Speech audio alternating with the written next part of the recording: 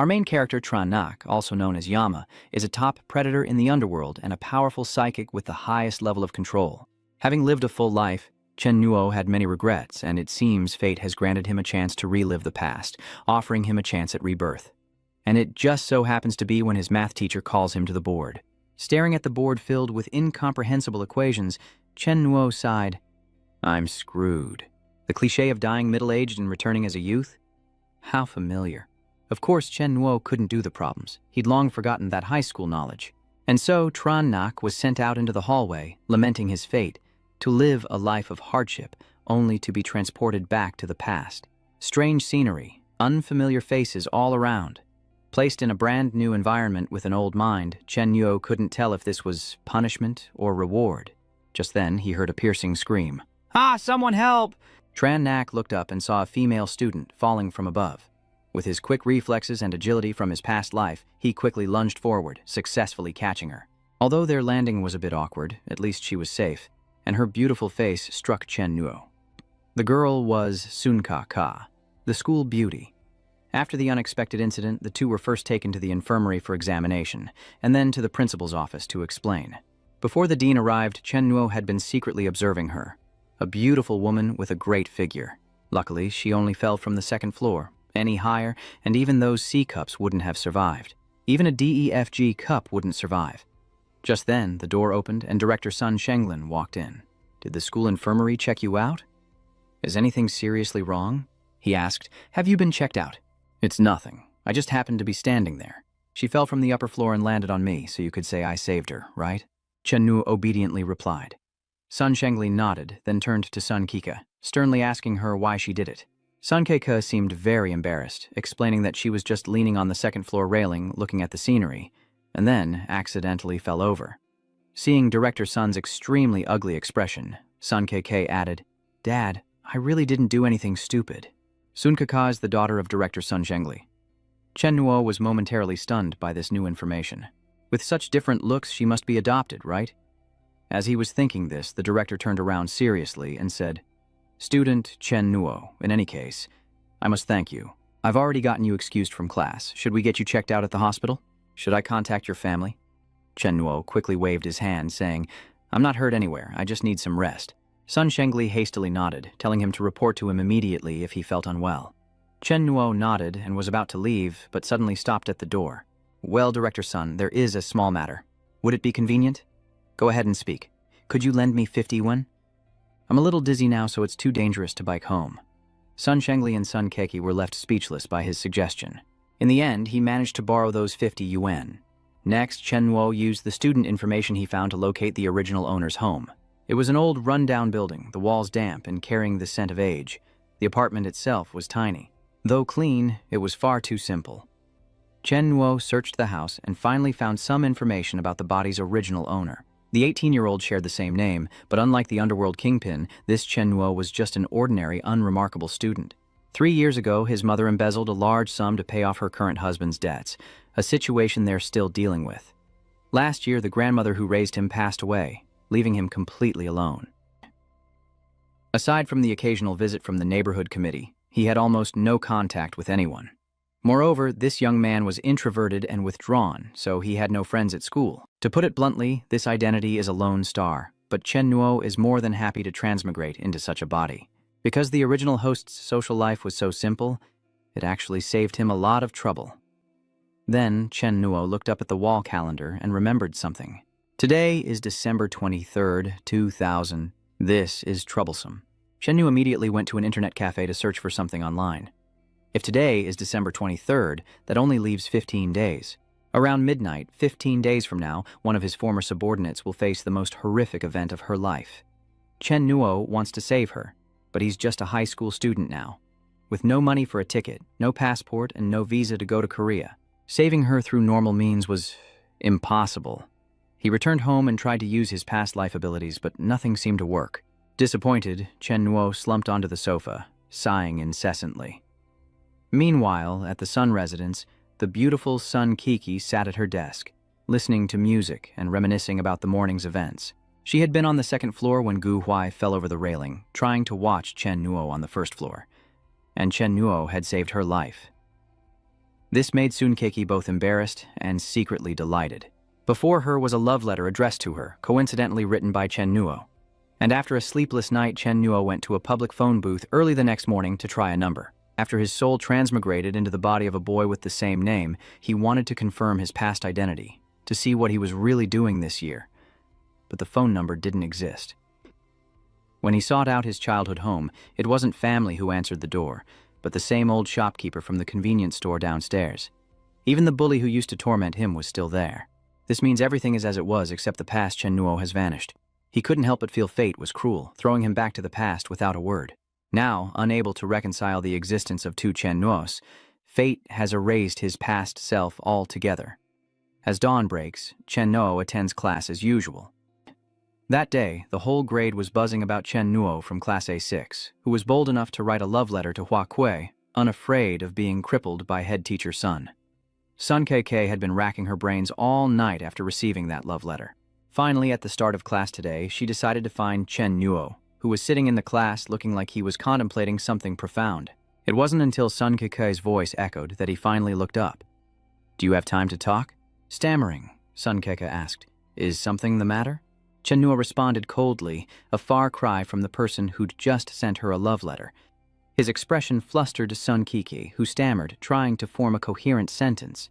"Sorry, I read the letter you wrote me the other day, but I can't accept your feelings." Chen Nuo guessed that the original owner had written her a love letter based on her demeanor. Who knew this normally timid guy had the guts to hit on the head of discipline's daughter? Seeing that Tran Nok didn't respond, Tan Kaka continued, "I'm talking to you. I'm saying that I can't accept your feelings, so don't do things like that again." "Okay, I understand," Chen Nuo replied indifferently. "We're students. Our main task should be studying." Sun Keiki, perhaps afraid of offending Chen Nuo, continued to speak. "You're right," Chen Nuo replied, then asked in return, "So what was your midterm rank out of the entire grade?" Stunned by the seemingly random question, she stammered that she was 196th. Chen Nuo chuckled to himself, remembering that there weren't even 300 students in the entire grade. So the school beauty wasn't exactly a top student. With that, he stood up and patted the other boy's shoulder a few times, telling him to study hard and strive for progress. With that, he walked away, leaving Sunkiki unaware that he was mocking her low rank. She only felt as though she was the one who had been rejected. After the heartbroken beauty left, the new class began, and the homeroom teacher of Class A6 announced that a friendly competition with Yanbian Sports High School would be held on the 10th of next month. Those who want to participate can sign up, and if selected by the school, you'll need a parent's signature and a 150 yuan fee. Chen Nuo wasn't interested in these games, but suddenly he remembered that Yanbian, North Korea, and South Korea are very close, just across the border.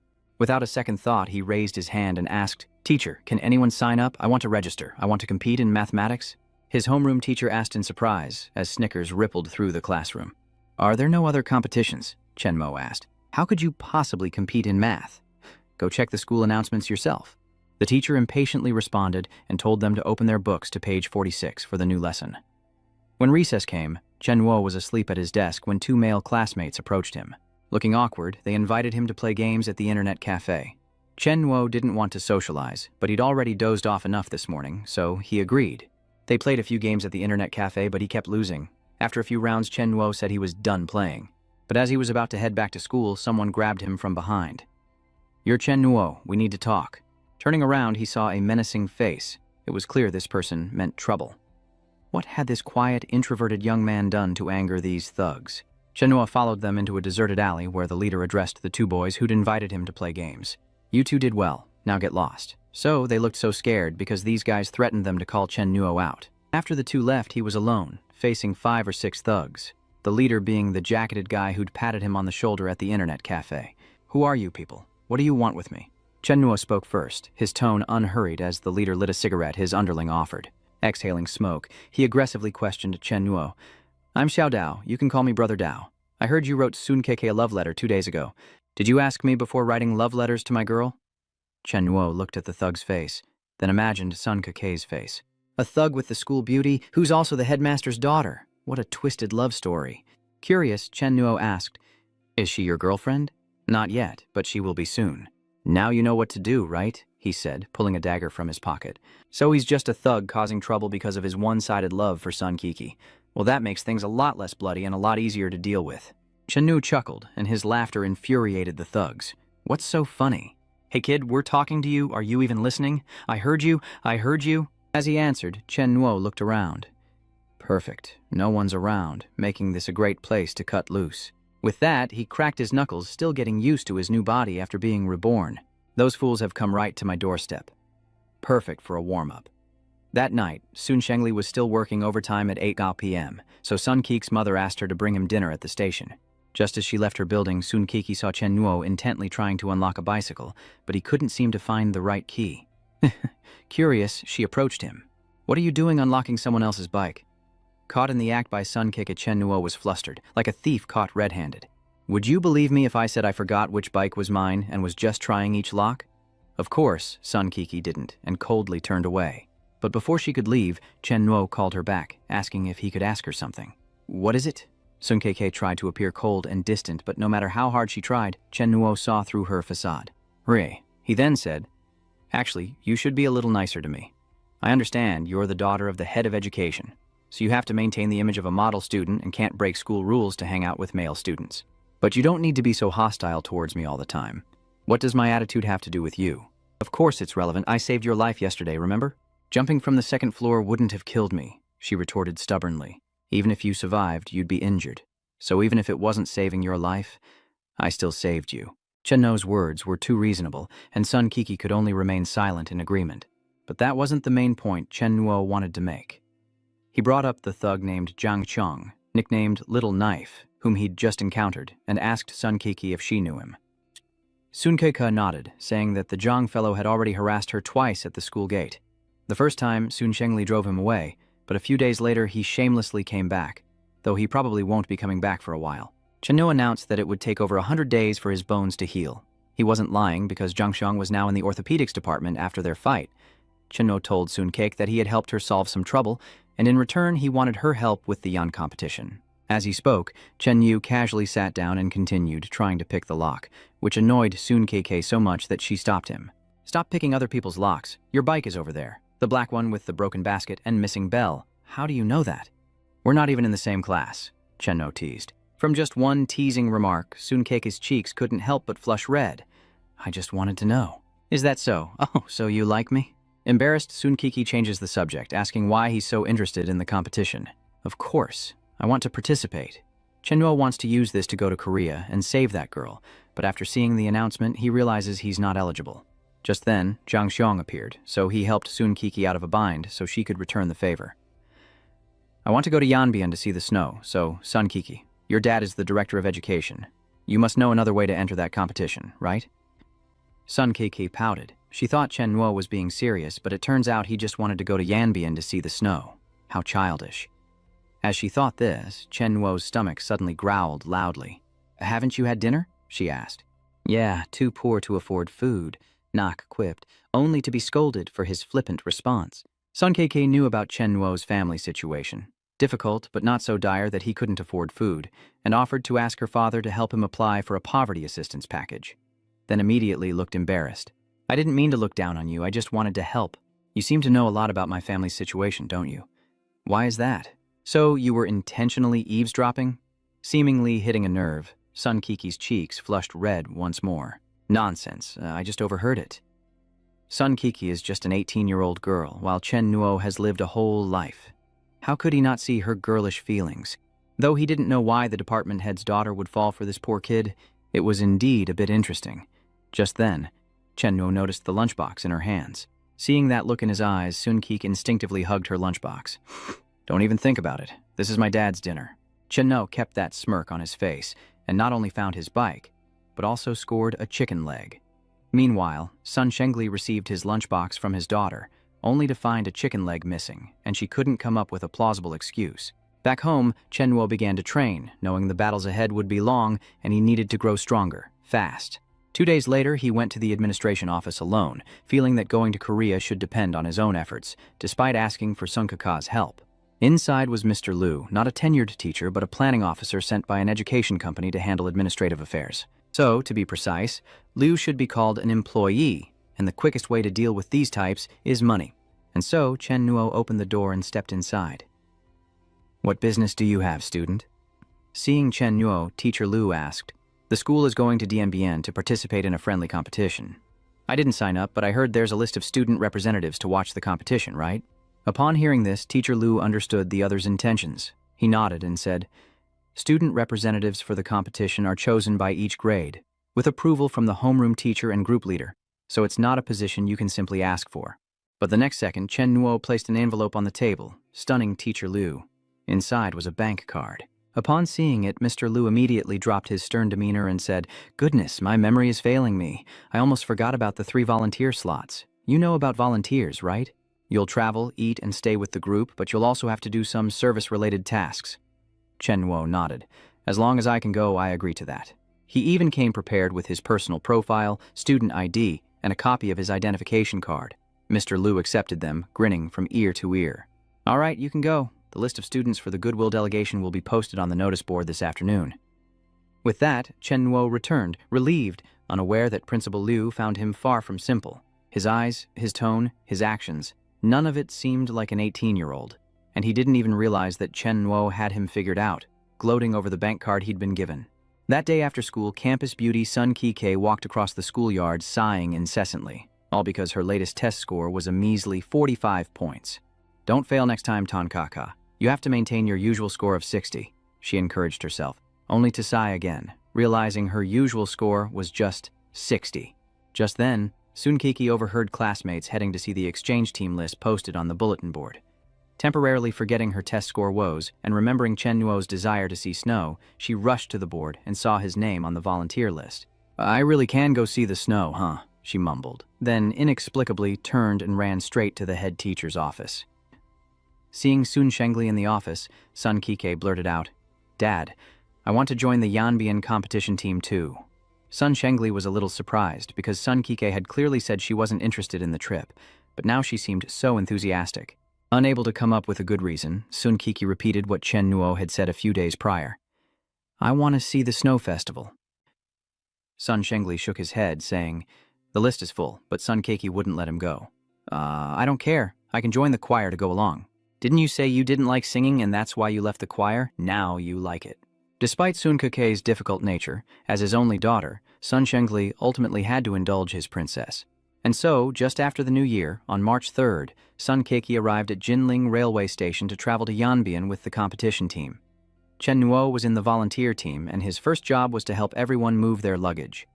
Sun Keke spotted him in the crowd and waved excitedly, so Chen Nuo walked over. But as he reached for her suitcase, someone else grabbed it first. "Director Sun, are you here to see everyone off?" Chen Nuo asked with a grin. Tanya's protective stance today was like a tigress guarding her cub, a far cry from the day he first transmigrated and saved her daughter. Seeing Sun Keke in the group was a surprise to Chen Nuo, as her name wasn't on the announcement board. So, as soon as they boarded, he asked her about it. "I'll go if I want to. Why do you care?" Sun Keke stubbornly replied, implying she was following him on purpose. Headmaster Tun stood on the platform, helplessly watching his precious daughter laughing with the boy who'd recently written her a love letter, wondering why this pig was always sniffing around his fresh, juicy cabbage. Why did I refuse to lead this trip? He's worrying about his daughter now, but it's too late.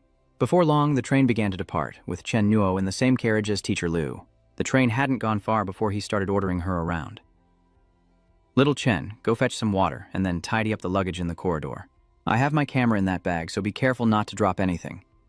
Despite hearing him, Chen Nuo didn't react, remaining focused on his book. Silence fell over the train car, and finally Mr. Liu couldn't take it anymore, jumping to his feet. "I'm talking to you. Are you even listening?" It was then that Chen Nuo finally put down his book and retorted, "Mr. Liu, I'm here on vacation, not for hard labor. Did you misunderstand something?" His somewhat aggressive attitude infuriated the teacher. "I paid you for this trip, Mr. Liu. If you're not happy, give me a refund. Or tell the tour leader to kick me off the train at the next stop so I can go back to school myself." Mr. Liu was furious, but helpless. After all, he was the one who'd be in trouble if his bribery was exposed. And so, all Liu could do was watch as a mere child turned against him. Sometime later, the train arrived at the border station. After the long journey, Sun Kike was exhausted. As she pulled her suitcase off the train, she couldn't help but scold herself for being crazy enough to come all this way for Chen Nuo. Just then, someone snatched the luggage from her hand. "Here," he said, tossing her a Coke before pulling her suitcase ahead. Soon KK looked from the Coca-Cola in her hand to Chen Nuo's reliable back and couldn't help but smile, her fatigue disappearing as she hurried to catch up with him. But Mr. Lu's troubles weren't over, because after settling in, Chen Nuo made another demand. He wanted to leave the group and follow his own itinerary even though there were still 4 days left in the trip. Of course, Mr. Lu refused, fearing he'd be held responsible if something happened to Chen Nuo. How could he let an 18-year-old wander off on a trip to a faraway place? But then, he pulled out his phone and played the recording of their conversation on the train. A conversation in which Mr. Lu indirectly admitted to taking bribes to bring Chen Nuo along. "You dare set me up? I advise you not to play with fire. You think I'm scared of a few recordings?" Furious, Mr. Lu roared, but Chen Nuo didn't respond, and his nonchalant attitude only made him close in. "I'm not bluffing. Do you think I won't report you for assault right now?" Chen Nuo didn't respond, his indifference making Teacher Lu both angry and worried.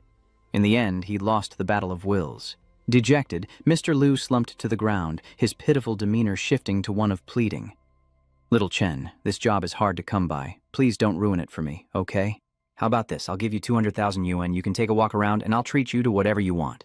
The two continued to argue, with Mr. Lu trying to threaten him several times to no avail, and it was clear that he was the weaker one, with Chen Nuo holding evidence of his bribery. "Mr. Lu, why make things so difficult? I'm not negotiating with you, I'm simply informing you of my departure. As for covering it up, I'm sure you'll find a way. There's always a solution. I'm off then, the rest is up to you. Good luck, wage slave." And so, before Liu's helpless gaze, Chen Nuo left the group's resting place, arriving at the border between the two countries 36 hours later. Once he crossed this area, he'd be in South Korea. It was late, and the temperature had dropped to 30°. Lightly dressed, Chen Nuo lay prone on the ground. After carefully surveying his surroundings, he glided swiftly across the snow, his movements decisive and graceful, evading the sweeping searchlights of the military. But just when he thought he was safe, a pair of military boots appeared before him. He looked up to see an officer with a face colder than ice. Seeing Chen Mo, he sternly shouted, "Who's there?" Without hesitation, Chen Mo struck him unconscious before he could draw his gun. The officer fell, but Chen Nuo caught him in time, dragging Li into a blind spot. Another officer on the watchtower sensed something amiss, a flicker in the light, but dismissed it as a crow or small animal, unable to believe anyone could cross the border. After all, their watchtower wasn't the only obstacle for those trying to cross the border. At that moment, Chen Nuo was lying prone right under the watchtower, using a tool he had prepared to cut the barbed wire. His past life's battlefield experience remained, but this untrained 18-year-old body was still lacking, making the process relatively difficult. After crossing the barbed wire, Chen Nuo broke off a chocolate bar, replenishing some energy to prepare to go through the minefield. For others, this minefield is incredibly dangerous, but for him, it's the easiest line to cross, as he's been here many times before in his past life. Chen Nuo crawled expertly across the ground, making smooth progress. But with only 30 meters to go, his knee struck something with a click. Chen Nuo sighed inwardly. Even a skilled horse can stumble. Chen Nuo was forced to stop, digging through the snow with his hands. Sure enough, beneath his knee was an M2 anti-personnel mine, weighing 2.9 kilos, highly volatile, with metal wires, a 2-meter blast height, and a kill radius of 10 meters. Knowledge Chen Nuo gained in his past life. He knew that if he moved his knee, the detonator inside the mine would spring up like a released firing pin, and then, boom, he'd be blown to bits. Once done, he secured the pressure bag with pins, and as a final step, inserted a mechanical pencil lead into the safety pin. Chen Nuo carried out each of these steps with the utmost care, knowing this was a one-life game. No respawns here. Meanwhile, in Yanbian, Sun Keiki was performing with the Zhengning No. 8 high school choir, secretly cursing Chen Nuo as a heartless devil. "Because I followed you all the way here, and you've been missing for 2 days, with no way to meet." At that moment, Chen Nuo completed the final step. Chi's firing pin was lodged in the safety pin, along with the pressure from the uniform pocket. With 2 layers of safety, surely fate wouldn't let him die so soon. After all, fate brought him back to this time, so it probably wouldn't be so cruel as to let him die so quickly. With that thought, Chen Nuo took a deep breath, then stepped back as far as he could, lay flat on the ground, and covered his head with his hands. But after a long time, everything around him remained absolutely silent. This also meant he had successfully disarmed the mine. After making sure he was safe, Chen Nuo dared to stand up straight, breathe a sigh of relief, and then began to curse. Every calamity these 2 American types are definitely Fat Lie from the South's doing. Just you wait, I've remembered this debt. Escaping the minefield, Chen Nuo sprinted forward and dove into a pit. But just as he thought he was safe, 2 officers appeared out of nowhere and jumped in after him. As their eyes met, one of the soldiers instinctively lunged forward. while Chen Nuo, at top speed, knocked him aside, drew a dagger from his pocket, and hurled it at the other soldier. At that speed, there was no dodging it. After being stabbed in the forehead, he immediately collapsed and died. Now, there's only one left, who has also drawn his knife, even loudly challenging Chen Nuo, daring him to come forward. "Come here, then. Who do you think you are?" Chen Nuo gritted his teeth, tightened his grip on his weapon, and charged forward. They clashed like arrows, metal against metal, and when they separated, the officer gasped, then collapsed. Clearly, he suffered the same fate as his comrade, falling to Chen Nuo. Though where these two came from is a mystery, after defeating them, Chen Nuo gained a valuable prize, that military uniform. With this disguise, he could infiltrate the South Korean border patrol with a little caution. By 3 p.m. on the 6th, Chen Nuo had safely entered the residential area. He hailed a taxi. After buckling up, Chen Nuo leaned his head against the window, wanting to doze off. But memories of his past life kept flooding back. In his past life, he received a commission at the High Mansion, and it was this mission that led him to meet Li Yongwan when he was just 22 years old. Entering the room, Chen Nuo saw Li Yongwan pointing a gun at the owner of the villa, a desperate smile on her face as she saw him. "Bodyguards, you're too late, damn it." "You're insane," Chen Nuo shouted, rushing toward her. A gunshot echoes, drawing all the mansion's guards. Chen Nuo, rifle in one hand and Li Yongwan slung over his shoulder. He faced down the villa's many guards, protecting the girl while trading gunfire, and finally managed to carry her out of the villa. Once he was sure they were safe, Chen Nuo threw Li Yongwan to the ground. "This is my home. No one can find this place." At that moment, she was a madwoman with serious mental issues. Faced with the man who'd just saved her, Li Yongwan showed no gratitude, instead revealing a flirtatious demeanor as she asked, "Really? Does that mean I can do whatever I want?" Chen Nuo didn't reply, his gaze wary. At that moment, Yingwan gently reached for his face, her eyes flashing with resentment as she stared ahead. In a flash, Yingwan lunged down, shifting into a stance as if to attack Chen Nuo. She threw a punch, but he swiftly dodged it. Chen Nuo swiftly moved behind her and struck the back of her neck, and she immediately fainted into his arms. Some time passed, and she opened her eyes to see Chen Nuo still there. Yingwan was tied in a blanket, suspended, and gagged. He lit a cigarette and said to Yingwan, "Be quiet," as she struggled and made muffled noises. The scene shifts to the next morning in the same wooden house. Chen Nuo unties Yingwan and gently asks, "Are you calmer now?" He holds up his gun and continues, "Do you want to die that badly?" She lay there and asked him, "Why did you save me? Is it because I'm beautiful?" Doubt and suspicion fill Yingwan's gaze. "Do you want to sleep with me?" Chen Nuo lifted Yingwan's chin with his gun, smiling as he observed that she resembled a little girl consumed by fear and hatred, trying to appear ruthless, fearless, and insane. Her eyes glistening, she continued, "Are you very powerful?" Yingwan moved closer, saying, "The extremely powerful kind. I saw you kill many people last night, and you even brought me out." He chuckled. "You could say that. There aren't many who can stand against me in this world." Immediately, Yingwan knelt, her attitude shifting. She bowed and pleaded, "Help me. There are still some who deserve to die." Her hands trembled as she clenched them. "If I can get my revenge, I'll give myself to you. Do anything for you, anything." Yingwan clutches her chest, tears streaming down her face, her voice filled with hatred.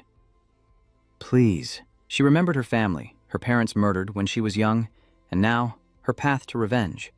For 2 years, she trained with Chen Nuo. From martial arts to marksmanship, her skills improved day by day. 2 years later, she finally achieved her goal, gun in hand, and approached her target. Then a gunshot rang out, and he fell to the ground in the middle of the crowded street. A bullet lodged in his head. It was a rainy day, the rain mixing with his blood. The gunshot sent people screaming in terror. Someone's dead. With everything taken care of, Yingwan knelt in the rain, biting her lip, her pent-up emotions threatening to burst forth. Yingwan weeps, clutching the photo in her hand, rain mingling with tears as she gazes at the last remaining picture of her family, thinking, "Father, Mother, brother, I miss you all so much." Out of nowhere, a black umbrella appeared nearby, and Chen Nuo let himself get soaked as he sheltered Yingwan, allowing her to cry freely. It was then that Chen Nuo learned what she had faced on the night of May 6, 2001. As she slowly opened her eyes, he asked with concern, "You're awake?" Chen Nuo smiled. "It's the first time I've seen someone cry until they fainted." She was quite surprised, lying there in the warm, cozy blanket, watching him.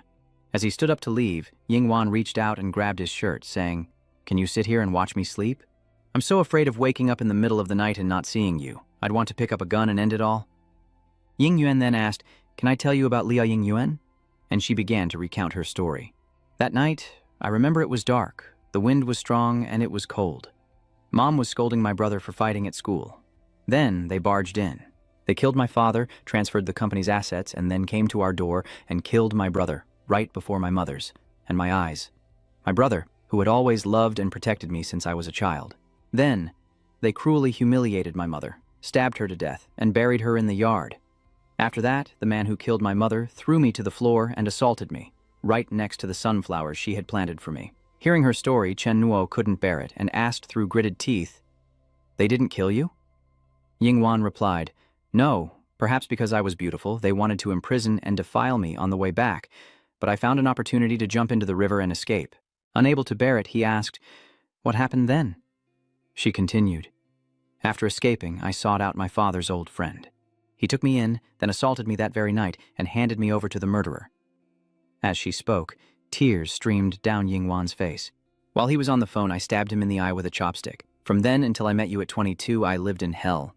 She looked at him as if to repay a debt. She said, "From this day on, I will live only for you. If you let me live, I'll live. If you tell me to die, I'll die. If you tell me to do something, I'll do it. If you tell me to kill, I'll kill everyone in the world.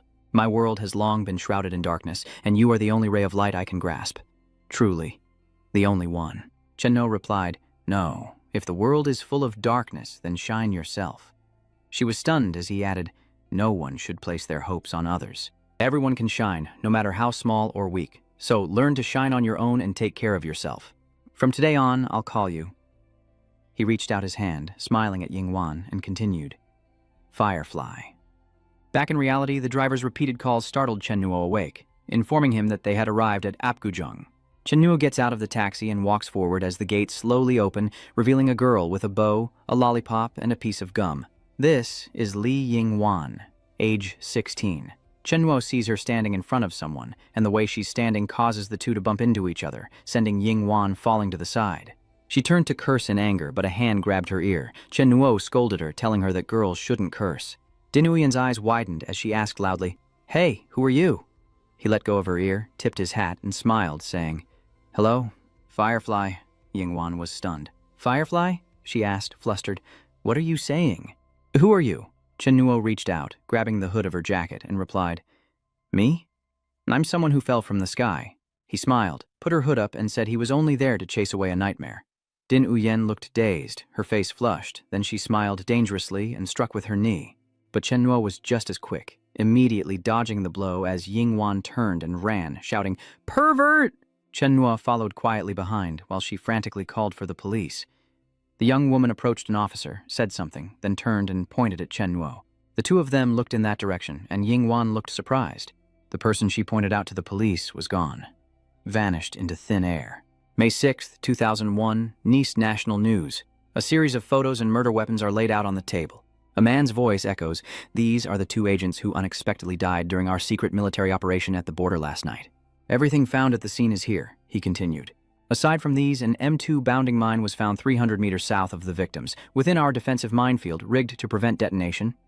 He continued as the briefing room listened intently. "Information, images, documents, and preliminary analysis have been distributed to each of you." Another person added, "This is a military infiltration attempt against our country." Then he pondered, "The northern enemy has raised their butcher's blade against us. To protect the safety of the Republic of Great Nam Korea, the Blue House has ordered us to spare no expense to find the northern enemy who may have infiltrated our borders in the shortest time possible." The people at the meeting responded in unison, "Loyalty, loyalty." Meanwhile, north of the border, in a secret command center, the leader gravely announced that the enemy from the south had infiltrated, ordering an immediate and thorough search of the entire area, base, and defense zone to find and eliminate the infiltrators, ensuring their plot fails. He turned to his aide and asked, "Who was in charge where it happened last night?" Before an answer came, he ordered the man executed. Meanwhile, Tran Nok sits on a rooftop, humming to himself, wondering who might be thinking of him. Then he pulls out a chocolate bar and says, "Forgot to buy a drink, I'm so thirsty." Suddenly, a fragrant aroma wafted by. Chen Nuo realized it was chicken soup. He peeked his head down, trying to see inside the house. A boy is kneeling as a woman yells, "Why did this kid get into a fight at school?" The boy obediently replied, "I'm sorry, Mom." then glanced at the dining table where Ying Wan sat smugly, a look of delight on her face. From the rooftop, Chen Nuo peers through the window as a car speeds toward their house, and Sheng screams. He realizes today is the day of the tragedy, as men in black suits emerge from the car and enter the house. That's a lot of them. So many cars and dozens of armed men are going in? Chen Nuo says grimly. So it begins? They're already at the door. But what was the underworld monarch like in his past life? Many intelligence agencies, including Zia's, have researched him. But the conclusion was infuriating. This guy's behavior is unpredictable. But two things are certain. First, Chen Yanluo is extremely protective of his own people. Secondly, he and his comrades share a symbiotic relationship, one that transcends love, kinship, and friendship. You're the only hope that keeps me alive. Boss, all clear on this side. Good night, Bakwang. Good night, Bakwang. This unbreakable symbiotic relationship will only end when Tran Diem La dies. So, this is my offline trip to hell. This time, Tran Diem La is determined to change his subordinate's tragic fate. What kind of relationship will unfold? Cut to the hotel where the students are staying. Hearing the persistent knocking, Teacher Lu comes out. Here he comes. As he opens the door, KK appears. He smiles and asks, KK, is that you? It's so late. What's wrong? She asks softly. Where's Chen Nuo? I haven't seen him for 2 days. The teacher yawned, feigning sleepiness, and asked further, Is something the matter? I was asleep already, Kaka asked innocently. I'm Tran Nok's heart. Mr. Liu, I need to talk to him. Liu continues to resist, but it's so late, and I've already gone to bed. She persists in questioning Liu. Where is Chen Nuo? He secretly dials a number behind his back and a phone rings. Teacher Liu pretends to answer. Hello? Is this Headmaster Sun? Ah, hello teacher. Hello teacher. Is something the matter? He glances at KK, then says into the phone, Who's out here? Talk about coincidence, huh? Your daughter. She quickly clasped her hands together, whispering, Don't tell my dad I was here. Then KK turns and runs away, as Teacher Liu says, Oh, it's nothing, nothing at all. Sun Shengli confirmed she had left, gently closed the door, then slid down it, lamenting his hard life through tears. Meanwhile, at the house Tran Nuo was watching, the thugs burst in with weapons, clearing the way for the 3 bosses. Footsteps echoed down the hall as they burst into the dining room, surprising the 3 occupants. Yingwan's brother asked in confusion, Who are you people? One of the thugs immediately kicks the boy, sending him flying. Get out of the way! The 3 men who entered from left to right were Sa Kyung-hoon, Ha Jung-jai, and Sa Tai-yong. Jung-jai glanced inside, while Chen Nuo secretly observed from outside. He recognized him as the man Yingwan dealt with in his past life for the previous Li family's massacre. It all started with these 3 men. Zhang Jie and Li Yongwan's father partnered in shipping, and by 2000 their business was quite large. In those days, the Sei brothers Tai-yong and Kyung-hoon were secretly running black market operations, highly profitable goods, banned drugs, and organ trafficking, and they set their sights on the companies of Mr. Li and Zhang Jai. They brought Director Zhang Jai into their fold, but were rejected by Li Yongwan's father. In the end, Director Zhang colluded with the wicked brothers to murder Chairman Li Dong-hyuk, Yongwan's father, dumping his body in the ocean near Ju-uk. At that moment, her brother was being beaten, his face bruised and bloody. The boy lay sprawled at his mother's feet as another thug rushed to pull her away. He was rough and merciless, causing Yingwan to cry out. The room was a mess, and the Li family had basically no chance to resist. Chen Nuo noticed the clock on the wall, knowing from his past life that something was about to happen. Meanwhile, as Yingwan trembled in fear, tears streaming down her face, Jingxun leered at her, saying, Li Donghe's daughter is quite beautiful, isn't she? But Chen Nuo seemed to have something planned, as the sudden sound of sirens outside froze everyone in place. Hearing this, Jingxun released Yingwan and walked to the door, opening the window to look outside, unaware that Chen Nuo was hiding on the roof right above him. As Zhong Wang asked, What's going on? The henchman replied, Boss, fire trucks are here! He cursed, Damn it of all times! Taeyong said, We can't do anything here now. Take them all away. The group then forced the Li family into the car. Chen Nuo watched silently, a smile forming on his face, relieved that there was an abandoned house nearby he could use. But next time, he'll have to time things more precisely. By now, Li Yingwan's father must be dead. The only change he can make is to save the 3 members of that widowed family. Then, he heads underground. This isn't a good place to strike. Killing these scumbags would be easy, but a dozen bodies appearing in the house would cause problems for his mother and siblings. He ran into the parking garage, so he had to find another location. He drove out in a white car and quickly pursued them. Chen Nuo secretly followed the black cars ahead, which were moving quite fast. Inside the car, Jungji recalled how Lee Donghae had ended up and cursed, "You used to order me around like a dog, using false information to gain wealth, fame, and status over me, and even stole the woman I secretly loved, birthing those two little bastards." His companion offered him a cigarette, then Taeyong asked, "What's wrong? Still feeling uneasy?" Youngtae lights a cigarette and Taeyong adds, "Once we arrive, the woman is yours for the night. Do with her as you please." He took a long drag, then smirked. "I not only want Dong Hyuk's wife, but I also want a taste of his daughter. Even in hell, that bastard will still be a loser," he said, tossing away his cigarette.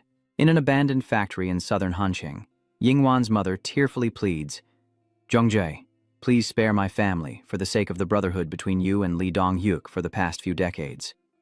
He coldly smiles and approaches, a whip in his hand. She wept, clasping her hands together, desperately pleading. He didn't respond, but instead raised his whip and lashed out, his face contorted with rage. A mother's instinct takes over as she shields her children, the blow tearing her white dress and drawing blood. Yingwen's mother tearfully turned back, questioning, "Prime Minister, why must you do this? What have we ever done to wrong you? Has your heart completely rotted away?" Her brother glared at him, then lunged at Jeongjae, cursing. "Damn you!" the boy shouted, grabbing him and shoving him away. Prime Minister immediately punched the boy and yelled at him to get lost, as his men jumped in to kick and punch him, ignoring the mother's pleas. "No, please, no." Yingwan knelt there, tears streaming down her face, her expression blank. "If this is just a nightmare, please wake me up." Her eyes lit up as if remembering something. She remembered the young man she'd met that morning, the one who said he was sent from above to help her banish her nightmares. She was frozen, staring straight ahead as a white car sped toward them. The Sa brothers shielded their eyes, peering out, while their men clutched their heads, blinded by the headlights.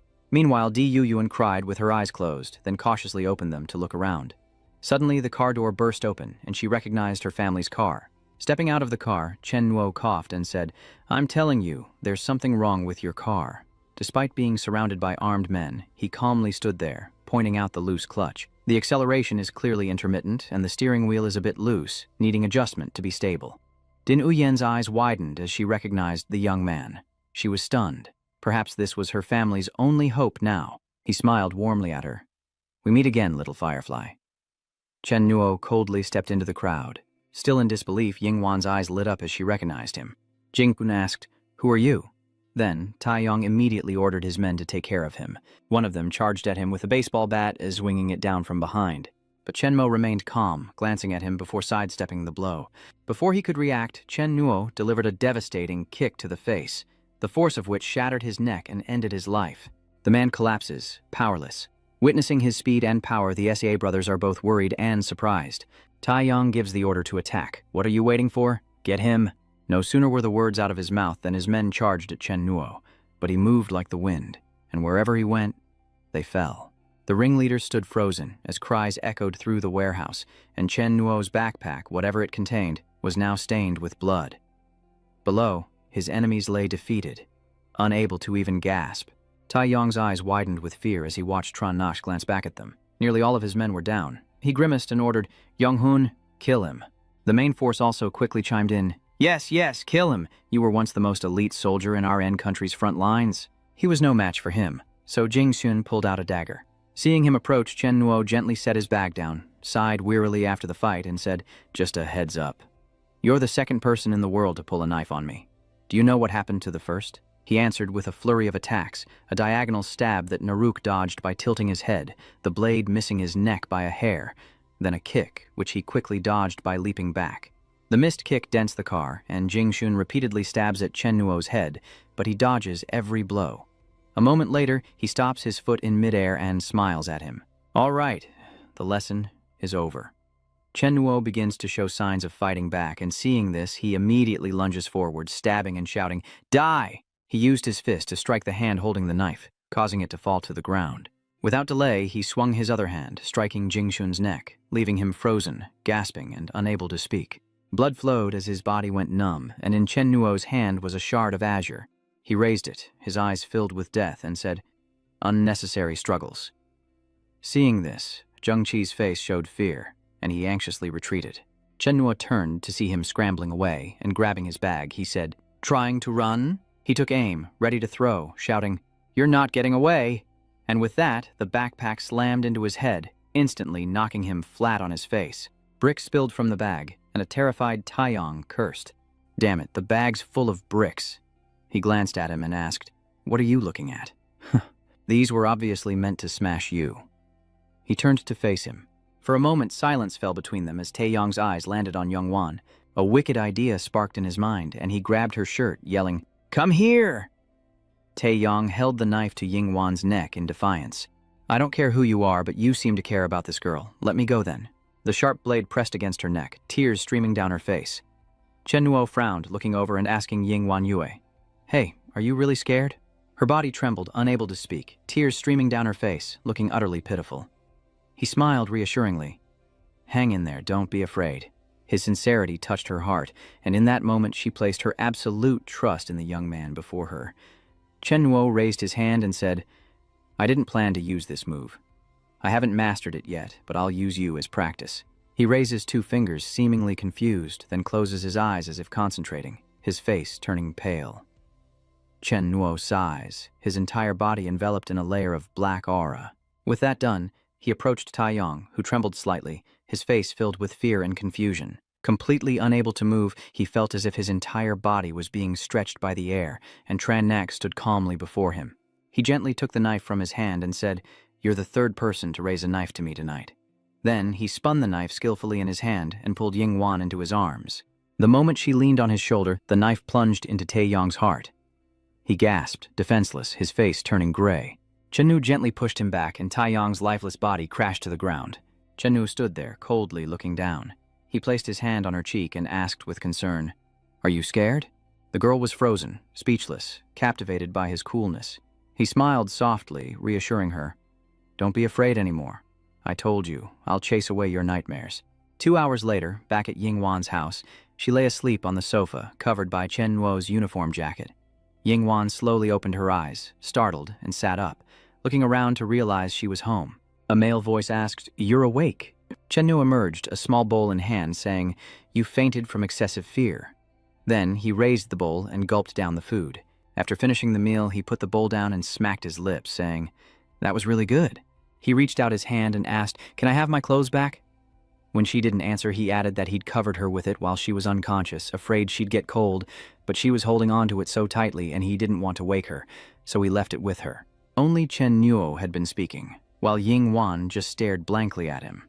Chen Nuo picked up the jacket, but Yingwan held on tightly, refusing to let go. He sighed, looking at her, and said, "Hey, little girl, this jacket is mine."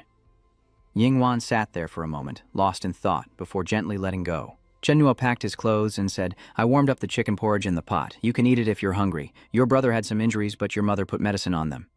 Before she woke up, her mother and I spoke. He sat before Yingwan and continued, "Specifically, she will tell you that my proposal is for your family not to call the police, since I've already taken care of all the trouble." He unconsciously reached for her face, but suddenly stopped.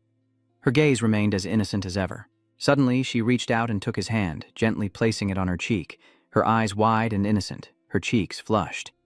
This small gesture stunned him for a moment before she finally spoke, asking tenderly, "Why do you sound so old when you talk? You look about my age." He didn't answer but asked, "Were you scared tonight?" "I didn't have much time and couldn't handle things better.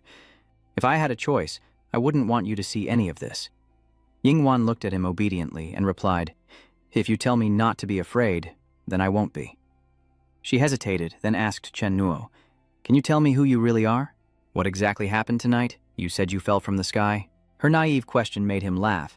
Then he patted Yingwan's head and said, "Don't ask so much, child. Your mother will explain everything." Chen Nuo added, "Oh, right. Your mother was a little agitated, so I took measures and she's sleeping now. She'll wake up in about an hour, and as for your brother, he's too hot-headed, so I tied him up." He gently pinched her ear and softly instructed, "Remember to study hard from now on, okay? Also, don't learn to curse like adults, got it? Oh, and no tattoos. You're too young and they'd look awful. Don't learn to smoke or drink. Do you remember everything I've said?" But after hesitating, she blushed and asked outright if he could tell her his name. Chen Nuo pointed at her forehead and said, "Why do you ask so many questions, kid?" Seeing him get up, she hastily asked, "Are you leaving, brother?" He replied, "Yes, or would you rather I stay and celebrate the new year here?" With that, Chen Nuo walked out the door, grabbing his backpack as Yingwan persisted. "Tell me, are you even human?" "You're not human. You're an angel." Chen Nuo was shocked by the question. "Huh? An angel?" "I don't believe in God. I believe in second brother Quan." Suddenly there was movement inside the black suitcase. He kicked it a few times and yelled, "What's with all the moving? Move again and I'll smash you with a brick." She wondered what was in the suitcase, and Chen Nuo replied, "It's just He Zheng Qi. He's still useful to me." Then he turned and walked away. "All right, I'm off." Bao Zhang. Yingwan reached out and grabbed his sleeve, kneeling on the sofa as she stared blankly at him, then asked directly, "Will I ever see you again?" Chen Nuo retorted, "Do you like fireflies?" Yingwan smiled. "I liked it when my brother took me to catch fireflies in the summer." As she said this, Tran Naek reached for her neck, and somehow, Yingwan slowly collapsed onto him. Chen Nuo whispered, "Don't catch them anymore." The girl's eyes were tightly shut, as if she'd been knocked out or hypnotized. His image still lingered in her mind as she reached out, pleading, "Don't go! Don't go!" Yingwan wakes up with a start, her face panicked as she cries out, "Don't go!" She sat on the sofa, looking around, and then sadly confirmed, "He's really gone." Suddenly realizing something was wrong, Yanwan's eyes widened. She turns and realizes she's in the study. The study. Yingwan sits at her desk, muttering to herself, "I mustn't." She's writing a list of things Chen Nuo forbade her to do, starting with drinking alcohol. "No, I can't." She writes for a while, then forgets and questions herself. What else was there? An idea sparked, and she muttered as she added, "Don't trust Brother Guan" to the list. But who is Kwang Hika? Dai Uyin tries to remember. That's right, and there's a school logo on that shirt. She scribbled the characters from the shirt onto paper, realizing they were Chinese. After rewriting them, Yingwan was excited to discover it was Chinese. She suddenly stood up and said, "I remember there's a Chinese dictionary in my brother's room." Then she immediately went to the bookshelf to find it. Outside the window, Yingwan's brother hangs suspended, blinded by the light, watching his sister. She murmurs, "Jiangning, a place name, the location of old Jiangning College, now Jinling City."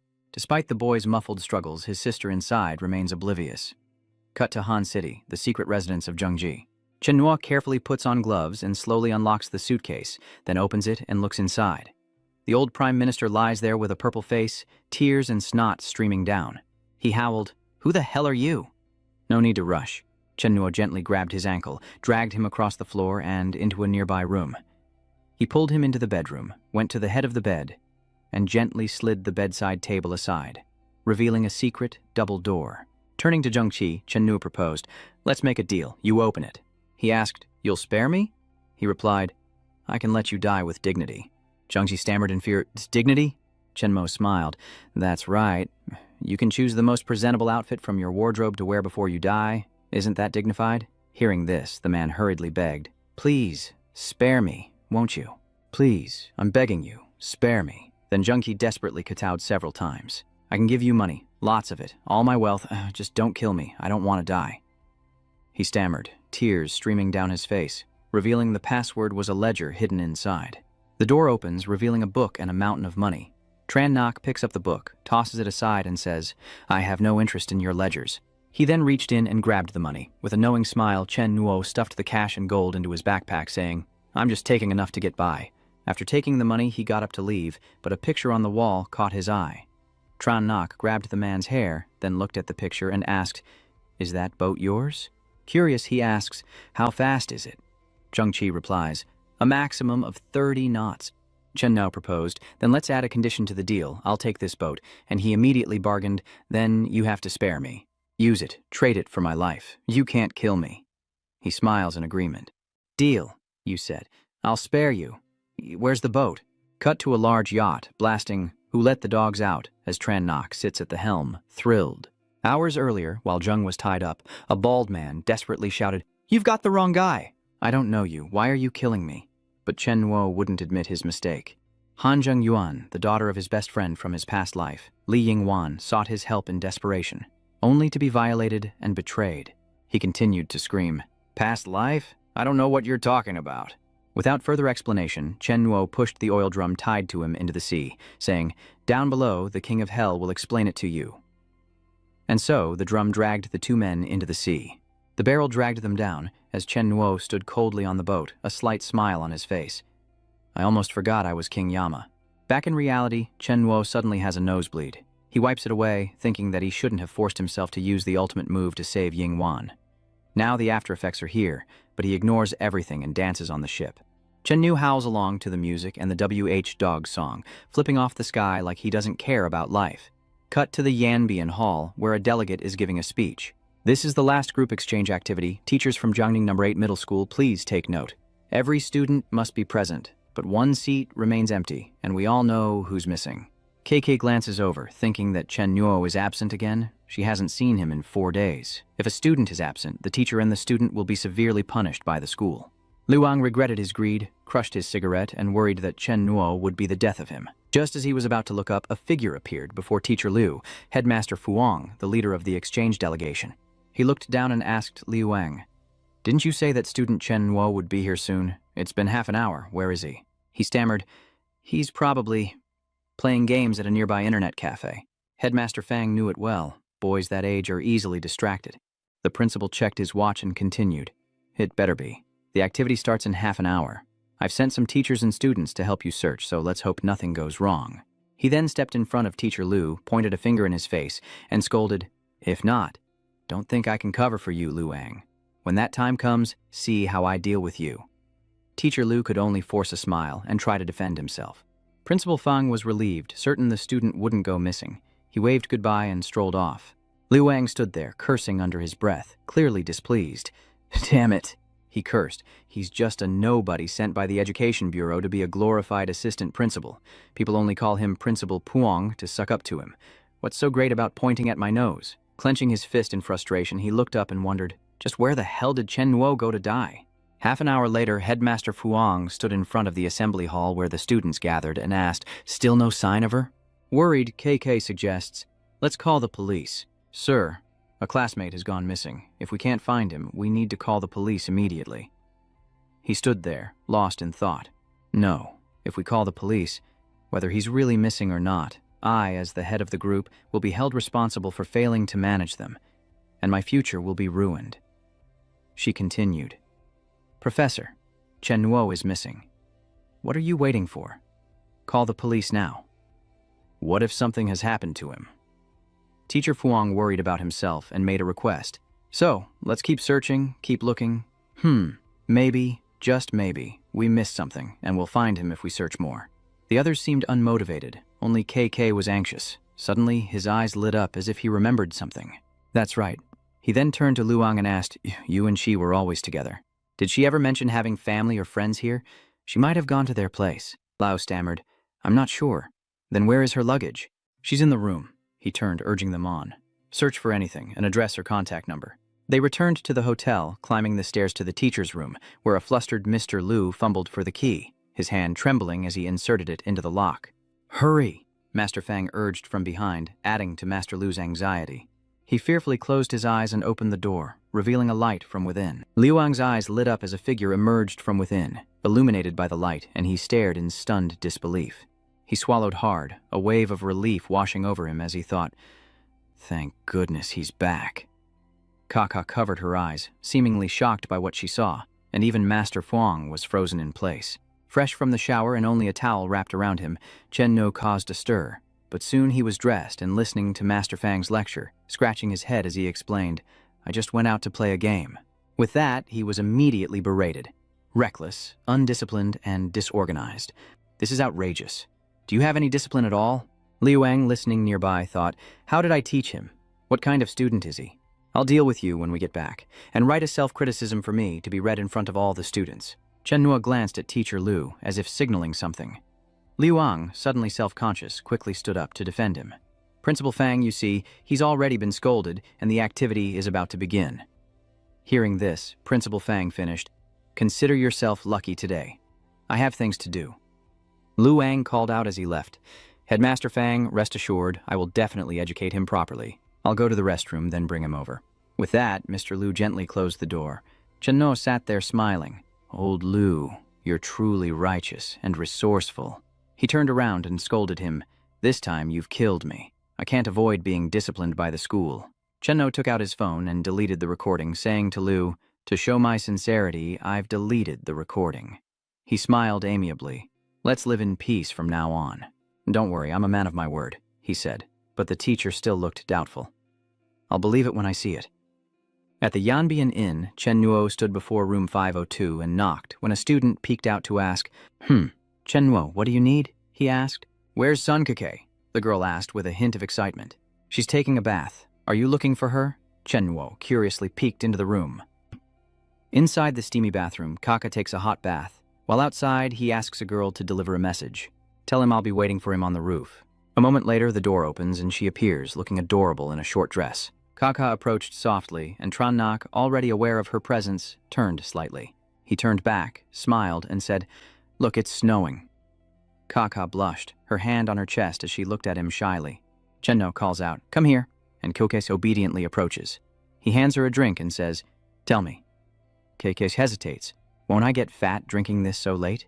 Chennuo looked at her chest and said, Being chubby is good, being chubby is good.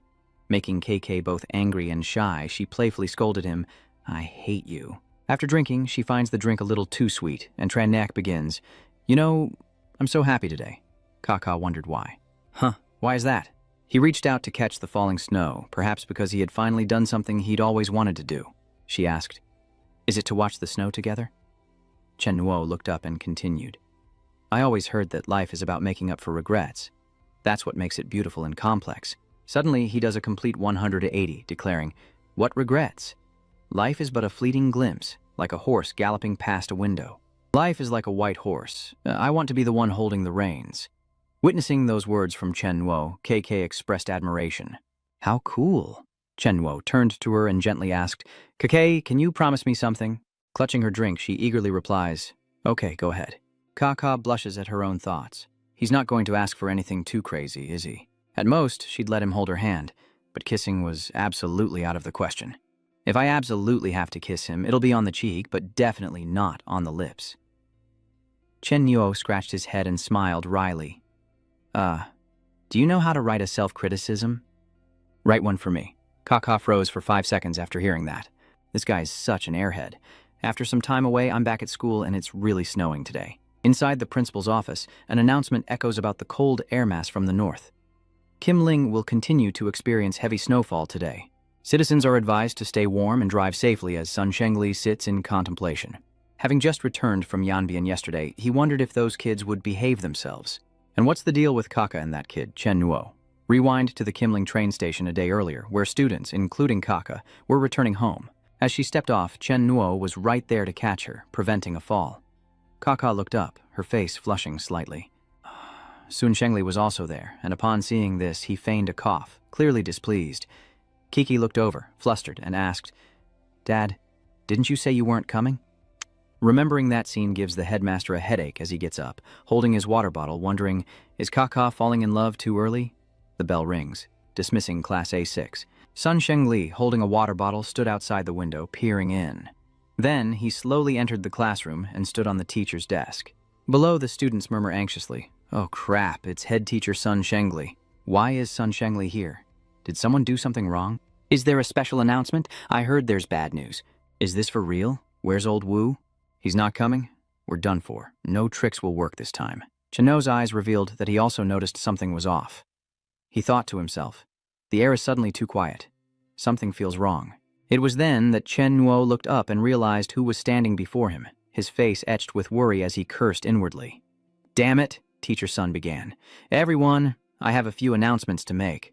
Yesterday, Mr. Wu slipped and injured himself in the snow, so I'll be filling in for him for the time being. He pulled out a stack of papers and continued. To better understand your progress, I've prepared a quiz for each class. The class will work hard on the assignment. Failure to meet the standard means cleaning the snow on the stadium after school. Sun Shengli's eyes were fixed on Chen Nuo. The little rat wondered, am I hallucinating? It feels like I'm being targeted. After class, Trannak stares blankly as he sweeps the grounds. A man's intuition is never wrong. It seems I haven't offended Sun Shengli. Meanwhile, KK grabs a broom and waves to Chen Nuo with a smile. Chen Nuo turned back and asked, What are you doing? KK held out a cute pink water bottle and asked, Are you thirsty? I'm here to help. Seeing this, Sun Shengli was furious, yelling, That brat! Oh, my daughter! The next day, Sun Shengli continued to target him. Chen Nuo, you're staying to sweep snow. You copied your classmates' answers, so you're saying you have enough points today. The third day was the same. Chennuo, stay and sweep the snow. You didn't hand in your homework and you're being defiant. There's no class quiz today. On the fourth day, Sun Shenli asked Chennuo, stay and sweep snow. I'm asking you, when was the 5th National Congress and how many delegates attended? He answered fluently, having turned in his assignment and avoided the pop quiz. September 12th to 18th, 1997, 4 people. But when asked to name the delegates, he froze. On the 5th day, while studying for another subject, Tonthang Loi opened the door and called for Tran Nak. He knew what this meant. He sighed, pulled out his chair, grabbed his broom, and stood up. Sun Shengli scolded, "What are you doing with that broom?" He replied, "Sweeping snow, what else? You're always ready to answer the call." He lowered his voice. "Put down the broom." "No sweeping today. Come with me to the office." They arrived at the director's office, where a policeman was waiting. Seeing him, he asked, "You're Chen Nuo?" Sun Shengli introduced Chen Nuo to Zhang, a warden from Longtan Prison, and Chen Nuo asked, "Is something the matter?" The officer said, "Here's the thing. Your mother, Wu Xiuhua, is serving time in our prison. Last year, she had a good record, so her request to see a family member was approved." He asked why he had never visited, a fact Chen Nuo attributed to his past life. The warden asked, "That's why Wu Tuhua asked me to come and talk to you. She misses you terribly. Son, aren't you going to visit her?"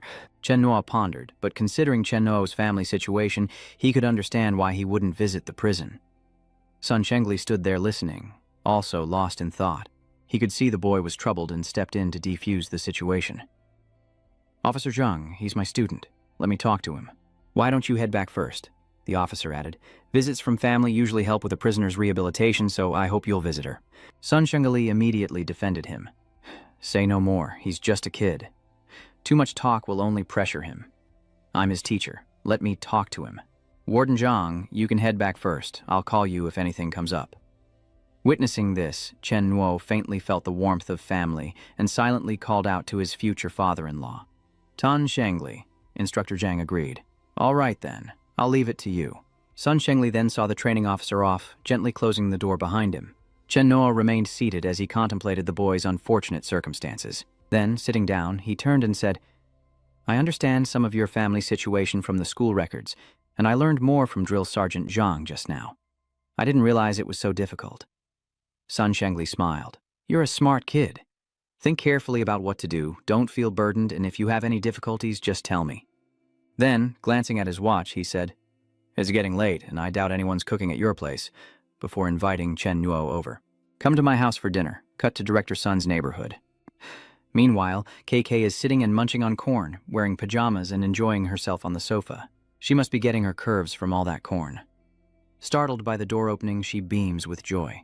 Her father's home. But just as she says this, Chen Nuo pops his head out from behind Director Wu and waves. He greeted KK with 2 fingers, and upon seeing him, she frantically threw away the corn she was eating, her face panicked, before running into her room and slamming the door shut. Behind the door, Kaka blushed, wondering why Chen Nuo was at her house, and what he thought of how she looked and ate. Meanwhile, outside, Chen Nuo smiled and complimented her cuteness, and that's when Sun Shengli realized his mistake. He'd brought a wolf into the house. He patted him on the shoulder, saying, "Take off your shoes and go do your homework in the living room." A moment later, Kaka emerged, having changed her clothes. She came out in an adorable short dress and asked, "Dad, why is he here?" Sun Shengli replied that he'd brought him home for a meal. "Now you two focus on your homework." Then things escalated. "Chen Nuo, you work at the dining table. KK, go do your work in the living room. Don't just pretend to listen." A moment later, Chen Nuo began scribbling furiously on a piece of paper. Kaka saw this and thought, "Is he pretending not to be afraid of my dad?" He crumpled the paper in his hand, signaled to Kaka, and tossed the paper to her. Kaka stared blankly at the paper before unfolding it to read, "Your dad is actually a good guy." Kaka blushes, wondering if this means she's accepted her father. If Tonthang Loi were here, he'd have to remind her. "My daughter, you've got it all wrong." Sun Shengli, reading his newspaper, fumes, "This Don is completely disrespecting me." His hands gripped the newspaper tightly as the time slipped away, nearing 6:30 p.m. Chen Nuo uses their old method to signal Bill and KK. Another paper ball is thrown over. The message reads, "Your dad is weird. He's been reading the same newspaper for 2 hours. Does he have a thing for newspapers?" After reading it, Kaka couldn't help but laugh, covering her mouth as she giggled. Seeing this, Sun Shengli gripped the newspaper even tighter, then looked at Chen Nuo, silently cursing that brat for gossiping with Kaka for the 32nd time. After 57 glances, was he invisible? He stood up and roared, Startled, she looked back and asked, "Dad, how fierce is Jiang Zhong?" He softens up the moment he sees his daughter. Sun Shengli smiled wryly and said, "It's 7:30 already. Your mother is probably working overtime. I'll go buy some food for dinner." He went out to buy groceries, muttering to himself that he couldn't let Chen Nuo come to their house again, no matter what. Soon, a table full of food was laid out, and Sun Shengli gave Chen Nuo a drumstick, saying, "Here, have a duck drumstick. You're growing, so eat up." Kaika picked up a piece as well, and the atmosphere at the table suddenly turned heavy. Seeing this, Sun Shengli glared at his daughter, who smiled mischievously, put the piece in his bowl, and said, "Here, Dad, you eat it." 3 minutes later, everyone enjoyed the meal, especially Chen Nuo, who kept asking for more rice. Sun Shengli turned to remind him, "Chen Nuo, finish up and go home. It's getting late." He replied, "It's okay. I'm used to walking at night."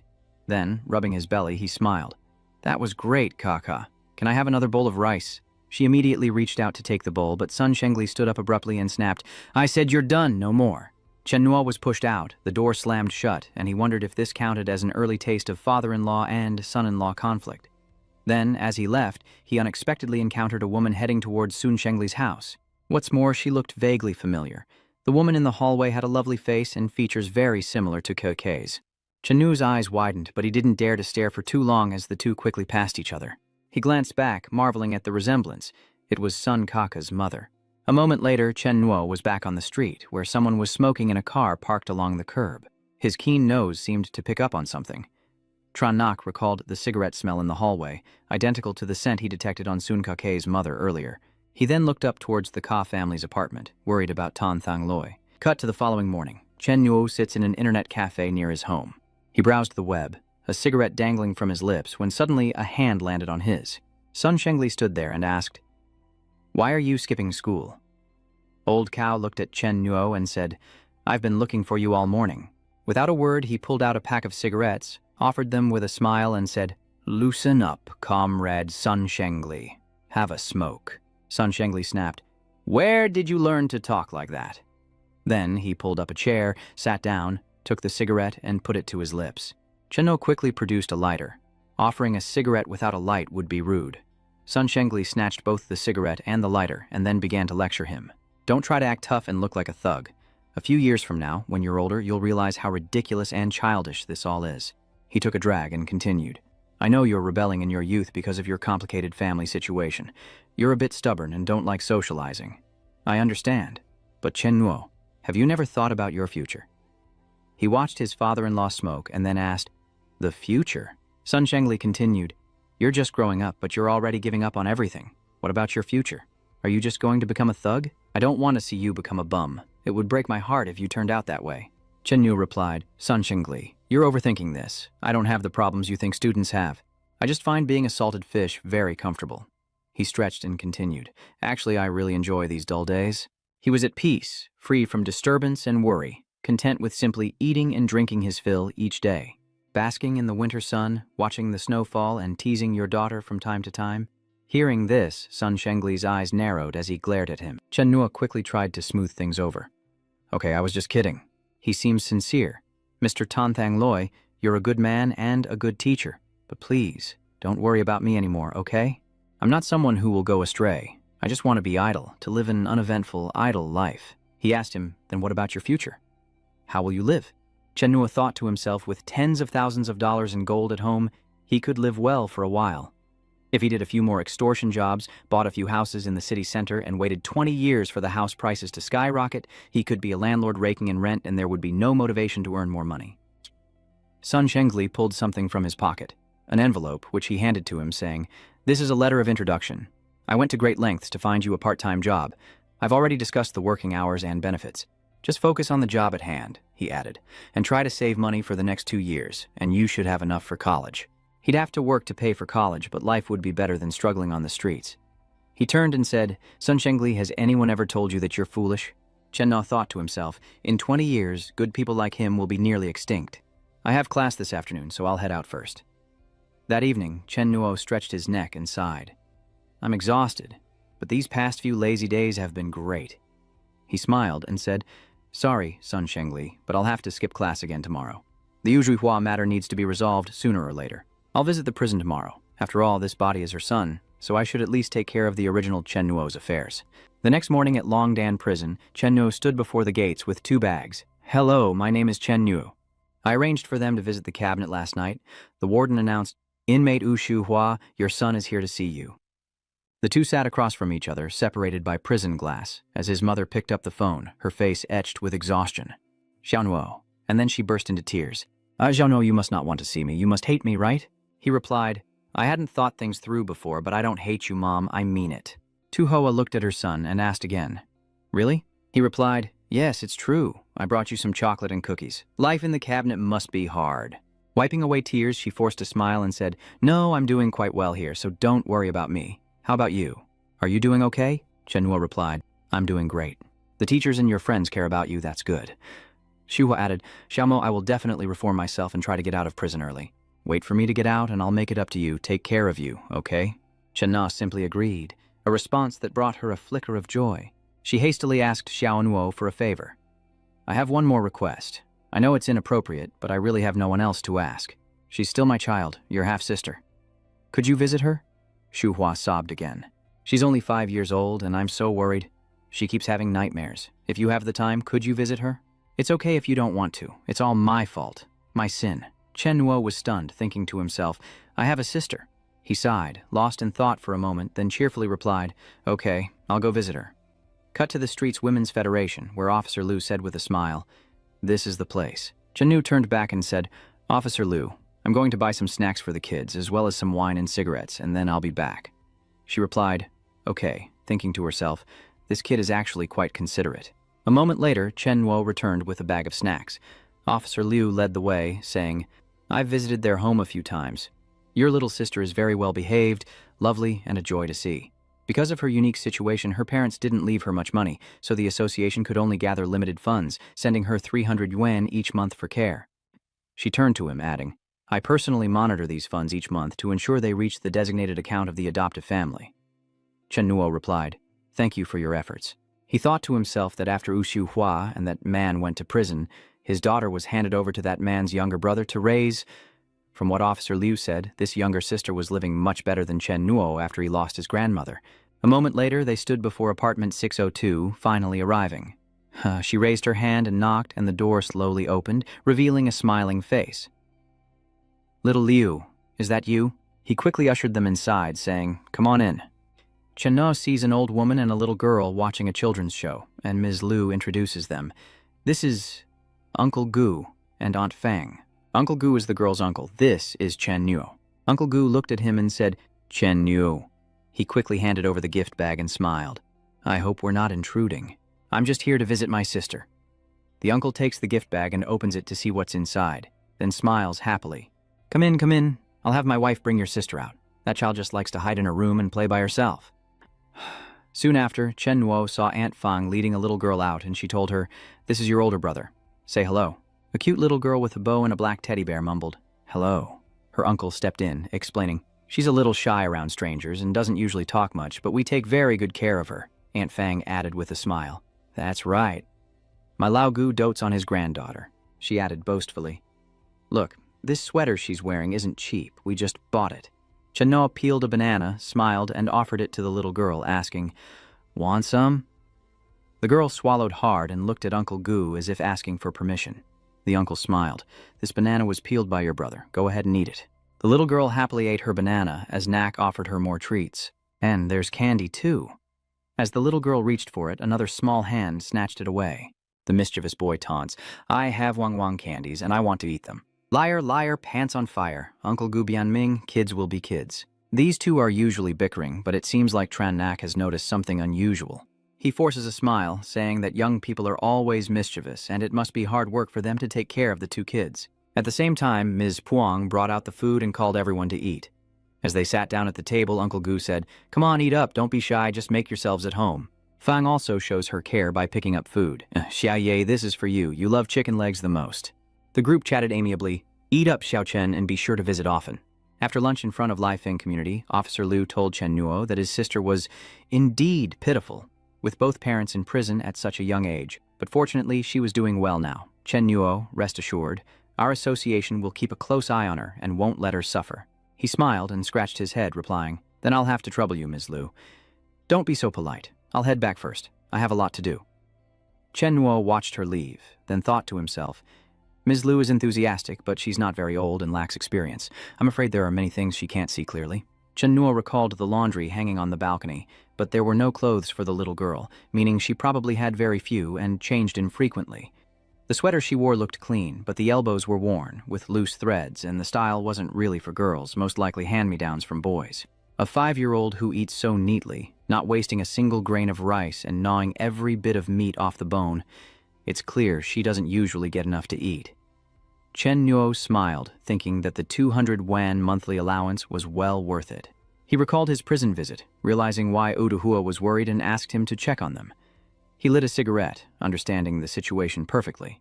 Chen Nuo took a drag and exhaled, then walked and thought, I'll take your life and consider it doing a few things for your family. He suddenly turned back to room 602 and knocked on the door. The door opens again, and Uncle Gu, holding a bag of trash, is startled to see him. Chen Nuo glanced inside, witnessing Mrs. Fang holding a ruler as his little sister sat sobbing. She stood there with a whip, scolding, Don't you dare cry out loud, shut your mouth. Then she began to beat the girl while continuing to berate her. You worthless thing, I told you to wash the dishes, and you broke them. Tell me, did you do it on purpose? Uncle Gu pushed Chen Nuo away, asking, Why are you here again? It was then that Aunt Fang inside finally looked out in shock. Enraged, Chen Nuo retorted, So this is how you treat my sister? Madame Fang rushed out, furious. You hit my husband. You dare hit my husband. Ignoring her, he shoved the old woman aside and approached the uncle, gently grabbing his ankle. Uncle Gu dragged away in fear, called out to Xiao Nuo, Chen Nuo, then asked in alarm, What are you doing? The old woman sitting there stood up as well, yelling, Let my son go, and rushed to push him, shouting, Let go, let go. Chen Nuo glared, So she's not dead yet? She could sit back and watch her daughter-in-law beat her own granddaughter. She's only 5 years old, what were you thinking? Bajia points and scolds. The older one is a troublemaker, and the younger one is too. The older one married my son and had a child, and now my son is in jail. Your whole family brings misfortune. Chen Nuo understood, so she was just a disgusting old woman who refused to die. He dragged the man to the balcony door, opened it, and with one swift motion, pushed him over the edge. Uncle Gu, dangling in the air, screamed in terror. Help me! Save me! He's trying to kill me, Chen Nuo threatened. Shut up. If you make a sound, I'll let go. Then he turned to the women inside and said, Don't come any closer, or I'll let him go. The wife quickly pulled her mother-in-law back, urging, Mom, don't provoke him. Then she changed her tone. Tran Xiao Nuo, put my husband down. Let's talk about this calmly. He sneered, then glanced back and replied, Finally speaking like a human being. Chen Nuo still gripped his ankle, holding him suspended in the air as tears streamed down his terrified face. He flung the uncle back into the apartment. The old woman rushed to her son, then cursed, You wretch, you're cursed! A bastard with no father, you'll be hit by a car, you'll choke on your food. Emboldened by this, his wife chimed in, You're done for. You know you're breaking the law, I'm calling the police on you right now. Chen Nuo didn't answer, instead smiling with deadly eyes at his uncle, who immediately turned to scold the two women. Damn it! Shut up, you trying to kill me? He quickly tried to calm him. Xiao Chen, don't get worked up, let's talk this through. Chen Nuo smiled. Now this is getting interesting. He then quietly walked to the kitchen and returned with a knife in hand, terrifying the three of them. The old woman stepped forward and said, Go ahead, kill me. This old woman has lived long enough. Chen Nuo chuckled, put the knife on the table and said, Don't worry, I won't use a knife. Not today. After the scare, he began his interrogation, demanding honest answers to avoid bloodshed. Miss Puang retorted, The Tran family, aren't you afraid of karma for doing this? I'll let you know you're going to prison. He smiled and replied, I'm not afraid. I haven't hurt anyone today. Even if the police come, at most I'll get a warning. After I get out of here, guess if I'll come looking for you. Chen Nuo added, You have a family, but I'm all alone. If I come to your house with a knife, Uncle Gu, do you think I'd dare? Dare to bet on it? The wife was so angry she couldn't speak. He turned back and scolded, Shut up if you don't want to kill us. Uncle Gu trembled as he stood up, then said softly, Young Master Chen, what do you want? Is all this anger really necessary? We've treated your sister well. Chen Nuo smiled. Spare me the words, let's keep this simple. I want to take my sister. Fang interjects, We're the ones who raised her. He coldly replies, Isn't it just for the 200 yuan a month? And the money her birth parents left you for raising her. The couple was speechless, unable to argue. He smiled and continued, I don't need anything, not a single penny. Keep the money you've already received and continue to receive the monthly payments. You'll remain her guardians in name only, but I'm taking her with me. Chugu stammered, flustered. This. Chen Nuo lifted his foot and kicked the man's knee with a sickening crack, then kicked his other leg out from under him. The uncle collapsed, screaming in pain. As he knelt there, the protagonist declared, Listen closely, I'm not negotiating, I'm telling you what's going to happen. Of course, you can taste the consequences of disagreeing. I'm just one person, but you have 4 mouths to feed, Chen Nuo asked with a dangerous smile. Your son is only 7 years old, right? Hearing that, the family of 3 were frozen in fear, and Mrs. Puang anxiously intervened. Go, take her, just take her away, and don't ever come back here. Let's just stay out of each other's way from now on. That was all Chen Nuo needed to hear. Fine, I'll take her. From now on, we'll stay out of each other's way. With that, he approached his sister, who was huddled on the ground, and gently knelt before her. He told her, You may not understand that I'm your brother, born of the same mother. Will you agree to come with me from now on? I'll eat whatever you eat, and no one will ever hit you. Teary-eyed and afraid, she asked if he would promise not to hit her if she went with him. Chen Nuo gently wiped away her tears and replied, It's a deal, and from today on, call me brother. Then he asked, By the way, what's your name? The girl replied, Gu Xiaoye. Chen Nuo looked back and said, That Gu family is no good. Come with me. From now on, your name is Tran Tiu Diep. That afternoon, on the way home, he took his little sister to buy delicious food and lots of new clothes. The 2 siblings happily walked down the street, arriving at their apartment complex where a familiar figure stood waiting. Seeing him with a little girl, Kaka's eyes widened as she called out, Chen Nuo! Seeing her, Chen Nuo asked, What are you doing here? She softly asks, I called you. Why didn't you answer? He checks his phone and realizes it's dead. Looking at Xiaoye, Kaka smiled and said, She's so adorable. She leaned down, smiling kindly, and asked, Who is this little girl? Chen Nuo, where did you get her? He wanted to tease KK, so he replied, This one? This is my daughter. Then he turned to the little girl and said, Xiaoye, say Dad. The little girl played along, calling him Dad right away. And Kaka's world seemed to crumble as she collapsed to the ground, eyes wide with disbelief. Little Dai looked innocent as could be, lying without batting an eye, a natural actress. But suddenly she tugged on Chen Nuo's hand and asked, Brother, did I say it right just now? Kaka's expression shifts. First it's Dad, now it's brother. She stands up, fuming, and playfully punches Tran Nak's chest, scolding him for being so improper. Meanwhile, Chen Nuo smirked, but suddenly turned serious. What did he want? With concern, Keiki gripped his hand and asked, Where have you been these past few days? Then she exclaimed, Do you even know how much my dad cares about you? Kaka added, These past few days, my dad biked around your house several times just to find work for you. Last night, he was limping when he got home. Said he fell off his bike, and when I soaked his feet, I saw a long bruise on his calf. Chen Nuo asks, How long have you been waiting? She asks, stunned. Huh? He reached out and firmly grasped Kaka's hand. Then, he asks Han how long she's been waiting in the cold. She lowers her head shyly, replying that it's only been a little while. Chen Nuo takes her hand and says, Let's go to my place. But Kaka awkwardly pulls away. No, this can't be happening. Xiaoye, witnessing the lovebirds, wondered, Are you two dating? Am I the third wheel here? Chen Nuo thought for a moment. It's getting dark quickly these days. This isn't good. Let's take you somewhere else then. And so they headed to KFC. Chen Nuo asked if his dad was a busybody. Amidst a table full of fried chicken, KK replied, No way. She recounts that years ago when her father was a homeroom teacher, he often brought a student home. For dinner, a boy who had no family and wasn't a good student, always getting into fights. Once, Dad tried to stop him by holding him tight, but the boy pushed him away, causing him to fall. That night, the boy came to our house, knelt before Dad, and tearfully begged him to leave him alone. He wasn't worth it. My father was so sad that day. Later, that guy got into an accident and was stabbed to death in the street. After that, my dad stopped being a homeroom teacher. Because of this, my parents argued many times. Without being a homeroom teacher, my dad would lose bonuses and other side income. The 2 siblings listened intently and exchanged glances. He paused for a moment, then said, I understand. Your dad sees that person in me and doesn't want me to follow the same path. Lost in thought, he glanced at the food on the table, then asked Xiaoye, Why aren't you eating? Seeing no reaction, Chen Nuo added, Come on, eat. The little girl politely offered him a bite, saying, You eat first. He fed her a bite in return, saying, It's okay, I have some. You enjoy. Just then, the waiter arrived with a smile. Here's your ice cream, sir. The little girl's eyes sparkled at the sight of the ice cream, as if it were the most delicious delicacy she had ever dreamed of tasting. Xiaoye took a spoonful and happily ate it. The adorable girl touched her face, savoring the cold ice cream in the winter, her face radiating comfort and happiness. Little Ye scooped up a spoonful of ice cream and fed it to Chen Nuo, her eyes sparkling, her voice pleading, "Don't send me back, okay? I won't be a bother, I'll bathe myself, go to sleep on my own, I can sweep and mop, and I can even wash rice." Hearing this, Chen Nuo reached out and stroked his sister's ear, saying, "I already told you, you'll live with me from now on, and you won't go back there again." Little Ye obediently replied, "Yes, I will listen, I will be very obedient, very obedient."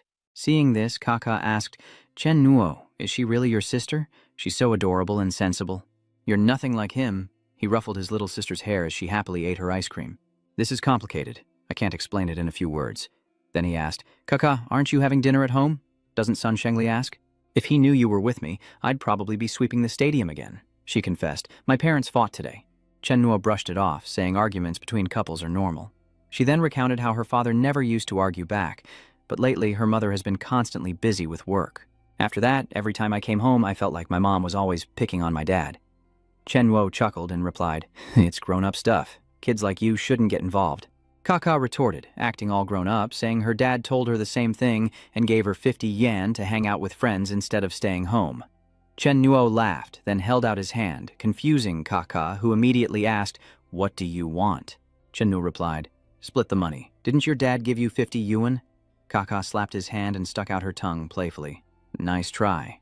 With their bellies full and the sky dark, the three walked back to Kaka's apartment complex, where she waved goodbye, thanking them for walking her home. Xiaoye smiled politely and waved goodbye. Suddenly, Jungkook opened her arms as if to hug him, startling Chen Nuo. He smiled and rushed forward, thinking, "It's just a ride home. No need for such an emotional embrace." But he embraced the air, while Kaka leaned over and hugged Xiaoye. He froze as she complimented Xiaoye. "You're such a cute little sister. How about I ask your brother to let you stay at my house tonight?" As Kaka walked in, Chen Nuo said to his sister, "Let's go home." But as they stepped outside, he saw the same black car from the other day. Inside the car were a man and a woman. The woman looked familiar. It was Kaka's mother. Seeing her again made Chen Nuo think. The next morning, Xiaoye's voice echoed in the room, calling him to get up and eat breakfast. He quickly washed up, then came out, wiped his face, and looking at the food on the table asked, "Did you make this?" The little girl obediently replied, "Yes." He looked at his sister, puzzled. "You're only 5 and you know how to cook?" Little Nisha asked, "What's wrong, brother?" Chen Nuo sat down and smiled. "Nothing." He picked up some noodles, blew on them to cool them down, and ate them with relish, praising the taste. Xiaoye watched him and reminded him, "You need to eat faster, or you'll be late for school." Between bites, he replied, "I'm not going to school, otherwise who will take care of you?" He then thought to himself that it felt like Tu Diep was taking care of him now. Seeing his little sister looking sad, Chen Nuo quickly asked, "Xiaoye, what's wrong?"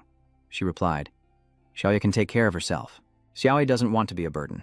Otherwise, you'll definitely hate me and kick me out later." He gently stroked her head, reassuring her, "Don't worry, I'll never hate you." Chen Nuo gently adjusted the bow on her head, then raised his hands in surrender. "All right, I promise Xiaoye I'll go to school, so go get my coat." Later that afternoon, after school, Chen Nuo stood dumbfounded in the parking lot, then cursed under his breath. He stared furiously at the parking space and wondered, "Where's my bike?" Unable to find his bike, Chen Nuo went to find the security guard, only to find him dozing off in his booth. He shouted, "Sir, my bike's been stolen." His face said, "Yeah, you lost it, so what? Not my problem." Chen Nuo knew better than to argue, telling himself, "Fine, I'll figure it out myself." He brought another bike, smiling as he said, "No bait, no wolf." Then he chained the bike to a roadside post, leaving it there untouched. Meanwhile, Chen Nuo watched from afar as 2 figures approached his bike. They looked around, one kept watch, and the other broke the lock. Now was their chance. Having witnessed everything, Chen Nuo watched the 2 thieves ride off together, remarking, "They really took the bait." Moments later, in Tangzi Street, Xiangyang District, the 2 thieves lead the stolen vehicle inside. Chen Nuo smiles. "Tangzi Street, I can't believe this is the place. No wonder it's Jinling's most famous used car street." The 2 thieves entered, waving to a tall, bald man, who crossed his arms and asked, "Fresh goods?" The cap-wearing thief pointed back and replied, "Brand new, take a look, hasn't even had its first oil change." He then asks, "Where did you get it?" The thief smiles. "Don't worry, it came all the way from Jiangning." Dele reached into his pocket, saying, Just charge me the usual price." But the thief tried to squeeze more money out of him. "This is brand new, you know. You could add a little extra." He paid and scolded, "Enough talk." Just then, Chen Nuo knocked on the gate and Dale roared, "What's with all the banging? What do you want?" Standing outside, he spoke up, "Excuse me, sir, I have a few questions." Hearing this, the man came to the gate and waved him away. "What questions? Go ask them somewhere else." It seemed a civil conversation was out of the question, and he sighed. Then a chain fell from Chen Nuo's sleeve. He held one end as the long chain fell to the ground. Coldly, Chen Nuo pushed open the gate and stepped inside, his face grim. As he stepped through the gate, he kicked it shut behind him, trapping them inside with Chen Nuo. Dale stepped forward, pointing directly at him, and asked, "You looking for trouble?" Chen Nuo smiled and replied, "Boss, I just want to know where your family's funeral parlor is." With a dangerous smile and a chain in hand, this fan is about to rob the Moon Gang. He introduces himself as Wu Dale, a veteran in the game who was sentenced to 2 years for assault in his youth, but got out 6 months early for good behavior. During his time in prison, he befriended a powerful figure who supported him after his release. Dale began buying and selling stolen cars, living the good life as his business flourished. Over the years, he'd learned that violence doesn't pay, but when his temper flares, reality hits and Chen Nuo has successfully enraged him. He grabs a wrench and jumps to attack, but at the same moment, the chain wraps around his leg. Realizing the danger, his eyes flash with alarm. Chen Nuo stood there with a cold smile, clutching the chain in his hand, then gave it a sharp tug, tearing open Dale's leg. His prospects don't look good. He screamed in agony, cursing that his stuff was broken. Dale lay there, clutching his groin, weeping and wailing miserably. Without a word, Chen Nuo approached him, and Dale quickly confessed the money was in the cabinet. He listened, smiled with dangerous friendliness, grabbed a stack of cash, counted it, then left Dale lying there. He gritted his teeth, cursing under his breath, then grabbed his phone and furiously dialed a number, yelling, "Where the hell are you gallivanting around? Get your ass back here now." My house was robbed. Yet Tran Nak remained calm, showing no signs of fleeing after a robbery. He sat down at a nearby eatery and casually ordered fried dough and wontons, then opened the stolen bag of money, finding a respectable 4 or 5 million. Not a bad haul. Meanwhile, Chen Nuo enjoyed his meal, but a car screeched to a halt nearby, interrupting his peace. A man stepped out of the car, followed by several others, and they headed towards Dale's warehouse. After finishing his meal, Chen Nuo smiled, stood up, and ordered more food to go. "Hey, can I get 8 packaged buns to go? I'll pick them up later." Meanwhile, the lackeys returned and rushed to Han Dale. "Boss, are you okay?" He screamed at them, demanding they find the guy for him. "Damn it, I'll beat him to death. Beat him to death." Han Dale was furious, thinking that kid cost him 60,000, money he needed to buy motorcycles in 2 days. The lackeys asked what the boss looked like. What the hell? Just some young punk with a plain face, not too old, walking along like he doesn't have a care in the world? "That's him, no doubt. How the hell did you know?" Hearing this, the subordinate pointed hesitantly towards the gate, where Leader Tran Nak was entering. "Doesn't he look like him?" Dale exclaimed in surprise. "Why the hell are you back?" Chen Nuo said with a dangerous smile. "I never said I was leaving. My car is still here. I just went out for a bite to eat." Hearing his tone, he shuddered slightly and cursed, then immediately ordered his men. "Attack him, kill him, and lock the doors. Don't let him escape. The money's on him." Chen Nuo stood there calmly, letting them organize. The gate is finally closed, and they are officially surrounded by Chen Nuo alone. He coldly stepped inside, and when one impatient thug lunged forward, he effortlessly grabbed the man's weapon, gently pulling it aside like a Tai Chi master before delivering a knee strike to his leg. With a sickening crack, the henchman collapsed, screaming in agony, and even Dale felt a cold sweat. He swallowed hard, realizing the danger, a flicker of fear in his eyes. With nothing left to lose, Chen Nuo picked up the wrench from the fallen thug and coldly advanced. Dale frantically ordered his men to attack, but after a few seconds he stared at the pile of bodies, realizing they were facing a beast, not a man. What a terrifying fight. He groveled, "Boss, I know your strength now. Can't we just call this a misunderstanding?" Sitting back, he calmly says, "Don't be like that. I know you're not satisfied. Instead of gathering your friends to come after me later, why not settle it all today? I'll give you time to call for backup. I won't touch you until your people arrive. How about it?" The hulking brute kneeled, weeping and begging for mercy. "Boss, I was wrong, so wrong." Then he lamented, "I'm screwed this time. I still want to run my business. I admit my mistake. Can you please spare me? Take the money. They've already fallen. Isn't it just a bicycle?" "Boss, it's not a big deal." Chen Mo smirked, then stroked his chin, saying, "I'm tired of bikes." He told Dale, Find me something lighter." He quickly agreed. Yes, as long as you show us some mercy, I guarantee you'll be satisfied." Then he led Chen Nuo inside, saying, "Boss, I just got this one last week. I've restored it from top to bottom and the paint is new too." Before them stood a Yamaha motorcycle, a genuine Japanese model with an exhaust pipe he personally installed. "Is it to your liking, boss?" he asked, rubbing his hands together. A moment later they went outside and Chen Nuo looked at him and said, "Oh, we're missing a helmet. Delay, hurry home." Yes, I have everything." With that, he brought out a high-end helmet, introducing it as carbon fiber material, anti-fog lens. "Honestly, I was saving this bike and helmet for myself. I never used it. Take it, it's yours." Taking the helmet, Chen Nuo offered a compliment, showing he wasn't unreasonable, then added, "I was going to let you off, but I have a pet peeve. I hate baldies." Chen Nuo asks, "What's so great about guys like you shaving your heads to look like thugs? What if you scare the kids in town?" Sobbing, Dale explained, "Boss, I didn't shave it. I just have oily hair and it fell out." After robbing the robbers, Chen Nuo rode his motorcycle down the street, startled to see KK walking along the road. He slams on the brakes, skidding to a halt, the motorcycle blocking her path. Not recognizing him, Kiki shouts out, "What do you think you're doing? I'm right in front of the school. I'll call for help." He removed his helmet, smiling warmly at KK, who asked in surprise, "Where did you get this motorcycle?" He handed her a helmet, saying, "Put this on. Let's go for a ride. I promise to have you home before Sun Shengli gets off work." Kaka looked puzzled. "Why would I want to go out in this cold?" Suddenly, Chen Nuo looked down with a lack of seriousness and asked, "That's a beautiful brooch, isn't it?" She quickly covered herself and asked, "Where are you looking?" Chen Nuo asked curiously. "Where did you get that?" KK replied honestly, "A friend of my mother's gave it to me.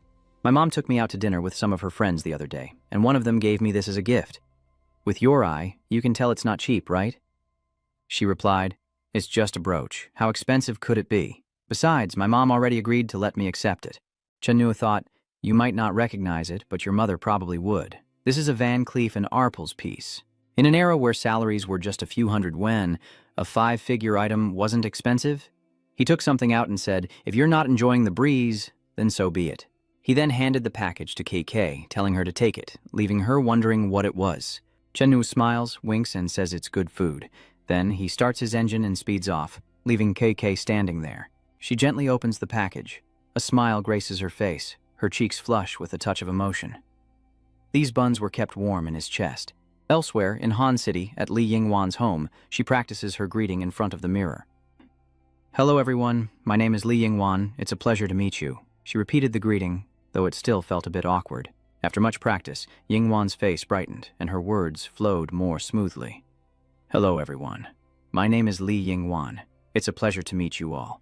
Dinwan's brother eavesdrops outside the door as she practices. "Hello, everyone. My name is Li Yingwan." He turns and asks, "Is Mom really sending her abroad to study in Jiangning?" She replied, "Yes, it's your brother's idea, for the sake of our family. Your sister has to go there and find that young man." Cut to the headmaster's office, where Kaka arrives to find Sun Shengli working. She enters and brings him some pastries. Sun Shengli smiled.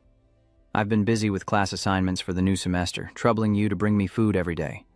She handed her father the food and said, "Eat quickly, Dad. Don't go hungry." Then she helped him to the sofa, saying, "Dad, sit here and eat. Sit in my seat and see what it's like to be a leader." He replied, "I wouldn't call myself a leader." As she watched her father eat, her eyes drifted to the class assignment list where she stealthily added her name to a certain class. With her secret mission complete, Kaka breathed a sigh of relief, having added her name to the A6 class roster. The students chattered, hoping that Chen Nuo and Sun Kiki would be in their class again. It had to be that way. "Mimi, Jing, see you at the start of the semester. Finally, winter break is here, time to have some fun." At Sun Kiki's house, Sun Shengli tells Chen Nuo that his final grades weren't good, and he hopes he'll try harder next semester. He scratches his head, remembering when Shu peeked at a classmate's paper, so it's no problem.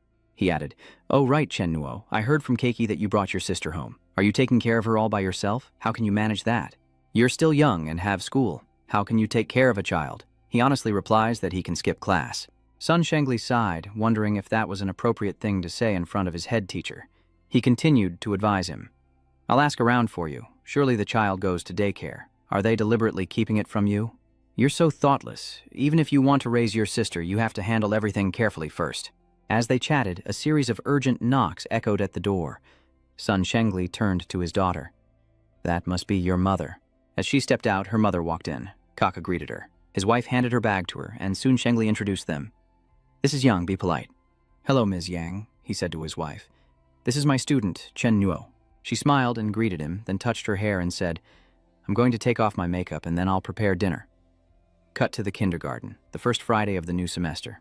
Beyond the gate, children cried for their mothers, I want mommy, I want to go home and watch TV. Witnessing this, Tran Nak froze. He looked down at his sister, who was teary-eyed and trembling slightly. He leaned down and said gently, You'll be staying here from Monday to Friday from now on. I'll pick you up on the weekends, so just get acquainted today. Xiaoye politely asked, You'll pick me up every weekend, right? He rubbed her cheek and replied, Of course, I'll pick you up after school today. Back at Chen Nuo's school, he entered Class A6 to find unfamiliar faces playing around. He glanced at the class roster to make sure he was in the right room, then rubbed his chin, realizing he'd almost forgotten they reshuffled classes each semester. No wonder there were so many unfamiliar faces. Looking into the classroom, he spotted KK and her best friend, who said to KK, Hey, Chen Nuo's here. She shyly pushes everyone away. Stop teasing. Class is about to start. Go back to your seats. Chen Nuo drops his bag on the desk next to KK, who is startled, then turns to ask him, Are you really sitting here? Chen Nuo objects, but the bell rings. At the podium stood Tan Thang Loi, announcing that he would be your homeroom teacher until graduation. Then he called out Tran Nak's name, and he immediately raised his hand to acknowledge. Sun Shengli pointed to an empty desk in the back and said loudly, You'll sit over there. This semester, I'll have your teachers keep a close eye on you. And don't even think about skipping class. Chen Nuo stood up, slinging his bag over his shoulder.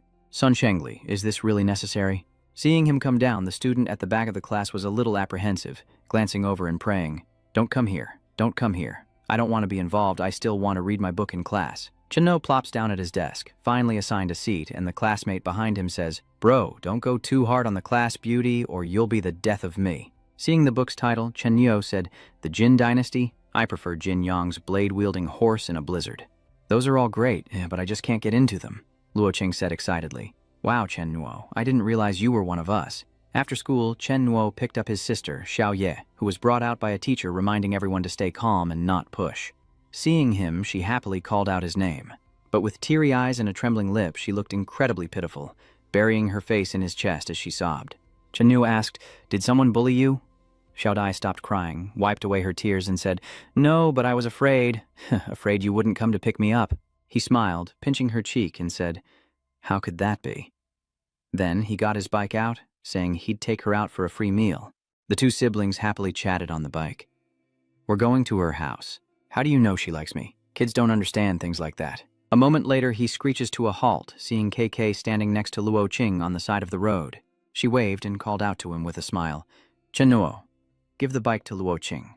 Thanks. Here's your car back. His friend was startled and asked, Is that your sister? Then Lathan bent down to give Xiaoye candy, saying, Take the chocolate. I'm your brother's friend, so you can just call me brother. Seeing her hesitation, he leaned down and said, Go ahead and eat. Little Ye politely reached out with both hands and said, Thank you, brother. Smiling, Luo Qing said, Your little sister is so cute. I wish I'd asked my parents for 1 year ago. His friend replied, My dad spent the first half of his life making money. So he married late and had me late. He was 40 when I was born, and now he's 57. Chen Nuo replied, So you could say he had a son late in life. KK, standing there, said, I was supposed to bring Xiaoye to my house for dinner tonight, but my dad had to work overtime. I heard the district education department is coming to inspect in 2 weeks, and it's about revising the payroll, so the dinner invitation will have to be postponed. Lathan smiled. What a coincidence. I'm bored being at home alone anyway. Let's go play some games. Dongshan just opened a huge arcade, and it even has a KFC. I'll treat you guys after we're done. Cut to the arcade where the group enters. Luo Qing grins. I'm gonna play the new hovercraft game. Let's all play together. Before leaving, his friend winked, and Chen Nuo thought to himself, This is true friendship between men. Holding Xiaoyi's hand excitedly, Kiki says to Chen Nuo, We're going to play ring toss. He agrees, but asks to use the restroom first and tells them to take his sister out. As he enters, he notices someone is following him. Meanwhile, Xiao Dao's group arrived, led in by his henchmen, one of whom asked, Daogei, are you drunk? He replied, Yeah, it's worth being friends with you guys. Xiao Dao slurred, I just got my cast off this morning, and you guys are already celebrating. So loyal. One of his men pointed. Dao, look who's over there. He looked up and asked, Who the hell is that? It turned out he recognized KK playing a game there. Xiao Dao, drunk and red-faced, grinned sinisterly. Damn it, today really is a good day. At that moment, Chen Nuo emerged to see his girlfriend and sister surrounded. Xiao Ye spotted him and called out. Tronnak patted him on the shoulder and asked, Dao, you're out of the hospital? He turned and angrily shouted, Who's the blind fool? Not seeing the death god behind him, Tu Dao was speechless, his eyes bulging as he cursed under his breath. The lackey pointed at Tran Nak, yelling, Get lost!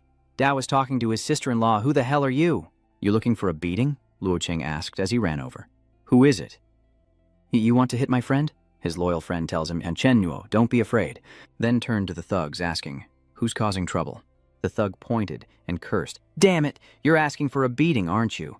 Lathan boldly challenged, Come on, hit me. The lackey also throws a punch as our hero shouts, My father is La Dai-san, try hitting me. Lathan invoked his father's name, and the thugs froze, as if crushed by the weight of La Dai-san's reputation. Zidao stammered nervously. He's Boss La's son. It's a misunderstanding. My brother and your friend were just having a chat. Today, we'll give Boss La a break. Let's go, let's go. Lathan stood there and yelled, Someone wants to hit this kid. Ho Loka. Does he even care? At the tea table, 3 card players overheard, and the one in the middle reacted slightly. He stood up and shouted, Damn it, Than too! The crowd gathered around them, eager to see what would happen. Hulu Bro steps in, asking if he's all right. Luo Ting pointed at Xiao Dao and replied, You almost did. He said he wanted to hit me, and the loud-mouthed lackey turned away, whistling. Meanwhile, Xiao Dao stood there, protesting. I didn't say that. Hulu Bro then grabbed a little knife by the collar, asking, You've got some nerve, punk. He immediately turned pale and begged, Boss, it's a misunderstanding, a misunderstanding. But before he could finish, he was punched, then slapped repeatedly, unable to react. The lackey scrambled away, desperately trying to explain himself. I never said I wanted to fight. Hulu Bro continued his assault as Xiao Dao pleaded, I was wrong, I said it, we have to respect Boss La. Hearing this, he delivered a powerful blow, sending him staggering backward as he cursed, Respect your head, you little punk, daring to ask for respect for my boss. Xiao Dao, covering his face, trembled. Big brother, I was wrong, forgive me, forgive me. Chen Nuo thought to himself that he was really ruthless. Then, Huluge turned to ask, Qingzi, what now? He waved dismissively, then kicked the gang members out. With the matter settled, Hulubro waved goodbye, saying, All right, Qingzi, I'm off. Call me if you need anything. Turning back to his stunned friends, Luo Qing smiled, casually mentioning that his father owned the amusement park. Chen Nuo asked with a smile, Are you from a rich family? You look like a mafia prince. Luo King waves it off. I'm no prince. I never asked my dad for stuff like this, but if anyone bullies you, I'll step in. Realizing the sincerity of his new friend, Chen Nuo smiled in gratitude, thinking to himself that Luo Cheng was actually Luo Daishan's son. His friend sits down and asks Xiaoye, Are you hungry? Let me take you to KFC. He recalled in his past life, the name La Daishan was no stranger to someone like him who had lived in Jinling since childhood. Back then, he was a sand shoveler in the Shiguo state-owned factory. He would later become wealthy, a businessman in the Jiangning district, building a considerable empire through underworld connections, but those who live by the sword die by the sword. When targeted by a greater power, La Daishan met a tragic end. Chen Nuo pondered, judging by the timeline, the La family may have another year or two of prosperity. Watching his cheerful friend carefully hold his sister, Chen Nuo thought that Luo Qing was indeed very discreet, only liked to read novels and got along well with everyone. He was essentially a good person. After having fun, that evening at Kaka's apartment complex, the 3 stood in front of the door and she called out to her father, Open the door! But there was no response. Everything was quiet. Kaka took out her key, puzzled. That's strange. The lights in all the rooms at school are off, but Dad's not home. Where could he have gone? Sensing something was off, Chen Nuo spoke up. I need a favor. With Xiaoye sleeping on his back, he continued, I have some things to take care of tonight, and I can't leave my sister alone. Could you watch her for me? Where are you going so late? She wondered. He sighed, Don't ask, and handed his sister over to Kaka. He said he'd pick up Xiao Dai in the morning, then quietly left. The little girl fell fast asleep after playing, and Chen Nuo headed somewhere. This is Yang Xiaoy's workplace, and it's already closing time, so Sun Shengli must be nearby. He coldly prepared to enter, but suddenly noticed a familiar car parked in front of him. The words, Golden Badge Architecture, flashed in his mind, and he saw Sun Shengli sitting in the distance, quietly smoking, alone. The door slowly opens and a man steps out. It's Tao Wei Shan. The receptionist said, Have a good day, sir, and please come again. Seeing him, Sun Shengli quickly grabbed his briefcase and stood up. A lackey stopped him, asking, "What's going on?" Wei Shan waved him over. Chen Nuo watched them talk, unable to hear what they were saying, and wondered what Sun Shengli was up to. Sun Shengli handed the briefcase to Tao Wei Shan, saying, "Take this first." But he tossed the briefcase away, and Mensha told Sun Shengli to get lost. The money inside the briefcase scatters across the road, and he coldly steps over the bills, cursing him as a good-for-nothing. Sun Shengli knelt there, picking up the money, gritting his teeth as he turned and shouted, "I'll give it all to you. I'll pay you back." Was that not enough? But he's already sped away in his car. Sun Shengli slumped to the ground, looking utterly defeated as Kiki's mother pedaled up from afar, breathless with exhaustion. She dropped her bike and ran to call out to Sun Shengli, who, upon seeing his wife, paused for a moment before picking up the money and stuffing it into his briefcase. Then he locked the briefcase, stood up and said, "Xiao Yi, look at the good deed you've done." He raised his hand and shouted, "Look at the good you've done." She closed her eyes and said, "Hit me. Go ahead and hit me." His hand trembled, unable to strike, and he could only sigh. Xiao Yi grabbed his hand and pleaded, "It's my fault, all my fault. Can't we talk about this at home?" He walked his bike, and the two moved in silence through the still night as Chen Nuo, who had been secretly watching from behind, pondered. Sun Shengli gave money to that person. "It seems this isn't what I thought." On Monday morning at school, people were holding signs at the gate. The red banner reads, Sun Shengli, pay your debts, it's only right. Fail to pay, and heaven won't forgive you." A man with a loudspeaker shouts, "Sun Shengli is a scoundrel who doesn't pay his debts and is unfit to be a teacher." The students inside whispered as they watched, and Chen Nuo struggled through the crowd, while KK stood there speechless, shocked and confused, covering her face, wondering what was happening.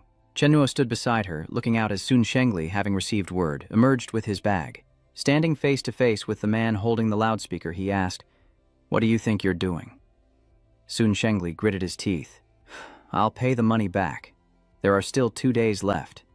"Why are you making such a scene?" He handed over the briefcase, saying, "This is all I have for now. Take it." Then he shouted, "This is a school. Don't disturb the peace. Take the money and leave." He took the money and retorted, "Sun Shengli, paying debts is only natural. We don't want to do this either." Then, turning to his men, he said, "All right, fellas, let's go. We'll be back in 2 days." From inside, KK called out to her father, as Chen Nu realized that Sun Shengli didn't want his daughter to see him in such a defeated state. He called out to the students inside, "Don't look. You're in class. Get back to your lessons." The students whispered harsh words, saying what a hypocrite he was, acting all high and mighty, but he was just a thug getting his debts collected at school. Indeed, who knows how much trouble he's caused outside. For Sun Shengli, the image of the model teacher he'd cultivated for half his life, his own world, had collapsed. Back in the classroom, Luo Qing whispered to Chen Nuo, asking if Sun Keiki was all right. He replied that Sun Shengli said he was going back to take care of some things, and he told her to go home with Sun Shengli, as there was too much gossip and she probably couldn't stay at school. He then asked for a favor, asking Lathan for 2 favors, to which his friend heartily agreed. "Okay, tell me," Chen Nuo continued. "Find out what the background of the people who came to collect debts during the day is." He reasoned that even loan sharks wouldn't make such a scene. Surely his father's men in Jiangning would know who was behind this. "Just find out who's behind it for me?" Lathan agreed, saying it wouldn't be difficult. "I'll have Hulu Gay call and ask later, but why are you looking into this? Do you want to help Sun Shengli, and if so, how?" Chen Nu smiled. "I'll help him pay the money." Liqing, at a loss for words, asked, "Okay, what about the second thing?" He smiled and replied, "Tell the teacher I'm taking some time off. Just tell him I skipped class." Then he stood up and said, "I'm heading out." Chen Nuo patted his friend's shoulder, telling him to text him with any news, as Luo Qing watched him leave with a tense expression. An hour later, Tran Nak sits on his motorcycle, pondering how quickly Lathan works. He looks up, then heads inside. The Guohua Financial Company on the 3rd floor. This must be it. Chen Nuo knocked on the door, next to a sign bearing the company's name. A moment later, the door opened and the man with the loudspeaker from this morning stood there, asking, "What's going on?" He replied, "Looking for someone?" The man frowned, asking, "Looking for who?" With a cold reply, Chen Mo said, "Looking for you." And with that, he delivered a devastating kick to the man's stomach, sending him flying into the room, where he crashed into the table where the others were sitting. They exclaimed in shock, "What?" as Tran Nak stepped in to face the challenge. "Those with knives, grab knives. Those with guns, grab guns. But since you probably don't have guns, do me a favor and put up a good fight. I'm not in a good mood and I need to vent." One thug lunges forward, yelling, "You bastard!" He casually raises his hand, ready to strike back. Chen Nuo glides forward, striking him in the stomach. a seemingly weak blow that sends the man flying into a cabinet behind him. A kettle of boiling water sat on the table, and he grabbed it, throwing it at the man while saying, "Clean yourself up from doing such dirty work." The man screamed in pain as the boiling water hit him. Chennuo retrieves his familiar iron chain, saying he needs more enthusiasm. The remaining men brandish their weapons and charge, yelling, "Brothers, attack! Let's get him!" Minutes later, they were all on the floor except for him. Chennuo grabbed one by the hair, dragged him across the ground, and headed towards a chair. He releases him, saying, "If I'm not mistaken, you're the leader." Chennuo looks at him and continues, "I know you're not the boss, so I'm going to ask you one question, and you better answer honestly. And me, I hate it when people lie to me. If someone deceives me, I get very angry." "Do you understand?" he stammered. Understood." He then broke the man's pinky finger, causing him to scream in agony, tears and snot streaming down his face. Chennu continued, "That was the first question, and I wasn't satisfied with your answer." It was too quiet. Staring into his eyes, he says, "Very good, much louder now. Now, what is your name?" He stammered, Stop, Dapeng." Chennu continued, "Have you ever broken the law?" Hearing this, he fell silent, unsure how to answer. He broke the man's hand again, causing him to scream even louder than before. "It hurts," the great rock stuttered obediently. Okay, I did. I served 3 years in prison." "For what?" he answered, inflicting injuries on others. Chennuo lowered his voice, praising, "Very good, you see. We're starting to understand each other. Okay, do you guys have a safe here?" He nodded repeatedly in response. Yes. He handed over his empty backpack and gave the order. "Fill it with money. If it's not full, I'll replace it with your body parts." Soon, a backpack full of money appeared before Chennuo, who picked it up and sighed, "Extortion really is more lucrative." Then, looking down at Dapeng, he asks one last question. "Where do you keep the borrower information and loan agreements?" He kneels down, crying and begging, "Please, spare me. That's off limits. The boss will bury me alive." Just as Chennuo reached for him, he immediately changed his tune, pointing and saying, I'll talk. In the second drawer of the filing cabinet. He walks over, opens the door, looks at the pile of papers inside, and then flips through the papers on top, searching. Finally, he stopped at one file and said, "Found it." Chennuo put the file away, his task finally complete. He pulled out a lighter, flicked it on, and tossed it. The loan documents went up in flames. A subordinate, lying on the ground, managed to speak. "Do you know who my boss is? By messing with the borrower information, you're cutting off my boss's income, which means you're leaving yourself no way out." Chennuo asked who his boss was, and the man answered, "Xiaoguohua." He glanced down and continued to ask, "So, do you guys know who I am?" The henchman with the swollen face thought to himself, "How could anyone recognize you when you're covered up like that?" Chennuo ordered them to hand over their phones. Chennu stepped outside, chained the door shut, and tossed away the phones he'd confiscated. As he walked down the hall, he recalled the name he'd just received. Xiaoguohua? That night at the Green Karaoke Bar, Xiaoguohua wondered who had the audacity to cross him. La Dashan, Xiaomianhua, and Fu Daqing are all different. They're in different industries now, with no conflicting interests, so they wouldn't offend me. The karaoke bar manager followed obsequiously. "Boss Xiao, let me escort you to your car." The old man replied, "That won't be necessary." Guohua pondered, concluding that this was likely the work of some vagrant. Who was the desperate soul who dared to rob me? Even the biggest boss from out of town wouldn't dare cross Xiaoguohua. Upon learning of the robbery, he ordered his men to mobilize everyone and scour Jiangning to find the culprit. He then quietly walked to the waiting car, got in, placed his wallet on the seat, and told the driver, "Wei, let's go home." Tatuo's eyes were glazed over with intoxication. A dozen or so minutes later, he suddenly snapped awake. Realizing this wasn't the way home, and that his driver was no ordinary man, Guohua calmly took out a cigarette and lit it. The old man feigned a smile, offering the driver a cigarette, but Chennuo, behind the wheel, replied, "I'm driving, wait a moment." Guohua lowered the car window, pretending to flick his cigarette out to get a better look, realizing they were headed out of the city. He then took out his wallet and asked, "Brother, what are you planning? Are you down on your luck, or is something weighing on your mind?" He tossed a wad of cash onto the front seat, adding, "Don't mind the small amount, it's all I have on me. Consider it a token of our friendship." "We're all in this together." Guohua chuckled. "If you're in trouble, just say so. I have some influence around here. Let's not do anything drastic." "What did you say?" Chennuo replied, looking in the rearview mirror. "Boss Xiao is a very righteous man." Hearing that, he was slightly startled, thinking it was just a highway robbery, but they know who he is, so they're after him. Guohua tried to probe. "Brother, there's no need for this. Shortage? Name a number, and I can gather it up and get it to you right away. Chen Nuo replied, Not bad. You've got the air of a big shot. No wonder you made a name for yourself. Seeing him move, he spoke up. I advise you not to make that call. Chen Nuo threatened. This place is remote. Even if your people find you, it'll take at least an hour. An hour is more than enough time for me to dig your grave. No, it's not that bad. How much animosity do you hold, brother, to think that? He slammed on the brakes, the car screeching to a halt beside a pre-built shed. Chen Nuo turned and said, Then allow me to speak frankly with Boss Xiao. Mr. Xiao, may I bum a smoke? Then, lighting his cigarette, he said, Mr. Xiao, business has been booming for you lately. Taking a drag, Chen Nuo asked him, I heard you're keeping a mistress in Yinxiang, and she bore you a son last year. After freezing, he forced a smile and nervously replied, Just rumors. He smiled and said, If you're tired, take a break and don't worry about these trivial matters. Take a few days off, have fun with the girls, play with your son, it'll do you good. Guohua fearfully replied, That's right, brother. Do you think a month off will be enough? Chen Nu interjected, Boss, you earn 100 pecks a day. A month is too much. No need for that. 2 weeks will do. I hear Southeast Asia is quite warm now. The old man immediately obeyed. All right, I'll have them book tickets to Thailand for the family tomorrow. He glances out the window. Then let's end our exchange here. I won't take you home. Call a car for yourself. The car door clicks open and Guohua quickly exits, not wanting to bother his brother any longer. This car is yours now. Take it. Watching Chen Nuo drive away, the old man breathed a sigh of relief. Guohua glanced over and was startled to see the Hall standing there. He stood there cursing. Damn it. His face turned pale. If he'd said the wrong thing, this hole would have been for him. He immediately grabbed his phone and made a call. Hey, it's me, Laosi. Call everyone back home. Forget about what happened during the day. Don't ask any questions.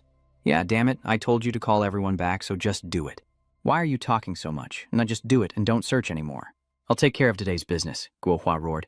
Also, book plane tickets for a 10-day trip to Thailand for all of you, including your families. A few days off won't kill us. Put everything on hold for me. Damn it. What was I saying? Oh, right. Team building. Team building, you understand? Cut to a Tamlin supermarket. Liu, shopping at the checkout counter, smiles as he recalls the card that kid Chen Nuo bribed him with to go to Dien Bien. It's finally come in handy. He's carrying a huge bag of groceries, and after the cashier swipes the card, she announces that the card's limit has been reached. Lao Liu pulled out a bill and said, Okay, I got it. It's short 6 yuan, right? I'll pay in cash. The cashier said, You're short 504 yuan and 2 jiao, which stunned him. What? Liu asks the cashier, How much money is in this card? The result, a balance of 1 yuan and 8 cents. He left the supermarket, weeping and cursing. Chen Nuo, have you no humanity? Then he carried home a tiny bag of groceries. Liu sees Sun Shengli standing there and wonders why he's at a hotel so late. Is he renting a room? What is Sun Shengli up to? He was about to turn and leave. I really have too much time on my hands worrying about other people's business. As Chen Nuo walked past, Mr. Liu turned back, muttering that he thought he'd seen Chen Nuo. Had Dan angered him so much he was seeing things? Cut to a VIP room in the hotel, where Wei Shan sat with a cigarette, smirking. Sun Shengli, you've arrived. Have a seat. Sun Shengli entered and said, Da Wei Shan. He sat down and asked, Why call me out so late? What do you want? Before them was a table laden with delicacies, and Wei Shan offered a cigarette, saying, Sun Shengli. Tan Shengli, how many years has it been since we shared a meal like this? Tan Shengli lights his cigarette and replies, Must be over a decade since you went abroad. I never thought you'd come back. Wei Shan continued, Actually, I came back last year. Didn't Yang Xiaoyi tell you? I came back to invest in a project, and coincidentally, it involved the agency where Yang Xiaoyi works.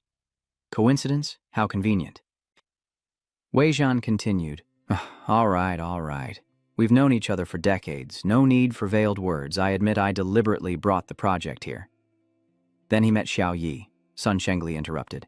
So, you orchestrated everything, setting a trap for Xiao Yi to fall into. He smiled. I'm hurt that you'd say that.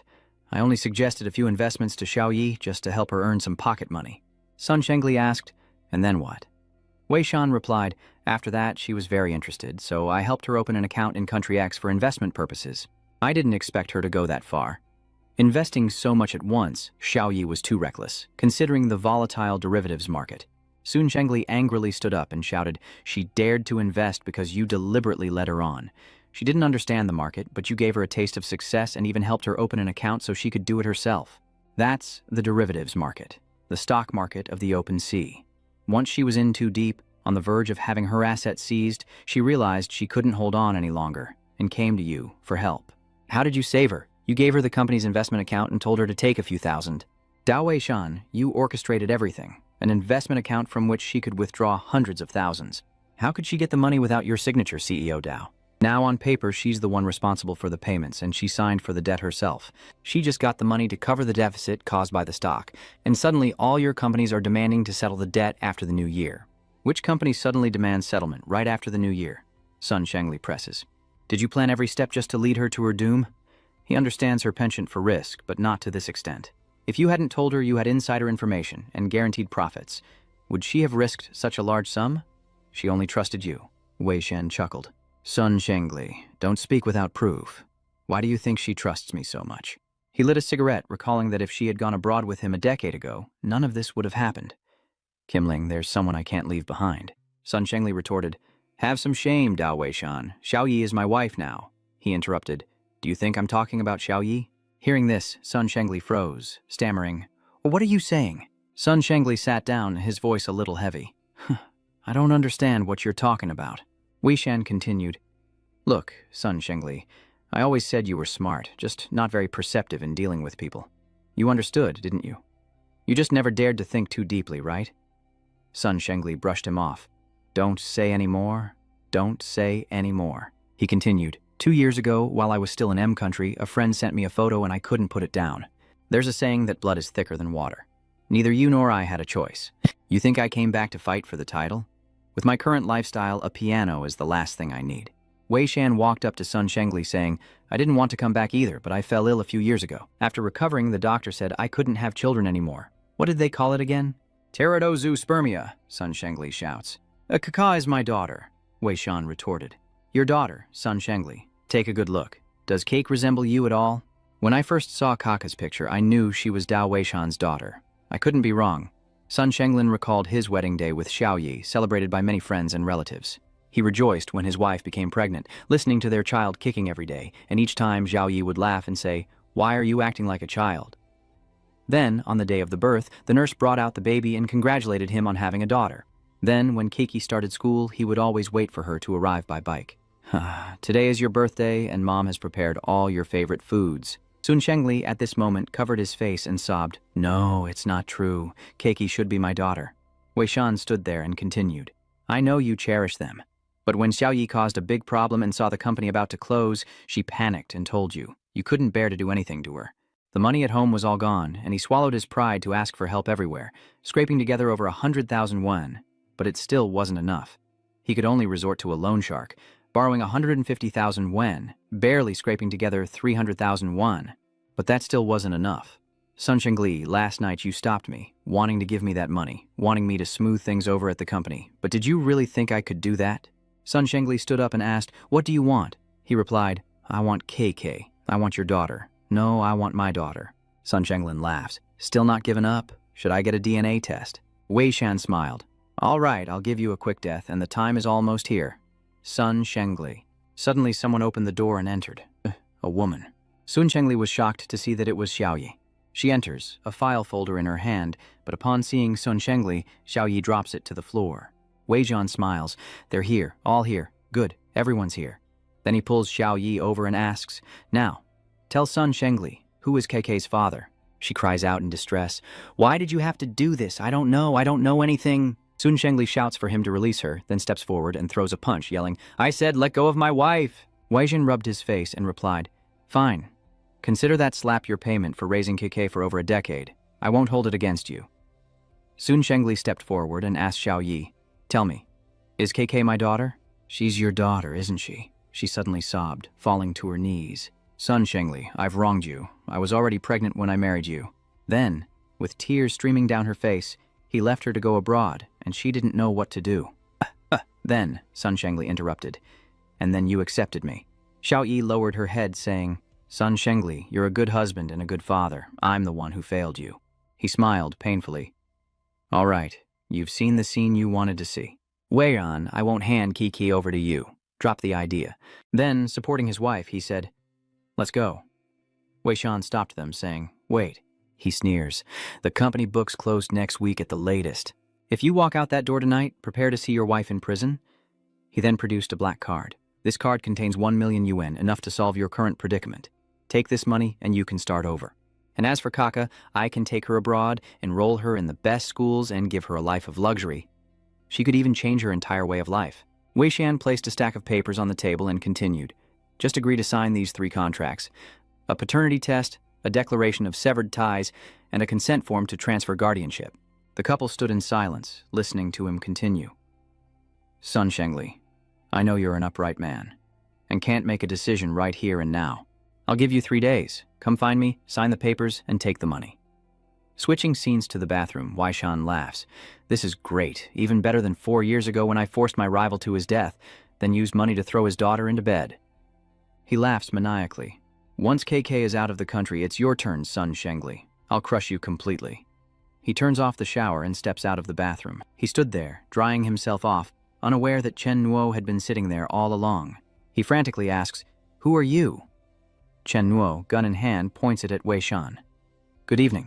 He quickly raised his hands in desperation, saying this brother must need money, and if so, they could talk it over. He slowly stood up and replied, "No, I don't need money." He looked at him sternly, seeking justice. Wei Shan's eyes widened in fear, and he turned to run, shouting, "Is anyone there?" But Chen Nuo's eyes flashed with electricity, and Wei Shan was stopped dead in his tracks. He worriedly wondered, "What's going on? Why can't I move all of a sudden? And you couldn't breathe?" Chen Nuo stepped forward to help him, saying, "You can't escape. Don't waste your energy." Then, with a snap of his fingers, the man was released, gasping for air. Wei Shan stammered, "What? What kind of sorcery did you use?" Chen Nuo poured a glass of wine and replied, "I don't know if you're unlucky or Sun Shengli is lucky. If I hadn't come to this world, I'm afraid all your boasts would have come true." With that, he handed the man a full glass of wine, telling him to drink up before continuing, "Now, let's talk about Sun Shengli." Hearing this, Wei Shan exclaimed, You came for Sun Shengli, that useless, penniless wretch." Chen Nuo coldly replied, "Actually, I've met many kinds of bad people.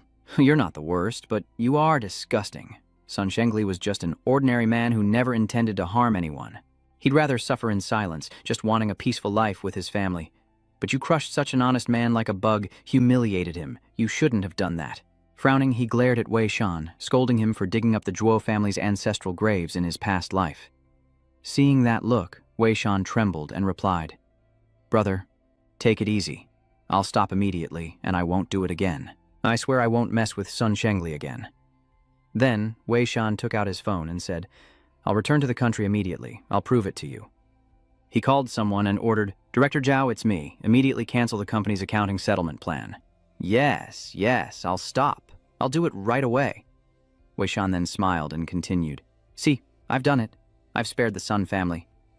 You can't kill me. I have a foreign passport. You'll be in big trouble if you do." Chen Nuo coldly laughed. "It's useless. I don't trust you because I understand bad people like you too well. I was once a bad person too." He stammered, "I'm going back," as his fingers began to glow. With a look of terror, Wei Shan gasped for air, struggling to say, "You can't kill me. I have so much money." Chen Nuo watched him slump onto the sofa and approached to deliver the news. He took a hot bath and then drank a large glass of strong liquor. When he's discovered, they'll just assume he died of a stroke. Looking at him lying there, he coldly retorted, "When you drink this poison, remember this. In your next life, don't bully honest people." The next day, Chen Nuo walked into the lot and recognized Sun Shengli's familiar bicycle. As he took it, he thought, "Sun Shengli stealing your bike wasn't because I was bullying an honest man like you." Switching to Dale's old garage, he lay smoking and cursing. "Damn it, why's my right eye been twitching all day?" Dale was startled, dropping his cigarette in fear as Chen Nuo entered the gate, and a subordinate repairing a car rushed out to greet him, asking, "Are you here to look at cars? What kind are you looking for?" Chen Nuo tossed his bag down with a thud, then took out a cigarette, sighing that this place was still much better. The lackey, not recognizing him, cursed, "Who the hell do you think you are, kid? Acting like you own the place." Dale stepped in and kicked him, yelling, "How dare you speak to him like that?" Then he rushed over to suck up to him. "Boss, what brings you here?" "Which one do you like today, boss? Just take it." Chen Nuo replied, "I don't need anything today, just borrowing your place to wait for someone." He smiled amiably. "Boss, wait here. I'll make you some Longjing tea." Dale massaged his legs and asked, "How's the pressure?" Chen Nuo replied, enjoying himself, "Not bad." Dale cursed himself. "What the hell have I done?" From calling him boss to calling him master? Suddenly, Sun Shengli appeared, passing by. Seeing him, Chen Nuo called out to Sun Shengli, who stood outside and asked, "Chen Nuo, what are you doing here?" "I see you're skipping class again." He pointed to Daly and said, "I'm working a part-time job to earn tuition. This is the owner, Brother Lei. He's generous, righteous, and prosperous, with a kind and sincere personality. I've even learned a few tricks working for him." After their lies, the two young men stared blankly at each other. Sun Shengli turned to Dalei and said, "Sorry for the trouble. He can be a bit of a handful, but he's not a bad kid and has a good heart. Please teach him well." He quickly replied, "He's working part-time at my place." Sun Shengli added, "If he doesn't listen, just hit him." Hearing this, Dalei looked at Chen Nuo, who could possibly beat this killing god. Then he asked Sun Shengli, "Hey man, are you here to look at cars?" He awkwardly replied, "My car was stolen last night. It's inconvenient to get around without a car, so I'm just looking for something cheap at the used market to replace walking." "Well, you've come to the right place, friend. I'm acquainted with Chen Nu, so I won't take a profit from you. How about the original price?" Sun Shengli seemed embarrassed, saying, "How could I do that?" "Just sell it at the regular price. I can't take it for free." After looking at one, Chen Nuo kicked the price tag away and turned to Sun Shengli to ask what he thought of the car. The owner offers a huge discount, saying 80. Understanding, Delay holds up 5 fingers and says, "No problem, 50 it is." He then suggested, "Didn't you say you were going to check the company's books this morning, Loey?" Tron Nak added, "Loey also runs a finance company specializing in small loans. He's kind, respects the law, and his business is thriving." The two exchanged glances, and Dale wondered, "I even disperse loans." He cried, "Boss, are you writing the script on the fly? I can't keep up with your improv."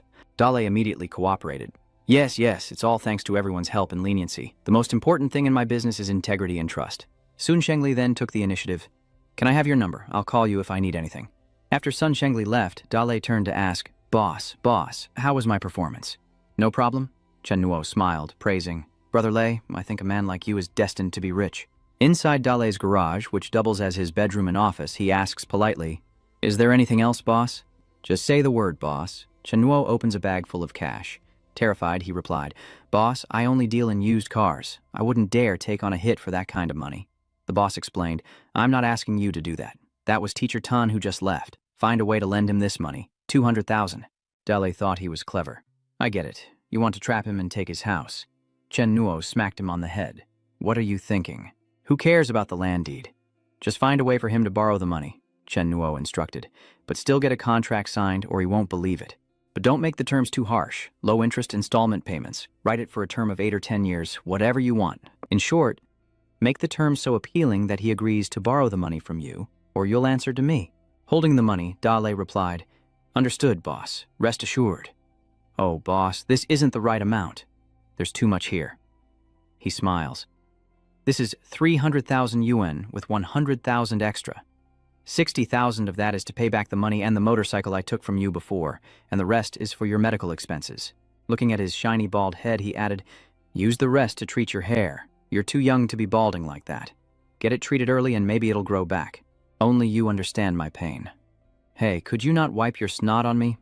Afterwards, he left, and Dale waved goodbye, telling him to visit whenever he was free. A lackey asks, "Boss, who is this guy? You're treating him like royalty." Dale turned and lectured, "What do you know? When you find support, you have to hold on tight. Back when I was doing time, I used these very eyes to pick the right person, and that's how I got this shop after getting out. Now we'll serve this VIP well, and I'll rise like a rocket." In a JN investment office, a secretary reports while handing over documents, "Director, the investment invitation from that foreign company has arrived. Please take a look." He reads it and smiles. "The conditions are excellent. This is a key project for this year. This quarter's investment search that is securing this project is half the battle." The secretary added, "But there's a request. A board member's daughter wants to study here, so they need our help with enrollment." "She must be high school age," the director replied. "This isn't difficult. They're investing a lot of money, which could solve future career problems. Contact the Department of Education, provide the investor with information on the best school in the district, and discuss it with him." The secretary replied that they had already chosen a school and only wanted to attend that one. The director was surprised and asked which school it was. She replied that he wanted to study at school number 8, which surprised him. "What was this school's ranking in the city last year?" The secretary replied, "Third from the bottom." Cut to Luku International Airport in Jinling, where a blonde foreigner is standing. A girl greets him saying, "Mr. Adrian will take you to the hotel first." He took off his glasses and replied, No, take me to the police station. I want to see Tao Wei-shan's case files as soon as possible. The corporation needs to know the news quickly. Back at the hotel, Adrian immediately made a call to report on me. I've been to the hotel where Tao Wei-shan stayed, and I've reviewed the police files. What's your assessment? The voice on the other end asked. He replied, the cause of death of minor number 16 is preliminarily judged to be a normal accidental death, caused by drinking alcohol after bathing, leading to a cerebral hemorrhage. The voice on the other end said, if it's normal, then wrap it up quickly. He's just a minor making money for us in the outer regions. Don't waste too much effort. Adrian added, but Tao Wei-shan's death hides a hostility that makes me extremely uncomfortable. I asked to take the investigation one step further. I need 2 types of documents. First, the minor's credit card statements for the 6 months before his death. And second, the minor's call logs before his death. The mysterious figure replied, all right, I can give them to you, but don't do anything out of the ordinary. We don't need any more trouble. Tao Wei-shan was just the first we sent in this long-planned national project that's just getting started. Remember, we are the ones who should be hiding in the depths. Also, the death of minor number 4 from Country N has been classified as a key investigation, and they need your help over there more. An hour later, Adrian reviewed the laptop and reported, I found something suspicious. Before his death, Tao Wei-shan contacted a woman named Yang Xiaoyi several times, and she was among the last people he met. She's very beautiful and married. The voice on the other end asks, are you suggesting this is a crime of passion? That woman and her husband are both ordinary people, and ordinary people can't kill a minor. All right, if there are no other discoveries in 3 days, you can come back. Country A needs you. The next day, Chen Nuo gave Sun Keiki a ride on his bike, and she held him tightly around the waist. He braked and stopped, turning to touch her forehead with concern. Why do you suddenly have a fever? She explained that the heating system was broken, and she caught a chill last night. He helps her up the stairs, and she says, my parents must not be home. Chen Nuo thinks to himself that ever since the incident at the school, Sun Shengli has been on sick leave to avoid gossip. Now, of course, it's time to go to Brother Lei's to apply for the loan. They enter the house, and Chen Nuo senses something is off. He sensed someone was in the house. Adrian, sitting in the living room. Tran Nak was wary. How dare he brazenly enter during the day? Kaka blushed, feeling the close proximity between them. She closed her eyes, her lips slightly pouting, and he reminded her, don't sleep. Where's your cold medicine? Take it first. Kaka replied that it was in the dresser drawer in her parents' room. Chen Nuo entered, but he was already gone. He thought to himself, teleportation? Not bad. He stood silently behind her as she pretended to search for the medicine in the drawer. Adrian observed, noting her relaxed posture and lack of guard. This is no ordinary person. As Tran Nak gets the medicine, he realizes this is a master, and a foreigner at that, so not just a common thief. A moment later, he said softly, found it. Then, as he stood up, the figure behind him leaped away. Chen Nuo exits the room to find Adrian clinging to the roof like Spider-Man. He quietly closes the door, then gets water and medicine for Kike on the sofa. Here, take your medicine. Tran Nak senses that he's already gone. He gently touched Kaka's head and said, sleep now. She mumbled that she wasn't sleepy, but her eyes were drooping. After letting Kaka sleep on the sofa, he quietly entered her parents' bedroom, and seeing the slightly open door, he guessed that the intruder had jumped through the window. Chen Nuo throws open the window and leaps from a great height. Meanwhile, at the International Hotel, Adrian stands before the whiteboard, piecing together the deaths of Tao Wei-shan and those connected to him. He crosses out Sun Shengli's name and says, could it really have been an accident? Chen Nuo watches from outside, and Adrian suddenly turns his head, but there's nothing there but the wind. Meanwhile, at the orange noodle shop, Chen Nuo ordered a large bowl of dry noodles with extra meat and a soft-boiled egg. Then he smiled. I thought who it was. Turns out it's Adrian from the Abyss. Should we bury him? I mean, we did it once before. Chen Nuo recalls the Abyss, a B-rank underworld organization established for at least 50 years. This organization housed formidable individuals who carried out countless clandestine missions. Among them were the somewhat deranged doctor, the aptly named Hunting Cheetah, and a blonde man named Adrian. The strongest among them is their leader, known as the Captain, a Knight-class Esper. Additionally, the organization has a type of operative called miners, who are responsible for operating in the secular world, establishing social networks to earn money for the organization. Tao Wei-shan was one of them. In the original timeline, Chen Nuo was sanctioned by the Abyss in 2004. 3 years later, in a fit of rage, he destroyed the entire Abyss organization. This is how he earned his fearsome reputation as Yama in the Underworld. And now, the Abyss has provoked the resurrected Yama. Back in the present, Chen Nuo contemplates eliminating Adrian, but it seems problematic. If anything happens to Adrian, the entire Sun Shengli family will be implicated, and he'd have to destroy the Abyss organization all over again. He muttered that he was tired of stepping into the underworld again. He just wanted to live a life of leisure this time around. You don't bother me, I don't bother you, but if Sun Shengli's name is on the line, then Adrian is just collateral damage. The next morning at school, Luo Qing throws the ball and calls out to Chen Nuo, who quickly catches it. The blue-clad player stepped in front, introducing himself with a grin. I'm Wu Laju Wang, and no one breaks my dream-like footwork. He leapt and shot, adding a boastful quip before sinking a perfect three-pointer. Outside the court, female fans went wild, chanting his name. Chen Nuo, the unbeatable heartthrob, was just too handsome. Kaka stood there, blushing and speechless, her heart pounding. The young man she rejected last year now makes her heart flutter, and she thinks he's incredibly cool. After the match, Chen Nuo walks towards KK. She held out the flask and offered him a cup of the wolfberry-infused water. Holding the water, Chen Nuo thought to himself, I'm a young man, and now I have to live a middle-aged life, drinking wolfberry from a thermos? Kake said her dad told her not to drink cold water after exercising, or she'd regret it with stomach problems when she got old. Blushing, she added, my dad also says wolfberries are good for digestion. Just then, someone called his name from afar, making him turn around. On the other side, a group of thugs armed with iron pipes, baseball bats, and chains, while the school radio plays a song about soaring through the clouds, admired by all. He glared at him and said, You're too cocky. I've been wanting to get rid of you for a long time.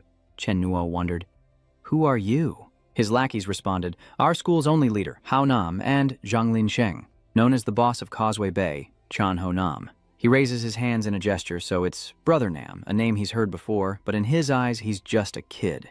Linsheng sneers. Chen Nuo, not even God can save you from what's coming. Just then, a familiar figure rushes over and embraces him. The beautiful Ying Wan looked up at him and said, I've finally found you, thanks to Second Brother's blessing. Meanwhile, Linsheng trembled, cursing under his breath about another beauty wasted. Chen Nuo was stunned, wondering, why is she here? And is KK thinking she's being cheated on? He was a little worried. Where did these long legs come from? What should he do? He pondered how to explain it. A twin brother, a plea for Kaka's help, or even a cry of indecency, but all felt too humiliating. He glanced at Linsheng with a forced smile. I know, Brother Hao Nam. Thanks for taking one for the team. He pushed Ying Wan away, then glared ahead, launching into a tirade. So what if you're in a higher grade? Does that make you a gangster? I'm not afraid of some gangster wannabe. With that, he charged forward. Today, I'll take your power and voice and show you that those who enter society early will pay the price. Before Linsheng could react, he took a knee to the groin. He was immediately knocked down, screaming in pain as the female audience watched intently. He leaned down and whispered in his ear, Let me get you to the hospital, or you'll lose your manhood. Linsheng paled and screamed, Get me to the hospital, damn it! I'm really hurt! He quickly hoisted him up, ignoring the two beauties chasing after him, calling out Chen Nuo's name. The underlings standing there, confused, asked each other, Wait, our boss was just taken down in 1 second and then carried away? I agree that Tran Nak is ruthless. Reaching the gate, the two girls lost track of Tran Nak. One looked left, calling his name, while the other looked right, calling for her, Appa. Yingwan called out, Appa, where did you run off to? Suddenly, a hand appeared from behind, muffling her mouth and pulling her into an embrace before she could react. Chen Nuo turned Yingwan around, put a finger to his lips to signal silence, and said it was him. Meanwhile, Linsheng was lying in a nearby trash can. He let go, then was about to ask her what was wrong. But Yingwen immediately spread her arms and ran to hug him, calling out, Appa! So Chen Nuo reached out to hold her forehead and push her away, ordering her, Stay put, he tells Yingwan. No more Appa, you're causing me trouble. First, how did you find me? Yingwan snapped her fingers, winking mischievously. I remembered the Chinese characters on your jacket, so I had my mom transfer me here. She recounts, I was in the principal's office for admission procedures when I heard the commotion on the field and saw you. Chen Nuo sighs. That's fine, but I can't believe your mom let you transfer schools. He turned and asked, You don't want to cause me trouble, do you? Then I'll lay down a few rules. Can you follow them? Yingwan obediently agreed to everything, and he began to lay down the rules. Okay then, first, you absolutely cannot reveal that I saved your family back in the countryside. Yanwan thinks, isn't she the only one beside this superhero who knows his true identity? Second, how did we meet? We need a consistent story. Third, I won't speak Korean when others are around. So she has to learn Mandarin, that's all he can think of for now, and he'll contact her later. Yingwan heard this and trailed after him, asking, Appa, are you leaving already? he hummed in response, thinking, I can't just ignore someone who's pursuing me. Meanwhile, KK sits alone, replaying the scene of the strange woman hugging Chen Nuo, bursting into tears as she silently blames him for his treatment of her. A hand appears, offering her a tissue, and Chen Nuo asks her why she's crying. She snatched the tissue and questioned him. Why did she hug you like that? Cornered by her question, Chen Nuo feigns contemplation, knowing it's best not to answer at all. Because no matter how you answer, you'll be wrong. You have to break free from that thinking and take the initiative. The rapid-fire exchange begins, and he asks if she cried because of it. Do you know him? If so, how did you two meet? Chen Nuo asks if he didn't see anyone else when he ran out. No, Kaika replied. I was only focused on chasing the two of you. Then she slowly got up. Kaka turns back and asks, where's that girl? Wasn't she chasing after you too?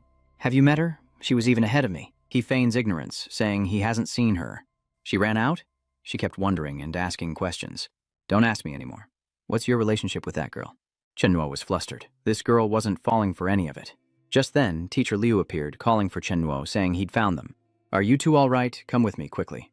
Principal Huang is beside himself, while Lam Sin's 3 underlings are getting a serious dressing down. What you did was incredibly dangerous. Do you want to walk a path of crime? At such a young age, they're already yelling about fighting and killing. What will they do when they get out into the world? Mr. Liu returned and said, Headmaster Huang, we've found him. Principal Fang recognized Chen Nuo, remembering their past encounter, and questioned him, what happened just now? Chen Nuo replied, they wanted to hit me, so I ran. He immediately asked, why would they hit you and not anyone else? So I'm supposed to just let them beat me up?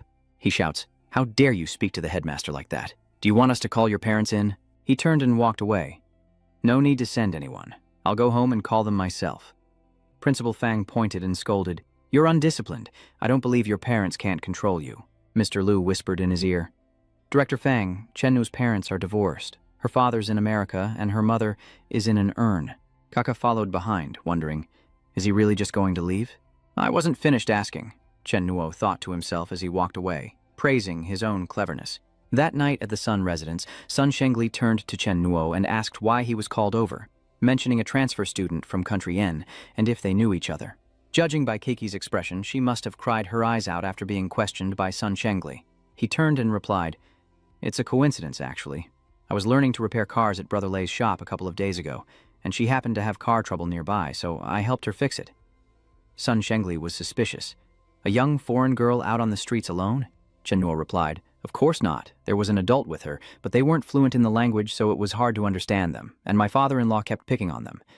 They're not fluent, and it was only our first time meeting, but they were so enthusiastic with me. Seizing the moment, Tran Nuo quipped, it must be my good looks.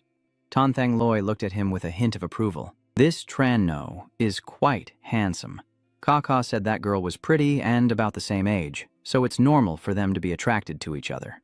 He smiled to himself, thinking, let them see each other. If sparks fly, all the better, and it'll save my little cabbage from being preyed upon. With that settled, he told him, all right, if there's nothing else, you can head back. Kaka quickly urged her father to let her see him off. They descended the stairs in silence, until Tran Nok turned and said, all right, you should go home now. Kaka then embraced him, saying she hadn't hugged him like he had hugged her. They gaze at each other so close, and Kaka blushes. The thrill of young love. After their embrace, Kaka shyly turns and runs back upstairs, promising to see him tomorrow. See you tomorrow, Kaka says, as Tran Nok stands there, basking in happiness, thinking that being a little chubby is actually a good thing. Cut to an alley near the school, where a large trash can sits. Lin Sheng has regained consciousness, clutching his head in a daze, wondering who he is. Where am I? What have I done? He remembers, that's right, he's Hao Nam Tran Nok, and they are mortal enemies. As he stood there dazed, a hand appeared and slapped Lam Sin across the face. It turns out his father was there, pointing and scolding him, saying he was too much trouble and didn't dare come home. The principal had even come to their house. As he dragged him away, he said, see if I don't beat you to a pulp today. Lin Sheng cursed inwardly. Chen Nuo, our old grudges haven't been settled, and new hatred has arrived. My old man's slap will be the least of your worries. The next day in class, Mr. Wu, the homeroom teacher, introduced a new student. This is Li Youngwan, who has transferred from Country N. She will be studying at our school and joining our class for the time being. Youngwan bows in greeting. Hello everyone, I'm Li Youngwan, and I'm happy to be studying with you all. Hearing this, Kaka immediately stood up and suggested that since the new student is a foreigner, she may not be fluent in Chinese, and sitting at the back may make it difficult to keep up with the lessons, plus she won't be able to see the board clearly. Leching turned to Chen Nuo and said, "Look, the silent war has begun. You owe me one, brother." Luoxing stood up and said, "Teacher, let her sit in my sat. I'll move back a desk and sit with Chen Nu." Hearing this, the teacher agreed, "Very well." As Ying Yuan sat down, someone next to her turned to introduce themselves. "Hello," he began, but before he could finish, she silenced him with a shush, then opened her pencil case to reveal a picture of Guan Yu. Ying Yuan clasped her hands together and smiled. "Thank you, Lord Guan, for your blessing." The boy turned to the two and asked, "Did you guys see that?" Lu Xing smiles, respecting the religious beliefs of his foreign friends, while Chen Nuo just buries his head in his hands. At lunch in the cafeteria, Chen Nuo sits alone, complaining that his dish has barely any meat. Just then, KK arrived with a tray of food, handing him a bag and saying, "Eat this. It's meat-filled Sanxian buns. Try to avoid the cafeteria food. My dad said they even cook the rice without adding anything." Chen Nuo took a bite of the pastry and praised its deliciousness. As her friend called out to her, KK stood up and Ying Wan approached. "Appa, so this is where you were." The chubby girl waved at Kaka. "We're sitting here." Din Uyen, in her sexy crop top, sits down and asks, "Oppa, what are you eating that looks so good?" He coldly replies, "Steamed buns." Din Uyen pouts, "I want some too." Then she opened her mouth, wanting him to feed her, as he felt a jolt from behind, from Kaka's glare. Ying Wan gets closer, begging for a bite. "Just one bite, Appa, don't be stingy." Seeing that Tran Nak didn't respond, she got even closer, begging, "Please." Meanwhile, Kaka was shaking with anger. Cornered, he wondered, "What should I do?" Just then, someone called his name, and he breathed a sigh of relief. Saved. The one who entered was Lin Sheng, his hair forcibly cut by his father, and he angrily shouted, "Chen No, you won't escape today." He sat there, turning to launch a pair of chopsticks out the door, as Lin Sheng threatened, "I won't let this go." He didn't notice the chopsticks on the floor and was about to step on them, but he was startled. Then his front foot landed on the chopsticks, sending him stumbling forward, and he cried out. "Ouch, damn it," Chen Nuo smirked. "Looks like a double whammy." Then he approached Han Quan Xin and asked, "Hey, did you get hurt again?" Lin Sheng paled. "No, no." Tran Nak, needing an out, leaned in and said, "Yes, you do." Then he helped Lin Sheng up and carried him, saying, "Don't worry, Zhang. I'll take you to the infirmary."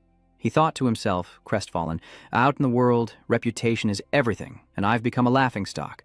My days of commanding respect are over." Meanwhile, on the open sea, a blue ship bobs along the waves. Adrian calls to report that the body of miner number 4 has been found, adding, "My investigation has made some progress, and I'll send the results as soon as possible." No, revenge isn't necessary. He was just a miner, but I think some action is still warranted. Adrian tossed his cigarette into the sea and replied, "We need to send a signal. Anyone who messes with our people will pay the price." Putting on his sunglasses, he smiled at the body being pulled up. "A mortal from this side?" Chen Nuo chuckled to himself as he walked. "Son Sheng Li, it's not that I wanted to skip class, but a classroom full of gunpowder isn't a place for people. I just wanted some fried buns." He stopped in front of the Sunflower apartment complex, stunned, wondering what was going on. Looking at Old Man Lei's auto shop, Chen Nuo realized someone had been causing trouble. He crossed the street, offered the Biozi vendor a cigarette, and asked, "Hey, do you know where the owner of this shop went?" He replied, "Here to get the car? Don't wait. He was ambushed early this morning. Rumor has it that Li Xingshan's men are responsible, and once you fall into his hands, there's no telling if you'll ever return."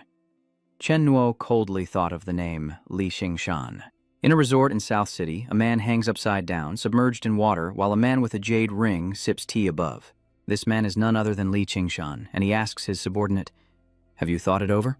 Another man pulls the rope, hoisting him from the water, and Dale cries out, "Mr. Shan, this isn't how things are done." The lackey turned to report. "Boss," he said. Qingshan retorts, "I heard you, but I haven't thought it over yet, so back you go." Dale quickly cries out, "Grandpa Li, please don't dunk me again. Show some mercy. And I wouldn't dare take your shop, but give me 2 more. My whole family needs to eat." He raised his voice. "What right do you have to bargain with me?" "The man you called your boss in prison is back behind bars, sentenced to over 20 years. His men have scattered, otherwise it would have been difficult to touch your shop." Old Li and Shen Xin noticed, just as someone burst in, throwing the lackeys inside. Chen Nuo, with his familiar helmet, stood there and asked, "Oh, having fun?" A henchman flinches and drops the bound limbs of the big boss into the lake. Qingshan turns and asks, "What was that?" "It's been years since someone's tried to play tough with me." Chen Nuo coldly stepped inside. You don't have insurance either, so let's skip the talk and fight first." He calmly sips his tea, ordering his men to attack. They relied on their numbers and charged, but before they could touch him, they were punched away. One of the men fell back against the railing, about to fall into the lake. As the man fell, others teetered on the edge. Qingshan rose, stepping back, and said, "Friend, there's no need for violence.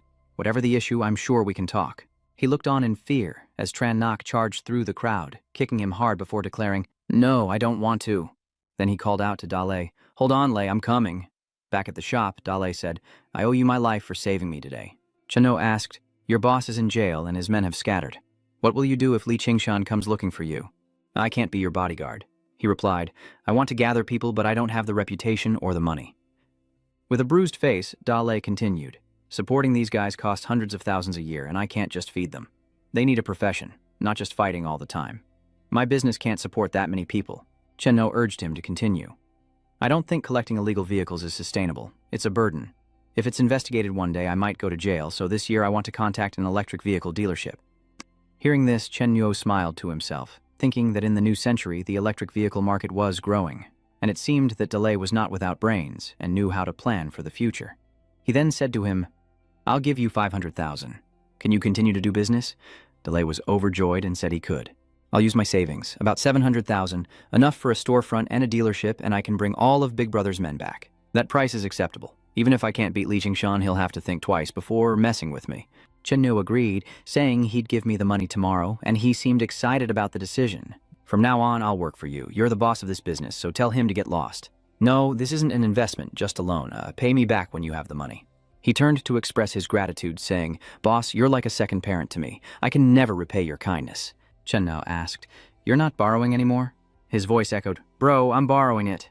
Switching to the school gates, Yingwan is about to get in her car when a student approaches, holding a letter. He says to her, "Li Yingwan, we have biology lab today, remember? I wrote you a letter."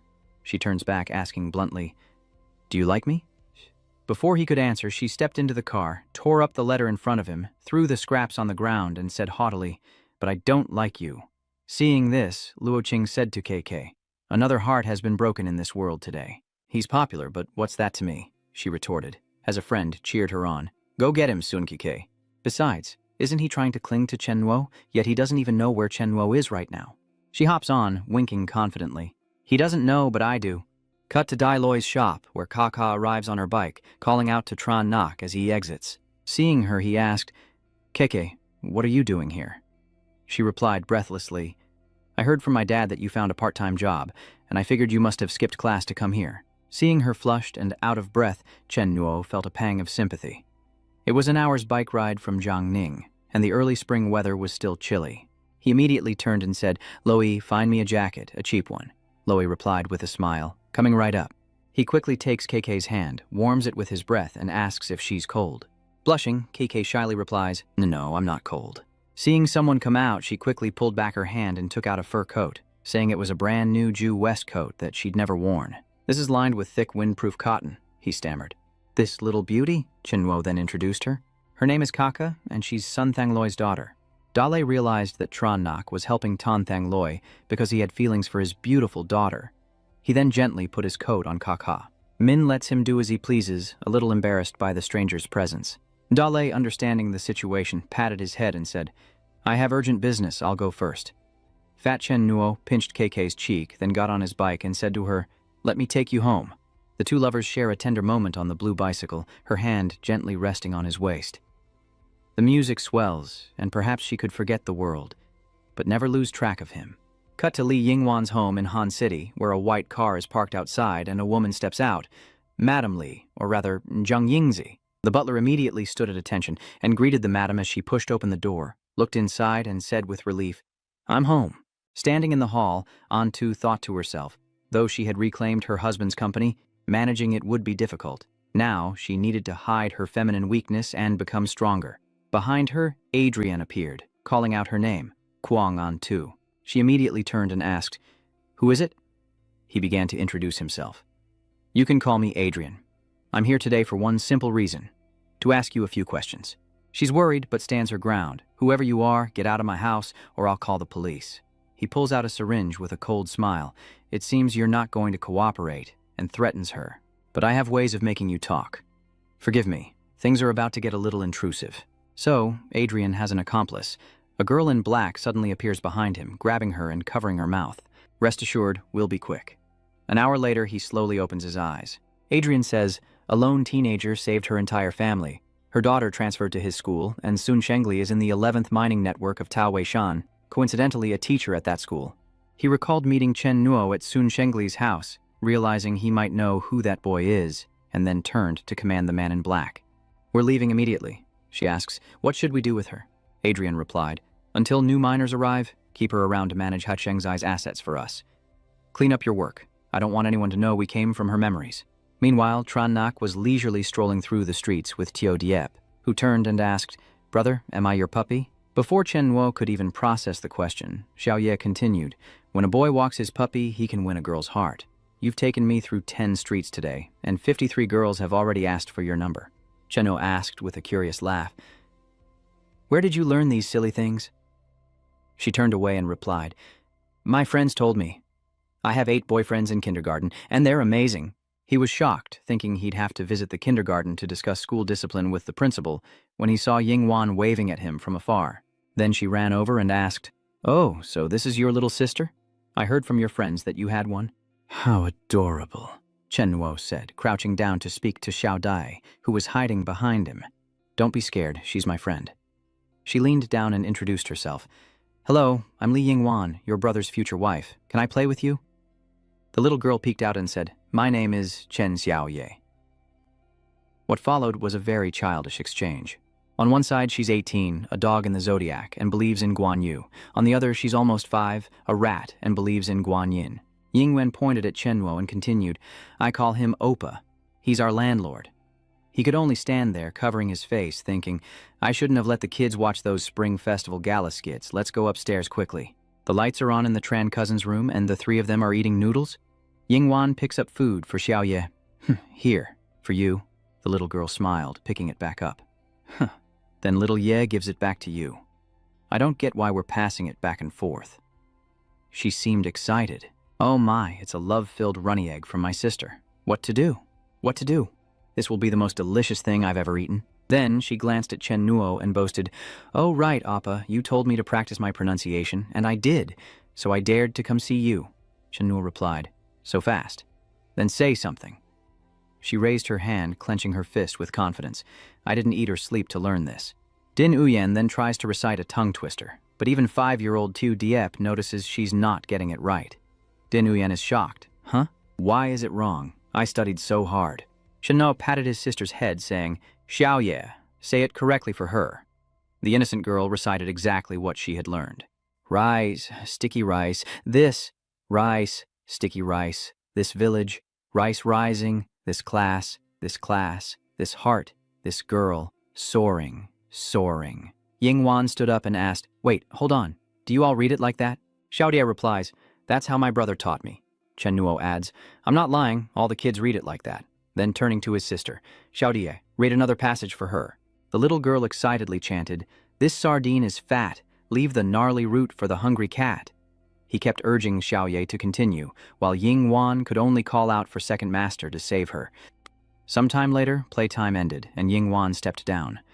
The driver opened the door, inviting the young lady into the car.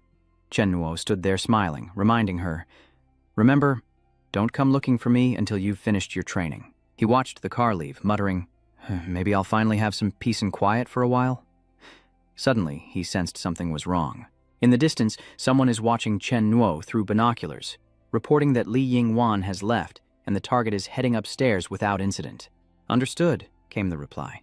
Alpha continued to observe. For now, disregard Li Yingwan. Our target is this young man. Inside a black car speeding down the road, a woman's voice asks, are you sure this Tran Nak is the same young man who appeared in Country N? She continues from the back seat. Is it possible we have the wrong person? Adrian replies, my judgment is never wrong. Prepare yourselves. Tonight, our investigation becomes a hunt. Regardless of his motives or whether he's hostile to the organization, capture him first, and we'll get the answers one way or another. The girl in the back agreed. All right, doctor at the back door. Bloodhound on the road at 6 o'clock. Move out now. Adrian assigned the sniper position to himself and Use to the frontal assault, telling Doctor and Bloodhound to stand by, ready to intercept if the target escapes. 5 minutes to go, she told Alpha through the comms. 5 minutes, get ready to move out. But there was no response, only static. Then Chen Nuo's voice echoed, sorry about that. He stood there, stepping on the tracker, and continued, the Alpha you mentioned probably can't talk to you right now. Chen Nu taunts them, come on, I don't have much time, I have dishes to wash. The Alpha on the ground shouts, you're dead today for messing with the Abyss. Hearing that, he kicks the man in the chest, telling him not to draw attention when he's so weak. A moment later, the rooftop door creaks open, and 3 members of the Abyss appear. Adrian tells him to release him, but Chen Nuo stubbornly replies, I don't want to. What's wrong? He raised his hand to his ear, ordering the hunting dogs to capture the girl. At the Tran family's house on the top floor, a black man sat ready to receive orders. Then he slithered down, walking on the wall like a lizard. Below, little Ye is watching TV, unaware of the danger, as Chen Nuo tenses up. You're threatening me. Adrian, you've made a grave mistake. With that, he stomped down on the Alpha lying there. Seeing his pain, he smiled. First blood. Adrian, facing a tough opponent, could only stand there in shock before yelling into his comms, ordering the cheetah to eliminate her. Chen Nuo reached out, beginning to use his power. He reached out towards the hunting dog on the wall of his building, who was now completely under his control and unable to move. Then Chen Nuo pulled him over and snapped his neck. Adrian, momentarily frightened, thought he caught the cheetah from over 20 meters away. He exclaimed about the ability, damn it, he's a master controller, disrupt him. The girl beside him acknowledged and immediately launched a mental attack with sound waves, making him slightly dizzy. Chen Nuo's eyes flashed with anger. Then he controlled her to kneel and blood began to flow from her eyes. He stood there with a cold smile.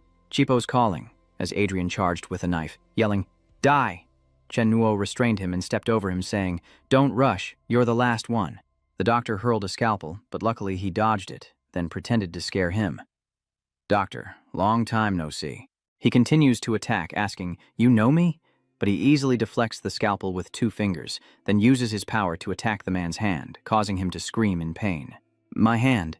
Chen Nuo slowly approached the doctor, unaware of the scalpel coming towards him from behind. He dodges, catches it, and smirks. Knife control? I knew that in my past life. Chen Nuo twirls the scalpel expertly, then plunges it into Dr. Quadraco's throat. He stood up and looked at Adrian. Now it was his turn. Sensing the danger, Adrian threw out some projectiles to create a diversion and immediately fled. Adrian leaps onto the rooftop railing, fear gripping his mind as he wonders what kind of monster he's facing. But Chen Nuo is already behind him, asking, trying to run? But as Adrian turned, he was grabbed by the neck, completing a pentakill. Soon after, Chen Nuo packed the 5 bodies into a car and drove off. He pulled out his phone and made a call. A voice on the other end said, Adrian, calling so soon? Sounds like the operation went smoothly. With a smile, Chen Nuo replied, Captain, I'm sorry, but your men, including Adrian, are dead. After sending the car into the sea, he continued, if you would, send someone to collect the bodies of your 5 men and make sure they're cleaned up. He didn't forget to threaten him, then told his men to take all the bodies and get lost. Back on Duikin Archipelago, the captain asked in shock, who are you? The one-eyed captain's remaining eye glints as he hears Tron Nock's alias. Yama returns to Tron Nock's house, finding him back and putting Teodiep to bed. He thought to himself that the captain, having lost a group of elite subordinates, probably wouldn't dare to act rashly for the time being, but to ensure safety, he should still secretly protect Teodiep for the next few days. Then, Tron Nock went to take a bath, the water and the damaged part on his back causing him some pain. Chen No muses that he's still far from his former peak, suffering from backlash just fighting those nobodies, but his recovery is faster than expected. He smiles to himself. My power was never meant to be within their system of calculation. I'm like a glitch, as I was in my past life. 2 days later, during lunch break, Yingwan saw Chen Nuo dozing off and ran downstairs to call away, happily pulling out a lunchbox. Ginseng chicken soup, Appa, drink up. Chen Nuo coldly refused, not wanting to eat. But Yingwan persisted, sitting down beside him and scooping up a spoonful, saying, Appa, just a little bit. My mom said you should have chicken soup when you have a cold. She then asks, Appa, what do you want for dinner? I'll get you some seafood tofu soup. Tron Nock smiled. And some crab meat bibimbap. I suddenly have a craving for it. Oh, right, and cold noodles too. The classmate with glasses, enraged by Crash's affection for someone else, cursed Chen Nuo under his breath, calling him shameless. Ordering more food, huh? Being handsome lets you get away with anything. Yingwan, hurry up and put him in his place. Don't let him treat you like an errand girl. But contrary to his expectations, Yingwan stood up, smiling sweetly as she replied, Okay, I'll go get it ready. He eats and savors the taste, finding it quite good, as KK heads downstairs. Then she handed Chen Nuo a bag, saying, Hurry and put this on. You kept coughing in class and it's so cold. You're sick, so you need to bundle up. Chen Nuo took the sweater out of the bag and asked, Kaka, does Sun Shengli know you took your dad's sweater? She replied, My dad's asleep at home. He won't notice one sweater missing. Just put it on. He didn't dare complain, but he couldn't help but think the sweater was a little ugly. Kaka was on the verge of tears. He drank someone else's chicken soup. He quickly appeases her by agreeing to wear his future father-in-law's sweater, and she asks, Should you take a few days off? Seeing his less-than-stellar condition, Chen Nuo realized the time had come for him to act. He then tells Kike that his shop just got a new shipment of cars due to a problem, and since he does business with the factory, he plans to go along on a business trip to learn how things work. Seeing KK's worried look, he pats her head reassuringly. Don't worry, I'll be back in 3 or 4 days over the weekend. Just think of it as a trip. It might even help me get better. Little Ye Shui, I'll need you to look after her this weekend. She immediately agreed. Okay, I'll pick up little Ye from school next Friday. On May 20th, 2001, in Kathmandu, Nepal, Chen Nuo placed some US dollars on the reception desk and said, I need to go to Lukla, then to ABC. He added, I'm in a hurry, please contact them for me. The receptionist replied, Coincidentally, I have some old friends who will be flying to Everspace Camp tomorrow. You know, the price isn't cheap, and I'll need to ask if they're willing to take on a stranger. BC stands for Everspace Camp. Everspace Camp. Chen Nuo immediately added another stack of bills, and the receptionist's attitude changed instantly. She smiled and said, My friends are all very easygoing. I doubt they'd turn away a young mountaineer from the east. May 21st, 2001, 9:40 a.m., Lucca Airport. A group prepares to board a plane. The young man with the suitcase said to his friends, All right, ladies, let's get ready to go. These two girls are sisters, Nvw Devonsy 18 and Laos Devonsy 24. Uncle, can we leave yet? Nvw asks. Dad said we're waiting for someone. The driver glances up at the approaching helicopter, remarking that their tardy guest has finally arrived. Let's head up first. Chen Nuo steps down. Sorry I'm late. The passenger control officer stepped forward to ask Wilson's guest, May I see your passport, please? Which he immediately provided. No problem. The fake passport, made on the spot, cost $50. Looking at the passport, he asks, Your name is Chenang? Age 21, from HGA. He handed back the passport, saying, Your English is excellent, your accent is perfect. Have you been to London before? Chenang replied, I've traveled a few times. I'm an Arsenal fan. The man extended his hand and said, Excellent, we're all Arsenal fans here. Welcome aboard. As they shook hands, the man added, Just so you know, you're only paying for a seat on our plane. We're not responsible for any consequences resulting from your actions along the way. Therefore, once the Pfizer lands at ABC, our partnership ends. Nak smiled knowingly. Of course, I'm just hitching a ride. Lagos observed him, thinking it was Xinping. She glanced, sizing him up. Anyone with climbing experience would know not to waste power. Because once we reach ABC, charging will be difficult, and he's too skinny to be a climber. And he's late, showing no seriousness. He's definitely here for the glory of conquering Everest, unaware of the danger. So frivolous and ignorant. At that moment, Chen Nuo took off his headphones and introduced himself. Hello, you look familiar. Do you happen to have a nickname, Hummingbird? Lao replies, Yes, it seems you've read my magazine. He exclaimed, Of course, you're very beautiful. Laos immediately thanked him. Chen Nuo glances at the girl, realizing it's Neville, remembering how Hummingbird later became her nickname in memory of her sister, Laos, who saved him. In his past life, the entire Devonsy family would die tomorrow, except for her. Chen Nuo recalled his past life. This was how his story with the hummingbird began. May 22nd, 2001, Lob Peak. The uncle leading the group called down excitedly. Come on, everyone, we're almost at the resting point. Below are the Devonsy sisters. Using a tool like a python, they hooked into the rock and climbed. Rosia took out a knife, thinking, This custom-made knife will finally come in handy today. Seeing him cut the rope, the woman above screamed, Little brother, what are you doing? The uncle stood there and roared. Only in death can I inherit your legacy. And with that, the two fell. The two sisters, heartbroken at the sight, cried out, Mom, Dad! The uncle sinisterly laughs. Don't worry, I won't let your family be torn apart. La silently looks up. Nevu shouts from below, Please, no! She looks down at her sister, smiles, and calls out Neville's name, then grabs onto the man and says, Neviw, keep living. The uncle screamed, You're insane! If you want to die, don't drag me down with you. La mustered all her strength and pushed hard against the rocky cliff.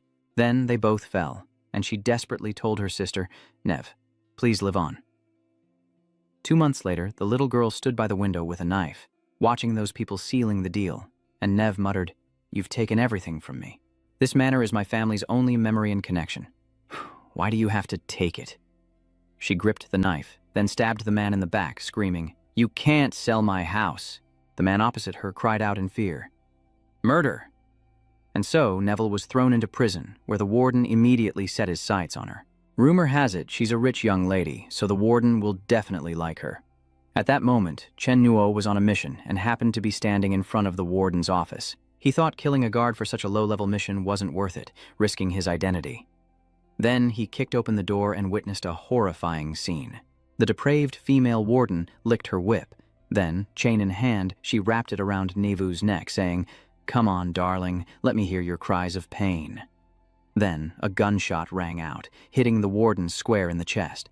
The guard collapsed, desperately calling for help as Nev stood and screamed, "You've tortured me for 6 long years." She grabbed the warden's neck, screaming again, "You've tormented me for 6 long years." He then draped his cloak over her shoulders, saying, "Here, put this on."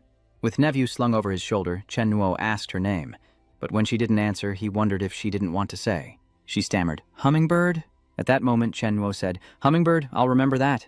But for him, in this life, she wouldn't be a hummingbird. She would be herself. Neville, back in this life. May 22nd, 2001. The uncle waved goodbye to Chen Nuo, wishing him good luck and a pleasant journey. "Young man, we'll be at ABC for the next few days, so don't hesitate to ask if you need anything." He hands Neville something, saying it's a small gift. She opened her hand to reveal a chocolate bar. In it, Neville thought to himself, what a coincidence. How did he know this was my favorite chocolate? Laos, standing nearby, stated bluntly, "I don't like this guy." When her sister asked why, she propped her hand up and answered, "Because he dared to ignore my beauty and only showed kindness to you." On the day of the mountain climb, everything unfolded just like in my past life. Neville's father led the group, encouraging them, "Almost there, the resting point is just ahead." Then, the uncle cut the rope. Everyone panicked, shouting, "What are you doing? Stop! Chip away at the ice! Chip away at the ice! Hold on tight! Don't let go!" Neville fell, but this time, Chen Nuo's hand appeared, catching her waist and reassuring her not to be afraid. He smiles, telling her he caught her. Hearing this, she drifts back to sleep.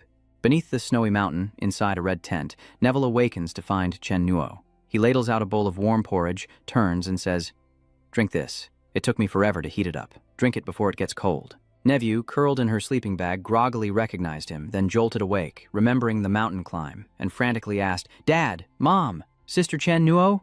Nevu, are you still not awake? There's no one else here. No father, no mother, no older sister Lack, and certainly no Uncle Benjamin." It was all in her head, all just her. Nevu's memories shattered like glass. On May 17, 1997, her parents, famous mountaineers, died in a storm on Everest.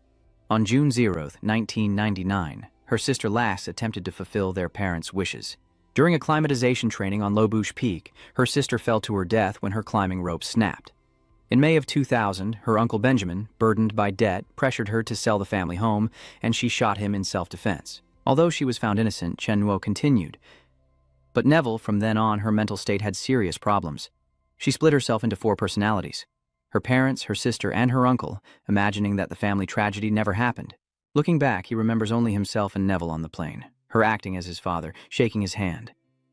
It was a fun trip. Good luck, young man. We'll be at the ABC for the next few days, so let me know if you need anything. Please, don't stand on ceremony. Then she transforms into her sister. Yes, it seems you've read my magazine. He imagines himself as an old man in the mirror. All right, ladies, let's get ready to go. Chen Nuo said, placing his hand on her shoulder. Last month, you missed so much class that you dropped out of Westminster, so the other day you used your sister's passport and identity to join the mountain climbing training project and paid for everyone to take a helicopter to ABC. Then I paid for a ride on her plane, and that very afternoon, while she and her teammates were climbing, she began to hallucinate. She was about to cut the climbing rope with a knife, sending her companions into a panic. "Oh my God, what are you doing? Hold on tight, don't let go, stop, you're going to fall." Ice pick. Ice pick. Chen Nuo thought to himself. In his past life, Nev had cut the rope, severely injuring 2 team members, and was forcibly committed to a mental hospital. His mission was to kill Nev. Unfortunately, that twisted headmaster was all too real. Back then, he stood outside the office and murdered a noble heir. all within the walls of the asylum. Don't take low-level missions like this. It's beneath you. This is the truth, and I'm sorry for dragging you out of your dream. Because of the hummingbird, she was trapped in a nightmare of her own making. Beautiful on the surface, but a dark abyss in reality. Neville was stunned by those words, tears streaming down her face. She buried her head in Chen Nuo's chest and wept. He recalled how, in his previous life, the twisted director had tormented Neville for years, driving her completely insane, never to escape. This time, I'll help you banish this nightmare. The next day at the burial site, the cross read, "The Devonseye couple, forever at rest, on Everest. May their souls rest in peace." Beside the cross, a climbing hook holds an ID tag. Neville removes her own tag and hangs it alongside her sister's. "You said, my parents and sister all remained on this mountain. This mountain has been in my mind." The two turn away, and Chen Nuo encourages her, "I've taken care of everything. I've reassured the climbing team you joined." After all, she suddenly cut the rope with a knife, which terrified them, but fortunately, there were no casualties.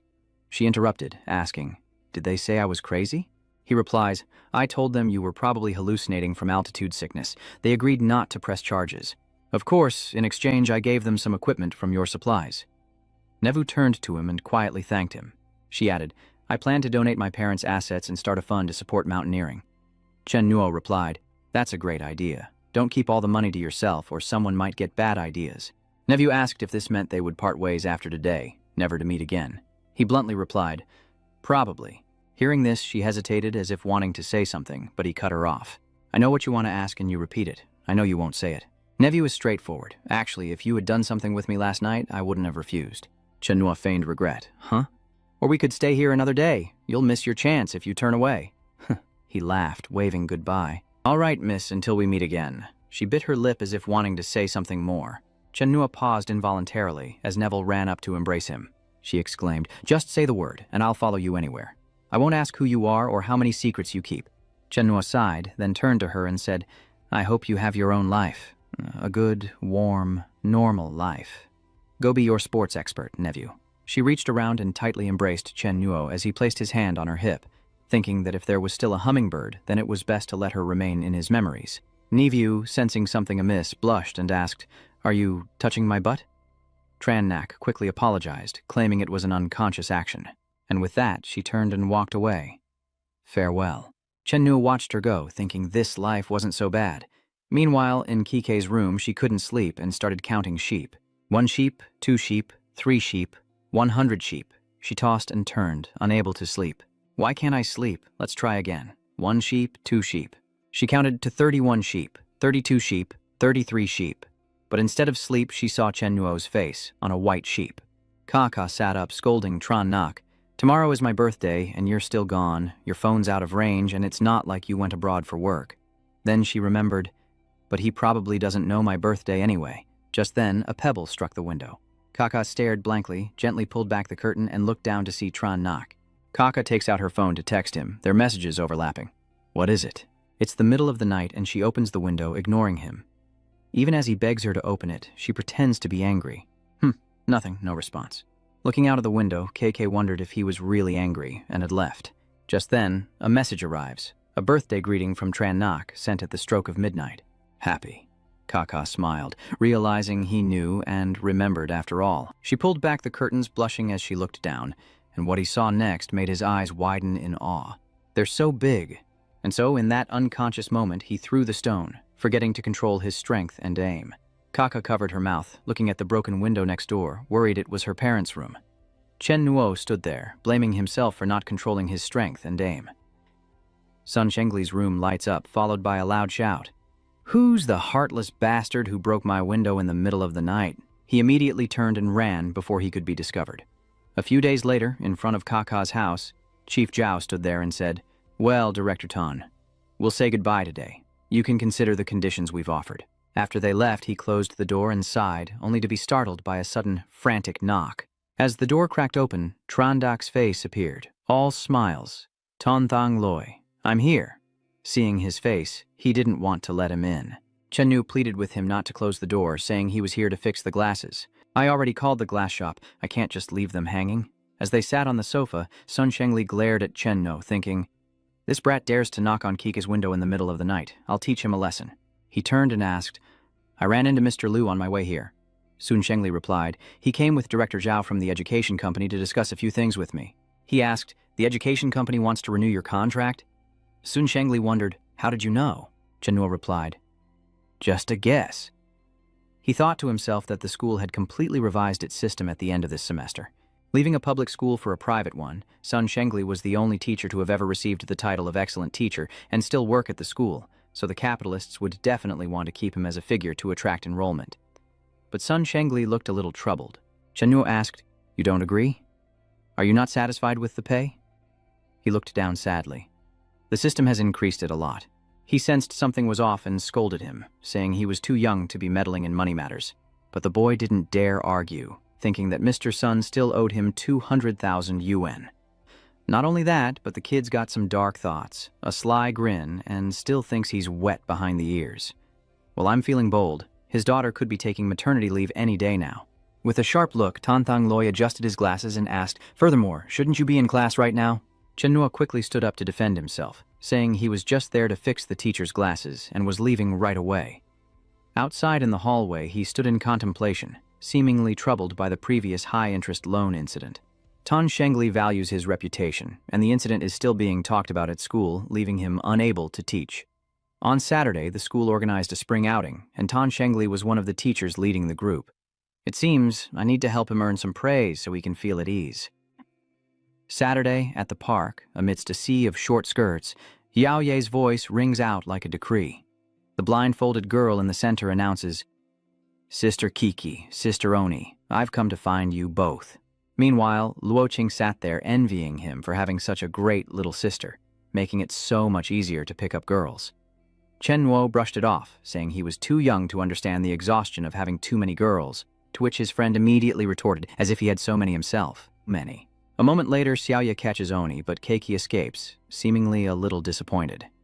Meanwhile, Chen Nuo is pleased, glad he brought Xiaoye along, or things could have gotten messy. He then got up and told Luoqing to keep an eye on them for him, while he stepped away for a moment.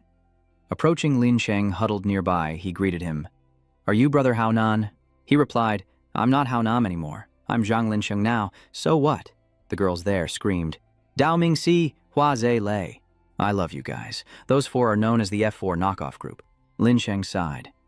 The era of the mob boss is over. Brotherhood and loyalty are a joke. I should quit while I'm ahead. Chen Nuo encouraged him, saying that trends come and go and the F4 fad would soon pass, so let the underlings have their fun. He smiled and asked, right? Zhang Linsheng, can you swim? Linsheng replied, no. Can't swim, huh? Hao Nan's gonna owe me again, Chen Nuo muttered. He threw Linsheng into the lake, saying, I'll make it up to you later. Then he shouted, Mr. Sun, help! Someone fell into the water. Hearing the cries for help, Sun Shengli rushed out, already taking off his shirt, and asked, where? Chen Nuo held back Luoqing and pointed to the lake, saying, there, Sun Shengli, hurry! Confused, the friend protested, don't pull me back. I can swim and help. He jumped in, adding, students, stay back. Sun Shengli quickly swam towards Lin Sheng and brought him ashore. Hang in there. When it was Sun Shengli's turn to climb out, he slipped, but luckily Chen Nuo's hand caught him. Kokei rushes over, worried, asking, Dad, are you okay?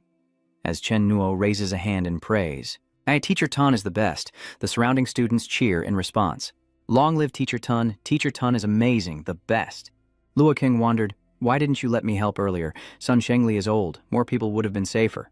Chen Nuo thought to himself, that was a close call, and then patted his friend's shoulder, saying, I'm here. Nothing will happen. Then he turned and waved to Li Yingwan. Lan Tan rushed over, asking, Appa, what's going on? Chen Nuo mentioned that since his family lived in the commercial investment district, they probably knew some local media people.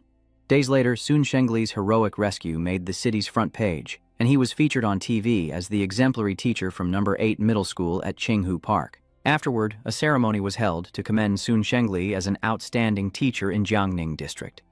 At Sun Shengli's home, a representative of the capital announced, Mr. Sun, headquarters has ordered me to retain you at all costs. Compensation is easy. Furthermore, you will be the head teacher of the graduating class, the head of the grade level, and be responsible for the school's research work, and assistant principal. And this is practically vice principal status. The contract's ready to sign whenever you are. At 40, Sun Shengli was about to reach the peak of his life. After school, Lin Sheng put on his new amulet and thought, every time I see that jerk Chen Nuo, I get stabbed in the back. I'll have to avoid him from now on. He then saw Sun Keiki. Doesn't she live in the school's faculty dorm? But that's not the way she goes home. Lin Sheng secretly followed her, seeing her enter Loi's bike shop. Is she buying a bicycle? Inside, Dai Loi announced that he'd gone out for lunch at the noodle shop down the street and would probably be back soon. Or she could call him. Kaka hurried out, saying, "No need, I'll go find him." Once outside, she suddenly remembered she forgot to give Brother Loi his gift. Thanks to him, Chen Nuo has this job.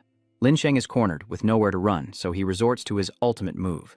He pretends to tie his shoes, repeating, "Don't see me, don't see me, don't see me." But Kaka approaches and asks, "Are you Zhang Lin Sheng?" He stands up, scratching his head with a smile. "You remember my name?" Kaka responds. "Your name's been quite the topic lately, especially since it's linked to her father's." She wonders why he's here, and if he's following her. He quickly waves his hands in denial, saying, No, I live nearby." In a nearby car, the bald man asked, "Is that them?" The man next to him replied, "Probably." Inside the shop, the bald thug spoke up, saying it was them. A student and a girl who often came to see him. It was those two, and so they immediately took action. Two men stepped out with the order to move quickly. They immediately dragged her away. One of them grabbed Kaka and covered her mouth with a cloth. Lin Sheng was shocked and exclaimed that it was a kidnapping, as the man in the car rolled down the window and asked, "What? I heard you're tough and a good fighter." Long Sin thought to himself, his reputation as the hero Haonam of Batrung Hai had spread throughout the district. Even though he wasn't involved in the underworld, legends of him already existed there. He pointed towards the back of the car, ordering them to get in if they didn't want trouble. "Boss, we want to meet you, to talk things over properly. You don't want anything to happen to her, do you?" Long Sheng thought to himself. Sun Shengli saved me once. I can't just sit back and watch. Even though I'm out of the game, I can't abandon my bro Haonan's sense of loyalty. He pointed and shouted, "Don't do anything stupid. The guy in the car wants you, so get in." After the car leaves, Kaka's bag falls to the ground, and soon after, Chen Nuo returns from his meal. Dale asked, "You're back, Brother Nuo." He wondered, "Didn't KK come with you?" "Kaka came looking for you earlier. She said you were having noodles at the shop down the street, and then she left." "She didn't see you?" It seems she didn't. Hearing this, Chen Nuo replies, "I went to the supermarket earlier to look for it." A few minutes later, he realizes this is KK's bag. Chen Nuo picked up the bag, sensing something terrible had happened to her. Cut to the backyard of Jiafeng Hall, where the kidnapping van was parked. Seated on a chair was Thon Sun, as his disciples respectfully greeted their leader, announcing, "We've brought them." Seeing Keiki cry out, he threatened her, "Shut up or I'll deal with you." Meanwhile, Lin Sheng was bewildered, wondering where he was. He signaled for them to sit, and Lin Sheng sat down beside him, as Qingshan picked up a cup of tea, saying, "First, I admire you greatly. It's been 20 years since I've suffered such a great loss. I was in the hospital for 15 days, and my mother even got pneumonia, almost swelling up her arm from the IV. He wondered blankly, "Who is this? Why are they looking for me?" "I don't know anything," he continued, "and I'm still recovering from the stitches. Young man, don't you have anything to say to me?" Lin Sheng blankly drinks more hot water, causing Lao Li to choke and spit out his drink. Upon hearing this, his men charged forward, asking who this arrogant punk thought he was and threatening to cripple him. Lin Sheng was terrified. Were they really going to attack him? Qingshan wiped his mouth, signaled his men to stop, then picked up his tea and continued, "Young man, we haven't really gotten acquainted yet." He introduced himself. "I am Li Qingshan, and my fellow gangsters call me Master." "Young man, which gang are you with?" Lin Sheng scratched his head and replied, "I'm Chen Haonan, from number 8 high school." Qingshan scoffed, thinking, "You think I haven't seen Hong Kong films before, Tran Hao Nam?" He continued, "If you don't want to talk, no need to rush. We have time to get to know each other." His men brought out a suitcase full of money. "It's not much, 500,000 yuan, a little gift for my new brother, but I want something in return." Meanwhile, Lin Sheng thought, "So much money and such a good deal." He set his terms.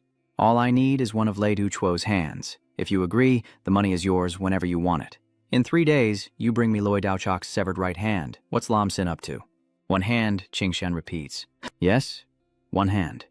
Kaka trembled as he said, "For these 3 days, your confidant will have to be my guest. Rest assured, I'm a man of rules. I'll make sure she eats well and doesn't lose a single hair. In 3 days, bring the hand back to exchange for the person." Lin Sheng was sweating with worry. "What is this? Whose bald head is this mistake?" "Another arm. I haven't finished my homework yet, boss." "Wait," he called Sun Ki-K his confidant. "Could it be they've mistaken me for someone else? If he's found out, these thugs will kill him, maybe even Sun Kiki. He has to keep pretending."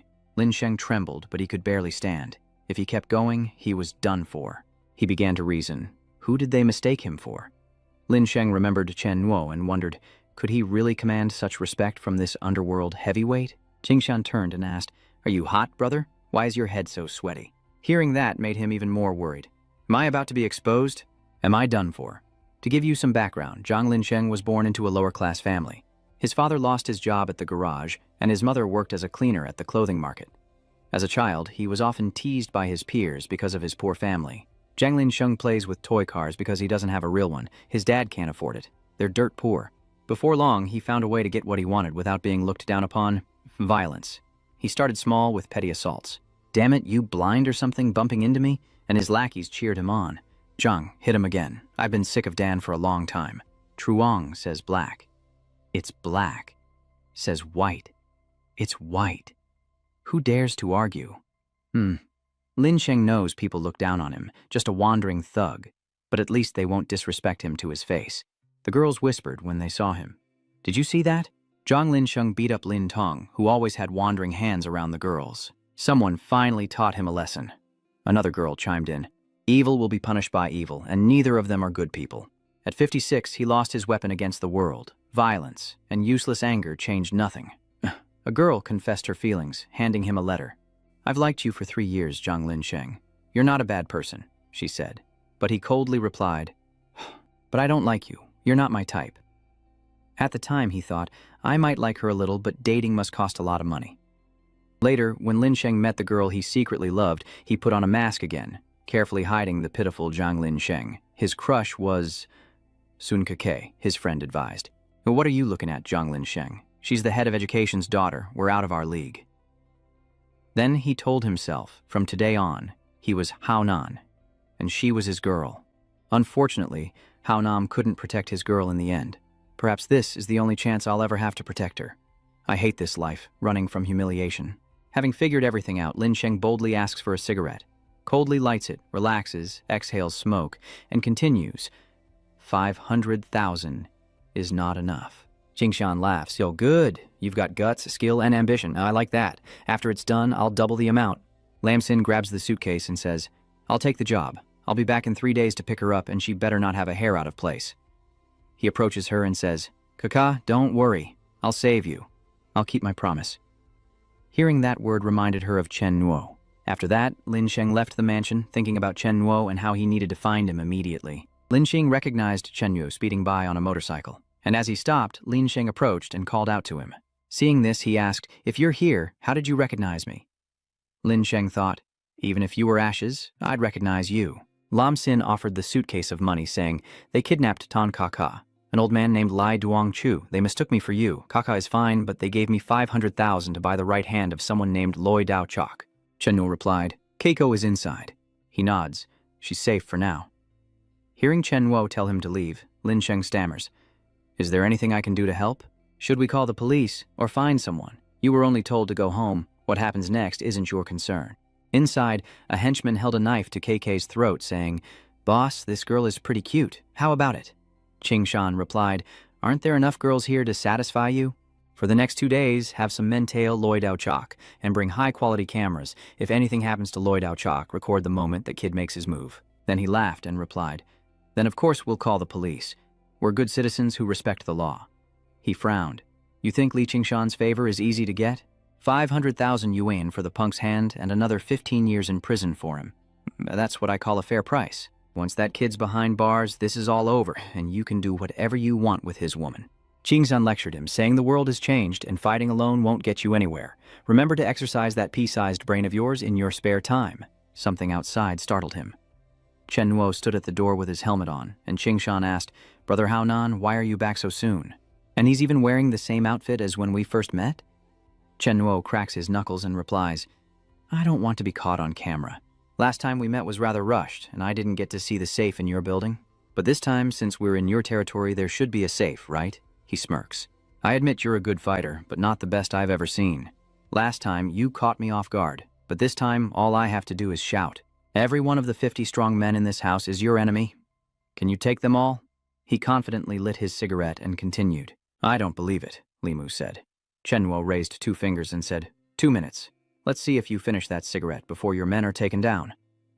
"Arrogant," Qingshan said, exhaling smoke. "I've seen something new. The best fighter I ever met was at a casino when I was 40 during a jade deal in Burma. He was a bodyguard for a big boss." He closed his eyes, reminiscing about what a true master looked like. His men immediately roared, "Brothers, let's go!" His voice still echoes in my mind. I saw with my own eyes how that man could scale walls and leap across rooftops, his fists whistling through the air, each blow capable of shattering a tree trunk as thick as a bowl. In the Myanmar gem mines, that master faced a dozen men with knives alone, beating them so badly they scattered like fleeing chickens. But what did it matter? 2 years later, that big boss was ambushed in a mine, and that martial arts master was beaten to a pulp with 2 guns pointed at his head. Thansun took another drag of his cigarette and continued, "So, martial arts are still afraid of swords, and high-level skills are useless against a gun. In this world, influence, connections, and intellect reign supreme. A lone warrior, no matter how skilled, is just a tool to be used." Terrified, Qingshan reached inside his coat, stammering, "How could this be?" Chen Nuo approached, saying, "You're a somebody, so you must have a brain. You wouldn't have accepted it if I hadn't let you draw your gun. Go on, draw it." Qingshan pulls out his gun and yells, "Die!" But surprise, Chen Nuo caught the bullet with 2 fingers, pushed him back into the chair, and continued, "For some, the world never changes. Because they are the world." Chen Te asked, "Do you yield? I gave you a chance to shoot, a chance to fight. Now it ends. I won't interfere in your affairs or those of the bald guy, but what should I do?" "You're no fool, you must know that," Qingshan quickly replied. "Yes, you are my god now. Whatever you say goes. But the bullet you shot at me earlier cannot be ignored. Spend the rest of your life in a wheelchair." He placed his hand on the man's thigh, and Li Qingshan cried out in pain. Afterward, Chen Nuo carried KK to the car, reassuring her, "It's okay now, don't be afraid." Looking on, Lin Sheng thought, "In the end, I couldn't do anything. Chen Nuo, you must protect Sun KK. She's the girl for you." "Are you still Chen Nuo? You feel so different. I hardly recognize you anymore." "Am I not better now?" he asked. She replied with some worry, "Better is better, I guess. You used to be so dark, pushing people away, and now you shine so brightly and it scares me." "What are you so afraid of?" she asked, holding him tightly. "I saw you take down a bunch of guys earlier. When did you get so good at fighting? Chen Nuo, what exactly happened to you? Why do I feel like you're drifting further away? You're like some mysterious kingpin, and I'm just an ordinary girl. I wondered what would become of us." "You don't like studying, so you probably won't get into college, but I like you. When I go to college, I'll visit you and Brother Lei's auto shop whenever I have free time. After graduation, I'd find a job near you, and we'd see each other every day after work. I even imagined visiting with you fixing cars and Da Lei greeting me. Kaka is here. Chen Nuo, don't work overtime today. Go out with Kaka. When are you planning to get married? Don't waste a girl's youth." She even imagined that if they got married, they would work hard to earn money, buy a small house, and live with Tio Diep. "Then I'll have a cute baby just like Xiaoye." Kaka imagines them together, asking each other why they can't sleep. "Don't stare at me like that, or I'll be afraid I'll forget you in the next life. I want to remember you so clearly. In the next life, no matter what you are, a puppy, a grasshopper, I'll find you. If we have money to spare, we'll stroll through the streets, watch movies, and hold hands in the square. Time passes, and when our hair is gray, even if old age makes us forget everyone else, I will still remember you." Then, a scene of old age, one person with a cane leading another. "Old man, are you going to see Brother Loi at work today? Who is Brother Loi again? And who am I?" "You are Sun Kiki." "What about me? Do you even remember who I am?" "You are my Chen Nuo." Returning to reality, she sobs uncontrollably. "But now I can't imagine a future with you anymore." Hearing this, Chen Nuo sighed, braked, and stopped the car, then took off his helmet and turned to call her. Kaika, he put the kickstand down, reached out, and coldly pulled her in for a kiss. Kaka was caught off guard, her eyes wide with surprise. Chen Nu thought to himself he would do everything in his power to protect his simple life, his family, and his simple love. "Don't worry, when you wake up, I'll still be the same Chen Nuo you know." And so they sat there, KK falling asleep with her head on Chen Nuo's shoulder. Sometime later, she slowly opened her eyes, turned to him, and said, "Chen Nuo, I had a dream that you became an unparalleled hero, going to a faraway place. I ran after you crying, but I could never catch up. I was so sad." He wiped away her tears and said, "Silly girl." KK gets up, confused. "Why am I here? I thought I went to Brother Lei's garage to find you." Chen Nuo replied, "Don't remember? You told me to take you for a drive, then you fell asleep." She startled and asked, "Really? I don't remember anything." "Oh no, am I going to get senile later in life?" "I've made up my mind. I'll start keeping a diary from today." Chen Nuo puts on his helmet, and then they both get on the bike. She suggested going home, then asked if that meant his place or hers before trailing off. It's nothing, Chen Nuo mused. Hypnosis can't completely erase memories. It only makes people temporarily forget a segment of them. As long as Li Qingshan doesn't come looking for her and no one triggers her memory, KK can forget about today forever. But Hao Nan will also have to be hypnotized, just in case he accidentally says something to KK. 1 month later, at Jinling International Airport, Li Yingwan greeted her mother. She waved and ran to hug Yingzi. Mom, I've missed you so much. She asks if I've done what she asked me to do. She replies, yes, I told him we're inviting him to dinner tonight. A direct thank you. Anzi asks how far things have progressed between her and Tran Nak, and Din Yuyen honestly replies that they're still just friends. She was a little disappointed. So there's been no progress. She decided to prepare for dinner. That evening, in an upscale neighborhood, Yingwan and her mother stood with a group of bodyguards. Seeing Chen Nuo arrive on his bike, she turned to her mother and said, Chen Nuo is here. Upon seeing him, they immediately bowed their heads. Ozzy said, your identity is sensitive, so I couldn't make a big scene at the school. I could only have Yingwan invite you. I hope you'll forgive me. Passers-by began to whisper. Who's this? What's the foreigner doing here? Let's talk inside, Chen Nuo said. A VIP room had been prepared for today's meeting, and as An Tu poured the drinks, he said, I heard from Li Yingwan that you don't like foreign liquor, so I had them prepare Yang E Baiju, a specialty of this province. I figured offering local liquor would be a nice touch, Chen Nuo thought with a smile. This kind of hospitality means they need something from me. She gave Yingwan a glass, saying, have a little today, then offered one to Chen Nuo, and the three of them finished their drinks in one go. After finishing her drink, she grimaced and waved her hand, while her mother exclaimed that Chinese spirits were indeed strong. Chen Nuo sat between them, dismayed, having downed his first shot of Baiju in one go. How am I supposed to carry you two back home if you're drunk? Antu stood up again. After that, the mother and daughter knelt down and said, this cup of wine is how the entire Li family thanks you for your kindness. If the Li family wants to express their gratitude, a man in the family should be the one to do it. But my son hasn't been feeling well lately, so I didn't bring him. He startled and quickly refused. There's no need for that. Please, get up. Yingwan and I are equals. You're her elder. This isn't right. Anzi continues. It must be done. I heard from Li Yingwan that you led the execution that day, avenging my late husband. This is to thank you for avenging him. Besides, if you hadn't intervened, the Li family would have been wiped out. So I'm here to thank you properly and to discuss Yingwan. Chen Nuo stepped forward to help Auntie Z up, saying he actually had something to discuss with her as well. Li Yingwan, she interrupted him. Please, let her stay by your side. He was taken aback, thinking, I was going to ask her to take Li Yingwan home. She continued, please, let her go with you. I know we may be reaching, but we'll serve as subordinates or even as your royal guards in Blue Province. This is the sincerity of the Li family. Please accept it. Hearing this, Yingwan was a little surprised. What is mother talking about? Chen Nuo asked. Are you sure you know what you're saying? She replied, I'm sure. He then questioned her about her previous words. Do you even realize how absurd that sounds? She remained honest. Perfectly. He continued. Was it because you ran into some trouble? Anzi replied. No. This is the only way we Lis can repay a kindness. As he helped her up, he said, repay a kindness. You really didn't have to do this. Could it be that Chen Nuo couldn't help but glance at the lovely girl beside him? He poured himself a glass of wine, downed it in one gulp, and said, I accept your gratitude. He then left, leaving the mother and daughter calling after him, Mr. Chen Nuo Oppa. He walked out the door, waving goodbye, but Antu wasn't giving up. Mr. Tran. No, I'm completely serious about this request. Please consider it. Tran No walked out and slammed the door, leaving her worried. Chen No is angry, and when Yanwan turns to call for her mother, she's immediately scolded, be quiet.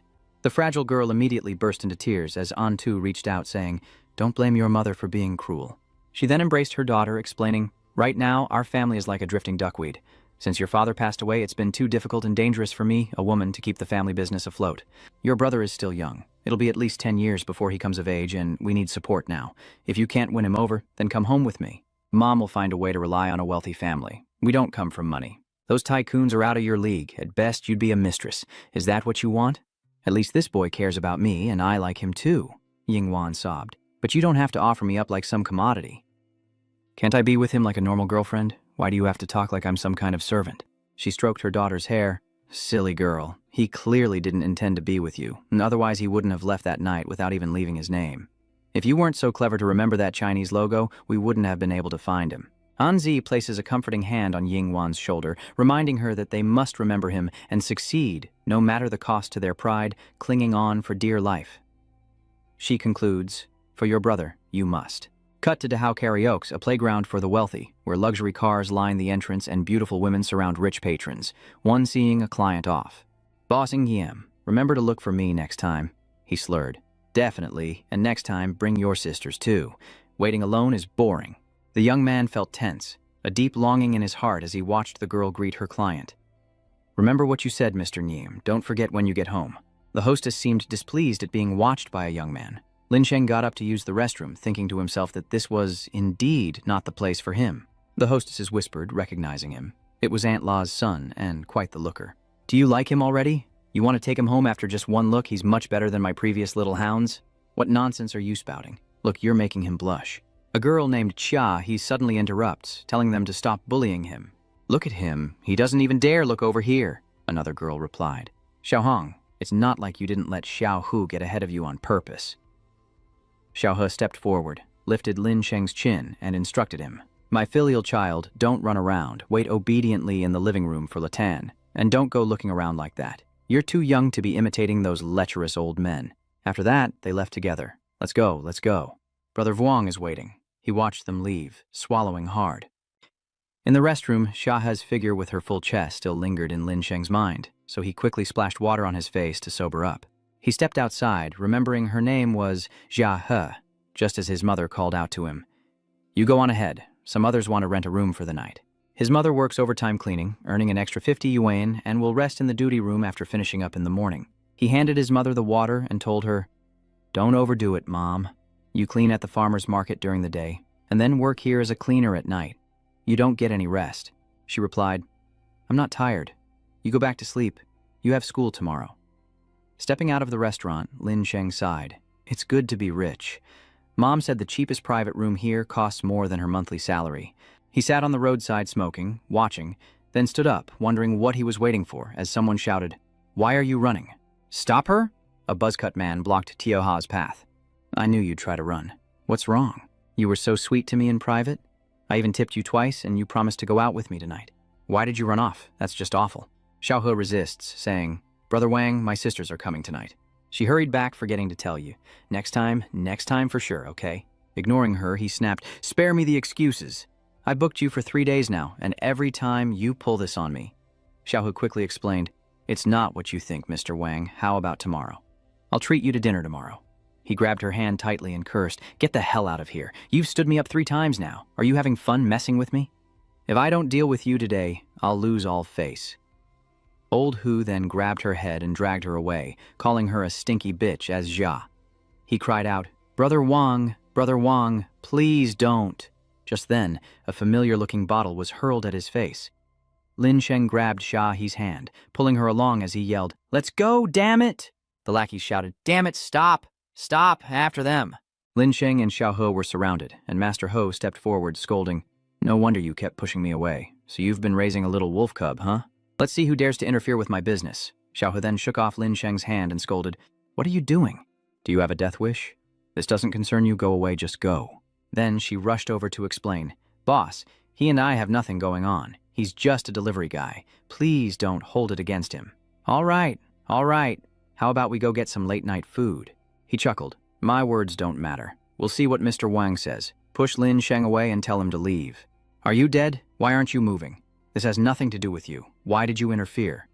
He stood there stammering as old Hu approached, a mocking smile on his face. "Oh, pretty tough. Let's see what your little wolf cub looks like." His eyes flashed, and the lackey next to him asked, "Brother Wang, what do we do? Should we take care of him?" His face suddenly changed, pale with fear, as he took a slight step back, then stammered at his men, "Take care of him. Take care of him. All you know is take care of him." He thought to himself, "Oh, crap, why is it this little killer? I saw him take down over 70 people at Jiafeng Duong that day and completely cripple the gang leader." Old Hu Kui collapses. Great sir. I truly didn't recognize you just now. I'm sorry. It's a misunderstanding, all a misunderstanding. I truly didn't know Xia He was with you. I was wrong. I'll leave immediately." Lin Sheng coldly retorted, "Do you know me?" He kowtows, saying, "Yes, yes, I know you. I didn't before, but I wouldn't dare not to now."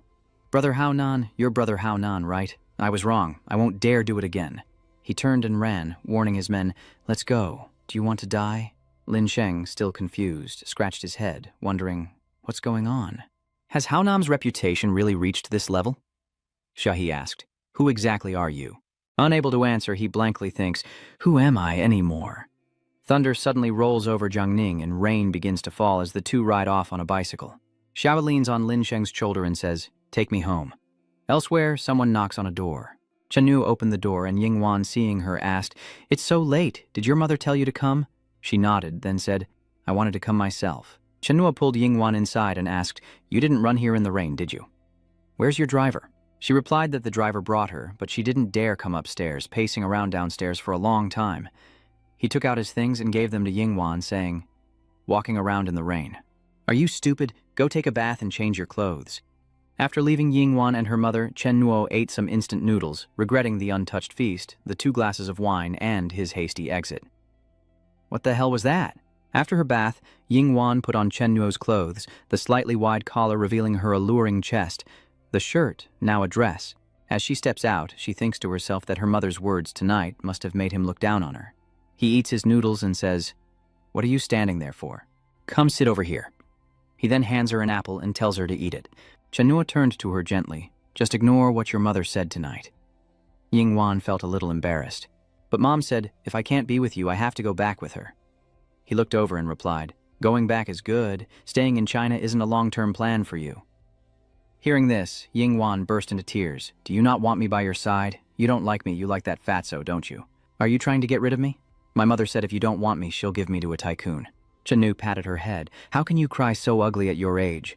Then just trick your mother and say you've already followed me." Yingwan sobbed. "Why do you call it a lie? Brother, why can't I be your woman?" Outside the hallway, as fate would have it, Lin Sheng and Xiao Hu had just returned, and as she opened the door, he heard the sound of a girl crying from the opposite room. Chenua tried to comfort her, saying that disturbing everyone in the middle of the night would bring complaints, but Yingwan continued to cry loudly. "I'm so heartbroken, let me cry a little more." Lin Sheng cursed inwardly, making women cry, what a jerk. Then he turned and said, "Xiaohe, I'll head back then." But as he turned to leave, she called out, "Wait." Lin Sheng looked confused. "Is something wrong?" Suddenly, Xiaohe ran over and kissed him, then winked as she went into her room. "Thanks. Next time you take me home, I'll invite you in." "Good night." Lin Sheng, blushing, waved good night to her as well. After being kissed, an excited Lin Sheng pumped his fist and cheered loudly, lost in the moment, accidentally slamming on Chen Nuo's door. Inside, he thought, "Yingwan, see, you're making people complain." But when he opened the door, the guy had already run off. Chen Nuo scratched his head, watching him leave. "That back looks familiar." He turned back to the room and asked Yingwan. All cried out, "Let's go, I'll take you home." She sniffled, hesitant. "Can I stay here tonight?" Then she continued. "Mom asked me so many questions today, like how far along things have gotten between you and me after all this time." "What did you say? Did you tell her you were practicing lip reading?" Clutching her fist, she asks, "If I go back tonight, Mom will definitely ask a lot of questions again. Can I stay here tonight? I don't want to hear it." Chenna pointed to the room behind him. "You'll sleep in Xiao Ye's room tonight. She's staying at school and won't be back until the weekend." He thought to himself that the little firefly was still as stubborn as in her past life. Yingwan stood up and called out to Oppa, then actively ran quickly into Chen Nuo's room and quickly sat down on his bed. Chen Nuo stood with his arms crossed, asking, "Is this what your mother taught you?" Yingwan stammered. "No, no, no," Chen Nuo pressed. "Isn't it?" She retorted a bit sharply, raising her voice. "So what if I did?" "Oppa, why don't you like me? I'm not a child anymore, am I not attractive? Don't you want to sleep with me?" Chen Nuo recalled that Firefly had asked him the same question in his previous life. "Am I not pretty enough? Why won't you sleep with me?" Then he moved closer to the bed. All right. Chen Nu collapses onto her, and Yingwan closes her eyes, expecting tenderness, then slowly opens them, wondering what he's doing. Why hasn't it started yet? Yingwan sees what Chen Nuo is doing. He stood up, dusting off his hands. It was done. Yingwen's feet are bound by the chains, and she cries out, asking what he intends to do. Chen Nu stood there and said, "Don't scream. Be a good girl and go to sleep tonight. If you keep screaming and acting up, I'll throw you out the window and hang you with a rope. I mean what I say." Then a conversation unfolds in the darkness. "Oppa, am I not pretty? Why don't you like me?" There are feelings that run deeper than simple affection. Is it love? Go to sleep, tell me, Oppa. Oppa, you're pretending to sleep, aren't you? The next day, Yingwan stretches in front of Chen Nuo. Seeing this, he asked, "You're awake? Go brush your teeth, wash your face, and head back." She ran to grab his hand, saying, "But my mother is very perceptive. If nothing happened last night, I'm afraid I won't be able to fool her." "I don't want to go back," Chen Nuo said to her. "This is a good way. Turn around. It'll hurt a little, so bear with it." Then he slapped her butt. Yingwan blushed and cried out softly, "Ouch, that hurts." She rubbed her bottom and complained, "That hurt. Why would you hit me so hard?" Looking at his hand, he recalled that the feeling hadn't changed. In his past life, he'd disciplined the little firefly quite a few times. Then he turned to her, smiling. "Your mother will understand when she sees the handprint on your butt." "Oh, right. It's best to add one more. Does it usually hurt this much? When you get home, play it up for your mom." Yingwan wonders why. Chen Nuo replies, "You'll understand later." On Wednesday afternoon, Xiaoye politely walks out of the gate. "Goodbye," she says politely, and the teacher responds gently, "Goodbye, everyone, have a good weekend, and don't forget your homework." Music plays, and she fears falling in love, afraid to get close. Before, her teacher had reminded her, and now, Xiaoye feels a little more grown up. Don't let her watch age-inappropriate shows at home. Chen Nuo understood the problem then. "Yes, ma'am, I'll be more careful." He decides he'll have to lock the TV remote away. The phone rings. It's little Firefly. Chen Nuo answers, asking, "What's wrong?" "Did you manage to fool my mom?" Yingwan asked, her voice hurried and fearful. "Hurry over here, Dad. Something's happened to Mom." He hung up, his face etched with worry. What could have suddenly happened to Jiang Yingzi? Keiko was forced by Sun Shengli to go to tutoring. Sun Shengli is very busy at school and not at home, so he can only temporarily leave Xiaoye at Brother Lei's house. He then told the little girl, "Xiaoye, I'm taking you to a fun place today, but I can't pick you up until later, okay?" Xiaoye obediently agreed, and he headed to a luxury hotel, walking towards room 88, guarded by 2 bodyguards. He entered and saw Brother Z lying there, asking, "What happened?" Yingwan replied, "Mom took a bath and rested at noon, but she didn't wake up in the afternoon and suddenly had a high fever. Even the doctor couldn't find the cause." Chen Nuo leaned down to observe, his breathing erratic. "There's a strange smell here. Why?" He looked around, then asked, "Has this room been sprayed with disinfectant?" "No, go check the shower." Chen Nuo swabbed the showerhead with a cotton swab and held it to his nose. Sure enough, it was poison. He turned to Yingwan and said, "Someone poisoned her. This dissolves in water." Someone secretly applied poison to the showerhead, so when she showered with hot water, it dissolved and seeped into her skin. Worried, she asks, "What do we do now?" Oppa reassures her, "Don't worry, her condition isn't serious yet. As long as she avoids the poison, she'll gradually recover. With me here, nothing will happen to her, but you must act like you know nothing. From now on, trust no one but me, not even the guards," he warned, and Yingwan obediently replied, "Yes, I only trust you, Appa." She asked her brother who would want to hurt Mom. He replied, "That's what I need to figure out." Chen Nuo left, telling Yingwan to take good care of her mother as he had some business to take care of, burying someone. He went downstairs, drank a Coke, and pondered. The assassination method was slow-acting poison, and to ensure success, they definitely left something to monitor the target's every move, making it easy to compensate for any unforeseen events. So, the 2 bodyguards are the most suspicious, but after what happened with the chief, Jiang Yingzi would never be foolish enough to trust someone with an unclear background. Chen Nuo looked up, knowing for sure that the floors of the opposite hotel were the most suitable for assassination. Given Kuang Antu's floor, the poisoner must be hiding between the 8th and 10th floors. 10 minutes later, he stood before a room with a "For Rent" sign. This is the only place left, he thought. The other rooms are either active businesses or under renovation, and this room has the perfect angle to observe Jiang Yingzi, the perfect spot. Chen Nuo reached for the doorknob, channeling his power. He opened the door and stepped inside, declaring that he'd caught him, noticing a small tube nearby. Suddenly, a dagger lunges toward him. Trannak dodges repeatedly, and despite the relentless attacks, he strikes the assassin's neck, sending him crashing down. A thin line of blood appeared on the assassin's neck. Clutching his throat, he asked, "Who are you?" Chen Nuo speaks Korean with a southern accent, then smiles and replies, "I am Kang Ho-dong," and he sits there cursing. Monty told him to calm down as he unleashed his power, and 10 minutes later, the man lay motionless on the floor. After searching, Chen Nuo was disappointed. What luck. He didn't find anything useful, just a fake passport and a hotel card, but hopefully he left something good at the hotel. Back at the motel, Chen Nuo sits with the USB in his hand, examining it. "Looks like we've come full circle," he says. A familiar symbol appears on the USB, and the screen displays an official request, seeking a giant octopus, the bigger the better, high price offered. Chen-no logs in and says, "This Underworld website really brings back memories." In the Underworld, espers are divided into 5 levels based on their strength. In his past life, Chen-no was a controller-level powerhouse, hired as a security consultant for the bizarre White Clan website for a hefty $10 million a year, only needing to act once a year to help the site deal with potential threats. At the time, the boss handed him a bag and said, "Here's $10 million in a gold account for the Yama website. Happy working with you." He accepted it, but compared to the high-level gold account, Chen-no preferred the black-level sub-account he'd bought. Back in reality, his account name was Blade 458, uninspired and lacking personality. Let me change the name. Burner of Young Girls' Souls. You can tell he's handsome just from the name. I suggest adding another 2 million. The computer screen displays information. ID, Heartthrob Arsonist, account level, black tier, balance, $2 million USD, withdrawal and transfer options, type of commission, assassination target, Zhang Yingzi, along with basic target information and completion standards. The target died, the commission time is 15 days, 11 days remaining, reward of $500,000, mission level D, mission status, incomplete. Chen-no muttered, "Jiang Yingzi's mission has 11 days left.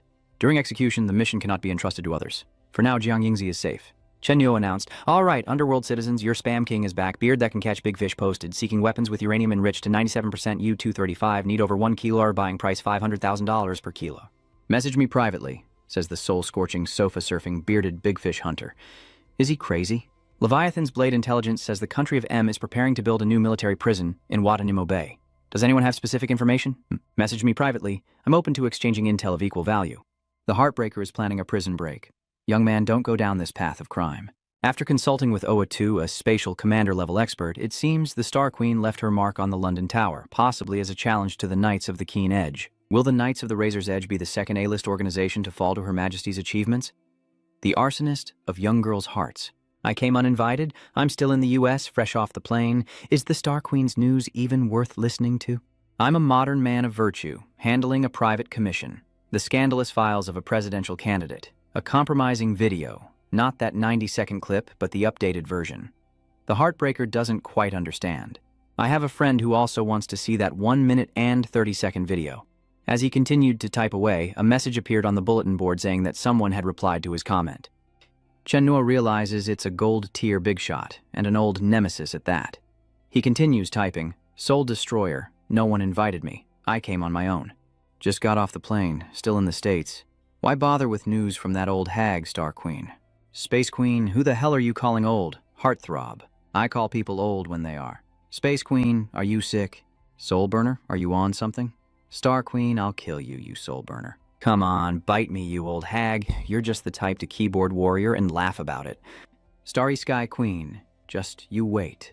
A destroyer of young girls' hearts, and requests like this are a first for me, lying in wait for whatever's next. Besides, what position do you like? I know them all." In a distant castle, a furious scream echoes.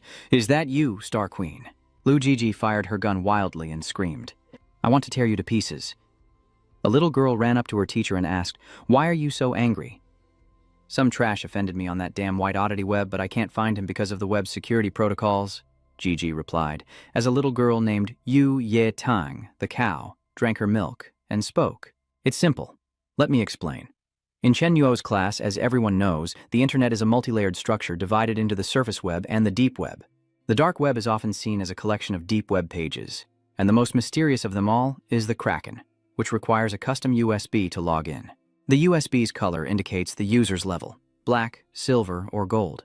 The bizarre octopus website has 3 main features. First, its security is top-notch, never revealing any client information.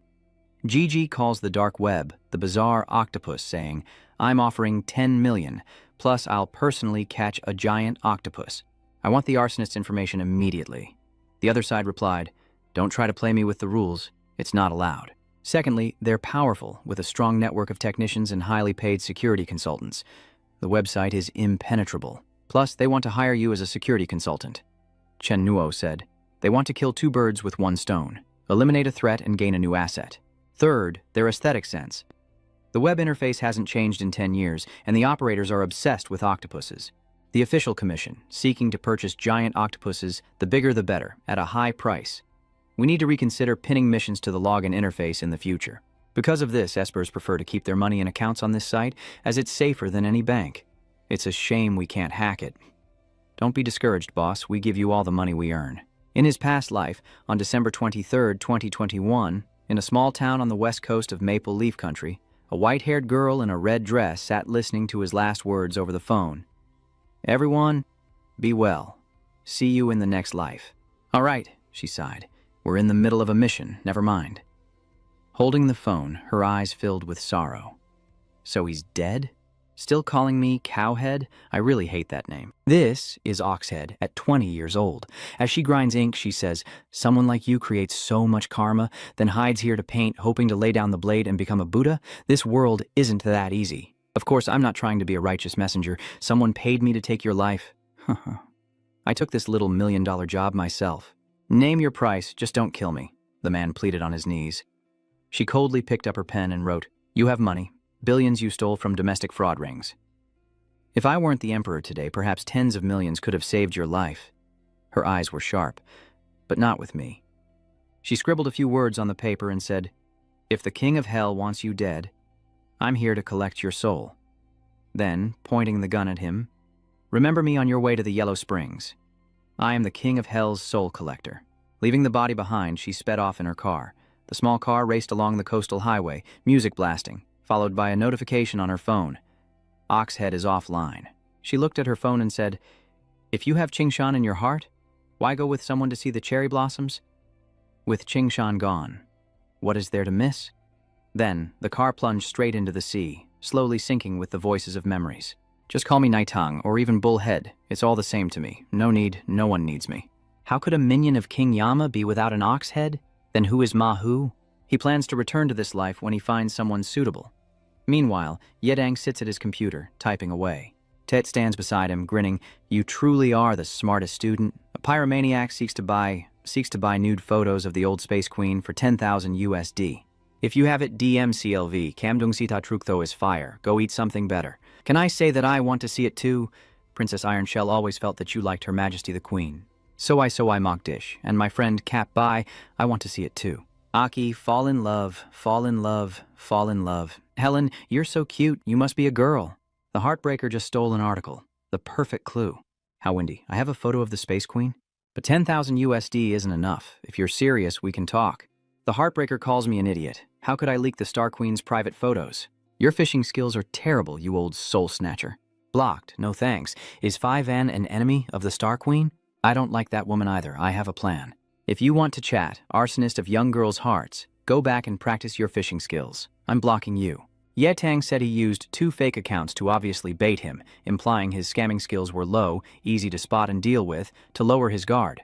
Then, based on his replies, he added 4 new posts including assassination discussions, arms dealing intel, water manipulation, power development analysis for commanders, and one about decoding missing Esper cases from recent years. Finally, this person appeared in the assassination post, suggesting they're likely a telekinetic. How else could Blood Ancestor Dracula use the power of thought to control the speed of blood flow in the target's body, thereby causing reasonable damage to the heart valve? So, the unsuspecting assassination target, the sole arsonist, had a history of cardiovascular disease, which would reduce the difficulty of the assassination. All that's needed is to use the power of consciousness to control the magnetic field, simulating a small magnetic field resonance effect to change the shape of the heart. Blood Ancestor Dracula. My friend, are you one of us? Let's DM and discuss this further. The Defiler of Young Souls says, Okay, DM me. The two burst into laughter, thinking he was hooked. Yadong continued, Not so fast, teacher, but we've successfully approached our target.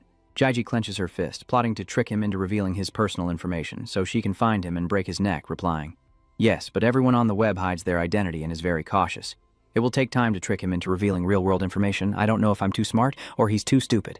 Yetan continued, I'll just leave it as is, slowly letting him think he's found a kindred spirit and drop his guard. In a month or 2 at most, we'll find an excuse to carry out the mission and see if he takes the bait. Okay, said Gigi. Great, I'll seize the moment. I need to go out for a while. There's a very interesting child I want to see. Maybe I can take on another disciple. A notification pops up. Someone replied to your comment. Yetang's eyes widened. He replied to me. Blood ancestor Dracula, your idea of using the power of consciousness to create a small resonant magnetic field is great, but how do you compress the psychic power into a small area? We can discuss that, and of course, arsonists of young girls' hearts are welcome, but when are you sending me nudes of the Star Queen? She stood up, pulled out a gun, and shot her laptop, cursing, "How did this bastard see through me?" Cut to Chen Nuo's place, where, after his keyboard heroics, he stretches and challenges fate. "Little Tang, even if you're reborn, your grandpa is still your grandpa. I know all your little tricks, Nicken. Little Tang is 9 now, so she probably hasn't been the Star Queen's disciple for even a year." He muttered about the Starry Sky Queen, then recalled her ample figure as he looked at his hand, still savoring the memory. Afterward, he went to Da Lei's place to pick up Xiao Ye. "Brother Lei, thanks for your help today. Was Xiao Ye well behaved?" Da Lei ruffled his hair and replied, "She's very well behaved. If I hadn't been so reckless when I was younger, my daughter would probably be about this age." "Brother Nak, I want to ask you something." He then sheepishly said, "I want to adopt Tiu Diep." Seeing Tran Nak raise his fist, Dai Loi quickly explained, "I don't mean it like that. It's just that I really like Tiu Diep. Little Ye calls me father, and you can still call me Lei. Let's keep things straight, okay?" Chen Noa throws his bag at Da Lei's face, but he remains stubborn, saying, "If it really doesn't work, she can call me Dad, and I'll call you Grandpa, then we'll be even." Afterward, he took his sister home and told her, "Say goodbye to Uncle Lei." "Bye, Baldy Uncle." Da Lei shouted, "No, bring Xiaodi over to play sometime." He thought to himself that Xiaodi seemed to like him, which would be convenient later on. As the siblings walked and talked, she asked, "Why is your bag so heavy? What's inside?" "It's a laptop." "A laptop? What kind of computer is that? Where did you get it?" Someone sponsored her. The next morning, during the second PE class, KK sat there, replaying the events in her mind, wondering if she had been dreaming of kissing Chen Nuo by the riverbank, so real it didn't seem like a blur. She stared at Chen Nuo's lips, wondering if kissing him would feel like that. Then she felt a pang of regret, knowing they couldn't spend weekends together after tutoring started. She reminded herself that she needed to be more proactive and make Nak her boyfriend, not letting anyone else get to him first. Blushing, she turned to him and said, "My dad's away on a business trip today." Chen Nuo sat up and replied, "I'm not free for that, unfortunately. I have extra literature classes tonight, listening to lectures." But Chen Nuo had ulterior motives, and that night he offered to accompany her, but KK said she had tutoring. He looked at her sincerely. "That's okay. Just seeing you is enough." Cut to the home of literature teacher Jiang Gang, who opens the door with a smile. "Ah, KK, you're here. Of course I'm on time when you live so close." She replies, "You're on the 3rd floor, and I'm on the 5th. Living so close, of course she's on time." Chen Nuo stood beside her, offering a polite smile. "Hello, Professor?" Teacher Tuong looked at him and asked, "Are you Tran Nak?" "What are you doing here?" he wondered, thinking. A celebrity at the school? How audacious. He's chasing after Kaka all the way here. I've been far too lenient with this little punk. He blurted out, "I heard from Kaka that you're teaching extra classes, so I came to check up on you and wish you a happy Dragon Boat Festival." He thought, Dragon Boat Festival? It's only April. Is he talking nonsense? Then he asked Chen Nuo directly, saying quietly, "I was hoping we could talk in private." Inside the kitchen, Chen Nuo was blunt. "I thought you'd be teaching our class next year. According to KK, you're a great teacher, and I want to learn from you." He casually reached into his pocket, pulled out an envelope, and continued, "So, I was wondering if I could study with you?" Then he turned to leave. "Right, Kaka, I forgot to ask you about something." The teacher pondered, holding the envelope in his hand. This kid is sharp. This envelope is thicker than what some other students offer. What to do? This kid is clearly hinting at something. Then, with the 4 of them together, Mr. Zhang cleared his throat and said, "Let's begin. Today, Tran Nak will be joining us for tutoring. Tran Nak, did you bring your language textbook and workbook?" He immediately scooted closer to KK and replied, "Oh, it's okay. I can share a book with KK." A few minutes later, Mr. Zhang began the lesson. "Do you all understand the meanings of tu ku? Now everyone, say a word that contains it and then explain its meaning." The boy with glasses said, "Raise your hands and feet. Kahir is the upward motion, like Kaka's ku trong nuak kan." It also implies an upward motion. Chanu looked at her and said, "Juan Chisi." Teacher Z thought to himself, "Why is he looking at Sun Kiki?" He continued, "And what about the character Tuong? Ba Tuong Thuong, huh?" Coldly observing, Tran Nak looked at Kaka and said, "Respect each other like honored guests." Mr. Tuong, a little hot-tempered, said loudly, "The word white has a clear color, describes purity and has many meanings. Chenno, if you dare say grow old together, get out of my class." He replied softly with rosy cheeks and red lips. As he was lecturing, someone knocked on the door. He went to open it. So, that's Zhang Linsheng and his father. The father brought a bag of gifts and politely said, "I'm really sorry to trouble you, teacher. I don't expect much. I'll be happy if he just gets into a vocational college." He accepted the gift with a smile, saying, "Not at all, you're too kind." Then Mr. Zhang kicked Lin Sheng's butt, instructing, "Study hard, you hear me? If you dare disobey me, I'll beat you to death." Teacher Tuong told him to go in. "Don't just stand there. Go in and sit down." He pondered, already having 5 people, and could only have him join someone.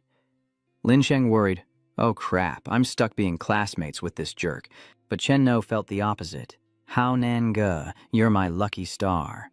Heaven's will. He immediately raised his hand. "Mr. Tuong, let him come over here. I can squeeze in." He just held his head in his hands. "Fate, it seems," Chen No pretends to whisper.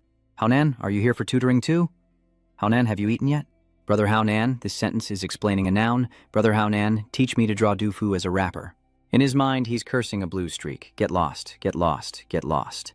After class, Mr. Tuong stood at the door, reminding, "Kaka, study your reading comprehension well. Zhang Linsheng, your fundamentals are weak. Practice more, study classical poetry, and memorize lessons to improve your score." 2 students followed their lead, reinforcing their basic knowledge. Then it was Chen Nu's turn. He paused for a moment, and the boy asked confidently, "I thought you were going to say something, sir." "What should I look out for?" he asked, patting his shoulder and reminding him to be safe on the way home. Chen Nu followed Haonan, asking, "Haonan, are we headed the same way?" Lin Zheng retorts impatiently, "No, you're like a lingering ghost. He hasn't even said where he's going, and you're already saying they're not going the same way. Brother Haonam, do you not like me? This isn't good. Last time you hurt your leg, I carried you to the infirmary." He thought to himself, "Am I supposed to thank you for that?" He then ran away, leaving Chen Nuo calling after him, "Hey, where are you going?" Gasping for breath, Lin Sheng said, "Even though I got rid of that nuisance, I don't know why. If before I simply hated him, but now seeing him fills me with inexplicable dread. As if a voice inside is warning me. Don't mess with this guy. He's more trouble than he's worth." Just then, Chen Yuo arrived on his motorcycle. He screeched to a halt, turning to say, "Lin Sheng, get in. I'll give you a ride." He gazed at the bike with admiration. Damn, it's that super cool motorcycle from before. Lin Sheng gets on, and Chen Nuo says, "Hold on tight. I'm about to accelerate. I'll give you a taste of what it's like to have your back pulled so you don't fall off." Then he hugs him. "Mom, this is so embarrassing." Lin Sheng couldn't help but wish he had a motorcycle like that, so he could ride off into the sunset with Xiaohe. Arriving at the karaoke bar from before, Chen Nuo asked, "What are you doing here so late?" Lin Sheng answered honestly, "My mom works here as a cleaner. I'm picking her up after work." "What time does your mother get off work?" "Soon." Chen Nuo thinks to himself that Hao Nan-ge helped him when Koke was kidnapped last time, and he must repay that favor, especially since his memories were blocked by hypnosis after that incident. The two talked about the motorcycle. He really liked it. Did he prefer a moment of romance or raging fire? A moment of romance looks so cool. Do you know how to ride? I know a little. I've ridden my uncle's before, but I'm not very good. He tossed the helmet to Lin Sheng, adding, "Try it out. If I crash, it's on me." Tran Nak figured he'd repaid a favor. Twice at school, once with Du Xuan, once with Jia Fengtang. Yeah, 3 debts repaid. Half an hour later, Lin Sheng returned from his driving experience, stretching and sighing. Damn, that was so addicting. Then he turned and said, "Chen Nuo, thank you for letting me ride your motorcycle. It must be very expensive." He asks if he likes it, and if so, he'll let him borrow it for a few kisses. Hearing this, he was stunned and asked, "What are you saying? Aren't you afraid I'll break it?" Chen Nuo took off his jacket, almost forgetting that if he was going to play nice, he had to go all in. "Take the whole set. Crash the car. Just be safe." Lin Sheng was confused and asked, Chen Nuo, why are you being so nice all of a sudden? We had a misunderstanding before." He patted him on the shoulder and said, "I told you it was a misunderstanding. Now that it's cleared up, we're friends. From today on, we're friends. The car is yours. Just be careful." Lin Sheng was touched, thinking, "Friends? I, Zhang Lin Sheng, am so happy." Chen Nu turned back, smiling to herself, thinking, "Haonan, your expectant eyes don't look like you're picking up your mother, but like you're secretly being nice to some girl." She put on the jacket and hat. Lam Sin was looking so cool at this moment, admiring how clothes really do make the person. Suddenly, the shouts of the crowd chasing Jia, he echoed from afar, threatening her loudly. "Run all you want, I'll smash you with a bottle." Lin Sheng immediately recognized her as Xiaohe. As if seeing a savior, she quickly ran to Lin Sheng, who asked, "I'm Xiaoheo, what's wrong?" Frantically, she replied, "Brother Haonan, someone's bullying me. We need to run." Seeing Xiaohe stop, the leader of the thugs, thinking someone was free to help him, shouted, "You bitch, you still want to run? Thanks for the help, brother." Suddenly, a realization washed over him, chilling him to the bone, his limbs trembling. His companions, already aware, had long since scattered, leaving him alone to stammer, "Black helmet, black leather jacket, black gloves." Lin Sheng strode forward, asking menacingly, "You bullied Xiaohe? Who are you?" The man was terrified and stammered. Growing impatient with his stammering, Lin Sheng urged him to speak up, saying he couldn't hear him through the helmet. "If your answer displeases me, or is too quiet." Having learned from last time, he knelt and screamed at the top of his lungs. Dai Peng, 29 years old, with a criminal record, served 2 years for assault. "Is this loud enough for you?" "Boss, please forgive me this time. I really didn't know. I swear I didn't know she was your woman." Lin Sheng was taken aback by his attitude, wondering why he was reacting so violently, which only made Da Peng even more afraid. Oh no, he's not saying anything. He must be planning some kind of torture. Well, no choice. This guy's going all in. Fine, this is the only way. Thinking quickly, he grabs a bottle, smashes it over his head, and shouts, "Boss, I was wrong. How's that sound? Please, show me some mercy." Lin Sheng couldn't believe his eyes. Long Ying worried that the world had come to this. Thugs used to beat others, now they beat themselves. He feared the man would lie in the hospital and demand money he didn't have. It was strange that he hadn't reacted to such an act. So Lin Sheng told him, "Go on, that eagle is waiting for you." He turned around, not seeing his teammates, and complained, "Damn it, where is everyone? You two dogs sure can run fast." Tio Ha is incredibly grateful for the heroic rescue. She takes the initiative, closing in on him, and says, "Brother Haonan, take me home. I can go to your room tonight." Hearing this, his face flushes red, and he pretends to ask, "Huh? Into the room." Meanwhile, elsewhere, a tense conversation unfolds at the Grand International Hotel. Guohua, surprised, said, "Brother, you're ruthless. You're saying he can catch bullets? What is he then?" Qingshan added, "Exactly, he's not human. That's why I'm in this state, but even an Avenger wouldn't dare." Hearing this, Guohua thought to himself, black helmet, black leather jacket, black gloves. It seems my hunch was right. Suddenly, Guohua's phone rang, and he answered it with annoyance. "Kui Dabeng, why are you calling so late? Is it urgent?" Dabeng said in a panicked voice. Boss, I've found that kid." "It's him. He stole our company and beat up several people. He wears a helmet and rides a motorcycle. I know how to find him." "Boss, should we get revenge?" "Let's get everyone in the company to beat him down. There's no way we can lose." These words from that damned guy drove him crazy. He furiously yells into the phone, "Fight, fight, fight! Fight your own mother! If you want to die, don't drag me down with you. Wherever you are, get back here now." Cut to Jia. He's house, where she brought Lin Sheng as a sign of gratitude for saving her from those thugs. The two became one, lost in a haze of passionate kisses. But perhaps too lost, as Jia. He had to remind him. "Are you a little wolf? So fierce, wanting to swallow me whole?" He was flustered by that. "Sorry," he said, "but it doesn't mean you don't like it." She kissed him again and asked, "What's your name?" Lin Sheng replied, "How no, Zhang Lin Sheng."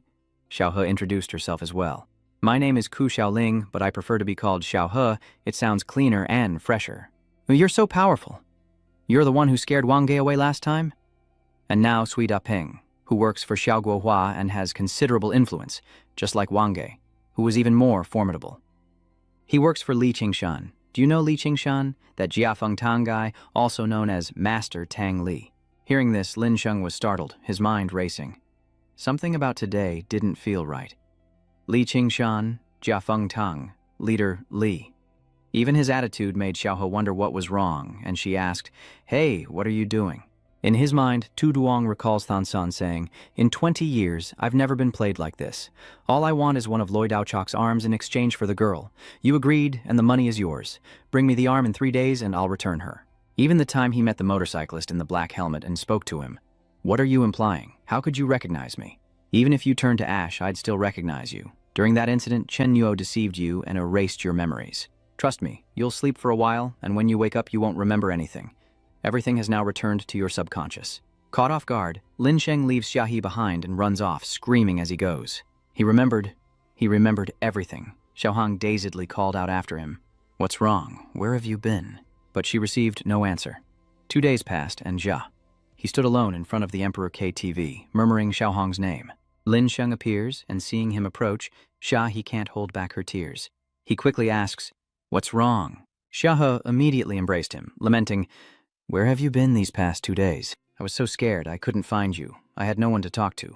Lin Sheng hesitated, wondering if he should tell her that he had been investigating what happened to Old Maple that day. Li Qingshan broke his leg, and he was also afraid that Chen Nuo would find out that his memory had returned.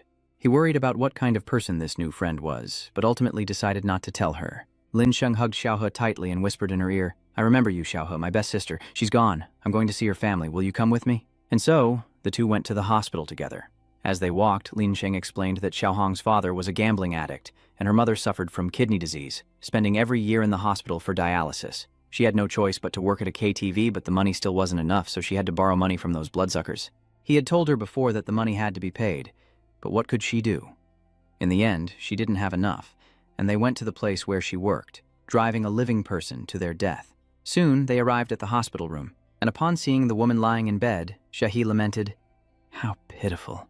What a tragic fate for this girl. Are you a friend of my daughter's? I know what happened, and I'm sorry for your loss. Girl, you must be about my daughter's age. Her life was so hard. Please don't cry, Auntie, or you'll make me cry too. This money is just a small token of my sympathy." As Longsheng heads out, two strangers enter the room, but he doesn't notice, lost in his own thoughts, heavy as stones in his heart. Suddenly, a loud shout from the hospital room startled Longsin. "You're inhuman. How can you demand debt from the bereaved? Debts die with the debtor, don't you know that? Daring to demand repayment, do you even respect the law?" The thug casually replies, "All debts must be paid. 8,000 is no small sum. If you don't have it now, you can pay it off slowly, even a few hundred at a time will do." Xiaohe furiously cursed at him, asking where they would get 80,000 from. She heard from Xiao Hong that the initial loan wasn't that much, and if they had a problem, they should sue, since loan sharking was illegal. The man leaned in close, his voice chilling. "Legal or not, I don't care. Little girl, I advise you, if they're not family, don't get involved. So righteous, why don't you pay off their debt for them?" Lin Sheng, enraged, charged forward, shouting, "Don't go too far. Is this how you collect debts? Even by the rules of the Underworld, you shouldn't act this way." The tattooed thug sneered, "The rules of the Underworld? What does your mother know about the Underworld? The world is a dangerous place. Don't meddle in things that don't concern you. I've made myself clear. As for the money, I'll send someone to collect it." They then left, and Jia He, afraid Lin Sheng would do something rash, quickly reassured him, "Don't be impulsive. There's nothing we can do. We have to find a way." Perhaps wanting to be alone, Lin Sheng coldly tells Xiaohe, "I'm going for a smoke." His heart heavy, he takes a drag when a massive supercar pulls up in front of him. The car windows slowly rolled down, revealing the thug's repulsive face. He flipped the bird and sneered, "You little punk trying to talk about the Jianghu with me? You're still wet behind the ears. You think acting like a thug means you understand the Jianghu?" Though enraged, Lin Sheng remained silent, thoughts racing through his mind. "Angry, am I? Be angry, but so what? Zhang Lin Sheng, you're not Chen Nuo, so what are you? Unable to do anything." He bit his lip, fighting back the urge to scream. Long has always felt inadequate, but suddenly a collision occurs behind him. A massive fire erupts, and panicked onlookers scream, "Car accident! Call for help! Can they be saved?" Even if they live, they'll be crippled. Amidst the chaos, Lin Sheng spotted a familiar figure and cried out, "Chen Nuo!" It was Chen Nuo, and her appearance here was for Lin Sheng's sake. He thought to himself, "Brother Hao Nan, I'll do what you couldn't." A true hero helps when they see injustice. A few days later, at Teacher Tuong's house, it was late. Before dismissing the class, Teacher Tuong had a few words. "That's all for today's lesson. Oh, there's something else you need to discuss with your families." The teacher hesitated, mentioning some study materials that could also be used next semester. "A set costs 50 yuan, but an old friend of mine works in the field, so I can get them cheaper. If you're okay with it, you can buy them from me. One set, 40 yuan a set." Chen Nuo eagerly replied, "Teacher, my family said it's okay, so I'll buy it. I'll pay for Sunkika's share too." With that, he pulled out some bills, leaving the teacher flustered. "Let me get your change, just a moment." He quickly took out more money and said, "Actually, keep the change. I'll add 20 yuan to pay for Zhang Lin Sheng too." With that, class was dismissed and everyone cheerfully said goodbye to the teacher. "We're heading back now, Mr. Tuong." Okay, be careful on your way home." He watched his students leave. He sat blankly, staring at the stack of money in his hand and sighed. His wife, thinking that Miss Xiao Yun had noticed, ran over to ask, "What's wrong?" "I feel ashamed," he confessed. I've never made money off my students like this before. I'm ashamed, Xiaoyun gently said. It's hard on you, but the school sells those study guides for 50 yuan a set. You found people to buy them. Students can buy it for only 40 yuan or even cheaper. I know you feel bad, so let's not do this again. Your illness doesn't require such expensive medicine. We can switch to something cheaper. Mr. Tuang quickly dismissed. No, I can't let you compromise your treatment for me.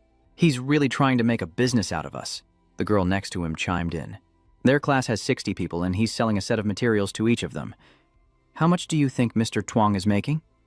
Chen Nuo suddenly put his hand on his friend's shoulder, leaving him curious. I don't think we should argue about this. Buying the review materials is a school regulation. It's not like the teacher is forcing us. The teacher's helping us get it cheaper, and if you don't like it, buy it from the school. Lin Sheng agreed, adding, I think Chen Nuo is right. And Chen Nuo casually asked Lin Sheng how he was doing. Where have you been these last few days? I thought you ran off with the bike. By the way, is the motorcycle comfortable to ride? He answered vaguely. I've been busy at home, and the bike runs pretty well. Then his attitude shifts as he looks at Chen Nuo and speaks. Thank you. Lin Sheng's sudden gratitude surprises Chen Nuo, who asks him why. Huh? Thank you for what? It's just a motorcycle, he replied with a light smile. Anyway, thank you. I'm glad to be your friend. Time passes, and a few days later, in a hotel, he reviews his mission board and sees that the assassination mission for Kuang An Tu is expiring. If nothing changes, the client will hire someone else to assassinate her, and he needs to nip this problem in the bud. Mission alert. Target is Zhang Yingzi, includes personal information and requires protecting the target's life. Location, China. Duration, 30 days. Reward, 55 USD. Completion criteria, ensure the target's survival for 30 days, prevent all harm, and provide covert protection throughout. She goes to great lengths to conceal her identity and protective actions, not letting others detect her whereabouts. He thought to himself, thankfully, the White Clan's website has good security and hides the ID of the client. Otherwise, the Space Queen would have struck Jinling directly. In the commissioned task, the target is hidden from everyone except the client, and immediately, not one, but 6 notifications arrive. Someone else has accepted the commission. Chen Nuo was speechless at how quickly his inbox exploded. Is the economy really that bad? So many people are accepting commissions all of a sudden. More people means more choices. He considered who to choose, and one of them was, ID Floating Life needs to talk? He looked it over and nodded. You're the closest. You get the prize. Here's the excerpt. The user with the ID Pu Xin Confai Noi Sao says they're in China, making the mission convenient. The client replies, asking them to read the target's details and state when they can start. Must say ephemerally replies that he's reviewing the target's data in Jinling. The client agrees, and Fu Sheng replies that he can arrive within 24 hours. The client agrees, but the priority is protecting the target without revealing himself. With the mission set, Chen Nuo requests, Fu Sheng, I'm going. With round-the-clock protection, nothing will slip by, and being right below her in room 110, he can move quickly if anything happens. With that, he used his mind to survey the area, monitoring several rooms near Zhang Yingzi's floor, listening to everything, ensuring that no action would escape his grasp. 3 hours passed, but there was no suspicious activity or secret conversations to be heard. All Tran Nok heard were things like, You're so great, honey. Lift me up a little higher. Is that it? And, You're useless. Don't scare people if you're not going to do anything. My wife doesn't want anything to happen to you, and there's a price to pay. No way, it cost that much for the whole night? Chen No couldn't take it anymore before he finally realized something. He completely forgot it was the weekend and immediately called the police to report a prostitution ring. Driven by conscience and civic duty, I reported suspicious activity at the hotel and requested an immediate investigation. Ideally, all officers should come here.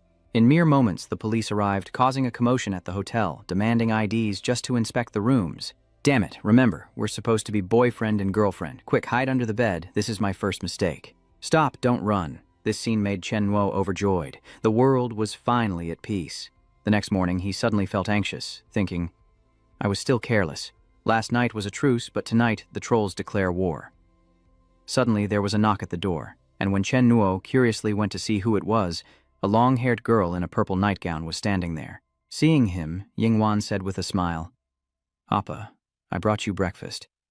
But Chen Nuo barely seemed to notice, his eyes glued to her ample chest.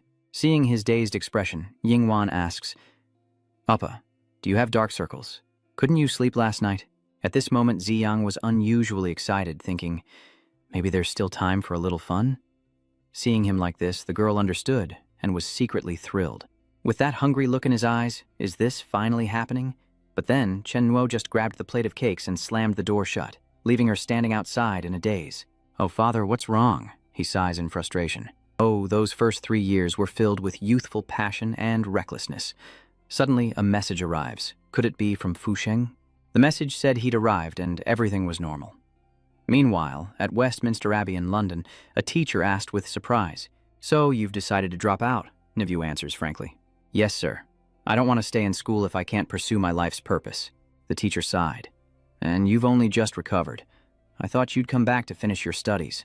"Nivu, your grandfather and I are close friends, and your father graduated from here.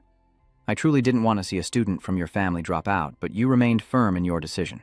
For me, pursuing my life's purpose is more important. Please don't try to dissuade me." The teacher could only smile wryly and agree, saying, "Well, whatever the case, it's good that you can come back into the sunlight. Have you found your path, and where does it lie?" She replies cryptically, "The direction is where it should be." The teacher could only wish her luck, saying, "God bless you." Cut to Neville's room, where she glares at herself in the mirror and says with annoyance, "I've always hated this uniform." Suddenly, an illusion of Neville's sister appears, reminding her, "Don't forget, everyone in our family has worn this uniform." Nevu's sister retorts, annoyed, "We agreed, daytime is my time." Her sister nods affectionately in agreement. "Whatever you want." "My sweet little pumpkin, where shall we go next?" She immediately said, "Go to Hong Kong and find Chen Yang." At the hotel where Jiang Yingzi and her mother are staying, everything seems normal, until the secretary informs her that Chairman Jiang must still preside over tonight's Industrial Park Conference. She nodded. "I understand. Let's get going." Across from the hotel, a man on the phone grew anxious as he saw them come down. "Hey, I'm working. Don't worry, there's soup simmering. Remember to lower the heat and add the wood ear mushrooms." "Okay, I know. That's all, I'm busy, you know, following people and still have time to worry about the soup at home. But it's rush hour, so the streets are quite congested." Seeing this, he scoffed. Foreigners just don't understand the situation here. He hopped on his trusty bicycle and sped off, smugly thinking to himself, "Look at that traffic. I'm faster on a bike." Moving to the industrial park, night began to fall, but the meeting was far from over. Inside, after grasping the situation, Ms. Yingzi concluded, "I emphasize once again, China will become the focus of our group's development. Everyone must fight with all their might and do their jobs well. As for Yingwan, she's been glued to her phone the whole time. She kept messaging Chen Nuo, updating him on her situation and schedule. Appa, Ma and I have left the hotel. Oppa just passed a terribly congested intersection. Oppa, I'm almost at Mama's company. Oppa, Ma and I have gotten out of the car. Mama Ma says she has to study tonight and will be home very late. Appa, where are you?" He seems like a man of few words, as she sent 10 messages before receiving a single reply. "Don't worry, I'm here." Seeing his daughter's fingers flying across the phone screen, Anzi asked curiously, "Who are you talking to?" Yingwan quickly replies. It puts her mind at ease to see her daughter so happy with No. Well, happy for now. Let's go grab a bite to eat first. As the two walked out, Yingzi couldn't help but ask, "How have you and Chen Nuo been lately?" But Yingwan just huffed and didn't answer, while Chen Nuo was also present. He followed them closely, thinking, "Jiang Yingzi, unripe fruit is never sweet. Has that Chinese saying not made its way to your country? Speaking of which, where's my $50,000 bodyguard?" Suddenly, he senses a murderous aura. As the elevator doors opened, a masked man inside stared menacingly at the two of them, a sharp knife hidden in his sleeve. But before he could act, the masked man grabbed his hand, startling him. The masked man immediately pressed the elevator door shut, saying, "Elevator malfunction. No more passengers for now." As he spoke, the elevator doors closed and continued to move. Inside, the two began to fight, and the masked man angrily raised his other hand to retaliate, shouting, "I've had my eye on you for a while now. Who goes out in public dressed like that?" The masked man, without a word, used the crane's beak fist to block the attack. Next, Zhao Tiashan Hao sends the masked man flying, slamming him into the wall. He recognizes the masked man's martial art as national combat, but he wasn't giving up, saying, "Don't underestimate me. I was caught off guard. You want me to be afraid? Dream on." Then, from inside the elevator came the sound of a heavy impact, followed by cracking bones and a blood-curdling scream. As the doors opened, the masked man made his escape. He frantically shouts, "Damn it, we've run into a master, but it's not so easy to escape." The masked man quickly rushes over, grabs his shirt, and says, "Why are you running away? You have to see it through to the end." However, he still has a trick up his sleeve. He leaps into the air, unleashing 2 hidden weapons, and shouts, "Don't push me too far. At this range, there's no way you can dodge this." But what happened next was unbelievable. He contorted his body, dodging the hidden weapons with incredible speed. Taking the opportunity, the masked man scurried away faster than a scorned lover, leaving the masked figure to exclaim, "Damn, he's fast!" He was so cool during the fight, but now he's complaining nonstop. Oh god, this 500,000 tail job is so hard to earn. Chen observes everything, lost in thought. This person is Fu Sheng. What to say? Disguised as a street performer, he looks easy to fool. Cut to a late-night diner, and it seems the masked man is here too. Just who is this masked man, and what does he need to say? He's here to report that he protected the target from an attack today. Someone tried to assassinate them in the elevator. I fought him, but he got away. The client asked me to describe him. The man spoke Chinese, was thin, wore a mask so his face was obscured, was very skilled, good at tricks, and used boomerang shurikens as weapons. The client told him to continue protecting the target. Fusheng needs to confirm something. I think the guy I stopped today definitely knows about the target. Next time, I'll be more careful. That's what he reported, but outside, he was full of complaints. Boss, I'm a bodyguard, not a bounty hunter. My back almost broke today. Who's going to explain this to my wife? Suddenly, a message arrives from the client. I'll create an opportunity for him to strike. Be alert and find a way to restrain him. Fusheng, a little confused, asked for clarification, and the client repeated, help me keep him here, or even just stick to him, and you'll be rewarded. With an extra 100,000 on the line, money talks, and Fusheng immediately agrees. He'll follow your orders to the letter, and who would turn down more money? The next day, Zicheng took his mother and child out into the town, while Yingwan worried about the dangers of the demons. She recalled what Chen Nuo had told her. Li Yingwan, take your mother to the barbecue restaurant from yesterday. Huh? Appa, didn't you say we had to change locations for every meal? By not giving them a chance to find a pattern, we reduced the odds of them poisoning the food. Tron Nak assured her that if she followed his instructions, they would eat at the same restaurant for lunch and dinner the next day. No changes. Although worried, Yingwan trusts Chen Nuo implicitly. With him, she and her mother will be safe. Appa will definitely protect me from the shadows. Seeing her daughter's unusual anxiety, Antu asked, what's wrong? You've seemed distracted all day. But Din Yuyen denied it. No, I haven't. Suddenly, she sensed something was wrong. Z quickly shouted and pushed Yingwan away. Be careful, she called out anxiously. Mother! Before Yingzi's eyes, a vehicle sped towards them like a bat out of hell. Just as it seemed she would be hit, a figure suddenly appeared, stopping the car. It was Fusheng. Sensing a master, the car immediately turns and flees, while Fusheng coughs, exhausted from his previous attack. But it didn't end there. A passerby suddenly pulled a knife from his coat and charged it on Tu, yelling, Die! Sensing danger, Fusheng used his ultimate lion's roar technique, unleashing a whirlwind that made the attacker, Lu Xiu, lose his footing. Seizing the opportunity, Fusheng kicked the knife from his hand, sending it flying. The man, terrified, turned tail and ran. Dianwan quickly rushes to check on her mother, and Fusheng breathes a sigh of relief that his charge is still safe. Thankfully, you're all right. Everyone is safe. Fusheng quickly leaves without a word, leaving Antu and her mother staring after him in bewilderment. The thug cautiously approaches a suspicious red truck, not exactly subtle for a clandestine operation. He glances around, relieved that he wasn't followed. Inside the truck, a long-haired man is smoking.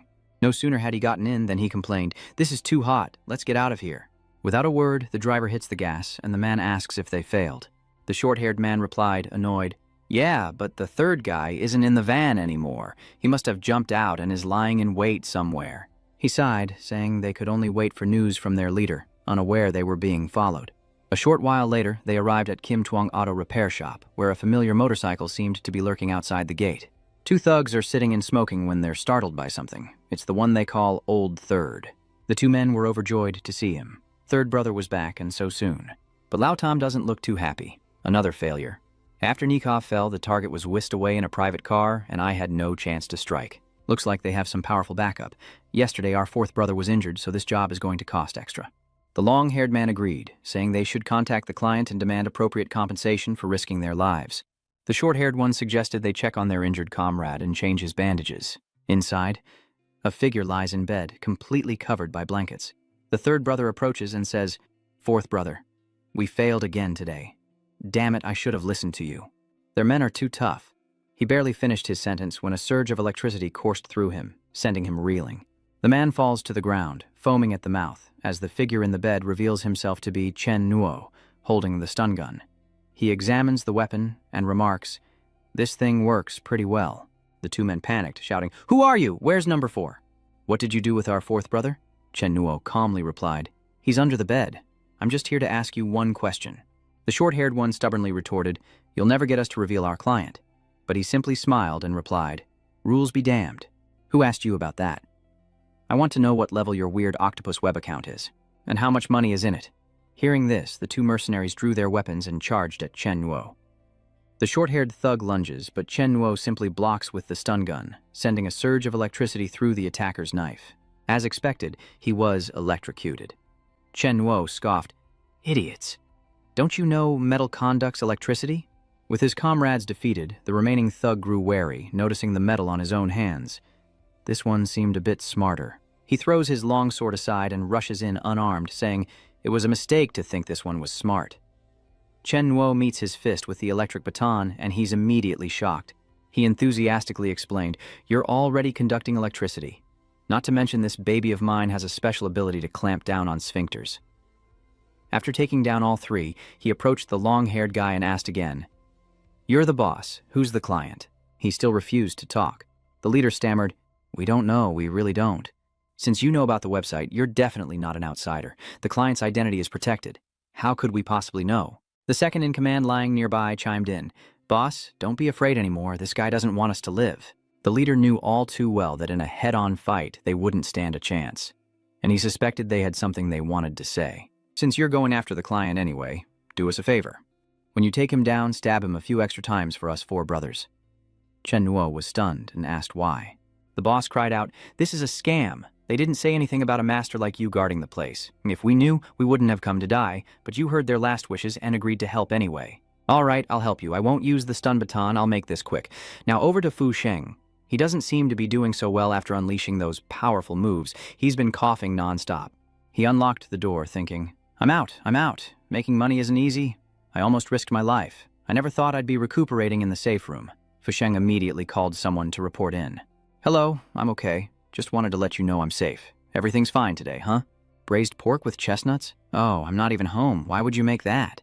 Okay, you do it your way. Just put the leftovers in the fridge. I'll be back in 2 days and can have a few bites. When you're done, add half a spoonful of sugar, not too much. You can't see, but your blood sugar was a little high this year, wasn't it? Okay, I got it. At this moment, the mask is removed, and surprisingly, it's Master Tuong. He looks at the mask and continues, "Old woman, these many years have been hard on you. 25 years ago, I promised to take you around the world, but I went back on my word 10 years ago. To sink you to the bottom, the world is beautiful, but some only need a smile to dim its splendor. Isn't that strange? Why does Fu Sheng need to speak?" That evening, Master Tuong and the client spoke. "Must I speak of floating life?" he announced. "I'm injured and temporarily unable to act." The client said, "Mission accomplished ahead of schedule, you can clock out." Then added, "Oh, and go to Kim Tuong Auto Repair Shop at 44 Dong Lam Road. There are 4 bodies inside, take care of them." What should I say to Fu Sheng? He wondered. They're the competition. "You took care of it, client," he says. "I handled it, so add another 20,000. Mr. Tuong looks at the address and thinks, it seems not far from here. A small warbler gently lands on the sign. What a coincidence. Chen Nuo is here too. He wondered, how could there be wild thrushes in the city? How novel. At that moment, Mr. Tuong, wearing his mask, arrived, leaping in and whistling for the little robin. Chen Nuo realizes with a start that the bird is Fu Sheng's eyes and ears. Luckily, he suppressed his aura from the start and wasn't discovered. Next, he sees Fu Sheng take out a small, unlabeled vial and pour it directly onto the corpses of the 4 thugs, instantly turning them to dust. He realizes it's corpse dissolving powder, a traditional method of ancient factions. With the mission complete, he leisurely heads home to collect his payment. An hour later, the two began to negotiate again. Fu Sheng reported that everything was taken care of, bringing the mission to a close and wishing them a happy partnership. The client praised, "Excellent, straight to the point. The extra fee is 120,000, plus 100,000 for catching the assassin and 20,000 for disposing of the body. Transfer it all now." The client agreed. "Okay, I'll transfer it now." Checking his account, Zhang was sure he'd made a killing this time. He chuckled to himself, thinking that even though he almost lost half his life, Chow Yun's medical bills were now covered. Having collected the money, he could make it home in time for braised pork with chestnuts. Perfect. The balance notification arrived, and Master Tuong immediately opened it to take a look. But something seems off. What is this? I must be seeing things. The system says, and I received $12. Funds received from an anonymous account bring the balance to $10.12. What? He immediately contacted the client, wondering how to explain things to Floating Life. The amount is wrong, it's 120,000, not 12. Did you perhaps mistype the amount? The client responds. That's right, I said 120,000, but I didn't specify the currency. Fushing asks what to say next.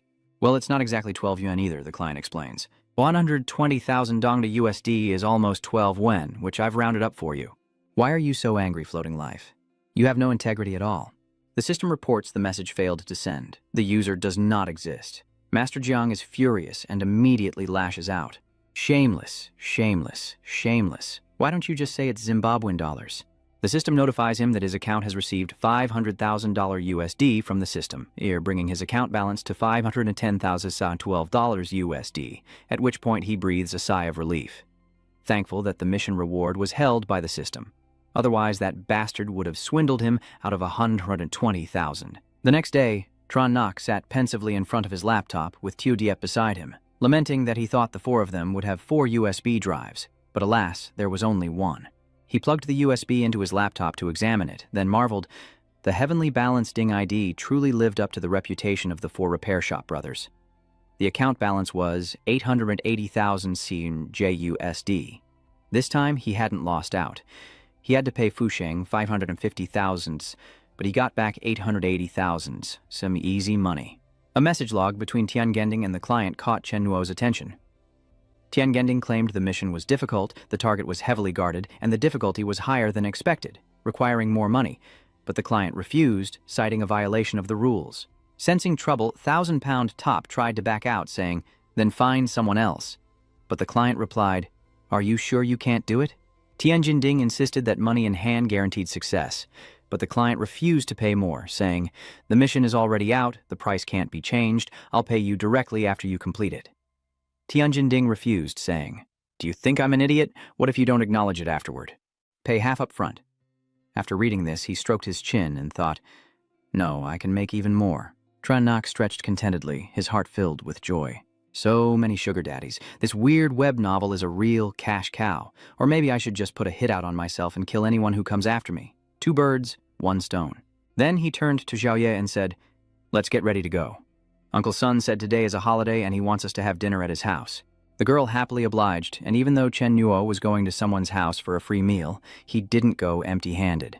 He brought a bottle of wine, and Keike's father, concerned, said, "Just come for the meal. Why buy such expensive wine? It's not easy making a living. Take it back to the supermarket later." Chen Nuo smiled brightly. "I already opened it, so I can't return it. Let's drink it, Uncle Sun. We'll split it." Seeing his enthusiasm, Sun Shengli couldn't refuse. And so they drank, glass after glass, refilling and emptying each one. Glass after glass, they emptied their cups, and soon a tipsy Sun Shengli began to confide. "A young man, you absolutely cannot fall behind," Chen Nuo politely replied. "Yes, Uncle Sun, I'm working hard to earn more money." He added, "I don't expect much from her studies, her heart isn't in it. But she must walk the right path, earn honest money or else—" At this, Sun Shengli's voice faltered slightly. Then he said, "Or else how can I entrust Keike to you with peace of mind?" Keiki was startled and called out to her father, and Keiki's mother added, "Sun Shengli, you've had too much to drink." But he waved his hand and continued, No, it's nothing. Oh, I can't hide anything from you? That rascal is quick-witted, while our daughter is stubborn. If she gets led astray by him, what can we do?" Having said that, Tonthang Loi paused for a few seconds before slamming his hand on the table, affirming, "But let me tell you, no dating before graduation." Chen Nu quickly agreed. "Yes. What about after graduation?" Sun Shengli asks, his tone shifting slightly. "After graduation? After graduation, when KK goes to college, I won't be able to control her so much." His words were music to my ears, and Chen Nuo immediately raised his glass to offer a toast. "All right, Uncle Sun, I promise you we won't do anything inappropriate before KK graduates." Sun Shengli was very pleased with what he just heard, and happily replied, "See, everyone see, this kid is no ordinary person. He's a prodigy." Helpless, Xiaoyi said, "Sun Shengli, you've had too much to drink. Why are you talking about such nonsense to kids? What's the point of discussing the future now?" Sun Shengli replied, "I don't understand. This kid is older, supports his sister, earns money himself, and doesn't stray. Our Sun family doesn't look down on poverty or crave wealth. As long as the kid has a good character and strives for success, I won't object." With that, Sun Shengli collapsed, and Xiaoyi stood up, instructing her daughter, "Kike, entertain the guests. I'll help your father to his room. He's had too much to drink." Understanding, Chen Nuo takes his leave. "Kaka, I'll take Xiaoye home now." Worried he might overthink, Kaka began, "Chen Nuo, my mother..." but he cut her off. I understand. All parents hope their children will succeed and have a good life. Kaka agreed with him. Chennuo, I believe in you. You're not afraid of hardship, you're not afraid of anything. I don't need anything, I just need you by my side.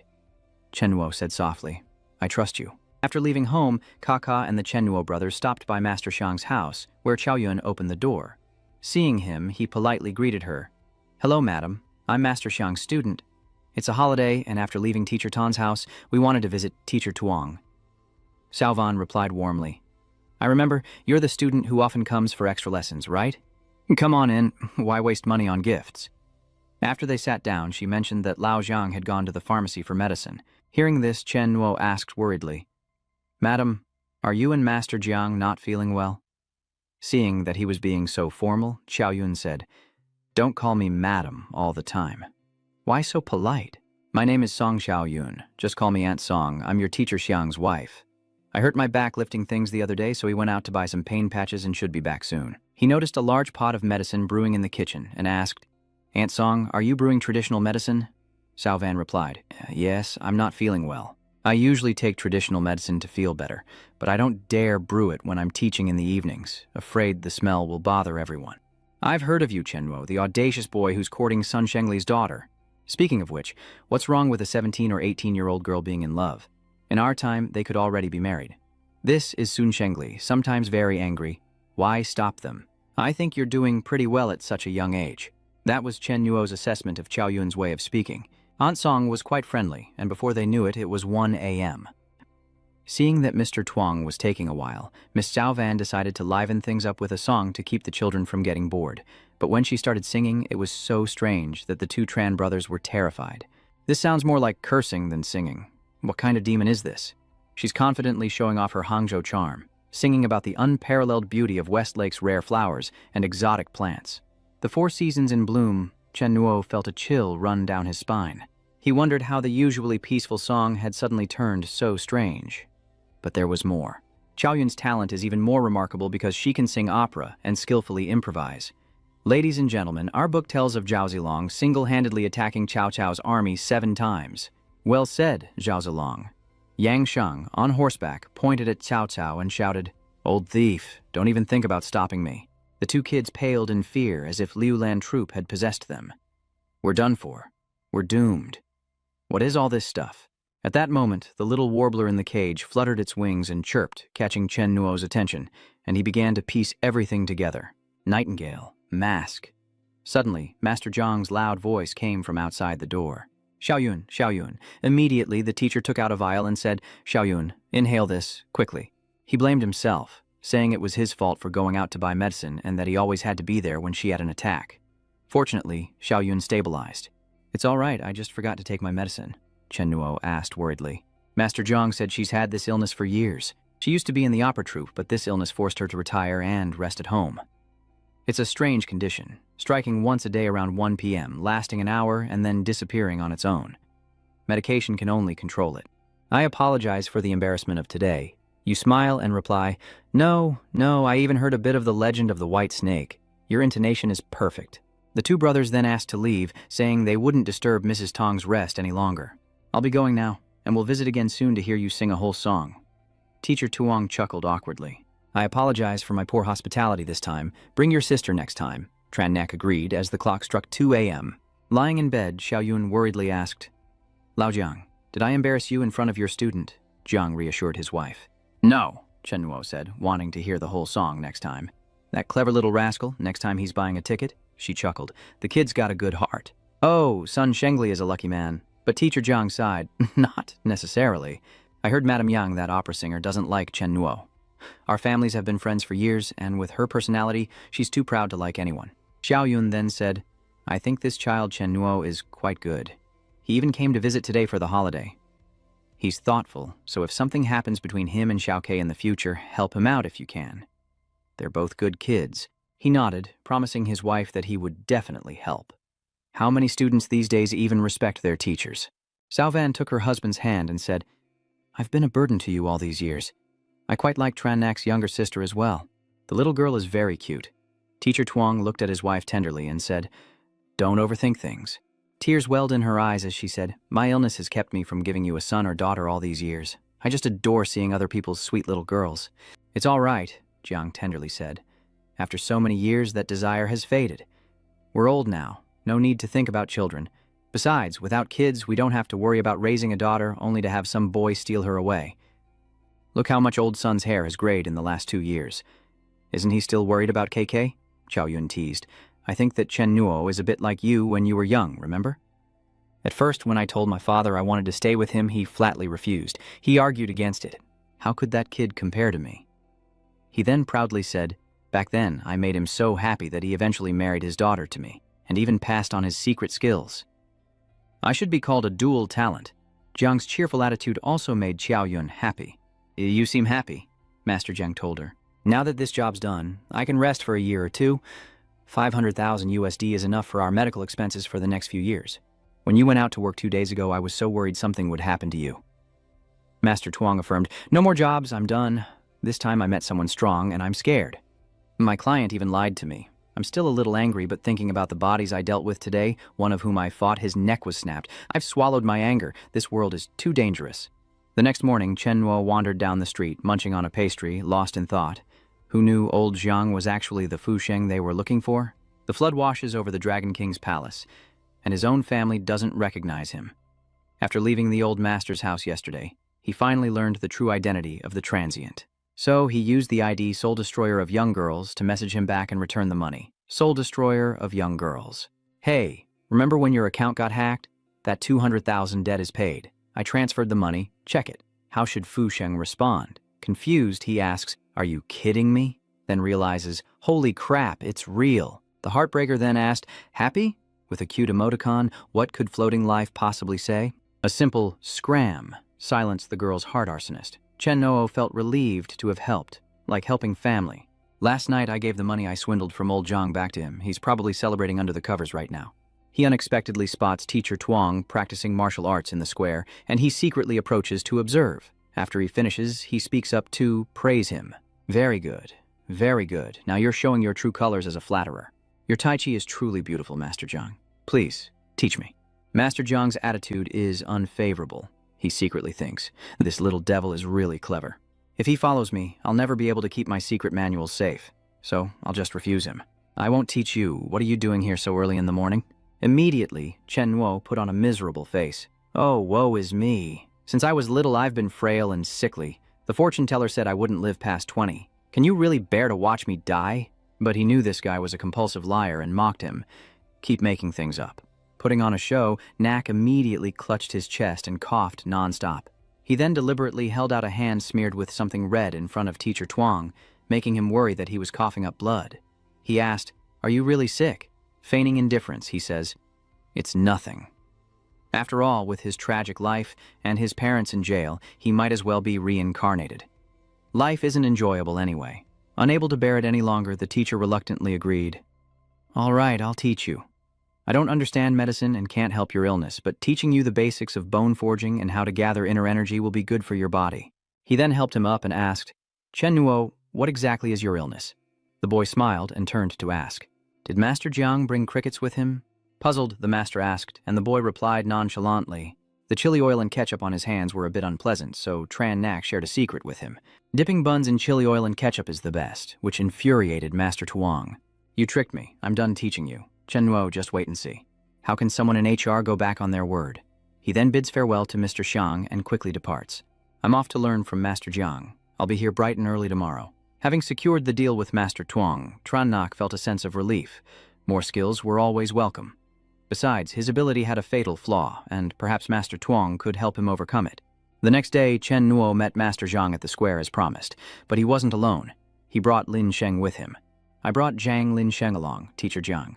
He was so eager to learn fist techniques yesterday that he insisted on coming with me." Hearing this fabrication, Lin Sheng immediately retorted, "Huh? I stuck with you? More like you called me at midnight, forcing me to wake up early and come here with you." Without a word, Chen Nuo kicked Lin Sheng's leg, sending him crashing to his knees before saying, "Since you're teaching one, you might as well teach two. Who knows? Brother Nan might be a martial arts prodigy too. Why don't you just take him in?" Meanwhile, a bewildered Lin Sheng wondered, "Who am I? Where am I? What am I supposed to do?" Seeing this as a joke, the teacher retorted, "A martial arts prodigy? You think they're just sold in the market?" Chen Nuo chuckled, thinking, "Whether I'm a mule or a horse, you can just try me out." Master Tuong sighed. "We'll soon find out if you're a seed worth nurturing. Do a Tai Chi set with me first." And so the lesson began. Lin Sheng goes first, while Master Tuong demonstrates the moves with incredible grace, meticulously guiding his student, reminding him to keep his base solid and to breathe in the rhythm he taught. 3 long, 1 short, 2 wide, 1 narrow, 1 inhale, 3 exhales. But unlike the master, Lin Sheng was unsteady, his movements awkward and clumsy. He soon lost his balance and fell to the ground, causing Master Jiang to shake his head in disappointment. Is this supposed to be some kind of martial arts prodigy? He looks like a pile of driftwood. Seeing this, Chen Nuo couldn't help but laugh, which prompted the master to call him over. "Chen Nuo, come here." But then again, he's not too bad. After observing him, the master determined that Tran Nak wasn't a martial arts prodigy either, just a bit stronger than Truong Lam Sin, but still ordinary. After teaching them a few basic moves, he left his 2 disciples behind and departed. "You two practice the basics first. I'll go for a walk, starting with horse stance, because he thought anymore, and he'd be traumatized." Before leaving, Master Tuong turned back and barked a warning not to be lazy, understood? The moment he left, Chen Nuo dropped the act. He's gone. Lin Sheng followed suit, abandoning the stance, but Chen Nuo reminded him, "Don't get up. Keep practicing the stance." He scoffed, saying that since he was handsome, he could slack off while Lin Sheng had to train to the point of near death. "I'm handsome, so I can go first. You're ugly, so you can train to the point of near death." Lin Sheng had no response to that. That night, as Lin Sheng slept soundly, Chen Nuo appeared beside him. He then directly transferred his energy and inner strength into Lin Sheng, reminding him, "Kid, don't waste my hard work in the future." Days later, Chen Nuo diligently practiced the new technique day and night, but in the end, he could only ripple the water in a glass. He mused, "Mr. Jiang's luck and inner breath are a bit interesting. This is pure outward energy, but it's still crude. Even if I mastered it, I couldn't break a glass from more than 3 meters away. Well, it's just an introductory cultivation technique.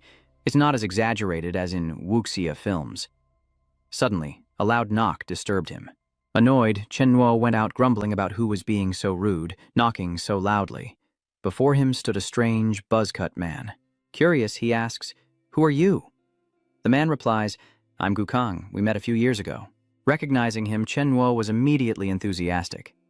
"So, the Gu family remembers. Gukang, right? You went out, but he immediately asked about something else. Where's my daughter, Gu Xiaoye?" That question made Chen Nuo uncomfortable, and seeing that, he didn't hold back and barged right in. "Why won't you let me in? Let's talk inside." Gukang sat down on the sofa, looking pleased. "So soft, life's treating you well. This TV, the AC, none of it's cheap. I can't believe that years ago your mother had to secretly take money from our family to support you and your grandmother. And I was kind enough to turn a blind eye."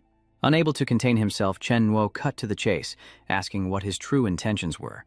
The man simply laughed. "Interesting, very interesting." Then, raising his voice, he said, "I remember you being a timid, cowering mess a few years ago, but now you're fearless. I won't waste any more words. Where is my daughter, Gu Xiaoye? I'm taking her with me." Chen Nuo didn't back down. He asked directly, "Take her where?" "The Gu family." "You just got out of there. Can you even take care of Gu Xiaoye? Or are you planning to leave your daughter at home while you're out drinking, only to hand her over to your good-for-nothing brother or your immortal mother?" In contrast to the commotion, Chen Nuo knew what he wanted, asking directly, "Okay, I know your type. You don't care about your daughter. Now just tell me, how much money will scratch that itch?" The man immediately replied, 3,000. His tone softened, a fake smile plastered on his face. 3,000 and I'm gone. Xiaodi will continue to live at my place and I won't bother you anymore. Everything between us will remain as usual and I'll even give you an extra 3,000, right? I'll give you an extra 1,000. Gukang seemed surprised. Chen Nuo elaborated that it was Wednesday, and after Xiaoye finished school, he would pick her up with him and have a meal with her as her father, and for that, he would receive an extra 1,000. That afternoon at Xiaoye's school, she was overjoyed to see Chen Nuo picking her up and ran to him. He greeted her, saying, "Xiaoye, look who's here." The little girl was stunned for a moment, then called out, "Dad." Gukang tenderly called out his daughter's name. "Xiaoye, it's Dad." The little girl immediately rushed to hug his leg and burst into tears, but he quickly pushed her away. All right, don't cry." But Xiaoye wouldn't listen, clinging to her father and sobbing. This made him a little uncomfortable. "Stop crying, Xiaoye. Please stop crying." "How can she not cry?" Chen Nuo asked, his voice thick with emotion. As a father figure, were you aware of the suffering this child endured at your brother's home? Little Dai tearfully recounts her ordeal. Your brother hit me, his wife wouldn't feed me, and I wet the bed. She locked me in the bathroom and threw cold water on me. Where did Daddy go? Where's Mommy? I want my mommy. Why doesn't anyone come find me? Gukong was flustered by this and softly comforted his daughter. Don't cry anymore, okay? Please don't cry. Chenno also pleaded with the little one. Don't cry, Xiaoye. How about your dad and I take you out for some yummy food? The three of them went to the biggest fried chicken restaurant there, and Xiaoye happily offered the delicious food to her father first, but he refused. You eat it, I'm not hungry. Little Die was overjoyed to see her father, chattering about everything. Dad, I've made so many friends in class, they all like to play with me, and the teachers like me too, giving me snacks. But he didn't seem happy at all. Looking at this, Chennuo felt sorry for Xiaoye. The void left by parents can never be filled, no matter what. In Chen Xiaoye's memories, Gukong wasn't like this before. Little Ye's family once had happy times, filled with laughter and the love of both parents. Our little Deep is so clever. She can walk now. Where is our little Deep flying off to? Be careful not to drop Xiaoye, but later Gukong became addicted to gambling, gradually losing his humanity and becoming less and less human. He dove headfirst into gambling, turning himself into something less than human, a devil without his due. You're out of chips. Who says I don't? These are all my chips. After playing all day, Xiaoye tiredly fell asleep on his father's shoulder.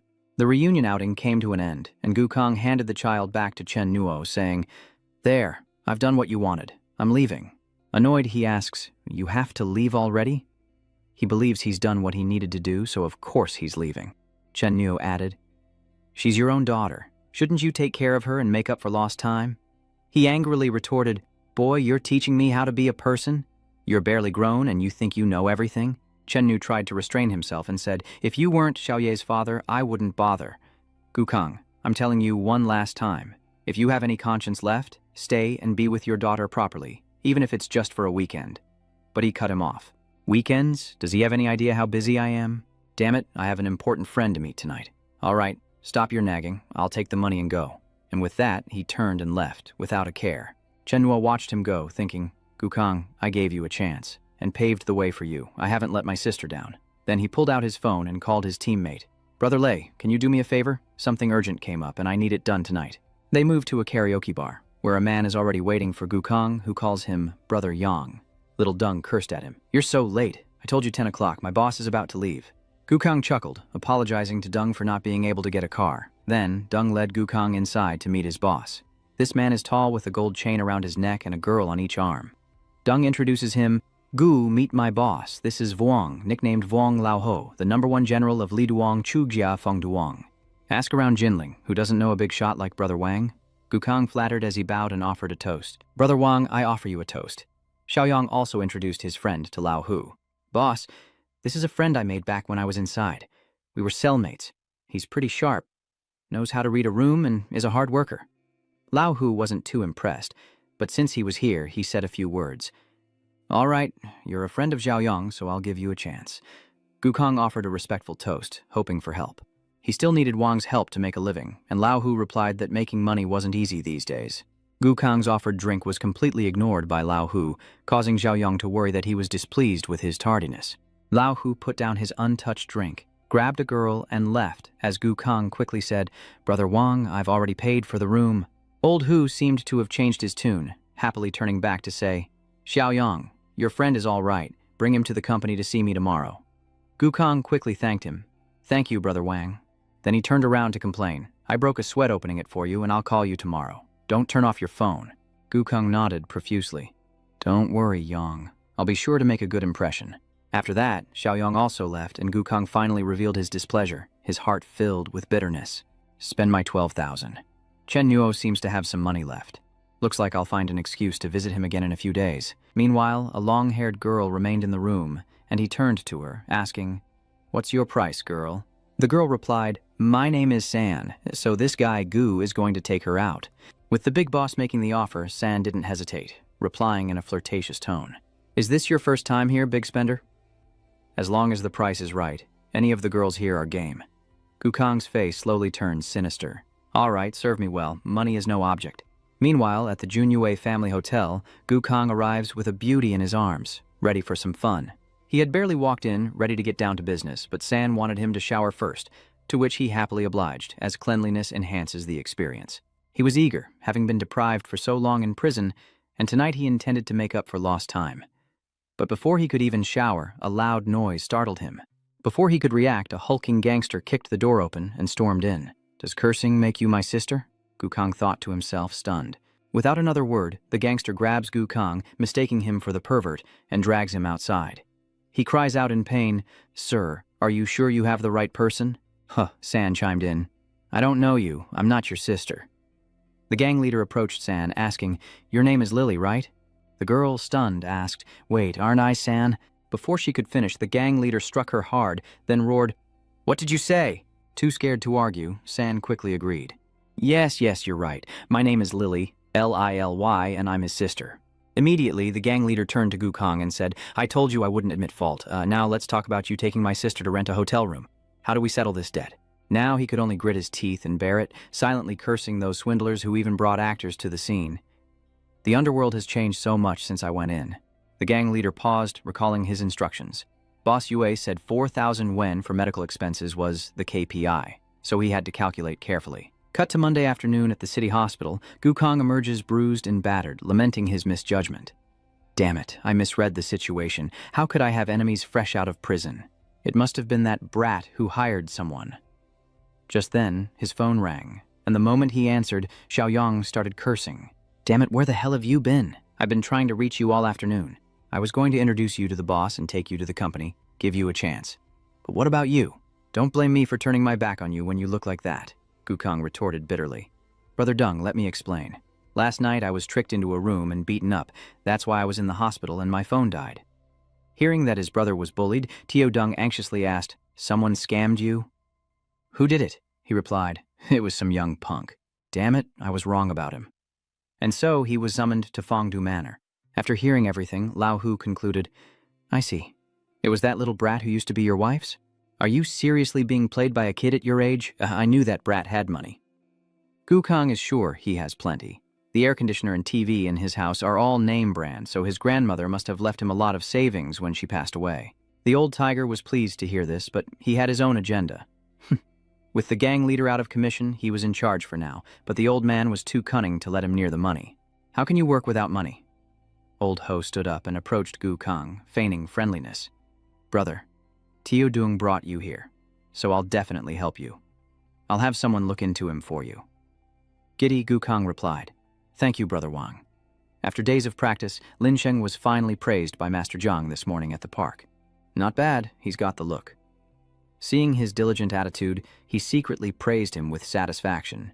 These past few days of training have revealed Zhang Linsheng's true talent. Though his comprehension and intelligence are lacking, his physical condition is quite remarkable.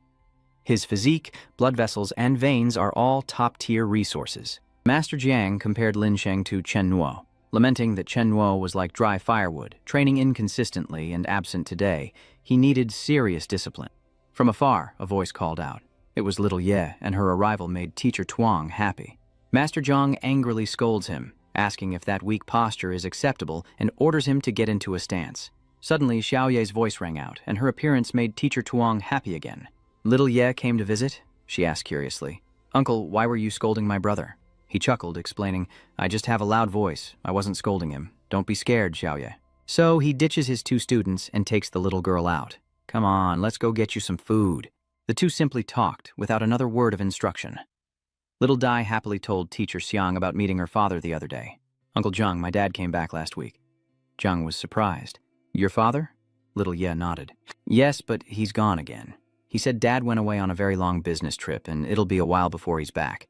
At this, Chen Nuo mocked Lin Sheng for trying so hard to get the boy's attention, while Mr. Zhang ignored him. But after a moment, he said, "Yesterday, Master Zhang told me he wanted to hold a formal initiation ceremony to officially make him a disciple. He wanted to tell you yesterday, but you weren't here." Chen Nuo casually replied, "Then let's just hold a formal apprenticeship ceremony. Even a tea ceremony is included." Lin Sheng elaborated, saying the master thought a meal wasn't enough. They had to pay respects to the founding father, light incense, and serve tea. He considered it normal, so they would hold a formal apprenticeship ceremony. Yang Lin Sheng happily said, "Then we'll be Marshall brothers from now on. I'm the senior brother, and you're my junior brother." But Chen Nuo wouldn't have it and retorted, "Good idea, huh? I'm the senior disciple. You're the junior disciple, he retorted. But I'm older than you. I joined earlier, and I'm the one who brought you in. This left Lin Sheng speechless, not because he had a secret, but because he couldn't be bothered to argue. Chen Nu concludes, remember, you'll call me senior brother from now on. Just then, Master Jiang arrives, and hearing Chen Nuo's tone, he loses it, yelling his name so loud it nearly bursts his eardrums. At that moment, little Dai, with tears welling up in her eyes, looked at Teacher Tuong, whimpering, Uncle Tuong, you're holding on too tight. Surprised, Master Tuong quickly composed himself, forcing a smile despite his annoyance. Chen Nuo, I've only been gone for 5 minutes, and you've already stopped your stance. That won't do. He replied that he was just discussing taking the junior apprentice as a master, prompting the teacher's surprise. Junior brother. Yeah. Lin Sheng replied, yes, I was discussing apprenticeship with the first senior brother. Hearing this, he immediately corrected him.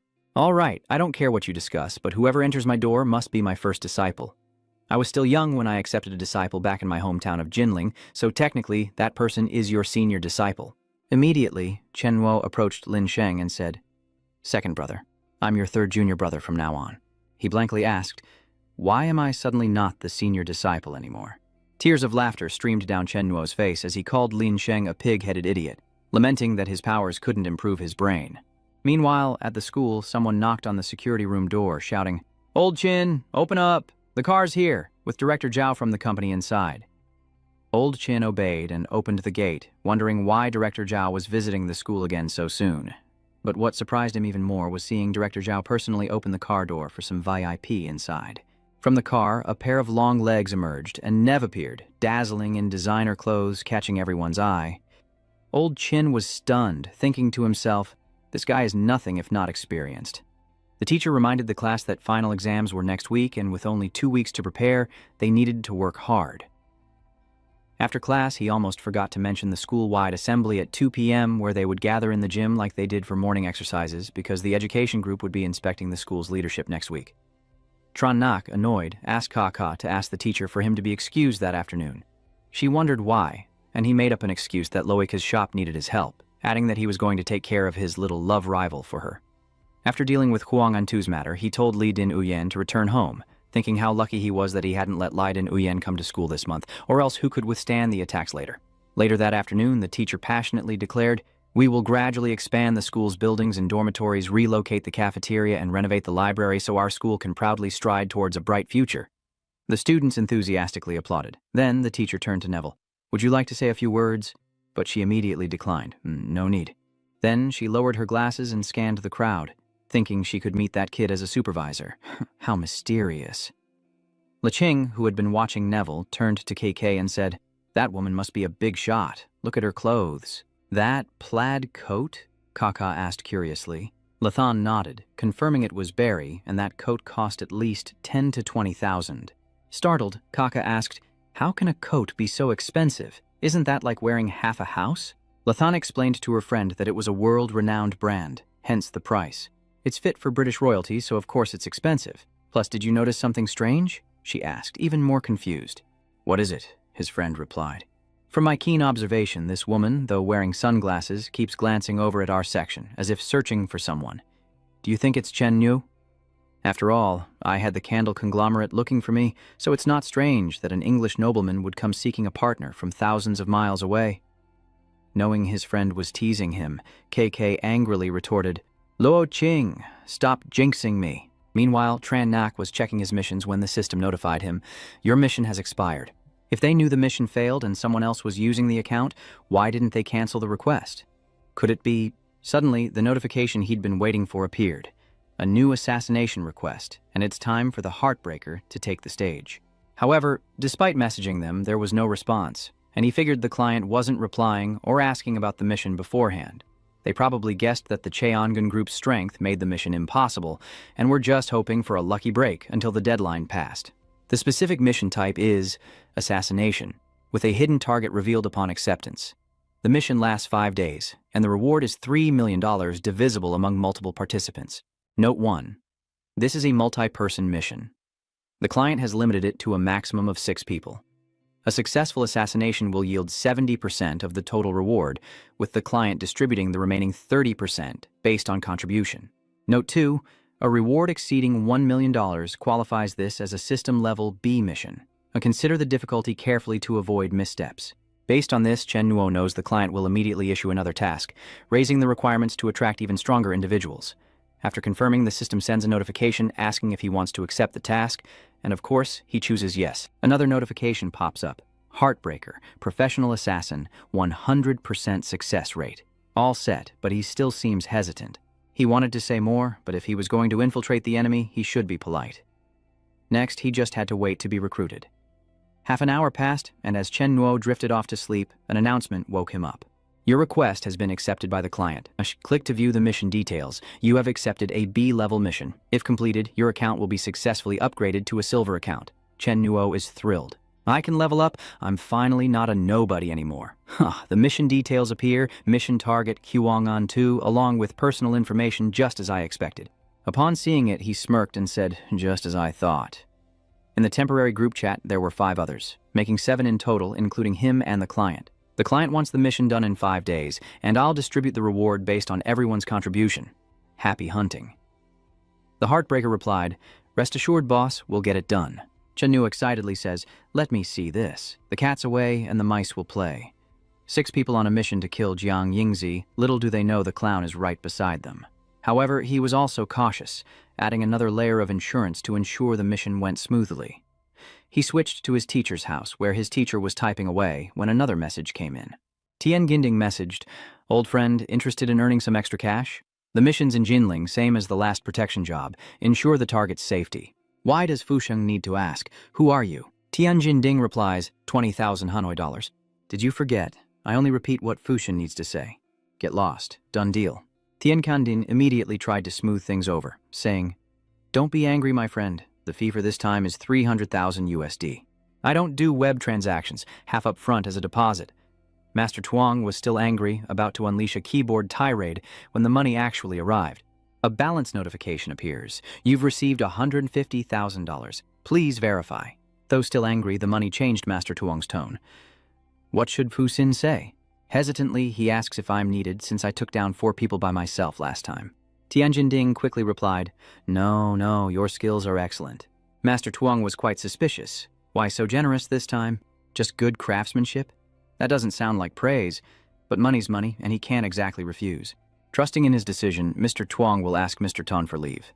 Although I have some money, I can't just sit around doing nothing.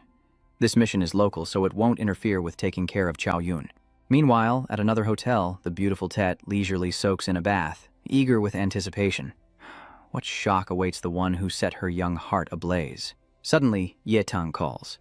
Cixi answers cheerfully, my good disciple, you miss me already after just a few days? Ye Tang gets straight to the point. Master, they've agreed to our price. I've squeezed them dry, so you need to complete this task flawlessly. Excited, Gigi says, kiddo, once we get this payout, I'll take you to Vegas. We can buy tons of booze, gamble, and watch the strippers. Poor Ye Tang. The girl sighed wearily. Master, I'm only 9 years old, still forming my values. Don't keep saying such strange things to me. She wasn't even ashamed, but proudly recounted her achievements. Don't be like that. I was sneaking drinks when I was 9. Last birthday, I snuck some rum into your cake, and you loved it, didn't you? Her words seemed to anger the little girl, who screamed loud enough to break the phone. Lu Jiji, don't do that again. I don't want to be your disciple anymore. I'm going to find that wizard. He promised to give me all his precious books if I called him master. Tete cooed softly. There, dear disciple, don't be angry. You're my smartest disciple. Yatang added, secretly adding alcohol will affect her brain development. Lock Tete, you're a crazy woman. And with that, she hung up. With a sigh, she looks at her phone and says, he's sulking. Oh boy, this is a bit tricky. How do I coax her? Should I steal an unpublished Harry Potter manuscript for her? Out of the blue, Ye Tang calls, and Gigi happily exclaims, little Nai Tang, I knew you weren't really mad at me. The voice on the other end screams so loud it nearly blew Tet's mind. I was just upset. I only hung up on you once, and you hung up on me right back. Gigi is frightened and quickly wraps herself in a towel before rushing off to work. She's getting worried. She needs to wrap this up and go home, hoping the kid in Kim Lang won't disappoint. The new disciple of evil. At the hotel where Gigi is staying, she wakes up from her drunken stupor, still tipsy and dizzy, and laments. After drinking, I do have a bit of a headache, but how can I find the heartbreaker with a headache? That's the top priority. After thinking it over, Gigi decides to go out. Never mind, I'll just go for a walk. There's no new intel anyway. Meanwhile, Yingwan is begging Zian to go out and play. Mom, let's go out. I'm so bored being cooped up all day. But in reality, Chen Nuo had already told Yingwan everything. She thought to herself that the message from last night said some were starting to like the demon, so she had to lure the assassins out to eliminate the enemy. Little did she know that Gigi's room was next to Ziyan and his daughters. They run into each other, and Gigi compliments Yingwan, saying she's beautiful and asking if she's going out. Din Yu Yen innocently replied, "You're beautiful too. I'm going out with my demon." Then she took Ozzy's hand and left.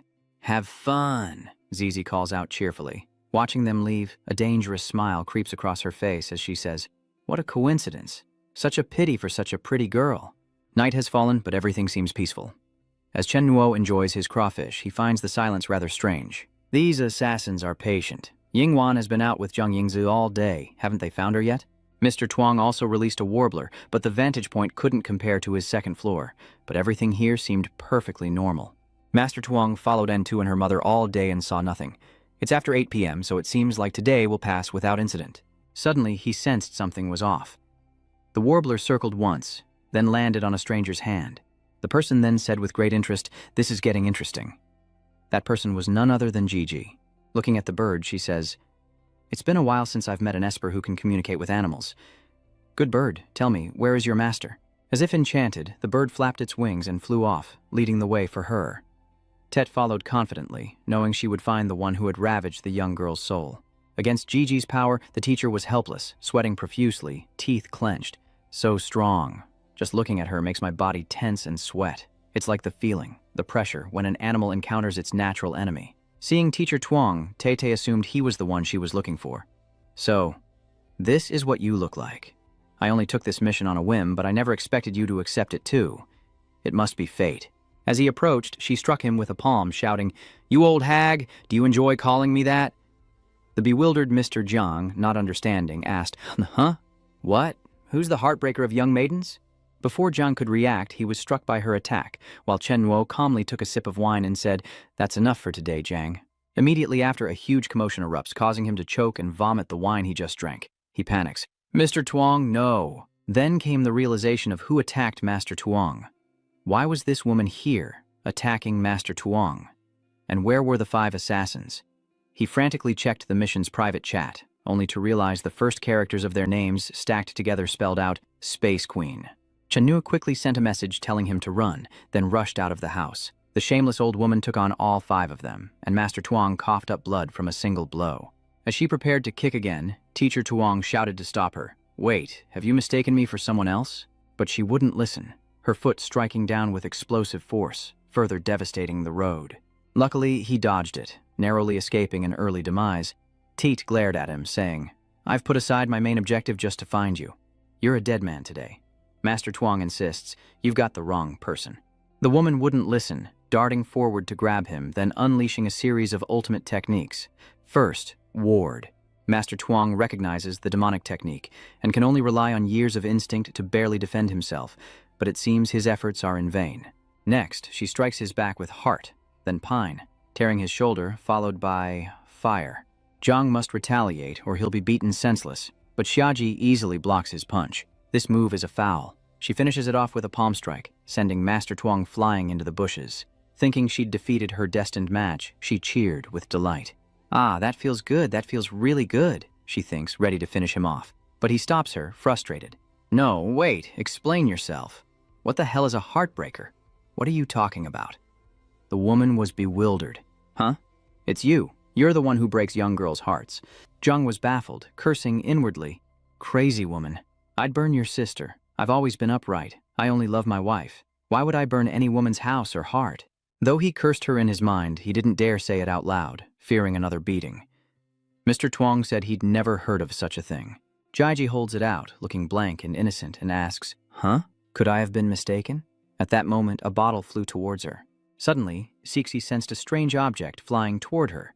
She caught the bottle and said uncomfortably, "So, there are accomplices? Just showing off." Before she could finish, she sensed something was wrong with the clamshell. It cracked, then exploded. Startled, Ziz reflexively dodges out of the way as the small explosion sends shards of glass flying toward her with a life of their own. She quickly used her telekinetic powers to create a shield, blocking the shards from hitting her, but another attack came from behind, startling her. But this woman is no pushover, immediately conjuring another shield behind her as she angrily shouts, "You think you can use a feint on me?" The two exchanged blows for quite some time, their spiritual power evenly matched, and the ground beneath Gigi's feet began to crack. Suddenly remembering the hostage, she turned to find that Teacher Tong had vanished, and she angrily shouted, "They escaped!" Switching to Yingzi and her mother, that target is also empty. They've all escaped. Failure. Enraged, she fumes, "I'm not happy. I failed to catch the Soul Snatcher, and the mission target escaped. Who set me up?" Just then, her phone, wedged between her thighs, rings incessantly. Tate answers the phone, lowering her voice. "My dear disciple, you finally noticed me." Yetang shouts from the other end. "Lucy, what the hell are you doing? Aren't you in Jinling for the major quest I accepted? Why, upon logging in, did I discover that you accepted a minor mission without my consent?" "Are you crazy?" Tate quickly pleaded. "Well, good disciple, don't be angry. You have to admit this little girl is only 9 years old. So much writing for nothing." Yetang continues to scold. "Aren't you angry? Do you know how much effort I put into building the golden reputation of the Space Queen? Why would you demean yourself by taking such a small commission for 2 or 3 million? No one will want to pay you more later." Tate argued, "But didn't we have a fight yesterday? I thought you wouldn't pay attention to me for a few days. I'm all alone here, and I've almost run out of money. You usually manage my finances. If you're angry, I can't exactly ask you for money, can I? I only took one job to earn some pocket money." "Good disciple, your master knows her mistake. I won't dare do it again." But Yetang wouldn't listen to her anymore. She ends the call with that final remark, "Task aborted. I worked hard to get your price up to the top of the market, so finish your work and come home. I told you, you're grown. Don't run around outside if you don't have to." After being scolded by her little disciple, Ira felt incredibly hurt, and the disciple's ferocity made her forget something important. "I forgot to tell my little darling that I found the arsonist of young girls' hearts. But angering her at home is more dangerous, so I'll put it aside and go back." Forget it. An angry disciple is more important. She's been upset with me lately. I can't afford to anger her more. A smart disciple is hard to come by. Move to Chen Nuo's place. I had Master Zhang brought back to my house. He also called and instructed Yan Wan, telling her everything would be all right. "For the next few days, you and your mother should stay away from the hotel and find somewhere else. This assassin is very dangerous." He had to investigate what was going on, so he treated Master Zhang's wounds while he thought. What is Lu Jiji doing in Jinling? A mission like assassinating Zhang Yingzi is definitely beneath her notice. Arguing online is a losing battle, but resorting to violence is absurd, especially when we're half a world apart. After some treatment, he was finally out of danger. He breathed a sigh of relief, saying, "Fortunately, Master Tuong only suffered external injuries, but his lungs are a bit damaged. Probably internal injuries from forcing himself to deal with the Starry Sky Queen. I helped him gather his inner energy. After he wakes, I'll adjust it, and he'll recover quickly. His consciousness has returned, but the trauma of being tortured by that woman haunts him like a nightmare. Even in his delirium, he keeps insisting, 'I'm not a soul arsonist.' You've mistaken me for someone else," Chen Nuo said, feeling a bit apologetic. "I hope I haven't led you into a trap this time, Master Tuong." He suddenly felt uneasy. "No, Lu Jiji has other business in Jinling. As a top 5 commander-level powerhouse in the Underworld, she could easily destroy an A-level organization, so she wouldn't bother swatting ants herself. He hoped her visit had nothing to do with the person he needed to protect. Even at my peak, I couldn't beat her, so with my current strength, I'm in serious danger. But no matter the danger, he needs a full stomach first." Chen Nuo heads to the noodle shop and loudly orders, "Old Guo, a large bowl of braised pork noodles with extra eggs and meat." Old Guo, the shop owner, frowned. The shop was about to close. So he ordered a bunch of extra toppings, plus stir-fried mutton with scallions and a little coriander. How could old Guo refuse such a big order? "Just got paid, you're eating a lot." Chen Nuo smiled, praising the noodles, saying they were so delicious he craved them every few days. Suddenly, he sensed a powerful aura approaching, signaling imminent danger, and the person he feared for was Gigi. She casually strolled into the shop, and Chen Nuo, trying to appear as just another customer, made idle conversation. "Boss, this garlic's gone bad. You need to replace it." He knew she was watching him closely, so he had to keep reminding himself. "Don't panic. This woman definitely isn't here for me. She didn't see my face when I attacked her. This is just a coincidence. I can't be too sure, though. I need to act like a normal person, meeting a beautiful woman to avoid suspicion." That's what he tells himself, but the way he's staring is kind of creepy. Shishi notices him and asks, "Am I pretty?" He numbly agreed, and Tete casually remarked, "You're quite handsome, too. Is the noodles here good?" Forcing a smile, he replied, It's all right, but the owner's a bit stingy with the meat. Tet happily replied, "You're a cute kid. Hurry home after your noodles." An hour passed, and neither of them showed any signs of leaving. Old Guo, sitting next to Chen Nuo, frowned and said, "Why are you eating so slowly today?" "Eat up, I need to close." Seeing that no one paid her any attention, Zizi sighed in frustration. Guo noticed her attitude, and Jonji asked, "Boss, aren't you going to ask me what I want to eat?" Guo bluntly replied, "If you're not here for noodles, what would I ask?" Jijai asked in surprise, "Can't I pay for my meal then? Your customer looks like he's enjoying his meal. I'd like to try some." Guo Lao replied unhappily, "I can't let my customers leave before they finish eating." He then adds, "Oh, can't you wait?" She retorted, "I'm in a hurry, it's getting late." With that, old Guo agreed, using his power to knock Chen Nuo unconscious onto the table. Seeing this, Cece says, "You really are, as they say, very interesting to work with. A few years ago I heard..." But old Guo interrupts, "What you heard definitely wasn't good." She shook her head. "No, it's very interesting." Then she continued, "I heard that a supremely talented individual appeared in the Snowfield sect, dominating his youth. The old sect leader passed down the sect's ultimate skills and his daughter to him. And in the Snow Peak sect's triennial competition, this son-in-law defeated everyone, becoming a disciple of the sect. I heard that man's name was Quash." Old Quash didn't want to hear anymore, so he lit a cigarette and admitted it. "All right, enough. The person you're talking about is me." Gigi asked curiously, "But why did you run away? Your sect elders wanted to groom you, but you fled before the competition, injuring several disciples in the process. Your snow sect suffered a great loss, failing miserably in the competition and losing several veins of ore. Doesn't that seem a bit much? If I hadn't heard about your misdeeds, I wouldn't have been hired to come here." Guo, enraged, retorted, "What do you even know?" "They're forcing me to marry," Gigi says tiredly, "but you were supposed to be a son-in-law." Old Guo bitterly lamented that their family had 6 daughters, and the one he liked was the 4th. But they insisted he marry the 5th. How could he marry the 5th daughter? "Do you know what she looks like? She weighs 160 kilograms. I'm a prodigy. It hasn't even been 3 years since I joined the sect. My master could no longer defeat me. After being accepted by the sect leader for 10 years, I made many contributions to create a reputation for the Snow Region sect and won many benefits. I'm a man of style, repaying debts and kindness alike, with a bright future ahead, so why would someone grab me by the neck and force me to marry a girl I've barely met, whose hands are rougher than mine, and who eats 10 times as much as I do?" He looks like the son of a mix between Tyson and a Shaolin monk. He even emphasized, "Wouldn't you run if you were in my shoes?" "Do you want to hit someone?" Chen Nuo pretended to faint, lying there listening to the nonsense, not daring to laugh out loud for fear of being exposed. He thought to himself, "Damn, this is too funny." Gigi stood up and said, "But I can't let you go. I've already accepted the mission." With that, she attacked, leaving him no choice but to suffer. Guoju was willing to fight but didn't want to damage the shop and have to pay for repairs, so he asked her to move the fight elsewhere. And so, the two masters went to Mount New to spar. It seems that old Guo was no match for Gigi, as he was beaten black and blue and even coughed up blood. "You still refuse to surrender? Just come with me." But Guo wasn't about to agree. He insisted he'd barely managed to escape that hellhole. "Xiaojiao is free here. Why would he need you? How much is Snow Peak paying you?" Tate didn't hide it and told him straight away. "A mineral vein." Guo burst out laughing. "This sect has nothing good. I risked my life for them and they weren't so generous. Now they're paying a high price to catch me." Tate urged, "You should just surrender obediently and avoid suffering." But Guo refused, stomping forward to gather momentum for a powerful attack, declaring that he'd rather die than be without freedom. The two clash, unleashing supreme martial arts in a flurry of attacks, but Tate effortlessly blocks Guo's punch with one hand, holding the position for a long moment.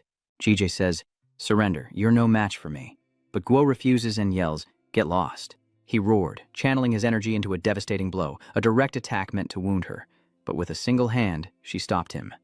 "Surrender," she urged, "or I'll be forced to use more force. I didn't want to hurt you, but you're too stubborn, old man, determined to fight to the end. Shut your mouth." With a tilt of her head, Gigi evades Guo's fist, and with minimal effort, sends the portly elder flying. Tet steps forward, reiterating, "You're no match for me. Your strength is considerable, but I am a commander, and you are a step below that level."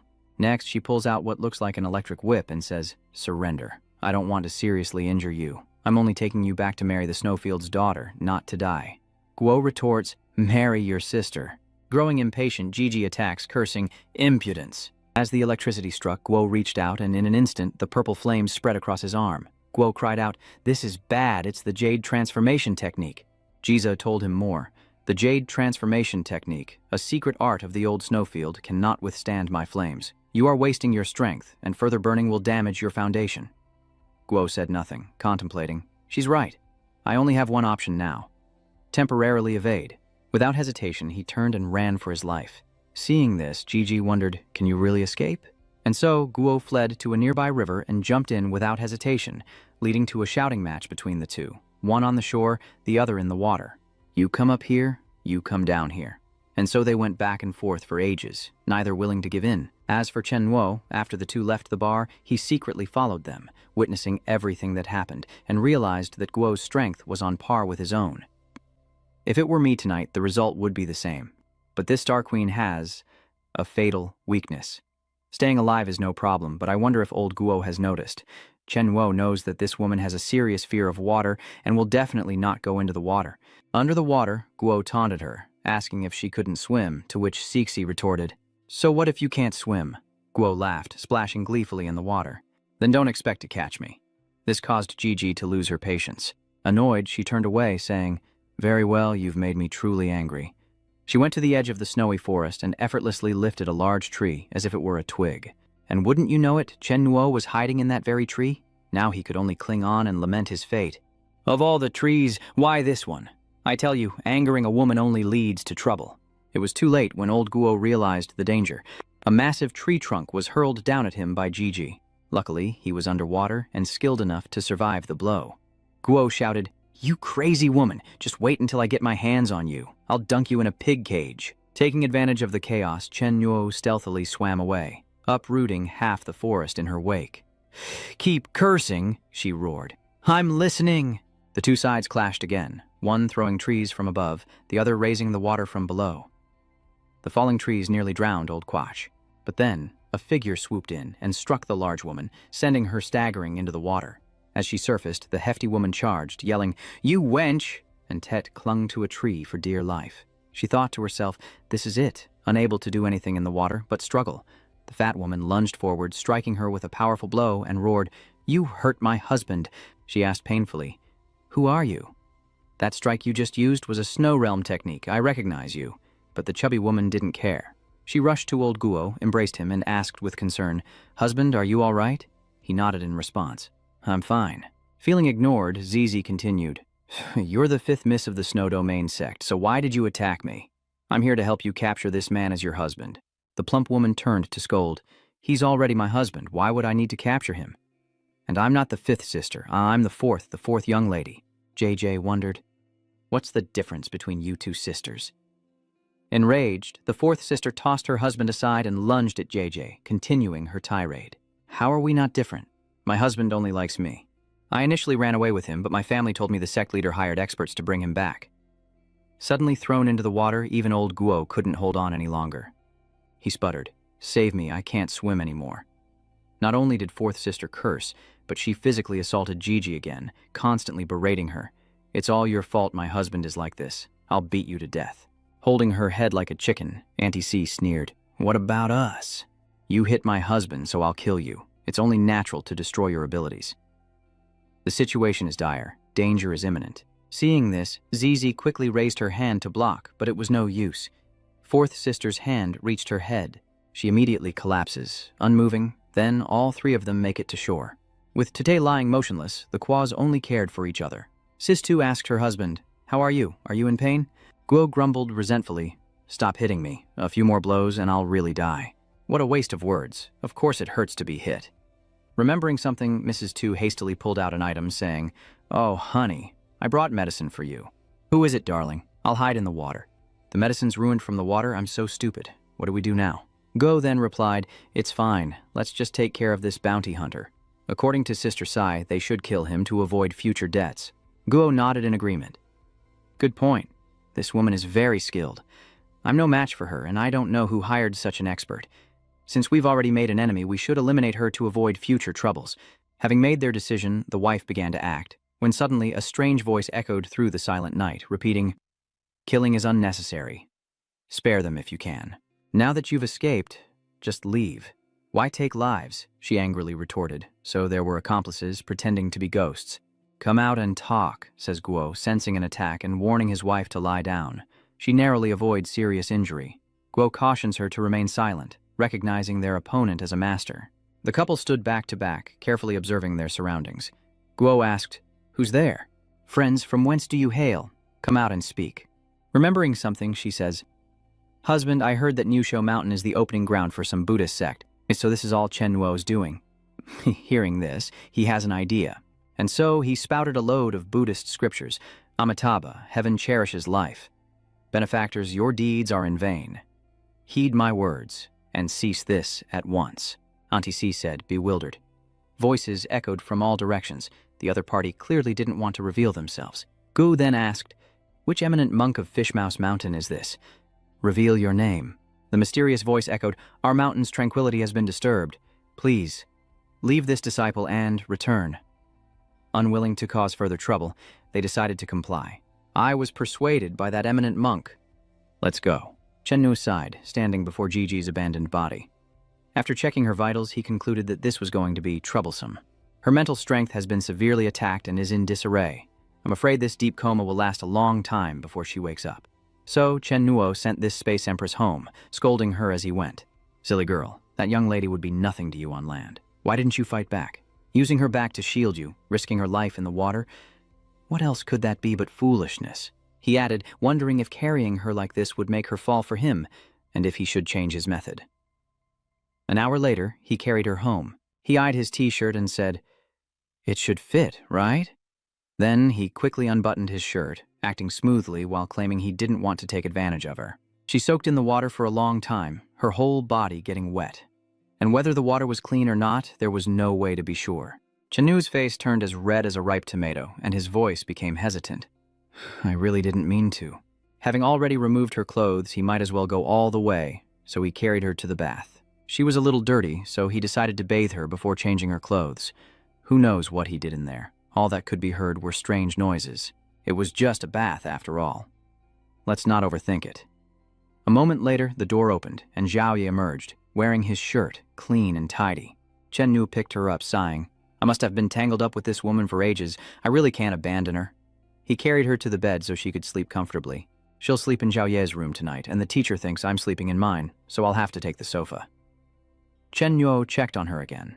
Her mental strength was recovering slowly, and at this rate, she might not wake up for 2 or 3 days. He chuckled at the sight of the girl before him. Who would believe that the Queen of the Stars had almost died tonight? Chen Nuo thought to himself that her greatest weakness was her fear of water, a secret he already knew in his past life. He recalled the time they went on a mission to Antarctica, and a massive iceberg broke, plunging them into the sea. Chen Nuo risked everything to save her, but she looked so pathetic back then. He was curious and asked, "Is this pathetic state because you're afraid of water? Experts at our level should be fine, even after being submerged for hours." Instead of gratitude, he was met with a sharp accusation. "Did you just touch my butt?" Chen Nu asked in surprise. "Huh? I just saved you, and you were clinging to me like an octopus. I couldn't pull you off, so I must have accidentally touched you." But she insisted it was intentional. Before Chen Nuo could react, Gigi kicked him right in the face, refusing to listen to his explanation that it was just an accident. He says he touched her, and he means it. The kick sends him flying, leaving a footprint on his face. That misunderstanding was etched in Chen Nuo's memory, unforgettable even across lifetimes. He was being too much. I barely touched her butt, and she kicked me. I was saving her life, you know. His inner beast awakened, Chen Nuo brazenly placed his hand on Gigi's rear, taunting her. I touched her again, and she kicked me again. Not only that, he even squeezed her to test her elasticity. Not only did I touch her, but I squeezed. I was having so much fun that I didn't notice she had opened her eyes and was staring at me. He shouted, "Damn it, when did you wake up?" While she was still dazed, he stealthily withdrew his wandering hand. Suddenly, Cixi calls Chen Nuo her husband, startling him. He asks, "What did you just call me?" Tida was bewildered. "What did I just say?" She then asked where she was. "Who are you? Why can't I remember?" Suddenly, her head throbs with pain and she clutches it, confused. "I can't remember who I am. I only dreamed of a woman's voice calling out for her husband. Was that me? Perhaps in my unconscious state, I overheard fourth sister speaking to old Guo. Husband, how are you? Are you all right? Husband, are you hurt? Husband, I brought you medicine. Who are you, husband? The medicine I hid is ruined. I'm so stupid. What do I do?" Gigi continued in confusion, then opened her eyes to see you. "And you touched me?" Her state worried Chen Nuo. Had she really lost her mind? Suddenly, she grabbed his hand and asked earnestly, "Do you know me? Do you know who I am, do you?" "Where is this place?" Chen Nuo asked again, his voice low. "You don't remember anything." Frustrated by his silence, she tightened her grip, causing sparks to fly. "You tell me first, where is this?" Losing patience, Gigi sends Chen Nuo flying with a palm strike. "Tell me." He cried out, "No, you change your tune so fast." The angrier she got, the more energy radiated from her. She repeated the same question over and over. "Tell me, who am I?" She lunges, grabbing Chen Nuo by the neck. "Who are you?" "Where is this?" Gigi shouts, "and why did you touch me while I was sleeping?" Chen Nuo struggled to reply. "If you choke me, how can I talk?" So she stopped trying to speak and grabbed his wrist instead, throwing Chen Nuo onto the table, which promptly broke in half. She repeated, "Who are you really? Who are you?" "Are you a bad person? Were you trying to hurt me in my sleep?" "I can't take it anymore," Chen Nuo shouted, confessing to anything. "I'm not a bad guy. I'm your husband." He inwardly complained, "This crazy woman's got a strong grip. She almost strangled me." Upon learning that the man before her was her husband, Gigi calmed down, her murderous aura dissipating. Poor Chen Nuo lamented, after living 2 lives, he was being ridden by this woman, the ultimate humiliation. "Then who am I? And where is this place?" Chen Nuo chuckled, comforting her. "Wife, don't worry. Listen to me slowly. Listen to me carefully." And Chen Nuo began to recount their story. "Your name is Lu Yi. This is our home, and we've been happily married for over a year. Until one day." With a sorrowful expression, he continued, "You see, there's something wrong with your brain. Every few days you have an episode where you don't remember anything, treat me like a stranger, and destroy everything in the house." Even Jizai was starting to feel confused. "I'm really acting the part of Tran Noctien too well. His face is even wet with tears." "That's right, I'm just that awful. But you've never complained. Seriously, through thick and thin, a couple should be able to endure anything but infidelity. On the surface, she cries, but inside, she's plotting. Make me feel guilty until you reach the extreme, making it easier to be led by the other party." He pointed to the items in the house and continued, "See, these things are all new, right? But look how old and dilapidated our room is. How could we buy new things with such an old room? It's because I broke all the old things when I was sick." Hearing Gigi's panic, she says that she even broke the bed in the room earlier. Then Chen Nuo takes her hand and leads her away. "Come, let me take you to see Dad. He's been ill for days, and even bedridden. Mr. John can't escape being an extra in your play. He suffered a stroke, and the cost of treatment has strained the family's finances, yet you continue to break things. Our family wasn't rich to begin with, and now things are even harder. But Zixi still only half believes me. I still don't completely believe you. Oh, right, we should have photos and a marriage certificate, shouldn't we?" Chen Nuo sighed, gently stroking her head as he said, "All of that was lost. A few months ago, you had a fit and burned it all to ashes." Still unconvinced, Zixi asks again, "Then how can you prove we're married?" He whispers in her ear, "You have a beauty mark." This flusters Gigi, her face flushed with embarrassment as she wonders if he really is her husband. Knowing such a secret place on her body, she stammered, asking again, What's my husband's name?" With a smile, Chen Nuo replied, "It's Lu Yi. You must be happy," teaching her a lesson for always looking down on others. It seemed that at this moment, Gigi believed everything Chen Nuo said. She burst into tears. "Husband, I'm sorry. I broke things in the house again. I almost strangled you." He gently wiped away the tears on her cheeks, saying, "It's okay, we're married now, just don't do it again." Chen Nuo turned to the side, secretly pleased, knowing that if his strength wasn't enough, he'd make up for it with acting. Although he panicked a bit just now, he managed to get away. It's late, 1 a.m., and with their bedroom destroyed, the fledgling couple is forced to sleep on the sofa. After a while, seeing that Zizi's breathing has stabilized, he sighs in relief, finally able to sleep. To be safe, he gives her a little more gas to deepen her sleep, then carries her outside. "Lu Jiji, I've been very kind. Tonight I really saved your life." Half an hour later at New Thu Mountain, Tran Mak abandoned Tete by the river, saying, "It's not that I'm abandoning you, but this has spiraled out of control. In my haste, I lied and said she was my wife, even revealing a secret location on her body to make her believe me. If she suddenly wakes up, I wouldn't have enough lives to pay for it." He coldly gets up and turns away, adding, "If you were reasonable, I saved your life, and you spare mine. We're even." Unfortunately, a crazy woman like her wouldn't understand reason, and might even hurt those around me. Enough, let's go. All I want in this life is peace. I've saved who I needed to save, and I don't want to spend the rest of my days being chased by you to the ends of the earth. Even though he left her behind, Chen Nuo imagined all sorts of scenarios, like being eaten by beasts, encountering forest spirits, or being crushed by a boulder. Don't hitchhike on the national highway, but I can't shake this feeling. Will she be all right? Even though she's the Starry Sky Queen, what if she's an idiot or the next car doesn't stop? The next car already has its light on, so he decides to turn back and take a peek, just a little peek. Chen Nuo thought to himself, knowing from his past life that this woman was crazy, completely reliant on her assistant. Now, injured and amnesiac, she's been abandoned in a desolate place.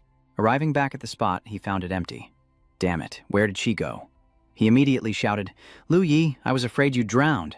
He dove deep into the water, but it was no use. She wasn't in the lake. Chen Nuo then climbed the tallest tree there to observe. New Mountain, recently developed and only a few kilometers from the city university, has no large wild animals, so she couldn't have been dragged off by one, and there are no footprints on the ground, so no one could have taken her. Seeing nothing, he jumped down, frustrated, having practically turned the mountain upside down. Could she have regained her memories and left on her own? But hopefully she's just at home, raging at my post on the Baiclan Bazaar forum. If she doesn't reply by tomorrow, I'll have to ask Brother Lei to search all of Jiangning. If she's not in Jiangning, then she's in Jinling. Half an hour later, Gigi was waiting downstairs at Chen Nuo's house, but he was too lost in thought to notice. If he'd known she'd worry so much, he wouldn't have left her in that deserted place. He should have just dumped her at the airport and had Xiao Naitang pick her up. You can never be too careful. Why didn't he think of that? Lost in thought, he hears Gigi calling him husband. He looks up and sees her pitiful eyes, realizing he's been found out. So Chen Nuo continued his charade, feigning concern. "Where did you run off to? I woke up in the middle of the night and couldn't find you anywhere. I was searching all over." Seeing that she was back safe and sound, he was relieved. But wait, was he going crazy? Chen Nuo asked, "How did you find your way back home?" Zixi honestly replied, "I don't know either. I woke up by the lake, terrified. I cried for a while, then I searched for your scent and eventually found my way back here." Hearing this, he trembled, his heart raced and his breath hitched. She remembered him. There was no escape this time. How would this husband act end? Just then, Gigi's stomach rumbled and Chen Nuo said, "Are you hungry? Let's go home and I'll make you some noodles."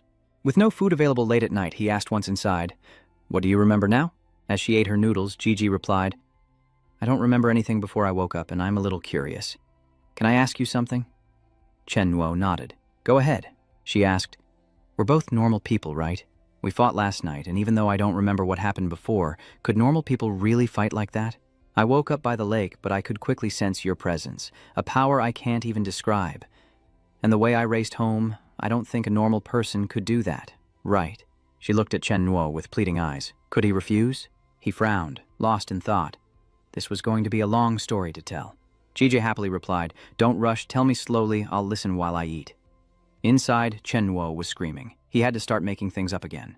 At worst, getting the comic wrong only gets you yelled at, but what can they do? Getting this wrong could cost lives. After much deliberation, a tear-jerking love story was born.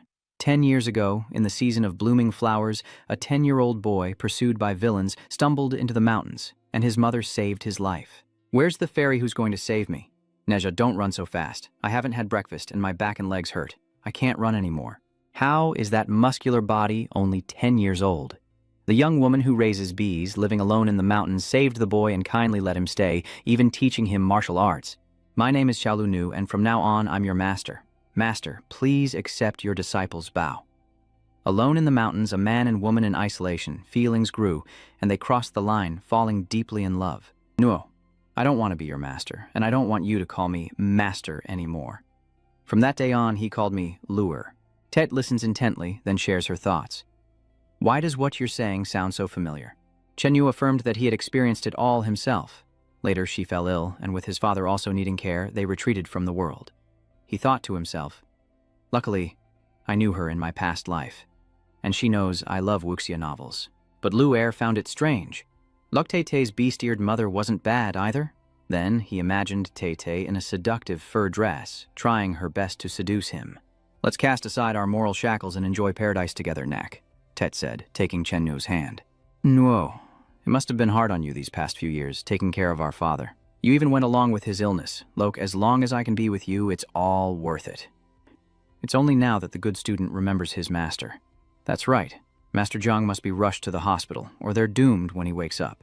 The next morning, as Gigi fetched water, she thought about their beautiful love story, Lu Qi and Nuo Er, when she suddenly overheard women talking. Luo Yingwan calls, "Appa, I'm still so scared. Appa, has the demon-killing assassin been dealt with? Oh, I miss you so much. Can I come over?" Terrified, Chen Nuo whispered, "Wait, don't rush. I'm busy right now. Wait until I deal with—" Suddenly, he screamed, startled. Jai had appeared right behind him without him noticing. He thought to himself, "Damn, the commander is formidable, moving without a sound." Tet asked softly, "Honey, who were you calling? Why did I hear a girl's voice?" Nak quickly made up an excuse. "It was the neighborhood committee calling about the electricity bill." "What are you doing?" she asked. "Honey, I cleaned up all the broken stuff in the house tonight and cooked dinner. I felt useless, so I wanted to help you with something." "I'm just helping Dad wash his face. I can't do much else, but I can help you take care of the patient." Chen Nuo thought to himself, "Forget it. What if washing his face wakes Teacher Jiang up? Besides, has our eldest sister ever taken care of anyone before who uses cold water to wipe someone's face? No, I have to get Master Jiang out of here, and fast." With that thought, he snatched the basin of water from Zhao Xiao and ran off. "No need to trouble yourself. I was just about to take him out of the hospital for a checkup. Besides, my wife doesn't have much money, so she's been running back and forth, and even Ziz wants to come along, so you can join us." But Chen No said, "My condition reacts negatively to hospitals. Just being in a hospital environment could trigger it, so it's best if I don't go." Afraid his pseudo-wife would be bored, he found her some work, saying if she really wanted to do something, here it was. "Why don't you peel potatoes in the kitchen today? It's fine if you're happy, and I'm sure you'll do great." He then carried Master Tuong out of the house, carefully instructing her not to wander around while he was gone, and to watch TV if she got bored, promising to return home soon. Meanwhile, Chao Yun is increasingly worried about her missing husband. The warbler is Jiang's eyes and reconnaissance when he's out on assignment. Last night, the bird returned, but not her husband, so she decided to take the bird and search for him. The thrush flies ahead as she follows on her bike, phone in hand. At first, no one even answered. For a man as worried and attentive to the house as her husband, this was unusual. The Mina led Chao Yun to Chen Nuo's house, where she paused at the door, watching the Mina fly to the family's balcony.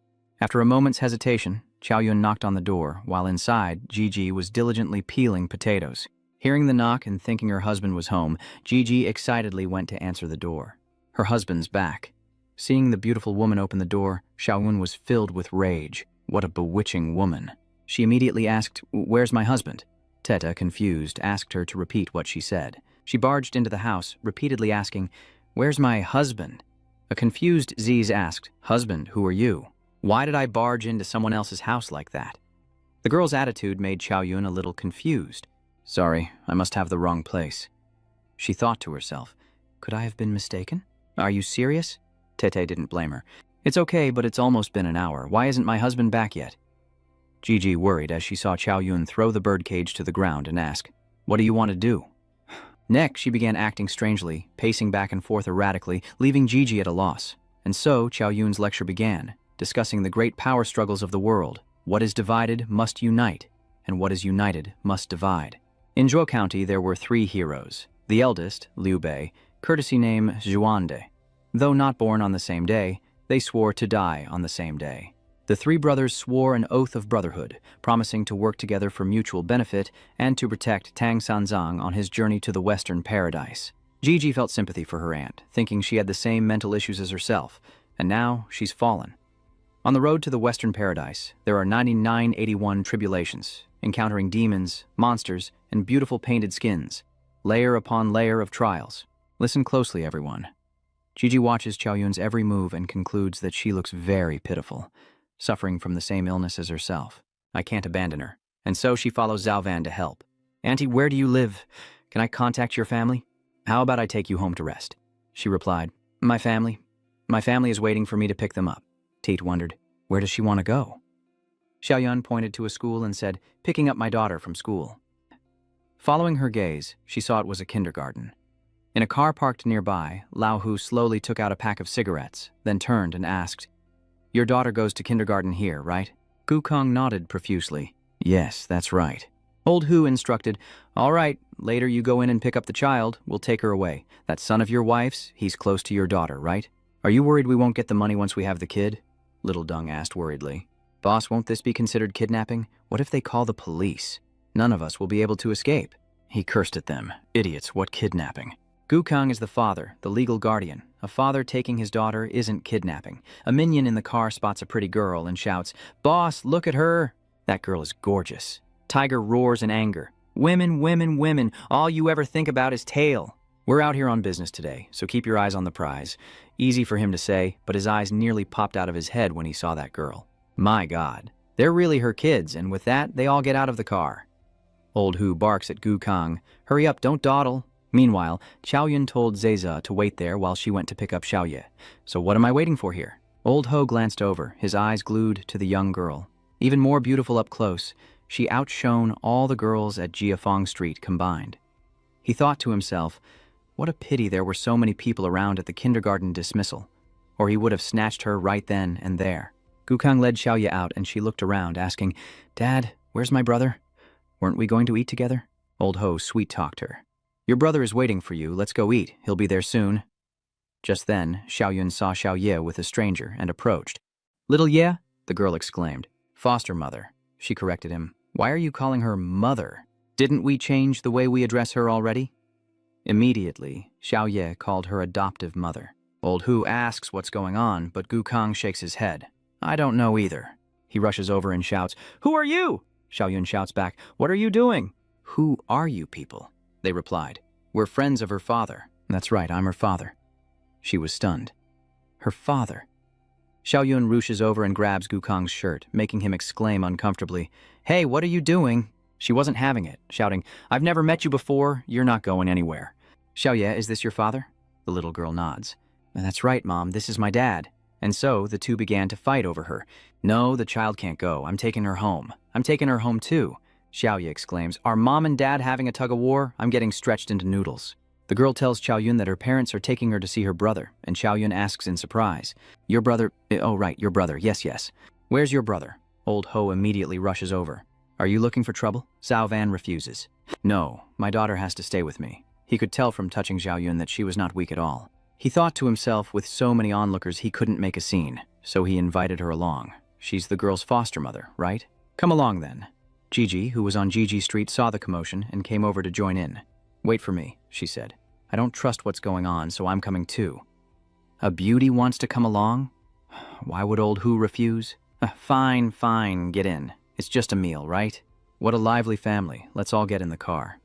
Gigi is puzzled. She was just curious about what they were saying, but it was like a breeze passing by her ear, and she couldn't hear anything. Old Hu is ecstatic. Is this double happiness at his door? He came here to strike gold and got a beautiful, charming woman for free. Damn it, I'm pulling out all the stops today. Whether it's a gentle approach or something more forceful, I'm getting a piece of that. Back at home, Chen Nuo happily pushes open the door and calls out, "Lu Yi, I'm home." But the house is empty. He sits down, wondering, where is she? The potatoes aren't peeled and she's not home taking out the trash. He waited for her for so long that he frantically went to look for her. "Lu Yi, where are you?" Chen Nuo panicked, wondering if she had regained her memories and run away. It couldn't be her memories returning. If that were the case, she'd be waiting for him. Suddenly, a call comes in, and the voice on the other end asks, "Kid, can you tell who this is?" He immediately responded. Gukang continued, "I took Xiaoye out to eat, you know what I mean?" Chen Nu knew exactly what he wanted, and said, "Gukang, what am I going to do with you?" "Fine, I don't want to say anything if I have to call you inhuman. Just say what you want." Gukang immediately held up 5 fingers. Chen Nuo immediately agreed. "Okay, I'll give you 50,000, I'll bring the money there myself." "Gi Fong Duang, you know him, right? Just say his name when you get there, and someone will take you to me." "Kid, don't try anything funny," Chen Nuo said softly. "Gi Fong Duang, I know him. Looks like you've managed to latch onto someone important. There's backup on their side. Enough talk, I'm giving you an hour, though you won't need it. I'll be there in half an hour." It seems Gukang has angered Chen Nuo. I spared Gukang's life for the sake of Xiaoye's adoptive father, but it seems that was a mistake. The Grim Reaper, it seems, is incapable of mercy. In the maple-lined courtyard as they entered, Gigi grew uneasy. "What? Waiting for me here? It's like a tiger inviting me in." "Let's go, up to the 3rd floor where the private dining room is." Before entering the elevator, he instructed his men not to come up, no matter what they heard. "Keep an eye on things here." The subordinate replied with a trustworthy look, "Don't worry, Wang Ge, go on up to the dining room." Lao Hu said warmly, "Beauties and the child's mother, order whatever you like from us. We have everything from fish in the sea to birds in the sky." Immediately, everyone began asking questions at once, but Gigi happily said, I want to drink wine. Xiaoyun cautiously asked if he was paying for the meal, while Xiaoye asked about her brother, but he only cared about what Gigi said. Drinking, huh? Fine, drinking is good. Where's my brother? Of course, you're at my place, so of course it's my treat. So Xiaoyun said, I want to eat. Braised lamb, braised deer tail, roast duck, roast chicken, roast goose, salted duck, braised chicken, smoked river meat, pork belly, cauliflower, dried meat, sausage, assorted platter, smoked chicken, streaky pork, steamed pork, and glutinous rice duck. Gigi was also startled, and little Ye said, Foster mother, I know he doesn't have any money, so she told me. Oh, then order mine. Old Ho thought angrily, what the hell, is she taunting me with a Qing dynasty menu? This old woman is here to cause trouble. He then said, Gukang, go outside and make the call. You know what to say. Also, move your daughter and her godmother to another room and prepare a similar table for them.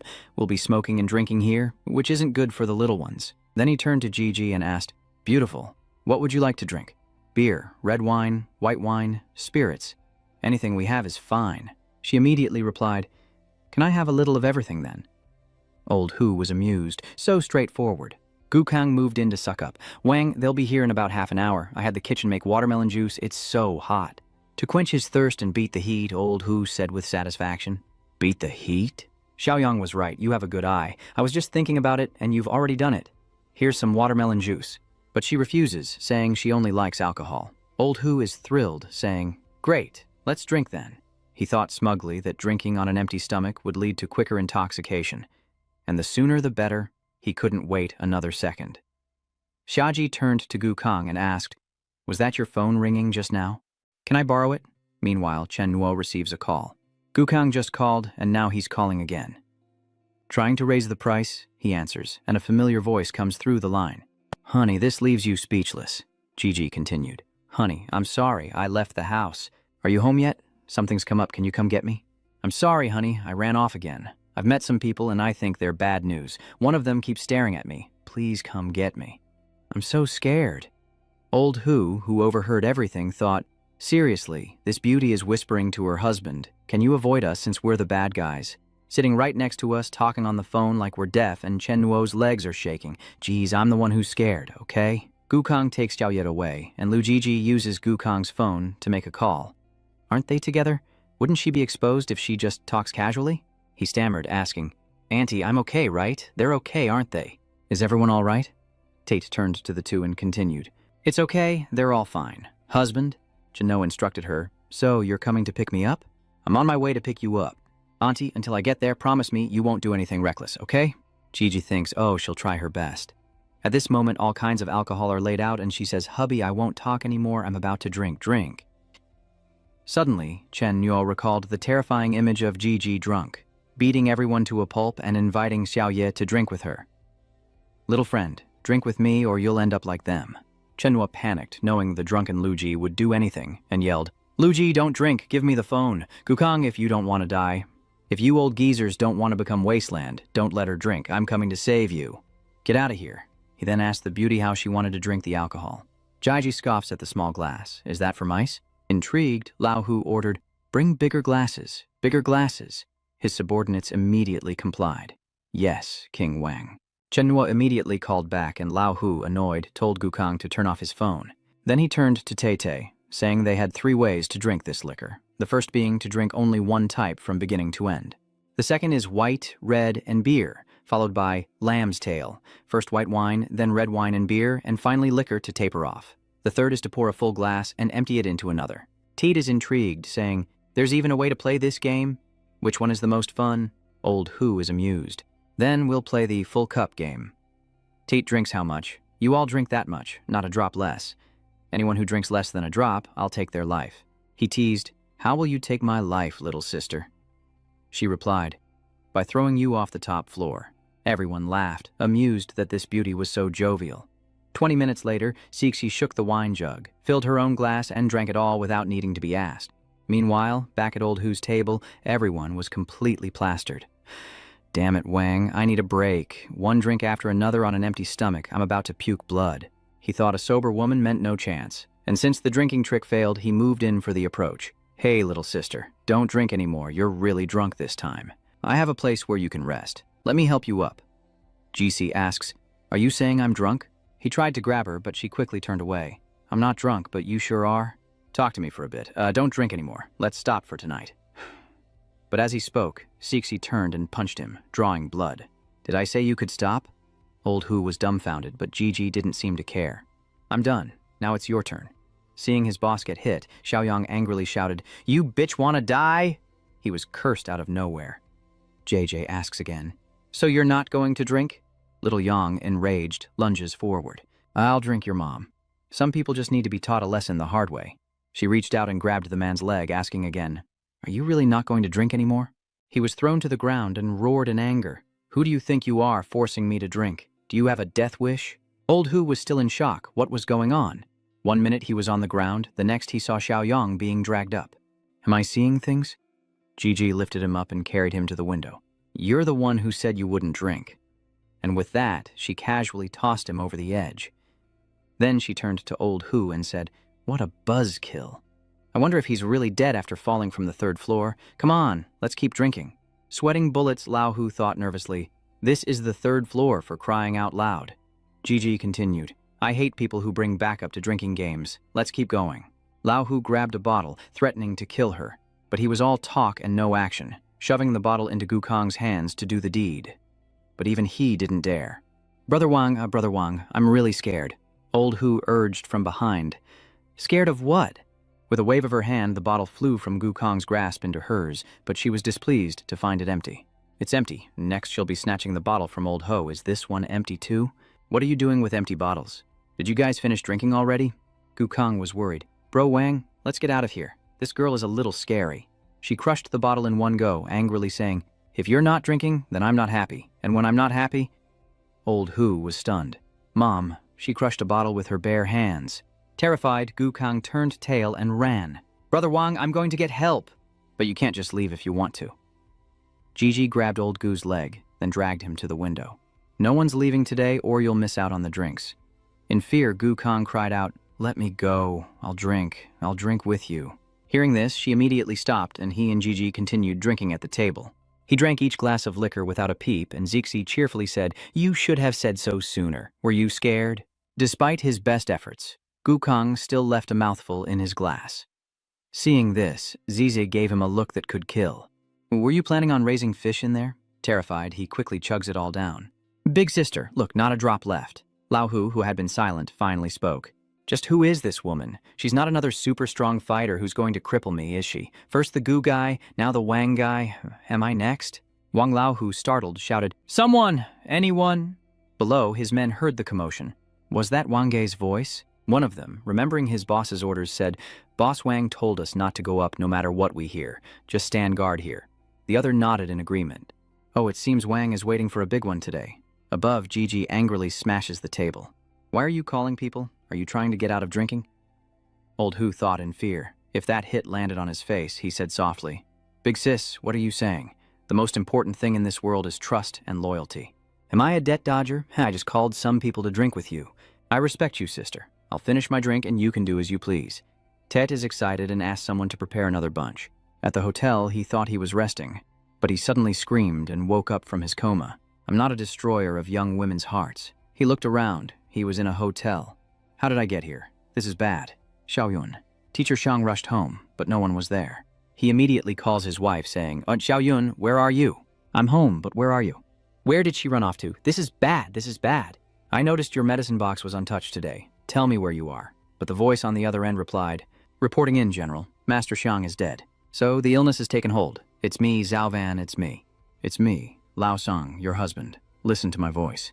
Listen carefully. Answer me, Zhao Yun. That voice sounds familiar. Sing a few lines for me." Then Xiao Ye's voice echoed, "Is foster mom using foster dad's phone?" And so, the girl answered the phone. "Hello, father? It's me, Xiao Ye. Are you happy to hear from me, teacher?" "Xiao Ye? Who is this?" "Xiao Ye, good heavens, you're with your foster mother? Where are you two?" "Tell your foster father quickly." The little girl obediently replies, "I'm with mom at Jiafeng Duang. Are you coming, daddy? We're having dinner." Master Tuong said, "Okay, I'll go there right away." He wondered, Jade Peak Pavilion? What is Tran Nok up to? Why come to Maple Pavilion for a meal, bringing your teacher and sister? Is that a place for ordinary people? Meanwhile, Chen Nuo had already driven his warhorse to Jiafeng Hall, where the gatekeepers quickly blocked him. Who goes there? Halt. You dare barge into the Jiafeng Hall's rear courtyard? Is he trying to die? One of them recognized Chen Nuo and shouted, Get out of the way, everyone! They quickly scattered, and the others asked, Brother Mao, who is it? Why did you tell us to move? That's right, daring to barge into the fake Feng Tong's backyard. One of them said, You two must be new. You don't know. He's the one who crippled our leader. I still have a phobia of the color black to this day. Chen Nuo went inside, asking anyone he saw about a beautiful woman with a child. Before he could finish, the henchmen trembled as they answered. Third floor. Boss, I'm changing careers tomorrow. Please spare me. Chen Nuo went up to the third floor of Maple Street, but the door was locked. Inside, the two men were pale with fear, but Zizi was still excited. Well, look who it is again. Are you trying to drink yourself to death? You just added another half a pound of liquor. Suddenly, he heard the door open. Someone had finally arrived. Quick as lightning, he rushed to the door and shouted, Is anyone there? Hurry, save me! But it was Chen Nuo who appeared. The Wang family member collapsed to his knees, screaming in despair, while Ji Jai, despite the hood, recognized Chen Nuo. She cried out in joy, Husband. Tiger asked in bewilderment, Husband? He trembled, thinking, Damn it, her husband is this killing machine? Why didn't you say so, you devil? Chen Nuo asked Gigi, Where's the little girl? She asked back, confused. What? Explain yourself. Was there a cute little girl about 5 or 6 years old with you? Tay-Tay remembers she's eating in the next room, and Chen Nuo warns, Don't do anything rash before I get back. Did you hear that? Tet shyly replied, I already knew that, but someone tried to drug me, so I threw him down from up there. Hearing him approach the prone Gu Kang, he said, Not a bad idea. Everyone dies sometime.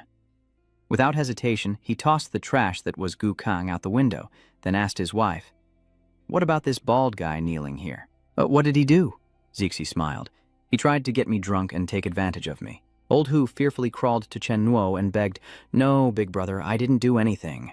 If you knew she was my wife, you wouldn't dare touch her, even with 1,000 lives, he asked sternly. Do you know who I am? Where's Li Tingshan?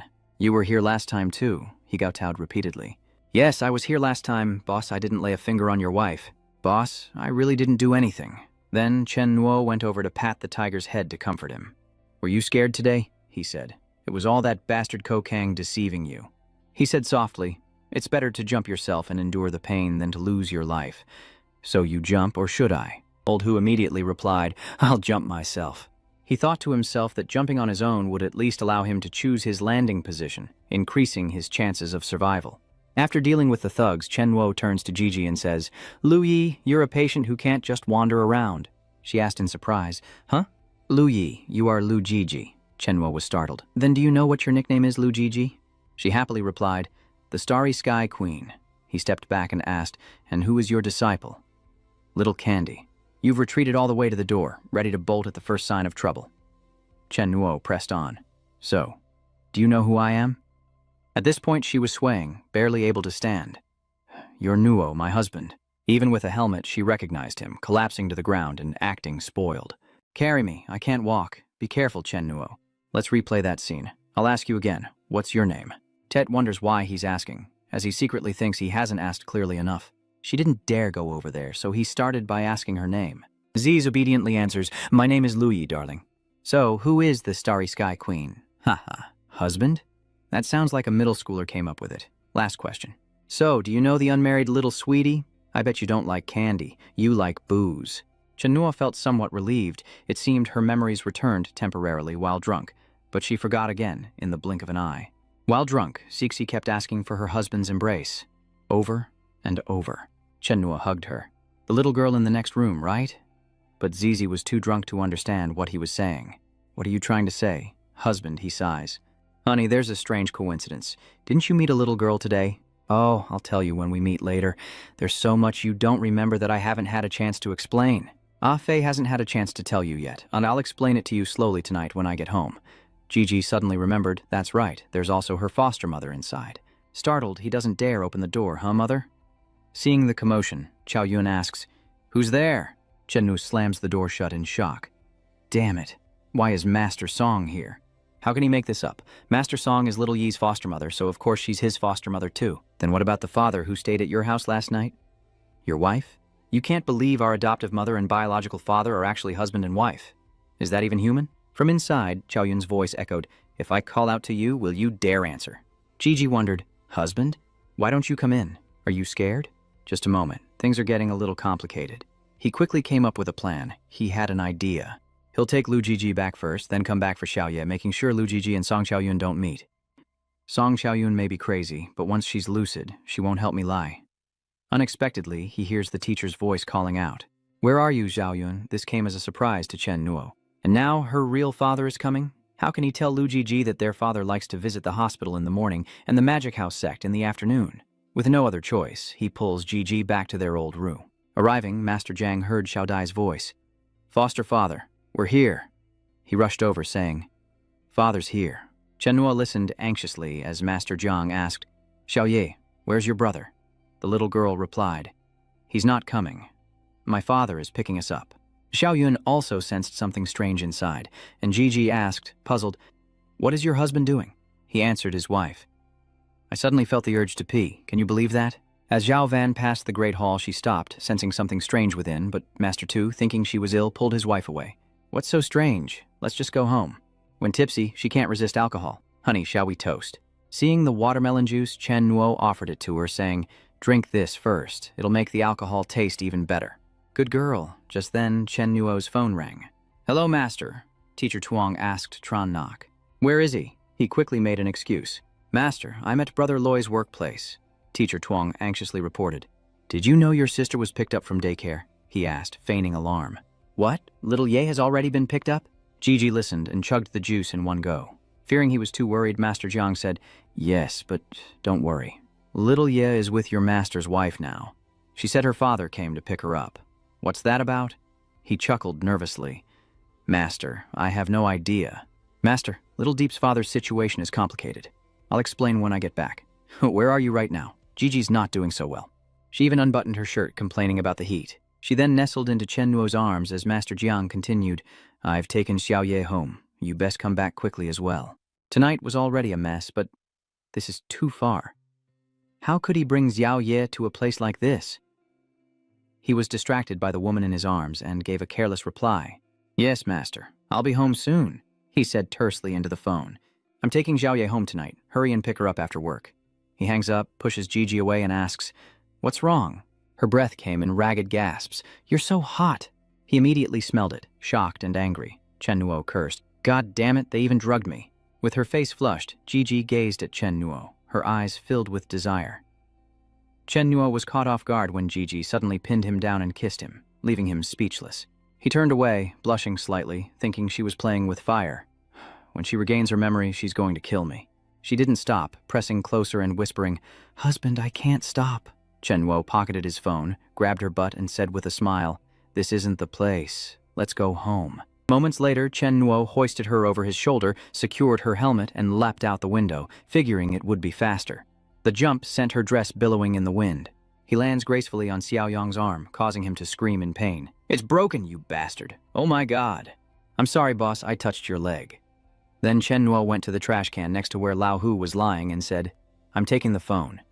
Cut to Tangshan, in the eastern suburbs of Jinling City, where Qingshan soaks in the springs, thinking his legs are done for. The doctor said soaking in hot springs can promote blood circulation and relax muscles, so it's not a total loss. At this point, having nothing to worry about might just be the best time of my life. Suddenly, his phone rings. It's Wang Laohu. He removes his towel and answers. Hello, is that Li Qingshan?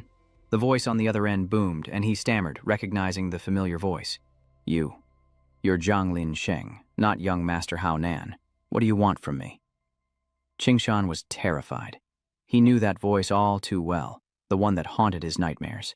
On the other end, Chen Nuo replied, It's me. Is this the phone of one of your subordinates? He quickly answered, Yes, it belongs to a subordinate who had dinner with me, named Wang Lao Hu. Mr. Haonan, has one of my men caused you trouble? He said no. Hearing that, he felt a little relieved. Good. Chen Nuo continued, his voice rising. Today, he kidnapped a woman from the main road to Jifeng Hall and drugged her drink. Qingshan anxiously asked, Is that woman Chen Nuo? He shouted into the phone, She's my wife. Hearing this, he was startled, dropping his phone into the water in fear, muttering, His wife is done for. Wang Lao Hu, you've dug a grave for me. The subordinate frantically ran over to report. Boss, something big happened, he shouted. What could be bigger than this? Is the sky falling? The subordinate whispered to Qingshan, "My family was attacked. Wang Laohu was thrown from the 3rd floor in Jiefeng Street." He asked, "Is he dead?" The subordinate quickly replied, "He's not dead. He's been taken to the hospital. It's not too serious, just a few broken bones. Lucky for him, he's still alive." Qingshan angrily shouted, "Why isn't he dead yet? Why isn't he dead yet? Lucky? Lucky my ass. He's not dead, is he? If he's not dead, finish the job. Kill him now." "Huh? What?" "Leave quickly." He then told his men, "Go back first, I have something to discuss." Qingshan began his instructions, saying that Wang Laohu brought a woman back today, and you know what that means. With his personality, he's easily distracted by pretty girls, but the subordinate wondered if the woman's identity was a problem. "Who?" He turned his face tense and said, "That man's wife." The mere mention of "that man" paled the subordinate's face as Thansan arranged matters, twirling the jade ring on his finger. "Now, go find out everything that happened today. Find the key points and clarify everything for me in half an hour. Can you do it?" Despite his worry, the subordinate didn't dare disobey. Secondly, bring Wang Laohu to me, even if he's on the verge of death. He immediately obeyed the order. "Yes, I'll get right on it." He told his men to hurry, but before they left, he told them to bring him a spare phone. Meanwhile, back at Chen Nuo's house, Gigi was lying on the sofa as Chen Nuo poured an entire bottle of water down her throat. She gulped repeatedly, trying to speak. "Honey, I don't want water. I want cuddles and kisses until you have to coax me. Be good. Drink more water to counteract the alcohol and medicine in your system." At that moment, Old Ho's phone rang. Tron Nak answered, and Thansan's voice came from the other end. "Mr. Haonam, it's me. You immediately asked. I only said half of what I wanted to say before you hung up." He explained, "I'm sorry for the embarrassment. After I heard you, my hand trembled, and I dropped the phone in the water." Hearing this, he thought to himself that this Li Qingshan had some sense. Whether this statement was true or false, the intention to yield was very clear. "All right, let's continue." He cleverly inquired, "May I ask, is your wife all right?" Chen Nuo replied, "It's fine. Otherwise, you wouldn't have had the chance to call me." Sitting in his wheelchair, he tried to appease him. "Mr. Haonan, I truly had no idea about this. Even if I had a death wish, I would never dare to provoke you. I've been recovering from my injuries and haven't been keeping up with things at home. Give me one night to get to the bottom of this and give you an explanation. Whether you want to kill me or not, it's all up to you, okay?" Meanwhile, Chen Nuo replied with a smile, "All right, you better get to the bottom of things today, especially regarding Wang Laohu. He's the one who took my wife, so you need to ask him carefully." Qingshan respectfully replied, Yes, please await my news." Bound and helpless, Cixi writhed, her voice trembling as she cried out, "Husband, I'm so hot." Same old trick. He shoves a water bottle in her mouth, telling her to drink up and cool down. Her powers erupt, releasing an aura that shatters the bottle and snaps the restraints as Gigi cries out, "I won't drink it. I won't." Then she pulled Chen Nuo's head into her chest, her voice full of excitement. "Husband, hold me. Please hold me." He grimaced, not daring to say a word, only thinking, "Big sister, I really don't dare hug you. Playing with fire will lead to trouble." Chen Nuo tried to break free, but couldn't. Gigi's body stiffened, and he could only sigh. So strong, so good. Even in her sleep, she still wanted to hold me. Chen Nuo looked up and wondered if she was asleep. He couldn't help the position they were in. His waist was sure to ache. Then they both laid down on the chair, and he resigned himself to his fate, figuring, what's one more hug? An hour later, Cixi wakes up and nudges Chen Nuo, saying, "Honey, your hand is on her hip." Chen Nuo replies, "You're awake." With his hands around her waist and his legs entangled with hers, Cixi quietly asks, "Could you let go of me first?" She then scurried into the bathroom, beaming, "I'm so smelly. I'm going to shower first." Chen Nuo scratched his head, flustered. "Go ahead." He wondered if it was from drinking too much water. The shower turned on, and from behind the door, Cixi peeked out, calling, "Honey, I don't have any clothes. Can you grab me some clothes?" Chen Nuo was sweating bullets. There weren't any women's clothes in the house. Chen Nuo smiled wryly. "Okay, wait for me." A few minutes later, he grabbed some of his clothes and brought them to the bathroom door. From inside, she called out, "Don't come in." With only a towel wrapped around her, she reached out for the clothes, softly saying, "Thank you, darling." Having changed, she emerged, looking a little uncomfortable, and wondered, why is the underwear so small? Does it not fit? The two sat on the chair when suddenly Didi spoke up, "Husband, can we do it another time?" Hearing that startled Chen Nuo. She turned to him, a little sad, and continued, I'm sorry. I know you're my husband and you can do whatever you want, but I'm not ready. Can you give me some time?" He smiled, patting her head, and replied, "Okay, don't overthink it. Just sleep." Elsewhere, at a hot spring resort, Tan-san sits smoking and asks, "Well?" Wang Laohu took in a lackey named Gu Kang, then helped him save face. To get information on the child's brother, he went to the kindergarten to pick up the child, then cornered the woman right at the school gate. The lackey pushing the wheelchair added that the woman and the child's foster mother were together, and Lao Li scolded, "Gu Kang is really inhuman. Wang Laohu is crazy for money, taking in trash like that." He added that the matter was now clear. Wang Laohu met the child's foster mother at the kindergarten, where she was with a friend, Hao Nan's wife. Wang Laohu, seeing a beautiful woman, had wicked intentions and tricked her into going to Maple Street with them. Then, Brother Hao Nan arrived just in time to beat back Wang Laohu's men and rescue the woman, the child, and the foster mother. The subordinate added that their leader wasn't necessarily a hero. According to Wang Laohu, the woman was no ordinary person, and whether Hao Nan came or not, Wang Laohu would have been killed. Qingshan pondered, unsurprised that she was extraordinary, like calls to like, and Wang Laohu was simply unlucky. He cursed his fate, but didn't want to be dragged down with it. His subordinate then asked, "Boss, Wang Laohu has been brought back. Do you want to see him?" Qingshan replied, "No, just keep an eye on him. Don't let him die. I still need to give that person an explanation." The wheelchair stops and he calls for Lao Qi, who asks, "What is it, boss?" Qingshan wonders. "There's one more detail. The killer star's wife knew the baby's foster mother, right? How could they be connected? This is likely more complicated than it seems, especially with the way that man spoke to me on the phone." Qingshan deduces, could Gu Kang have wanted to kidnap his daughter and extort the child's brother? Just who is this brother? Lao Qi immediately understood. "I'll get more information. Gu Kang is still alive." 10 minutes later, Lao Qi hurried back. He reported, "Boss, we've confirmed it. The child's brother is Chen Nuo, a student at number 8 middle school." Qingshan stroked his chin thoughtfully. "This is the root of it all. Gu Kang's daughter's brother, Chen Nuo, is Hao Nan's classmate, and Hao Nan's woman is friends with Chen Nuo's sister's foster mother. This relationship is getting way too complicated." He picked up his pipe, and Lao Xi quickly lit it for him. "So it's not just Wang Laohu. Gu Kang can't be spared either.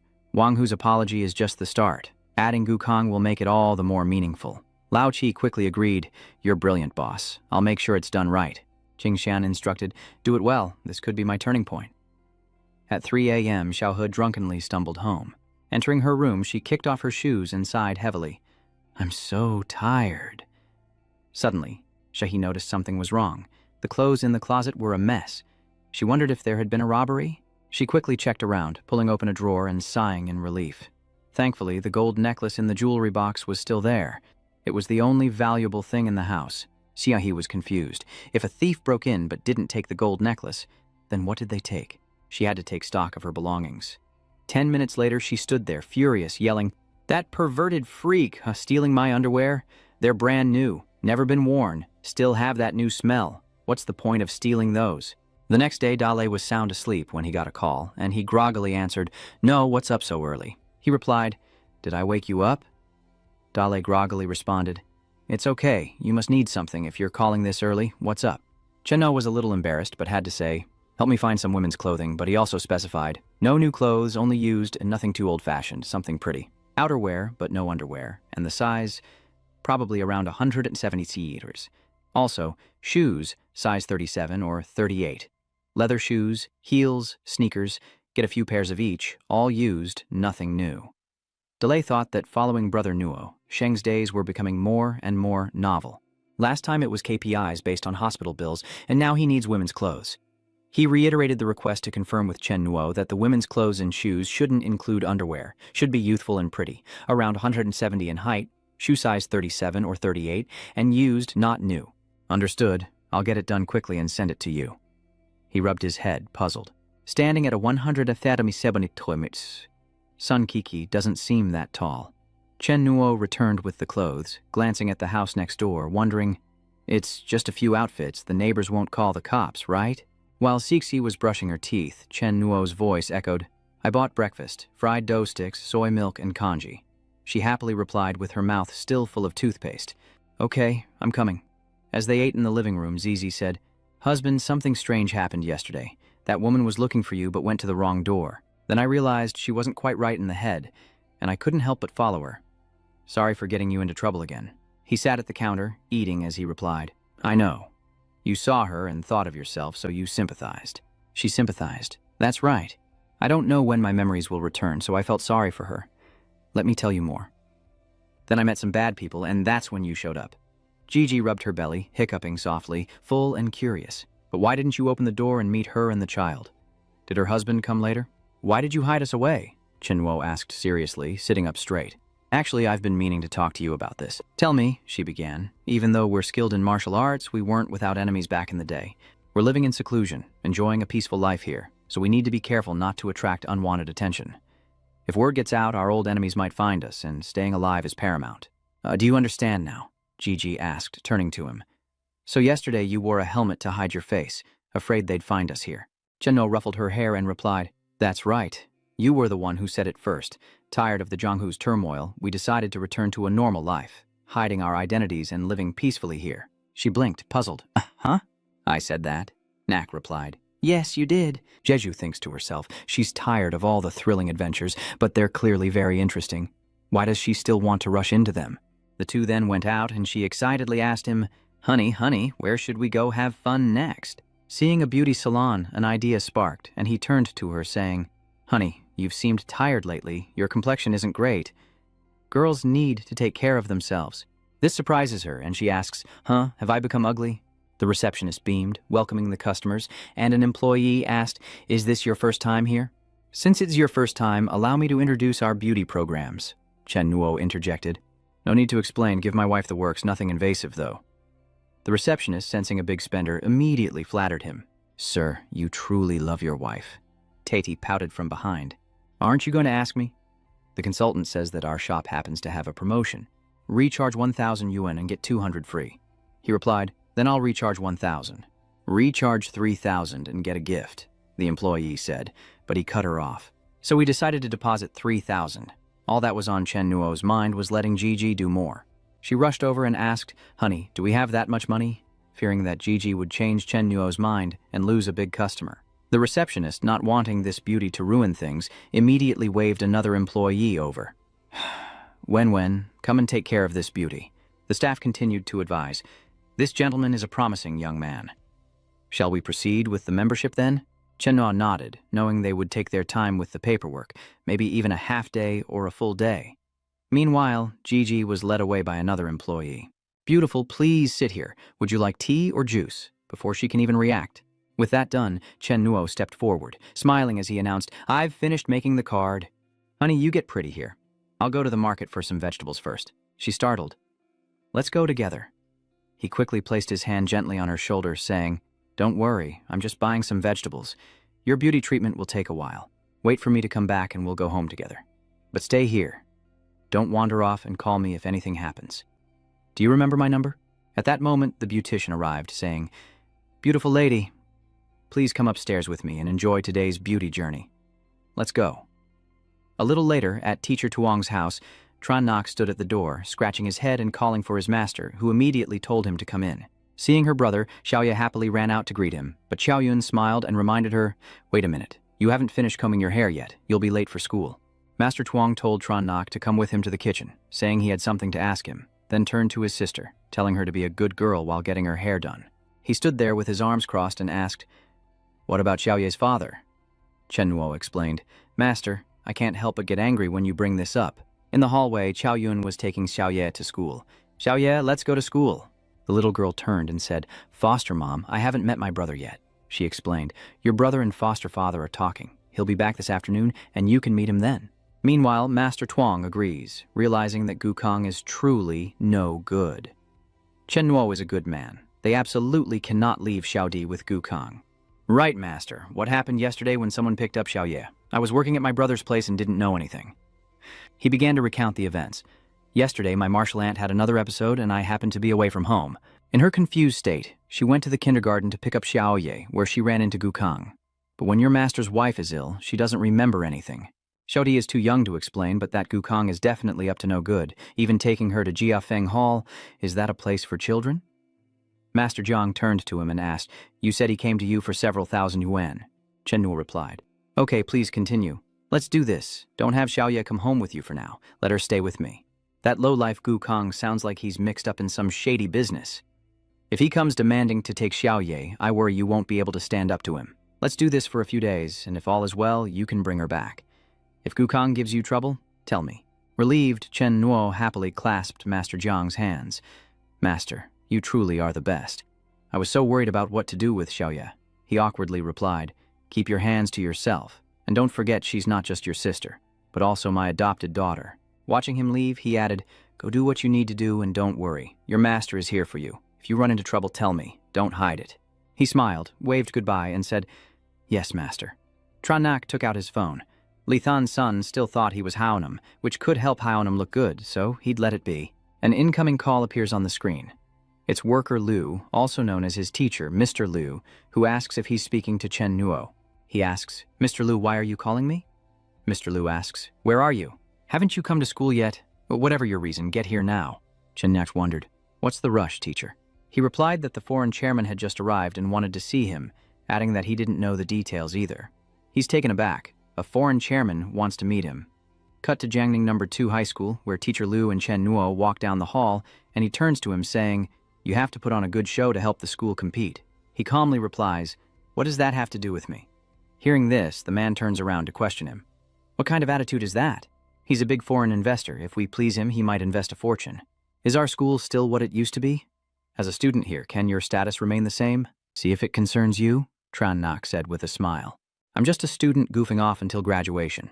Besides, I'm already working, so I don't need to graduate." Liu retorted, "Why does it feel like I'm talking to a brick wall with you?" She glares at him, briefly intimidating him. It's been a while since she's seen hired hand, Liu. "Your wounds have healed, so you've forgotten the pain? Have I been too soft on you?" He gives a wry smile. Yeah, I'm just anxious." "Chen Nuo, you're my precious little troublemaker. How about I beg you to help the school? That way I can still protect you if anything happens." Tronnak thought to himself. "That's a good idea." He snapped his fingers and added, "Deal. I'll let your advisor know that if you don't come to school, it'll be considered excused." Teacher Liu hastily agreed. Okay, leave it to me." Standing before the chairman's office, he gave Chen Nuo some final instructions. "On your way here, I heard the chairman is looking for an assistant. Ideally, someone close to her age. Your spoken English is the best in our school, making you the most suitable." He nodded. "I understand." Then, Mr. Liu gently stepped forward, opening the door with a click, and as he entered, a woman's voice rang out. Hello, chairwoman," he politely replied, thinking to himself that she was about his age. Before him stood a female butler, who explained, "The young lady is the chairman, and I am her butler. She has changed her mind and will meet you elsewhere." He was curious. "Miss? Miss who? What's your name?" She replied, "You'll find out when you arrive." Sitting in the car, Chen Nuo was filled with questions. Someone his age, rich, and a woman. Did he know anyone like that? Soon, they arrived at a luxurious hotel in the city. The headmaid and Chen Nuo stood before a room. "The young lady is inside. Please, go in. I'll wait out here." He gently pushed the door open and stepped inside, greeted by a familiar-looking blonde girl. She was wearing yoga clothes, and seeing her like that, Chen Nuo could only curse under his breath. She looks so familiar. The girl looked up, startling Chen Nuo. It was Neville. She immediately said, "Have you stared enough? Go close the door." Chen Nuo panicked. "Neville, damn it, how did you find me?" She replied, "A fraud, aren't you, Tran Duong? I searched all over Hong Kong for people with that name, and then I knew you were lying." He went out to close the door, thinking he should have thought of birds instead. Neville continued her seductive pose, saying, "From the Winston Hotel, Kandu, I asked about your check-in time, then checked the list of all male passengers who entered Kandu within 48 hours. I went through so much trouble to find you, you con artist." Chen Nuo replied, "Didn't I tell you? We'll never meet again." You agreed then, too. Nivu contours herself into the yoga pose and says, "I changed my mind. I'm a girl, and girls often change their minds." She crawled over and offered him a cat bell. Startled, Chen Nuo asks, "What are you doing? Is that a yoga pose?" Neville jingles the bell, her face flushed as she asks if he likes it. She leans in close, whispering, "I've booked this room, and we have 2 hours left." Then she put the cat bell around her own neck and said, 2 hours is plenty of time for us to do many, many things. Can I wear this bell?" Her words were full of hidden meaning, implying that the louder the bell, the more he liked her. Chen Nu gulped, wondering how anyone could resist this. Cut to a tree branch outside, where a flock of pigeons were busy procreating. In class, Kaka looks out the window, lost in thought. For some reason, she's felt uneasy these past few days, a strong sense of danger. She glances at the next desk. Chen Nuo is absent again today. And when she called him, he said he was busy and hung up after only a few words. Li Jojo is also absent? No, I have to go to his house after school today and see what's going on. Cut to a high-end restaurant serving coffee and Western food. Inside, Mr. Tu asked his daughter, "Has Tran Nak contacted you in the last couple of days?"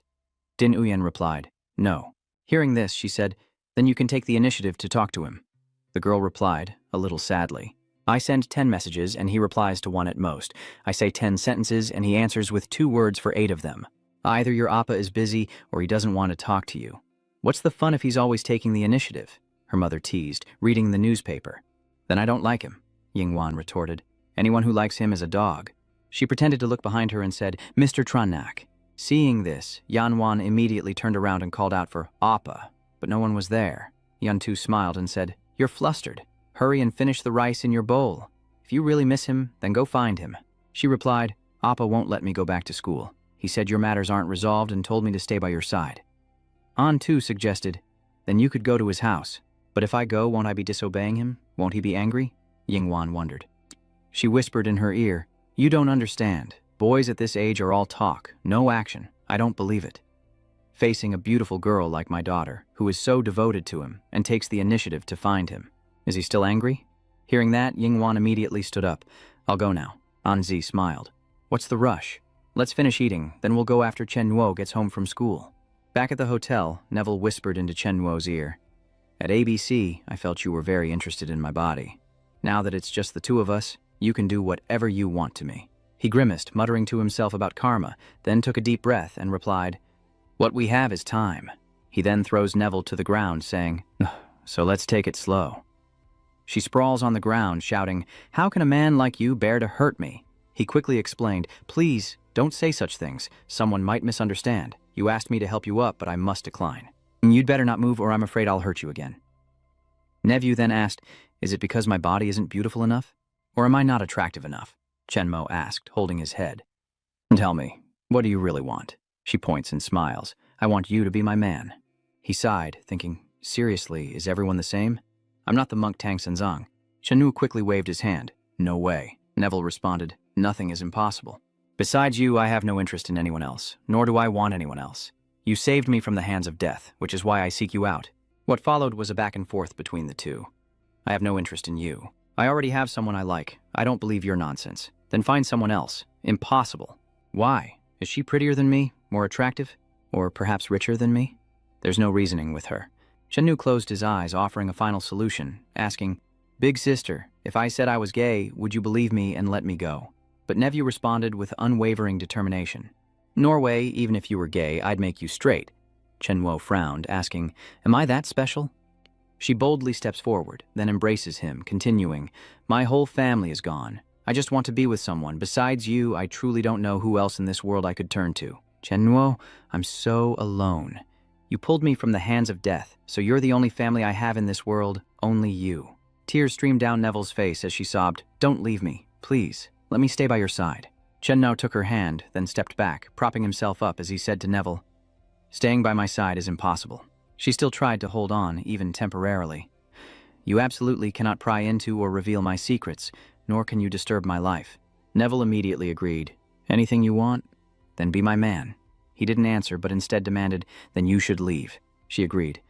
"I won't force you, but you can't intentionally avoid me." Chen Nuo turned and requested, "Nothing like before can ever happen again. If it's like today again, you know what will happen." Nevi retorts, saying it's fine as long as it's not in front of others. He then turned and asked, "By the way, what happened with the director?" She replied, "I found you, then invested over 3 million in this education company." Chen Na sighed. "I really don't know if you're blind. I'm not some good person, much less a prince." Nevi immediately dismissed it, saying, "Who cares about some prince? He still has to call me aunt, just a kid trailing after me." He thought, "You're something else. The Devonshire family is indeed ancient and noble." Chen Yo clutches his head, dreading the thought of having to call her aunt in the future. Meanwhile, at Jinling International Airport, a familiar white-haired girl appeared in the international arrivals hall. Yetang wondered, "Lucy, you dare to go out? If I find you, you're dead." A man called Vu Lao appeared beside her, saying, "This is unexpected. I never thought I'd run into you in this remote place." He patted Yetang's head and asked, "Did you come here alone? What about the person who was with you?" Her eyes widened as she replied in surprise, She's not here. I came for a vacation. I'm Chinese. Vu Lao nodded. All right, then have a good vacation. Yetang turned and asked, So, what brings you here? The leader of the Great Cultivator Association, you probably don't believe in your own god, he replied. I'm also planning to rest and, by the way, do some small tasks. The Cultivator Association also needs funding. With a smile, Elder Vu continued. Think it over. Instead of talking to a weak woman as hopeless as you say, my offer still stands. You're welcome to become my disciple any time, little genius. Then he left, waving goodbye and offering words of encouragement. Don't disappoint my expectations. Yetang watched the departing Vu Lao with gratitude. He took out his glasses, wiped them, and said, A captain shouldn't be a coward. It seems he's truly been cornered this time and will definitely pay a heavy price. Then, Elder Vu put on his glasses and called out Chen Nuo's name.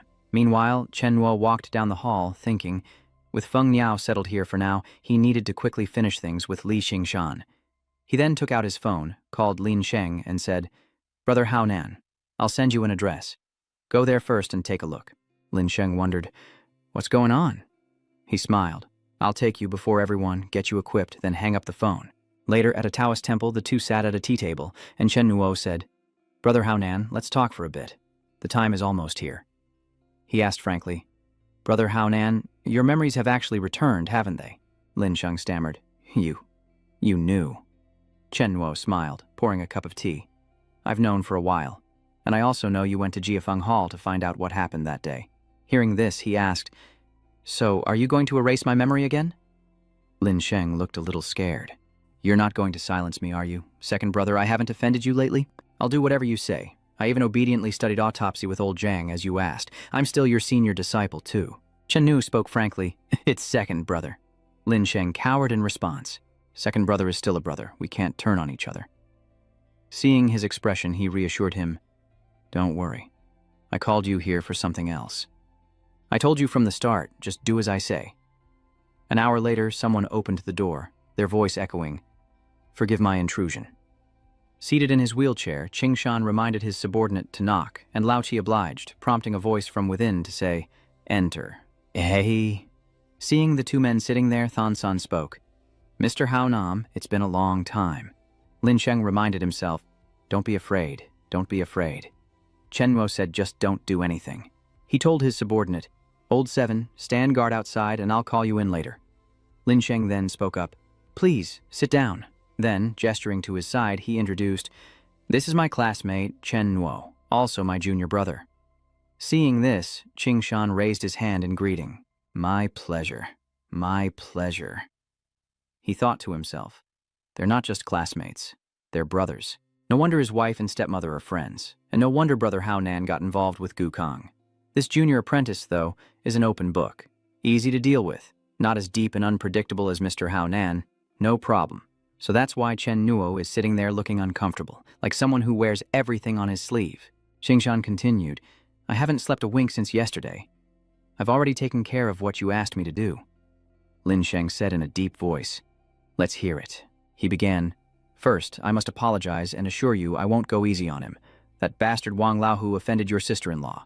I don't know the specifics, but he's my subordinate, so I must atone to you. Luckily, the sister-in-law is okay.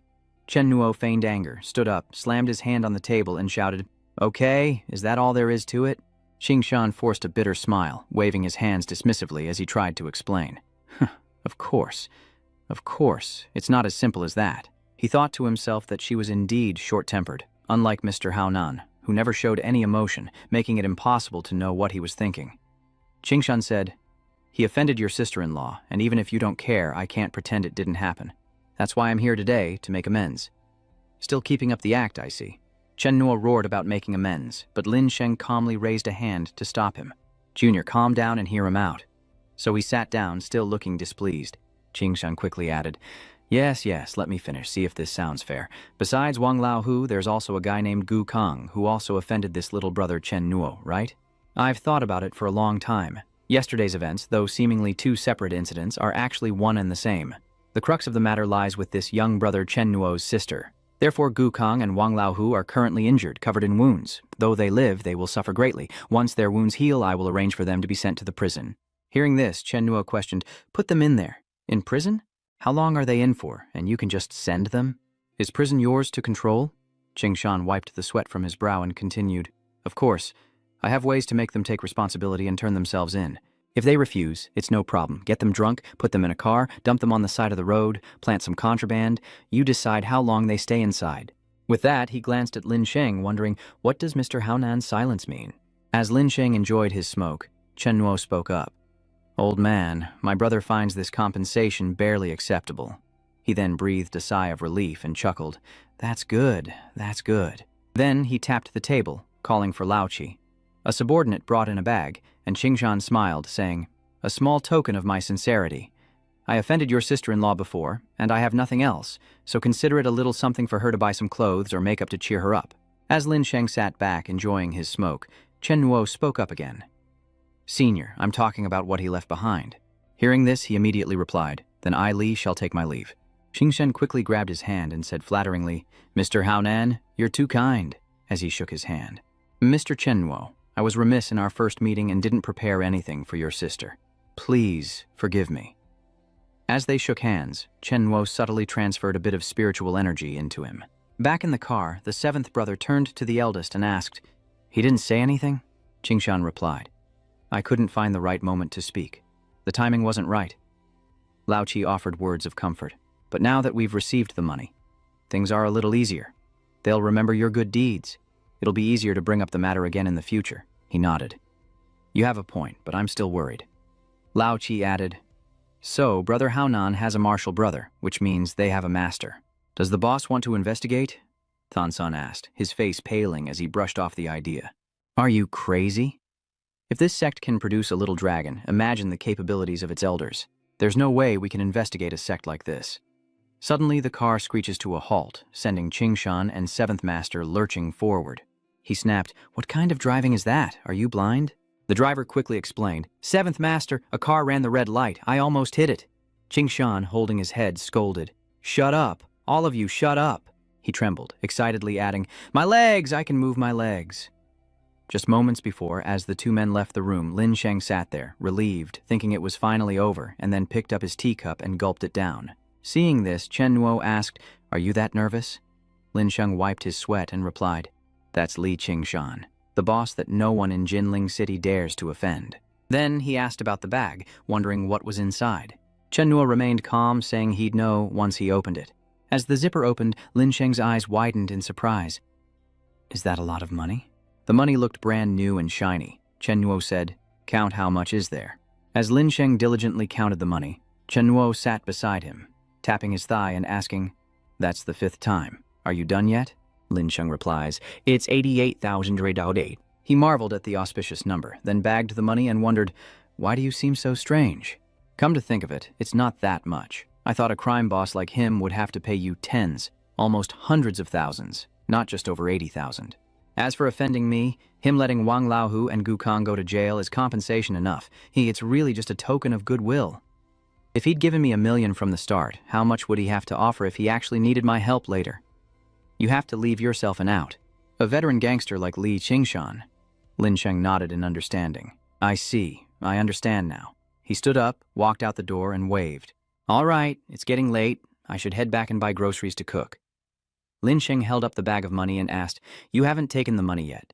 Chino turned back with a smile. If we're putting on a show, we have to go all the way. Brother, hold on to it tight and don't spend it recklessly. He was a little touched. This was for him. Lin Sheng thought to himself, but he didn't have a wife. So what about Sun Keke? The next day, Dale arrived with 2 large suitcases, smiling. No, I've done what you asked. Everything's here. He smiled and asked, So fast? He replied, I wouldn't dare delay anything for you, Nok. Chen Nok noticed something was off and asked, What happened to your face? Dale awkwardly replied, She scratched me. I thought her height and shoe size were perfect for the job you assigned, so I raided her closet, grabbed some makeup and skincare too, and ended up getting scratched. He patted him on the shoulder, saying, Thanks for your hard work. You've done me a great service. Oh, and go find Li Qingshan in the next few days. Just go. Tell him Haonan sent you. Remember, Haonam, don't mention my name. From now on, you are Haonam. Dele wonders why you're looking for Li Qingshan. What are you talking about? Chen Nuo asked, carrying 2 suitcases as she turned around. You said Haonam told you to collect the medicine money. Inside the beauty salon, a consultant's voice can be heard. A girl has to start taking care of herself early. Our salon offers eternal youth. Don't worry about the price. We have a huge discount promotion going on right now. A girl has to know how to love herself. A beautiful face is a woman's greatest asset, and we offer beauty assessments. As Chen Nuo stood at the door before he could even enter, Gigi rushed out, grabbed his shirt, and dragged him away. "Honey, run!" Before Chen Nuo could ask why, Gigi explained, "They tried to get me to sign up for cosmetic surgery, and I was afraid you'd fall for it." She turned and continued, "Honey, I remember you saying we don't have much money, so let's try not to go to places like this." Chen Nuo gave a thumbs up and smiled. "That's right, we're poor. My wife is so thrifty." After that, the two headed home to cook a meal of braised ribs, sweet tomatoes, and her favorite bok choy. Back home in the kitchen, as Chen Nuo washed the dishes, he heard his wife call out, "Honey, come here, something just doesn't seem right." He peeked out and asked, "Huh, what's wrong?" Putting on the clothes, Zizi said, "The clothes are too big. The people at the beauty salon said this doesn't suit me." Chen Nuo quickly explained that when she was sick before, he took care of her and changed her clothes that day. "Pick out whatever clothes you like." She peeks into the closet and asks, "Honey, these are all my clothes." He nodded. "That's right." Gigi turned and asked, "Do we have skincare products and makeup here?" Chen Nuo then took out a prepared bag and handed it to her, saying, "Yes, you used to break things when you were sick, so I was afraid these things would break and put them all in a bag for you." Chen Nuo thought to himself. Luckily, he had thought ahead. She took the makeup bag and said, "You can go out now. I want to change. I can't keep wearing these t-shirts." Chen Nuo smiled. "Okay, I'll get back to the dishes." As he turned away, he thought to himself, even a king of hell has to do chores sometimes. Lost in memories of his past life, he recalls the international chefs and the amazing variety of British, French, Japanese, and Brazilian cuisine. But his thoughts are interrupted by Jixi calling out, "Are you sure I used to dress like this? Family of funerals? Little starry sky?" She was then embarrassed, wondering if that was really her aesthetic. Chen Nu turned around, grinning. "It's quite beautiful. You used to love wearing them." He thought to himself, "This is so exciting. I wonder how much I could sell some photos for if I posted them on Zhang Yu Guai." Then he turned to Gigi and said, "Let's go once you're ready. We're going to buy a bed. We can't keep sleeping on the sofa." Hearing that, she was a little surprised. "Go out? Then let me change." After putting her old clothes back on, Gigi whispered in his ear, "Honey, where are we going?" Chen Nu opened the door and replied, "Tangzi Street. There's a second-hand goods store there." The two went out and slammed the door shut. Meanwhile, the other two girls, Yingwan and Keike, had the same idea at the same time. By now, Chen Nuo must be home. Stepping outside, Yingwan noticed a taxi waiting and saw the little girl Ye Tang looking around nearby. Seeing the girl crying there, Yingwan wondered, "Lost?" She sat down next to Ye Tang and asked, "Little girl, what's wrong?" The little girl sobbed, "I can't find my way back to the hotel." Yingwan asked with concern, "Are you out here all alone?" The girl replied, "No. I came with my sister to play, and we took the bus. But I fell asleep, and when I woke up, she was gone. I got off the bus to look for her, but I couldn't find her." She thought to herself, "There's no way I can abandon such a cute little girl." Yingwan thought for a moment, then reached out to pat the girl's head, suggesting, "How about I take you home?" Ye Tang dodged her hand and replied, "My sister told me not to go with strangers." She tried to explain that she wasn't a bad person, then put on an adorable face and said, "How could someone as pretty as me be bad?" "Bad people are ugly. Haven't you seen TV?" Ye Tang replied, "Okay, then I believe you." She looked down and asked, "Do you remember which hotel you and your sister stayed at?" Ye Tang took out a black card and said, "Yes, we can book a room here." Yingwan gently says, "Getting a room is easy. I'll take you home." In the taxi, the two ask Han, "How old are you?"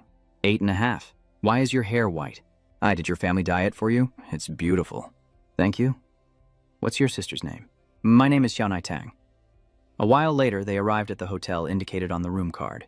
They stood before a room, and Ye Tang pointed, saying, "This is it." As Yanwan rang the bell, the girl added, "I don't think my sister is back yet." She turned and said, "Why don't you open the door and go in? I can't let you sit out here in the hallway." Ye Tang then asked, "Can you wait with me for my sister?" "I'm scared to be alone," she eagerly replies. "Okay." Suddenly remembering something, Yingwan asked, "Oh, right. Do you remember my number? My sister will be worried if I don't show up." Ye Tang turned to close the door, saying, "Just a moment." Then, with a strange look in his eyes, he asked Yan Wan, "Sister, didn't anyone ever tell you not to follow strangers so easily?" Surprised by the question, she turned back, only to be met with a wave of spiritual energy. Ye Tang used his power and said with a smile, "Sleep now." With Yingwan clutching her head in dizziness, Ye Dong smirked at the sight of the girl lying there. Adults are as simple-minded as Lu Jiji. Gigi used an alt account to accept a mission to assassinate her own mother, then disappeared, requiring interrogation in a remote location. The girl then asked the hotel staff for help. "Could you please help me take my suitcase down to the hotel entrance? It's too heavy for me to carry." Thinking the girl harmless, he happily agreed. "Of course, little sister, you're welcome." Meanwhile, at a second-hand appliance store on Yangtze Street, while Gigi pets a cat, Chen Nuo haggles over every penny. "Boss, can't you lower the price a bit?" The owner firmly refuses, saying it can't go any lower. "That big Dreamweaver brand? You won't find it for 400 anywhere but a second-hand store." Just then, a message notification pops up. He checks his phone and sees a message from Da Lei. "Where are you, kid? Keika said no one was home, so she's coming to your shop."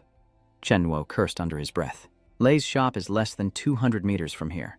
He glanced sideways, relieved that Gigi was distracted by a cat. If she saw this message... Dolly texted again. "I told her you were out on business, so don't contradict me." He told her to go home, and he immediately replied, "Well done. I'm on Tangzi Street. Something's come up and it's not convenient right now." Lei replied, "Understood. I will definitely keep Nuo safe." But then another message arrived. "Knock's in trouble. I tried to send her away, but a blabbermouth in the store said he saw you at the furniture store and Kaka's gone looking for you." Reading the message was like a bolt from the blue. He quickly pulled Gigi outside, turning back to say, "Boss, just name your price and tell Tai to deliver the bed to the address I sent." She wondered if they should just leave like that. But as they stepped outside, they saw Kaka walking towards them. Looking at Gigi, he thought, if these two ever met, the level of terror would be off the charts. Sun Keke and Li Yingwan only bicker, but with Lu Gigi, lives would be at stake.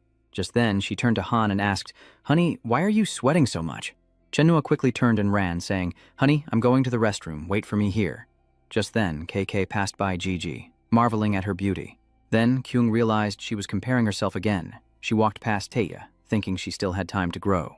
Kaka glances over and recognizes her, but the clothes she's wearing, Trannak has the exact same outfit. I miss Trannak so much. 5 minutes later, Chen Nuo peeked out of the restroom, figuring Koke was inside looking for him, and now was his chance to grab Gigi and go. He then went outside, took Gigi's hand, and walked away. Let's go home. It's her turn again. Wait for me, honey. I need to use the restroom too." Standing outside the restroom, Chen Nuo clutches his head, thinking this torment can't go on. Waiting here is definitely not safe. Maybe he should hide inside. But before he can decide, Cake's familiar voice calls out to him, making him jump. She ran to hug him, smiling as she said, "I haven't seen you in 2 or 3 days." In contrast to Kaka's expression, Chen Nuo turned pale, thinking, what kind of surprise is this? She hugs him and asks, "Why haven't you been to school the last 2 days?" Chen Nuo says it's because his store had issues and he was too busy. He worried that if Lu Sixi returned, this place would explode, and turned to ask her, "Why didn't you reply to my messages?" But Koke retorted, "I did answer you. I sent you so many messages and you only replied to one all day." He then placed his hand on her shoulder, continuing, "Kaka, we're still students, hugging in public like this." Indeed, some people were looking at them. Chennu thought to himself, he couldn't just stand here. He had to change locations. So he took her hand and led her away, saying he'd show her around the lively Tangzi Street night market. Keiko withdraws her hand, telling him to wait there while she uses the restroom, and then he has to take her out for something delicious. Chenhua paled, wondering if he could really wait here. Was this something he could just wait out? Inside the restroom, with the faucet running, Gigi watches KK applying lipstick, a bit hesitant. Then she turns and compliments her. "That's a beautiful color. It looks great on you." "You're beautiful too," she replied, thinking. "And she's completely barefaced. She's really pretty." Then she asks if Gigi wants to use it, smiling. "Can I use it? You don't mind?" Haha is happy and says it's no problem. "Go ahead and put it on. You really are beautiful. You'd look stunning with it on." The two continued to shower each other with compliments. "You're so beautiful. I've never seen anyone as pretty as you." "No, you're very beautiful too. Did you come to buy supplies too?" "Not here with your husband, I see. He's waiting for you outside." Chen Nuo, waiting outside, shivers slightly. "What's wrong? I suddenly have goosebumps." Inside, the two girls continued to chat. "You're here to see your boyfriend? He's waiting outside for you too?" And so, the two walked out arm in arm, with Kiki complimenting, "Your jacket is so pretty. My boyfriend has the same one," Gigi asked in surprise. "Really?" she replied. "Yes, but it's very trendy now for women to wear clothes from that era." Once outside, Zizi kept calling out, "Hubby, hubby," while Kiki looked confused. "Where are you?" Chen Nuo curses under his breath. Damn it, what's going on? My dear sisters. He took out his phone and frantically texted, his mind consumed with thoughts of murder. Sun Keiki absolutely cannot say his name. But as she begins to call out Tran, the phone in her pocket rings. She held up her phone to show Gigi. It's my boyfriend. On the other end of the line, Chen Nuo said, Kake, something urgent came up at Brother Lei's shop, so I have to go back. I'll see you later. Come find me at the shop after you're done, he said, hanging up abruptly, leaving her puzzled. So he hung up? KK waves goodbye to Zizi. My boyfriend had an emergency and had to leave, so I'll be going as well. She smiled gently and waved goodbye. Okay. Chen Nuo looked out and sighed, thinking how exciting that was. She almost had a heart attack. Just then, Zizi called out, Hubby, hubby, as he appeared behind her with 2 ice creams. Here, here. She wondered where he'd gone, and he replied, I bought you this. Then, hand in hand, they said, let's go home. Yang should be there by now. All right. After returning to Dale's shop, Kaka looked rather surprised. Dale scratched his head, apologetic, explaining that due to the urgency and pressure from the supplier, Xiaonyo had just returned before being sent out again. This batch of goods needed to be inspected and retrieved today, or they couldn't sell anything tomorrow. Kaka was a little disappointed, but had to accept it. Just then, a message arrived from Chen Nuo. Kaka. I'm sorry, it was urgent. I didn't have time to tell you, Tran Nok said. Kaka replied. Although I'm not happy, I can't delay your work. Tran Nok reassured her. Wait until I'm done with this batch. Kaka texted back, you have to be with me when you're done. I'll let you off the hook this time, but you better make it up to me. Meanwhile, in the car, Chen Nuo puts his phone away, relieved to have gotten through that. Meanwhile, Gigi stared intently at her phone as he curiously asked, Who are you texting? She replied, I met a very pretty girl in the restroom and she even let me borrow her lipstick. We had a great conversation, so we exchanged numbers. Hearing her reply, he froze in place. Tet asks worriedly, Husband, what's wrong? He clutches his head, anxiously thinking, now that they have each other's numbers, if they really become close friends, I'll be facing a storm of trouble. He pretended to be a stingy husband, saying, Louis, a text costs $1 each, that's expensive. Text less, and she obediently listened. I'll just send this one last message, inviting her shopping and then back to our place for dinner. Hearing this, Chen Nuo was shocked. You haven't given her our address yet, have you? She replied, Not yet. I didn't have enough characters in the text. I'll tell her another time. He hastily agreed, some other time then. Back home, the bed was set up and he turned to her, saying gently, Lu Yi, go take a shower. You must have worked up a sweat being out all day. He offered to wash her clothes as she happily anticipated sleeping in a real bed tonight. While she showered, Chen Nuo deviously smiled and tossed her phone away. Time passed, and it was finally bedtime. As Chen Nuo chuckled to himself, Gigi thought to herself that although they had slept together on the sofa before, sleeping in a bed felt different. Chen Nuo lay down and whispered, Lu Yi, my lady, my wife, are you asleep? She closed her eyes, lost in thought. So close, she thought Tran Nak was about to reach over and pull her into an embrace, and she blushed, her eyes wide with a hint of shyness. Then she sat up, swung her arm, and a surge of electricity sent Tran Nak flying as she shouted, No way! The impact shatters the bed, and they stare at each other, frozen. He points to the lamp, explaining, I was just reaching to turn off the light, but it's on your side. She quickly apologized. I'm sorry, honey, I just get so tense and can't control myself. Chen Nuo sighed. Looks like I'm on the sofa again tonight. We'll buy a new bed tomorrow. The next morning, as Chen Nuo cleared the dishes, Gigi rubbed her belly and asked, I'm stuffed, honey. Where's my phone? I'm supposed to go shopping with my new friend today. He feigned innocence, saying, Oh no, yesterday I left it with your clothes and put it in the washing machine. Could it still be in there? As he took the dishes to wash, a piercing scream echoed from inside. Honey, my phone's broken. Tet fiddled with it, but it's really broken. It won't turn on. Chen Na feigned sadness, blaming his own carelessness, though he secretly thought he'd washed it twice on purpose, so how could it not be broken? Then he sat down to console her, saying it's all right. They could just buy a new one. It's just a shame her new friend probably wasn't meant to be. With the phone broken, those contacts are lost, and she's a little sad, having finally made a new friend. She turned and asked, Honey, can I borrow your phone for a sec? He was startled. What do you need my phone for? She replied, I'll give my new friend my phone number. He hesitated, but the phone number seemed to be clever. It's just a phone number. I remembered it when she read it to me. Another piece of information petrifies him. She remembers? He thinks to himself, "Sis, your character is supposed to have amnesia. Who are you if you can't even remember who you are?" She doesn't even know her own name, but she remembers a phone number read by a stranger. "Sister, your character is falling apart. My heart is about to explode." Cixi turns to her husband, asking what's wrong, why he's so dazed. "Where's your phone?"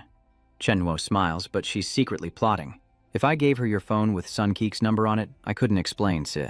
She turns to him, sweetly pleading, "Hurry, darling." Chenwo was in tears. "Get my phone for me, it's in my room." He gets up and walks in, contemplating. Chaozhou once wrote a poem in 7 steps, avoiding disaster. On this day, Tran Nak had to find a way to stop Lok Wai from making a call, destroying everything. Quick, he was exhausted. Just then, someone knocked on the door. Chen Nuo felt like he'd been saved. "Lu Yi, someone's at the door, I'll go see who it is." He ran to the door with a smile, seizing the chance to leave, calling Sun Kiki to tell him to quickly change his number, because anyone knocking was his savior. Chen Nuo smiled and asked who it was. Outside, Vu Lao waves. "Hello, Mr." Before he can finish, Tran Nak slams the door shut, yelling, "Wrong house!" Then he grabs her hand and runs. "Lok Wai, let's go." Gigi asks, "Husband, what's wrong?" Old Vu breaks down the door, sneering, "Mr. Tran, don't hide. I remember your face." Cut to an abandoned house in the suburbs, where Ye Tang stands before Wen Yingwan, who is tied to a chair. "Aren't you going to talk? Who is protecting you?" She held up a picture of Gigi and said, "The first thing I did when I came to Jinling was look for Boss Guo." After all, Boss Guo was her main target this time. Killing Jiang Yingzi was just a temporary task, but Boss Guo's shop was empty, so she could only start with the second abandoned person. "Tja, you." Ye Tang continued, "Why must women make things difficult for other women? I have no quarrel with you. I only hope you can tell me who your protector is. Perhaps I'll find out where Lu Jiji has been wasting the whole night. Don't you know that depriving a child of sleep can stunt their growth?" Yingwan remained silent, refusing to speak. The girl prepared to open the small suitcase to take something out, threatening, "You forced my hand." From the box, a snake slithers out with Ye Tang's cold smile. Before she even speaks, the 3-headed viper will crawl onto her clothes, and she should know it wasn't easy to catch. After knocking her out and dragging her here, it took me over 2 hours to catch it. She added that the 3-headed viper is also known as the hard-headed snake, and it's venomous. Yingwan screams in terror, take it away, save me!" The snake tries to explain that it's actually a harmless black-striped snake and quite delicious, but it can't speak. Ye Tang coldly laughs. "If you're scared, just say it. I have countless ways to torture people." Yingwan closes her eyes and shouts, "In your dreams. I won't say anything, not even if I die. Appa, I would never betray you. If I die, please don't forget me." The girl steps forward and scolds, "How foolish, to die rather than speak. So, your protector is not only involved in Gigi's disappearance, but also has a close relationship with you. You've successfully betrayed your teammate." Yingwan stammered, "No matter what you say, I won't talk." "You don't have to tell me," Ye Tang said confidently, scrolling through Yingwan's phone. "If you're close, his number will be in your phone. Do you know why I didn't capture your mother, but you instead? Because your mother looks brainless and useless." The girl stares at the screen, deducing.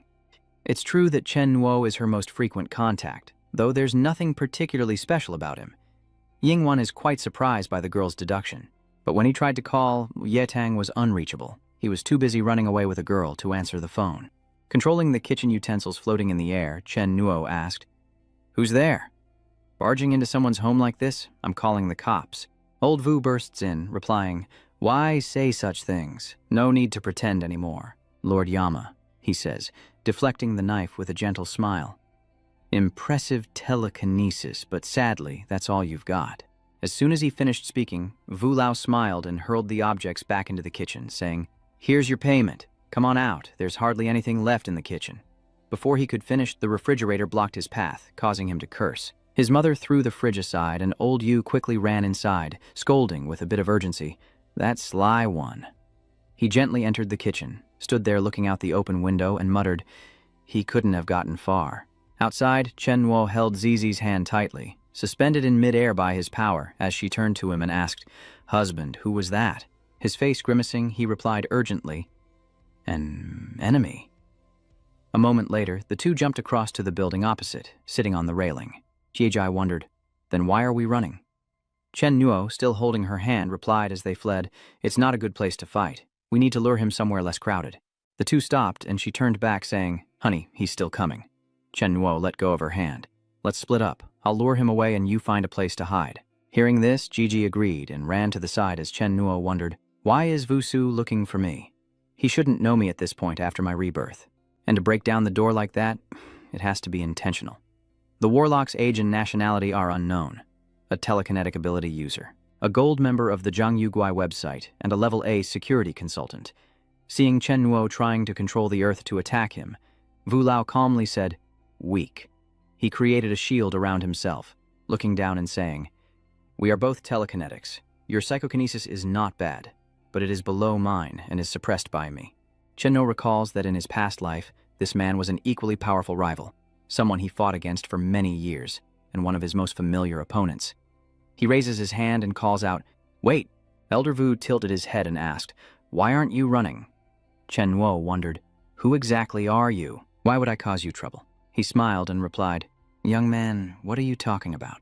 The rules of this industry forbid revealing client information.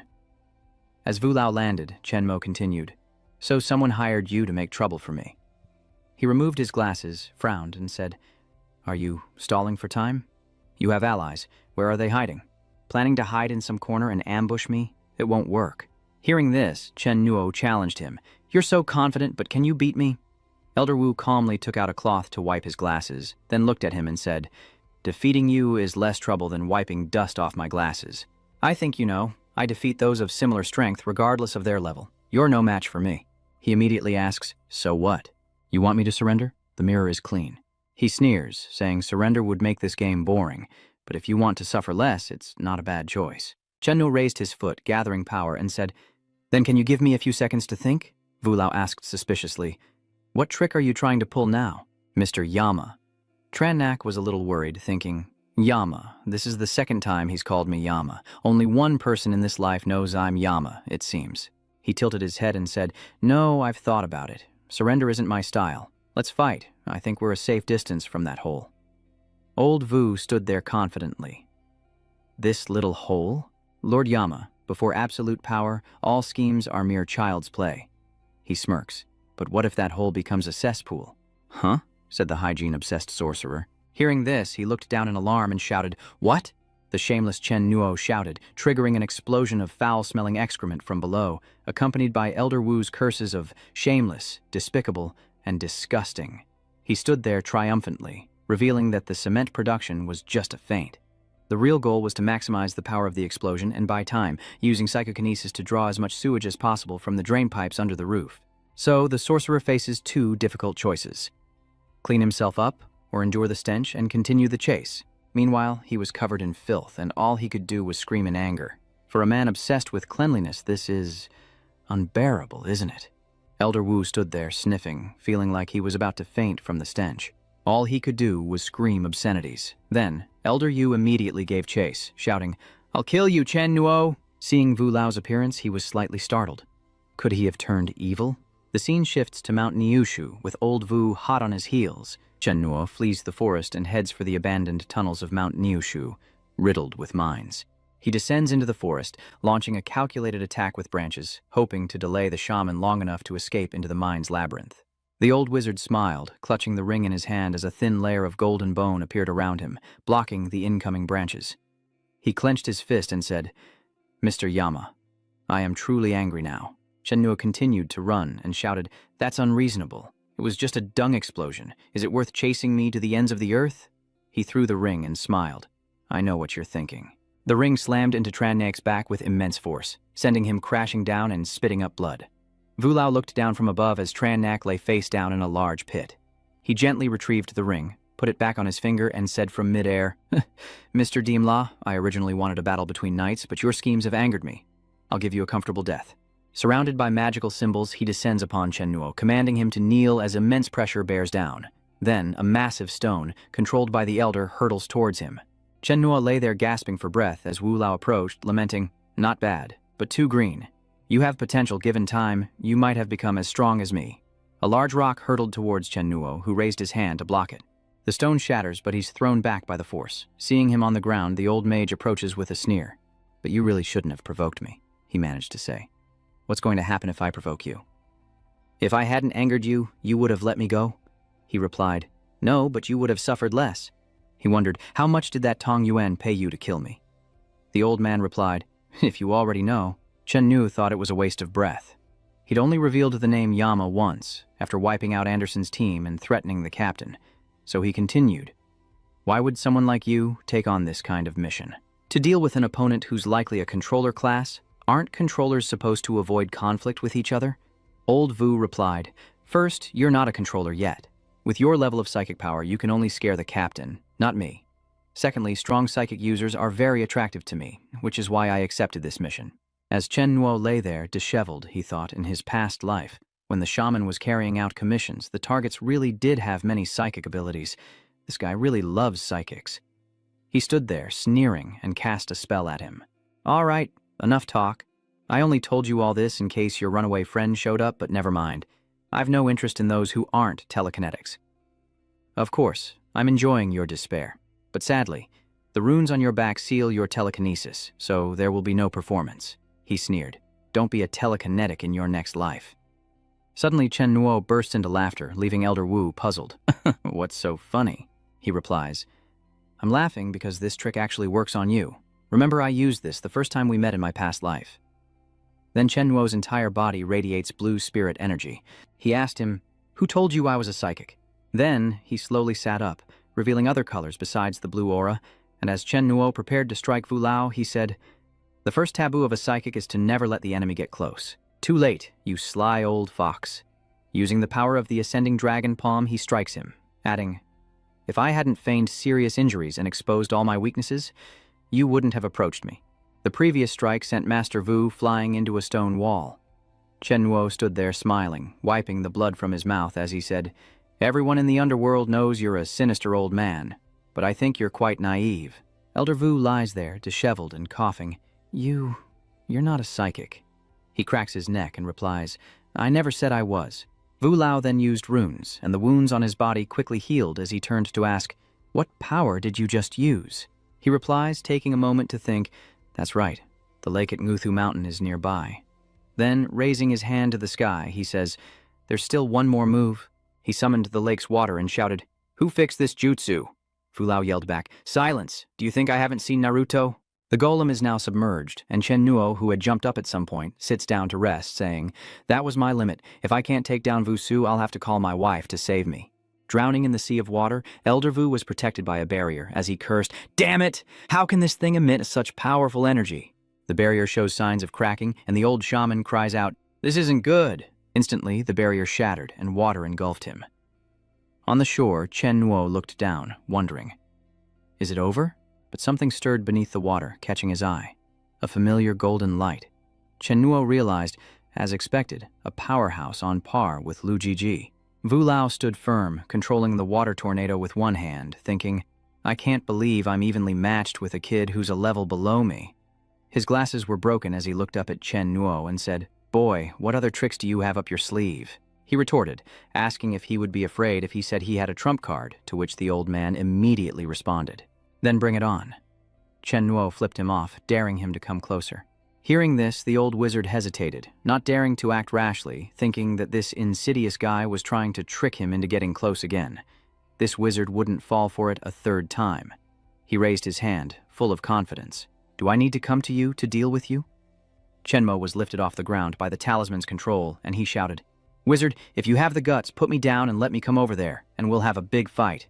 No sooner had he spoken than a powerful blow struck his chest, sending him crashing into a pit, blood gushing from his mouth. Chen Nuo thought to himself, this is bad. The shaman has finally realized the correct way for a mage to fight. Chen Nuo is just sitting there begging to be hit. Fine, I'm out of tricks, so if you don't attack, you'll be a widow. The old mage still won't come close, calling on your lackeys from afar. You should know that for a master of telekinesis, sneak attacks are useless. At that moment, purple lightning appeared, striking Wu Lao directly. The powerful blow was too much for him, sending him flying backward. The ring on his hand begins to crack, and Elder Wu looks down, grimacing at his damaged weapon. Then, appearing above, Gigi looks down and says, How dare you? With that, she grabs the lightning in her hand and strikes again. The blow sends Wu Lao reeling back again, kneeling before rising and looking up in confusion. The Starry Sky Queen, what are you doing here? Gigi unleashes more attacks, shouting, How dare you hit my husband? Hearing this, Vu Lao's eyes widened in confusion. Husband, this woman is insane. Hiding isn't the way to go. And so, he decided to fight back, immediately rushing forward to exchange blows in a desperate struggle. The clash of two immense spiritual energies created a massive explosion in the forest. The two grab each other's hands, and Elder Vu scolds Gigi, "You crazy woman, do you really want to die together?" She uses her free hand to continuously attack him. Elder Vu shouted, "Stop it, you lunatic! We'll all die if you continue this." But Jiruyu ignored him, her eyes sharp as she looked over, and he cursed under his breath. Damn it, she really is going all out. They finally let go of each other and fell into the pit as he cursed, "Are you insane? If you keep this up, I'll fight you to the death, and we'll all die here today." With fierce resolve, Gigi declares, "You hit my husband, I'll beat you to death." Old Wu thinks, "Husband? Crazy woman, where did a husband come from? How did that cunning schemer become your husband?" Seeing the situation, Chen Nuo worriedly wondered, "Will Lu Gigi be okay, fighting like that?" She rushed forward with lightning and shouted, "I'll kill you today." Elder Vu held the ring, ready to cast his spell, raising it as golden runes flared. "You wretched woman. You made me lose a soul artifact." Chen Nu shouts worriedly, "Don't risk your life, Lu Gigi." But it was too late. The impact sent him flying. Blown away, Chen Nu desperately called out to Lu Gigi, and through the dust a hand emerged, grabbing his wrist and calling out, "Husband." Looking up and a little disheveled, she says, "I caught you." Chen Nuo slowly lands, holding her in his arms as she leans against his shoulder, saying, "That guy's too strong. I couldn't beat him." He immediately reassured her, "It's okay. You were amazing."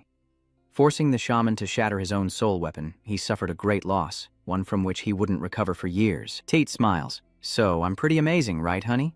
Chen Nuo replied, "Yes, you're amazing." Suddenly, she burst into tears. "My love, my left hand hurts so much." He looks at her hand, pondering if the witch left behind a power that's corroding Lu Gigi's body. Is Lu Gigi using her own power to suppress it? She continued to lament, "Husband, I'm so tired," as he tried to soothe her. "It's okay, rest for a bit, and you'll recover. The old fox's runes will quickly disappear once they leave his soul weapon." Tate barely had the strength to speak, her eyes drooping shut. Chen Nu's image in her eyes gradually faded, then disappeared. Night fell, and they were still in that hole in the forest. Chen Nu sat there, using his power to probe Gigi's body, but after exhausting himself, a splitting headache returned. Some time passed, and he gripped the talisman in his hand. Lu Gigi's spatial awareness had been severely damaged just days before, and this battle nearly cost her her life.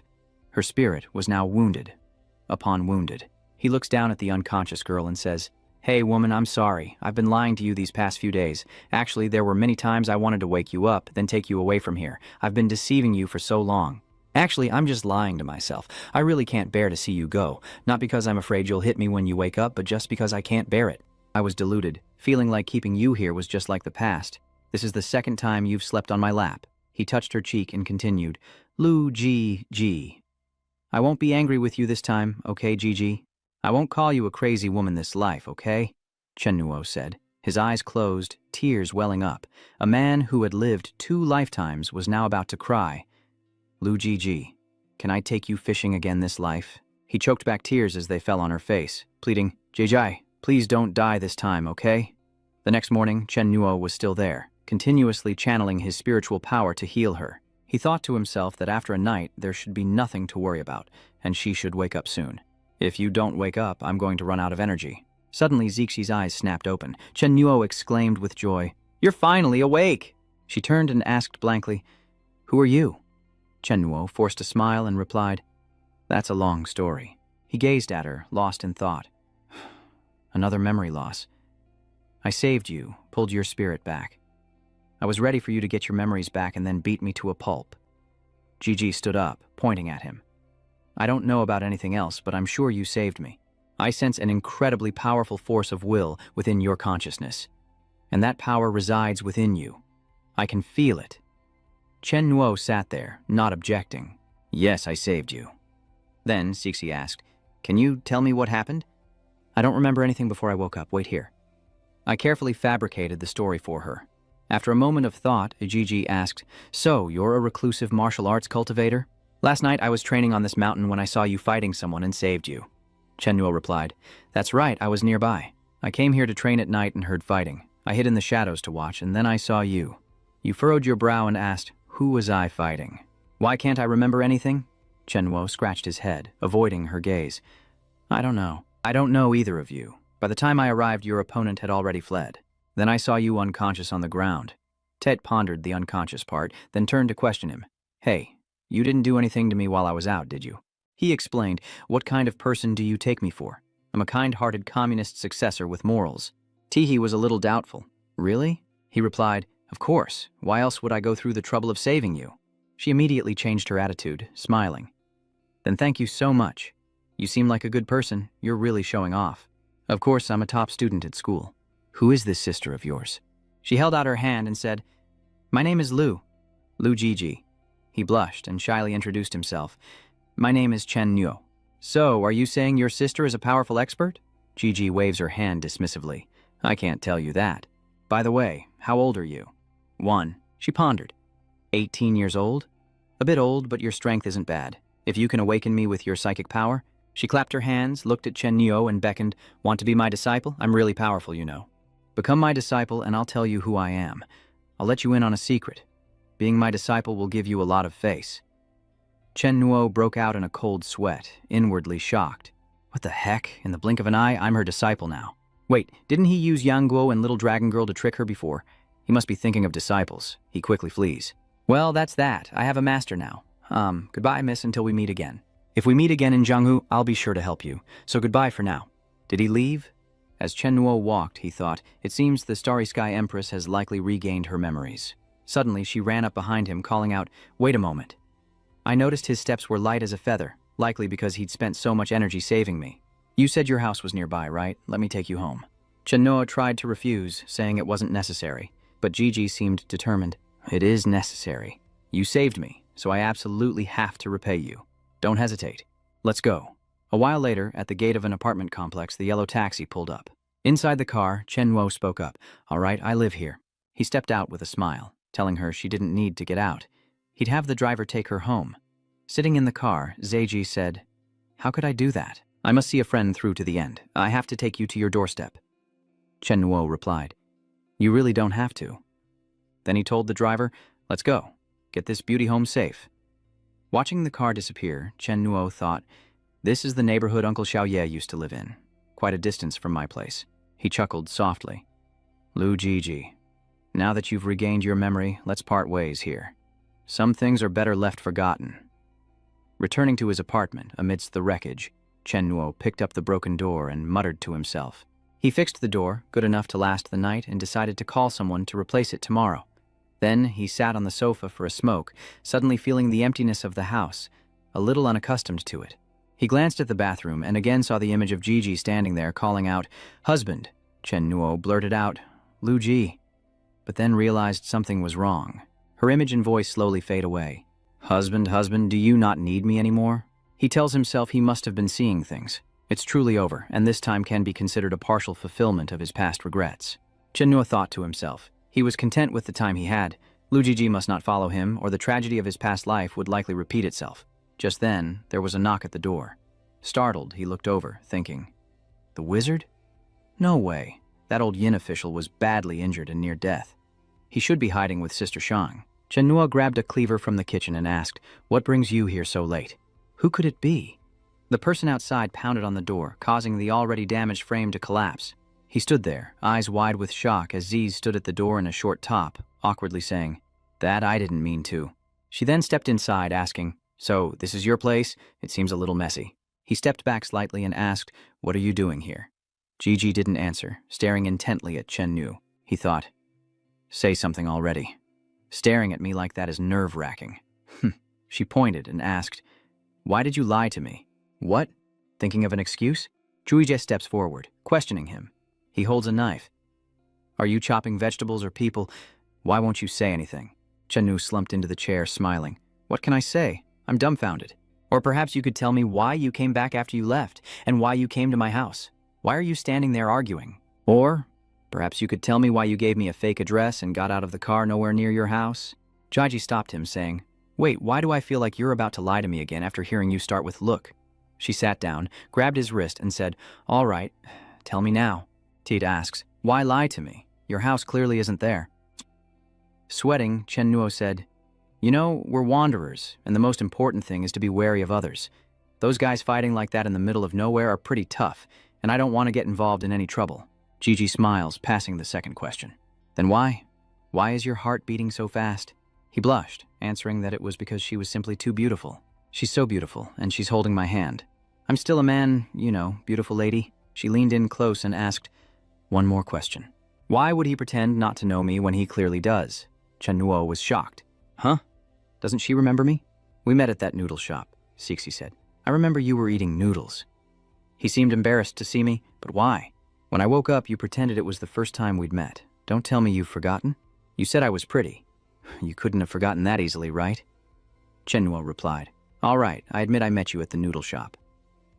She and the boss got into an argument, and out of curiosity, I followed them to see them fight, which led to a chase up the mountain. Gigi said, I distinctly remember fighting that boss near a lake, then I was ambushed and passed out, and then you saved me. He waved his hand with a smile. No need to be so polite. I just helped you out, mainly because your opponent was injured and ran away, otherwise I wouldn't have dared to save you. Tet responded, I see. Chenno thought to himself that Lu Gigi only forgot the days they spent together. Forgetting is good, better than being hunted down later. Suddenly, Gigi emanates her power and continues to question him. Then can you explain why I was wearing a men's t-shirt before I woke up? That wasn't your shirt, was it? He stammered in shock. You should know the answer. Can't explain it? Inside, Chen Nuo was screaming. He suddenly missed the old amnesiac Lu Gigi. She continued. Well, here's a hint. Take a look and tell me why this was in my pocket. She pulls out a piece of paper, and Chen Nuo asks blankly, What's this? He stared at the receipt in horror.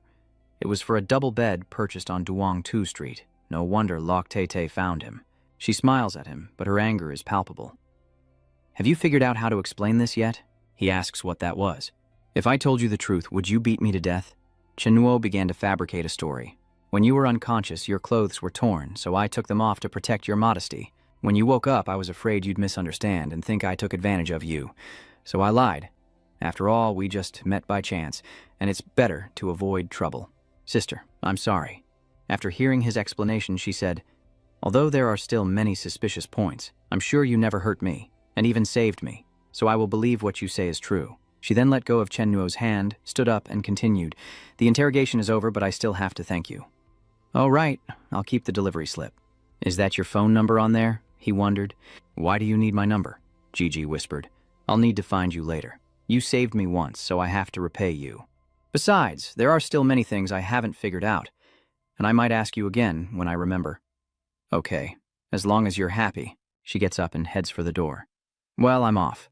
Your door really did collapse. He waves goodbye. Knowing that, she stepped into the hallway and muttered, That little liar? As soon as Gigi left, Chen Nuo breathed a sigh of relief, then panicked. Oh no, he had to pack his bags and get out of there, fast. Luo Jiju is like a ticking time bomb, and he doesn't know when she'll remember everything. He immediately starts packing, his mind racing about taking leave from school and dealing with extra work. With Uncle Lao taking care of Xiaoye, he can hide until Lu Jiji leaves China. Like a vacation, Canada, Brazil, or somewhere even further. Just then, his phone rang, and he wondered why someone would be calling so late. It was Li Yingguan. As soon as he answered, the other end spoke. Excuse me, is this Mr. Chen Nuo? You haven't answered. He thought to himself, Don't think I don't recognize you just because you're pinching your nose and changing your voice, you white-haired freak. Using Yingguan's phone, Yedong calls out, Mr. Chen Nuo, why aren't you saying anything? Hello, is the signal bad? Hello, hello. Yingguan, tied up there, screams, Appa, don't answer, don't answer. On the other end, he replied, I am Chen Nuo. Hearing this, the girl grinned wickedly and threatened him sternly. If you ever want to see Yingguan again, she shouts into the phone, don't worry about me, I'm okay. At that moment, Ye Tang's phone rang. Good disciple, answer your master's call. Good disciple, answer quickly. So she sets the other phone aside, pulls out her own and says, Just a moment, just a moment. As she pulled out her phone, the caller ID appeared, and Ye Tang casually hung up on Yingguan's call. As she tapped her phone, Gigi's voice rang out, Hello, little disciple, you have so many missed calls. You're in Jinling too? Where are you? Hurry to the hotel so your master can give you a hug, the girl exclaimed in a panic. Lu Jijie, where the hell have you been? Just wait, I'm on my way. As she prepared to leave, Yingguan asked, If you find her, will you let her go? Ye Tang turned back and said, I'll have your OPA come pick you up. Before cutting to a scene at an international hotel. After a long separation, Gigi showered Ye Tang with kisses, making the girl uncomfortable as she pushed her away, saying, "That's enough." The girl sat and asked, "Lu Jie, tell me where you've been these past few days?" The girl wiped her face, muttering, "All slobber." Before the master could answer, the disciple chimed in. "How old are you? Disappearing without a word, is that something someone your age should do?" Gigi replies, "It's not like that." Ye Tang interjects, "Didn't you know? Disappearing suddenly makes me worry." "Do you know where she ran off to these past few days?" She put her arm around her disciple and said she met an interesting man. Hearing this, the taller girl said, "Hey, what's with that embarrassed look on your face? Are you in love?" Ye Tang exclaimed, "No way! You disappeared for a few days and already ran into some scumbag? These aren't clothes I bought you." "Lu Cixi, did you really lose your virginity?" Blushing, she repeated, "Lost my virginity?" Then asked, "How do you know if you have?" Ye Tang exclaimed in shock, "You really did something with that man? I'll check for you."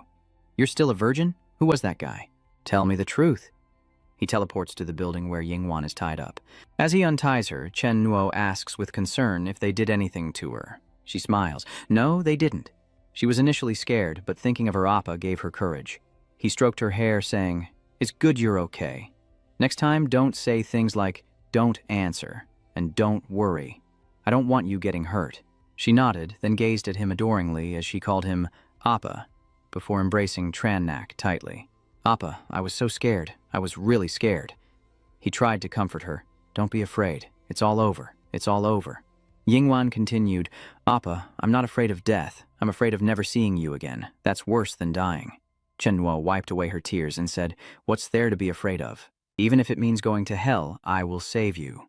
"Appa, He smiled, so touched he began to stutter. Suddenly, Yingwan embraces him and plants a passionate kiss on his lips. Caught off guard, Chen Nuo can only curse inwardly. A surprise kiss.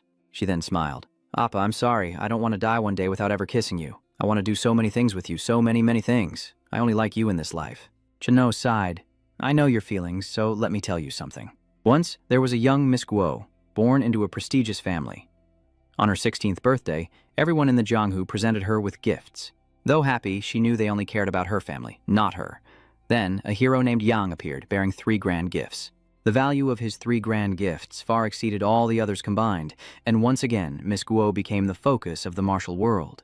That day was the happiest of Miss Quach's life. Diuyan turned and asked, "Miss Quach must have fallen for great hero Duong." Chen Nao smiled. "To meet someone so outstanding in one's youth is both a blessing and a curse." She then asked, "What happened after that?" He replied, "Unfortunately, Yang only saw Miss Guo as a junior, without romantic feelings. Afterward, they had no connection, and Miss Guo remained unmarried, living in the memory of that day when she was 16. Yingwan Nisha raised her hand to look at it. "Miss Guo, why didn't you go find Hero Yang? If it were me, I would go, and if he didn't like me, that's fine. I could still see him. I wouldn't pine away like that." Chen Nuo interjected, saying that Yang Guo was in seclusion, impossible to find, and not everyone was like her. She asked OP what he thought. Would Yang Guo feel guilty knowing that Miss Guo never married because of him? He replies, maybe, but ultimately it was Miss Guo's choice. She bluntly states, "I don't like Hero Yang." Then, glancing at Tron Nak, Din Uyan sat up and asked, "Oppa, did you ever want to be great Hero Duong?" Chen Nuo smiled as he lay there, finally understanding what she wanted to say. He added, "It's all because I left that school uniform behind, forcing you to come to Jinling. Otherwise, none of this would have happened." She immediately took Chen Nuo's arm, saying, "Appa, I won't let you be a hero, and I don't want to be a damsel. Wherever you go, I'll follow. Whether you like me or not, I'll stick with you forever." She then released his shirt, and with a lowered voice, Daiex Uyen said, "Appa, I know you like Tonkaka, but I don't mind. Where I'm from, successful men have many women. It's abnormal if they don't. Just don't chase me away and be good to me." Hearing this, Chen Nuo felt a headache coming on, thinking, "Why do I feel like I'm being forced into being a sugar daddy?" She continued, "Appa, you promise?" Chen Nuo replied, "All right, I agree. You can be my little shadow, but don't cross the line, especially with surprise kisses like before." He then turned away, thinking, "It's a delaying tactic. It's no good to chase her away now. I hope Li Yingwan will meet a worthy man in the future." Hearing that, she smiled. "Okay, Appa, I'll remember that." She had her own plans. As the saying goes, familiarity breeds affection. As long as I'm by his side, he'll eventually fall for me. The next day at school, Nak appears, waving to Kaka. Seeing Chen Nuo pretending to be a good person, always saying his shop was too busy to come to school, not even bothering to call, Kiki thought it was too much. and decided she wouldn't pay attention to him today. Then the school bell rang, and she stood up, thinking she was just bringing him something. Dropping this off doesn't count as breaking my promise. Kaka brings Trannak his book, the test outline for the past few days. The teacher said finals are next week, so study hard or you'll be held back.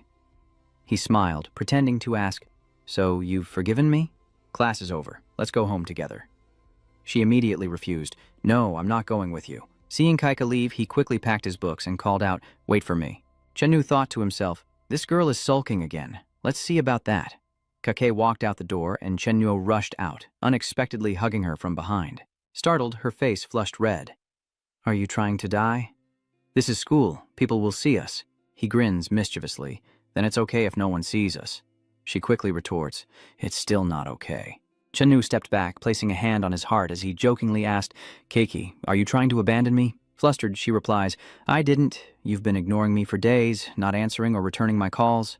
He gently takes her hand, looks into her eyes and says, "I've been busy and exhausted, thinking I almost lost my life, tricked my wife into coming home, and then lost her."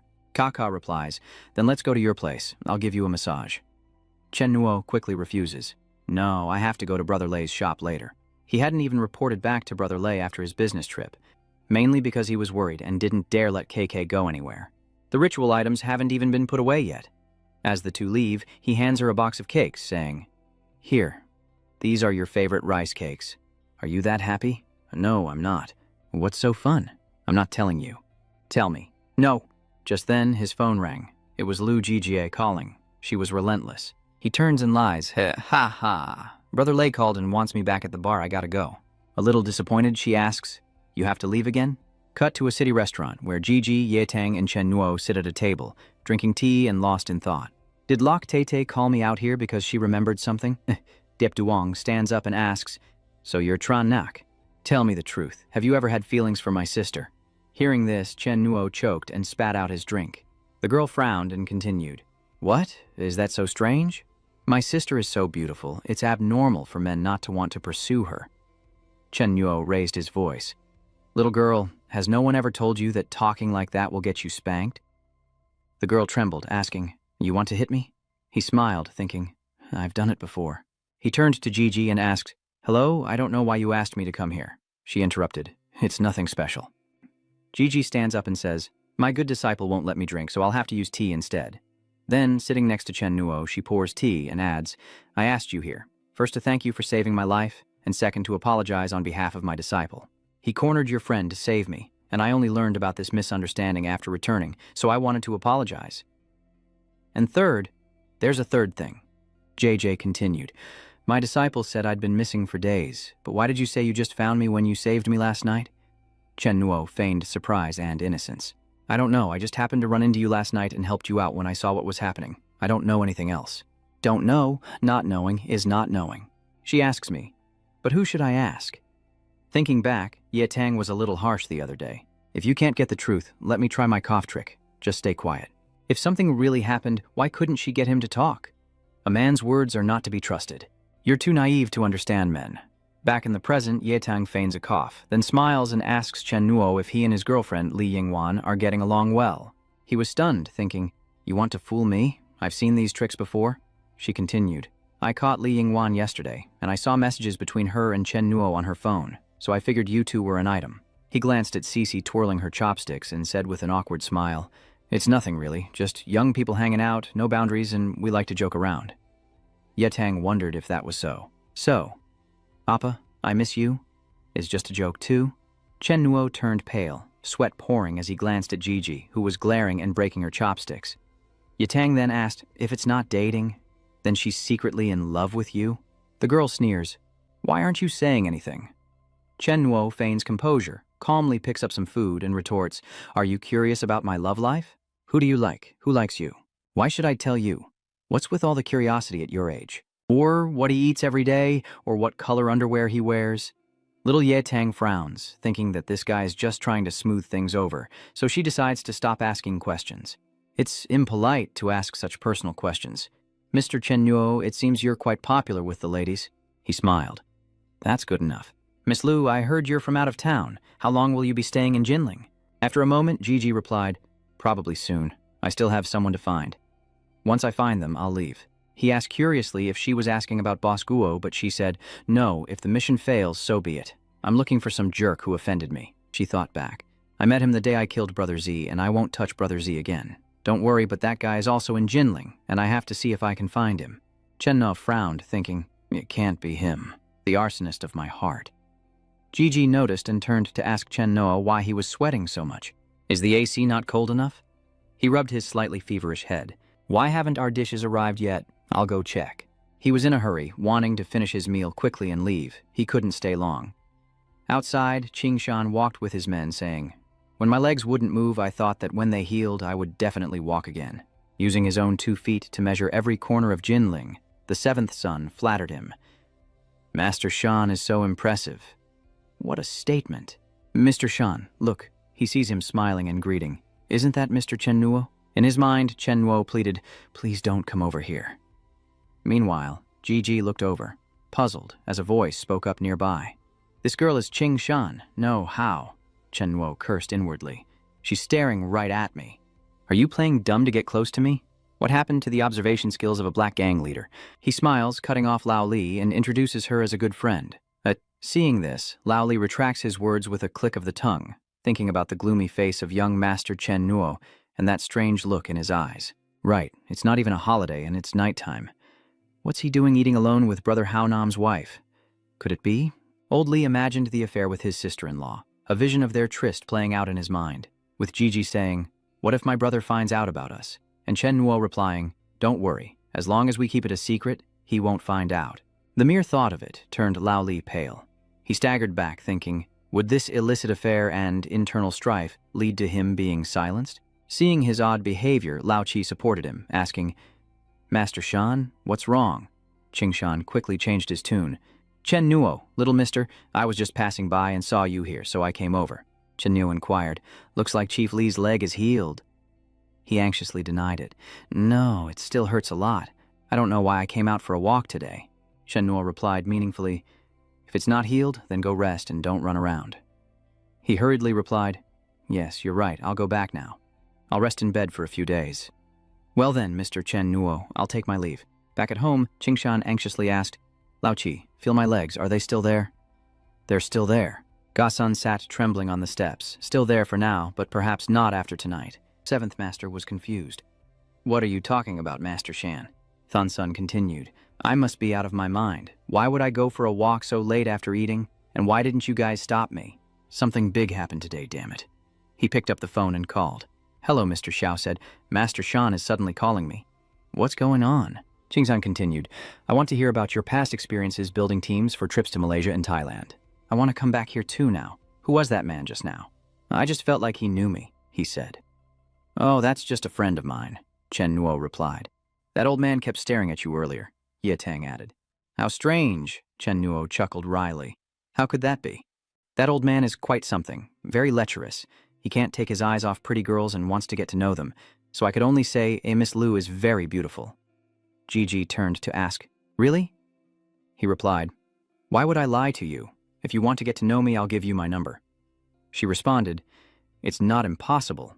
He regretted his loose tongue, but was saved by perfect timing. Chen-Nuo waved goodbye, saying, the car's here. Ladies first. You two go ahead. We'll say goodbye here. Watching them leave,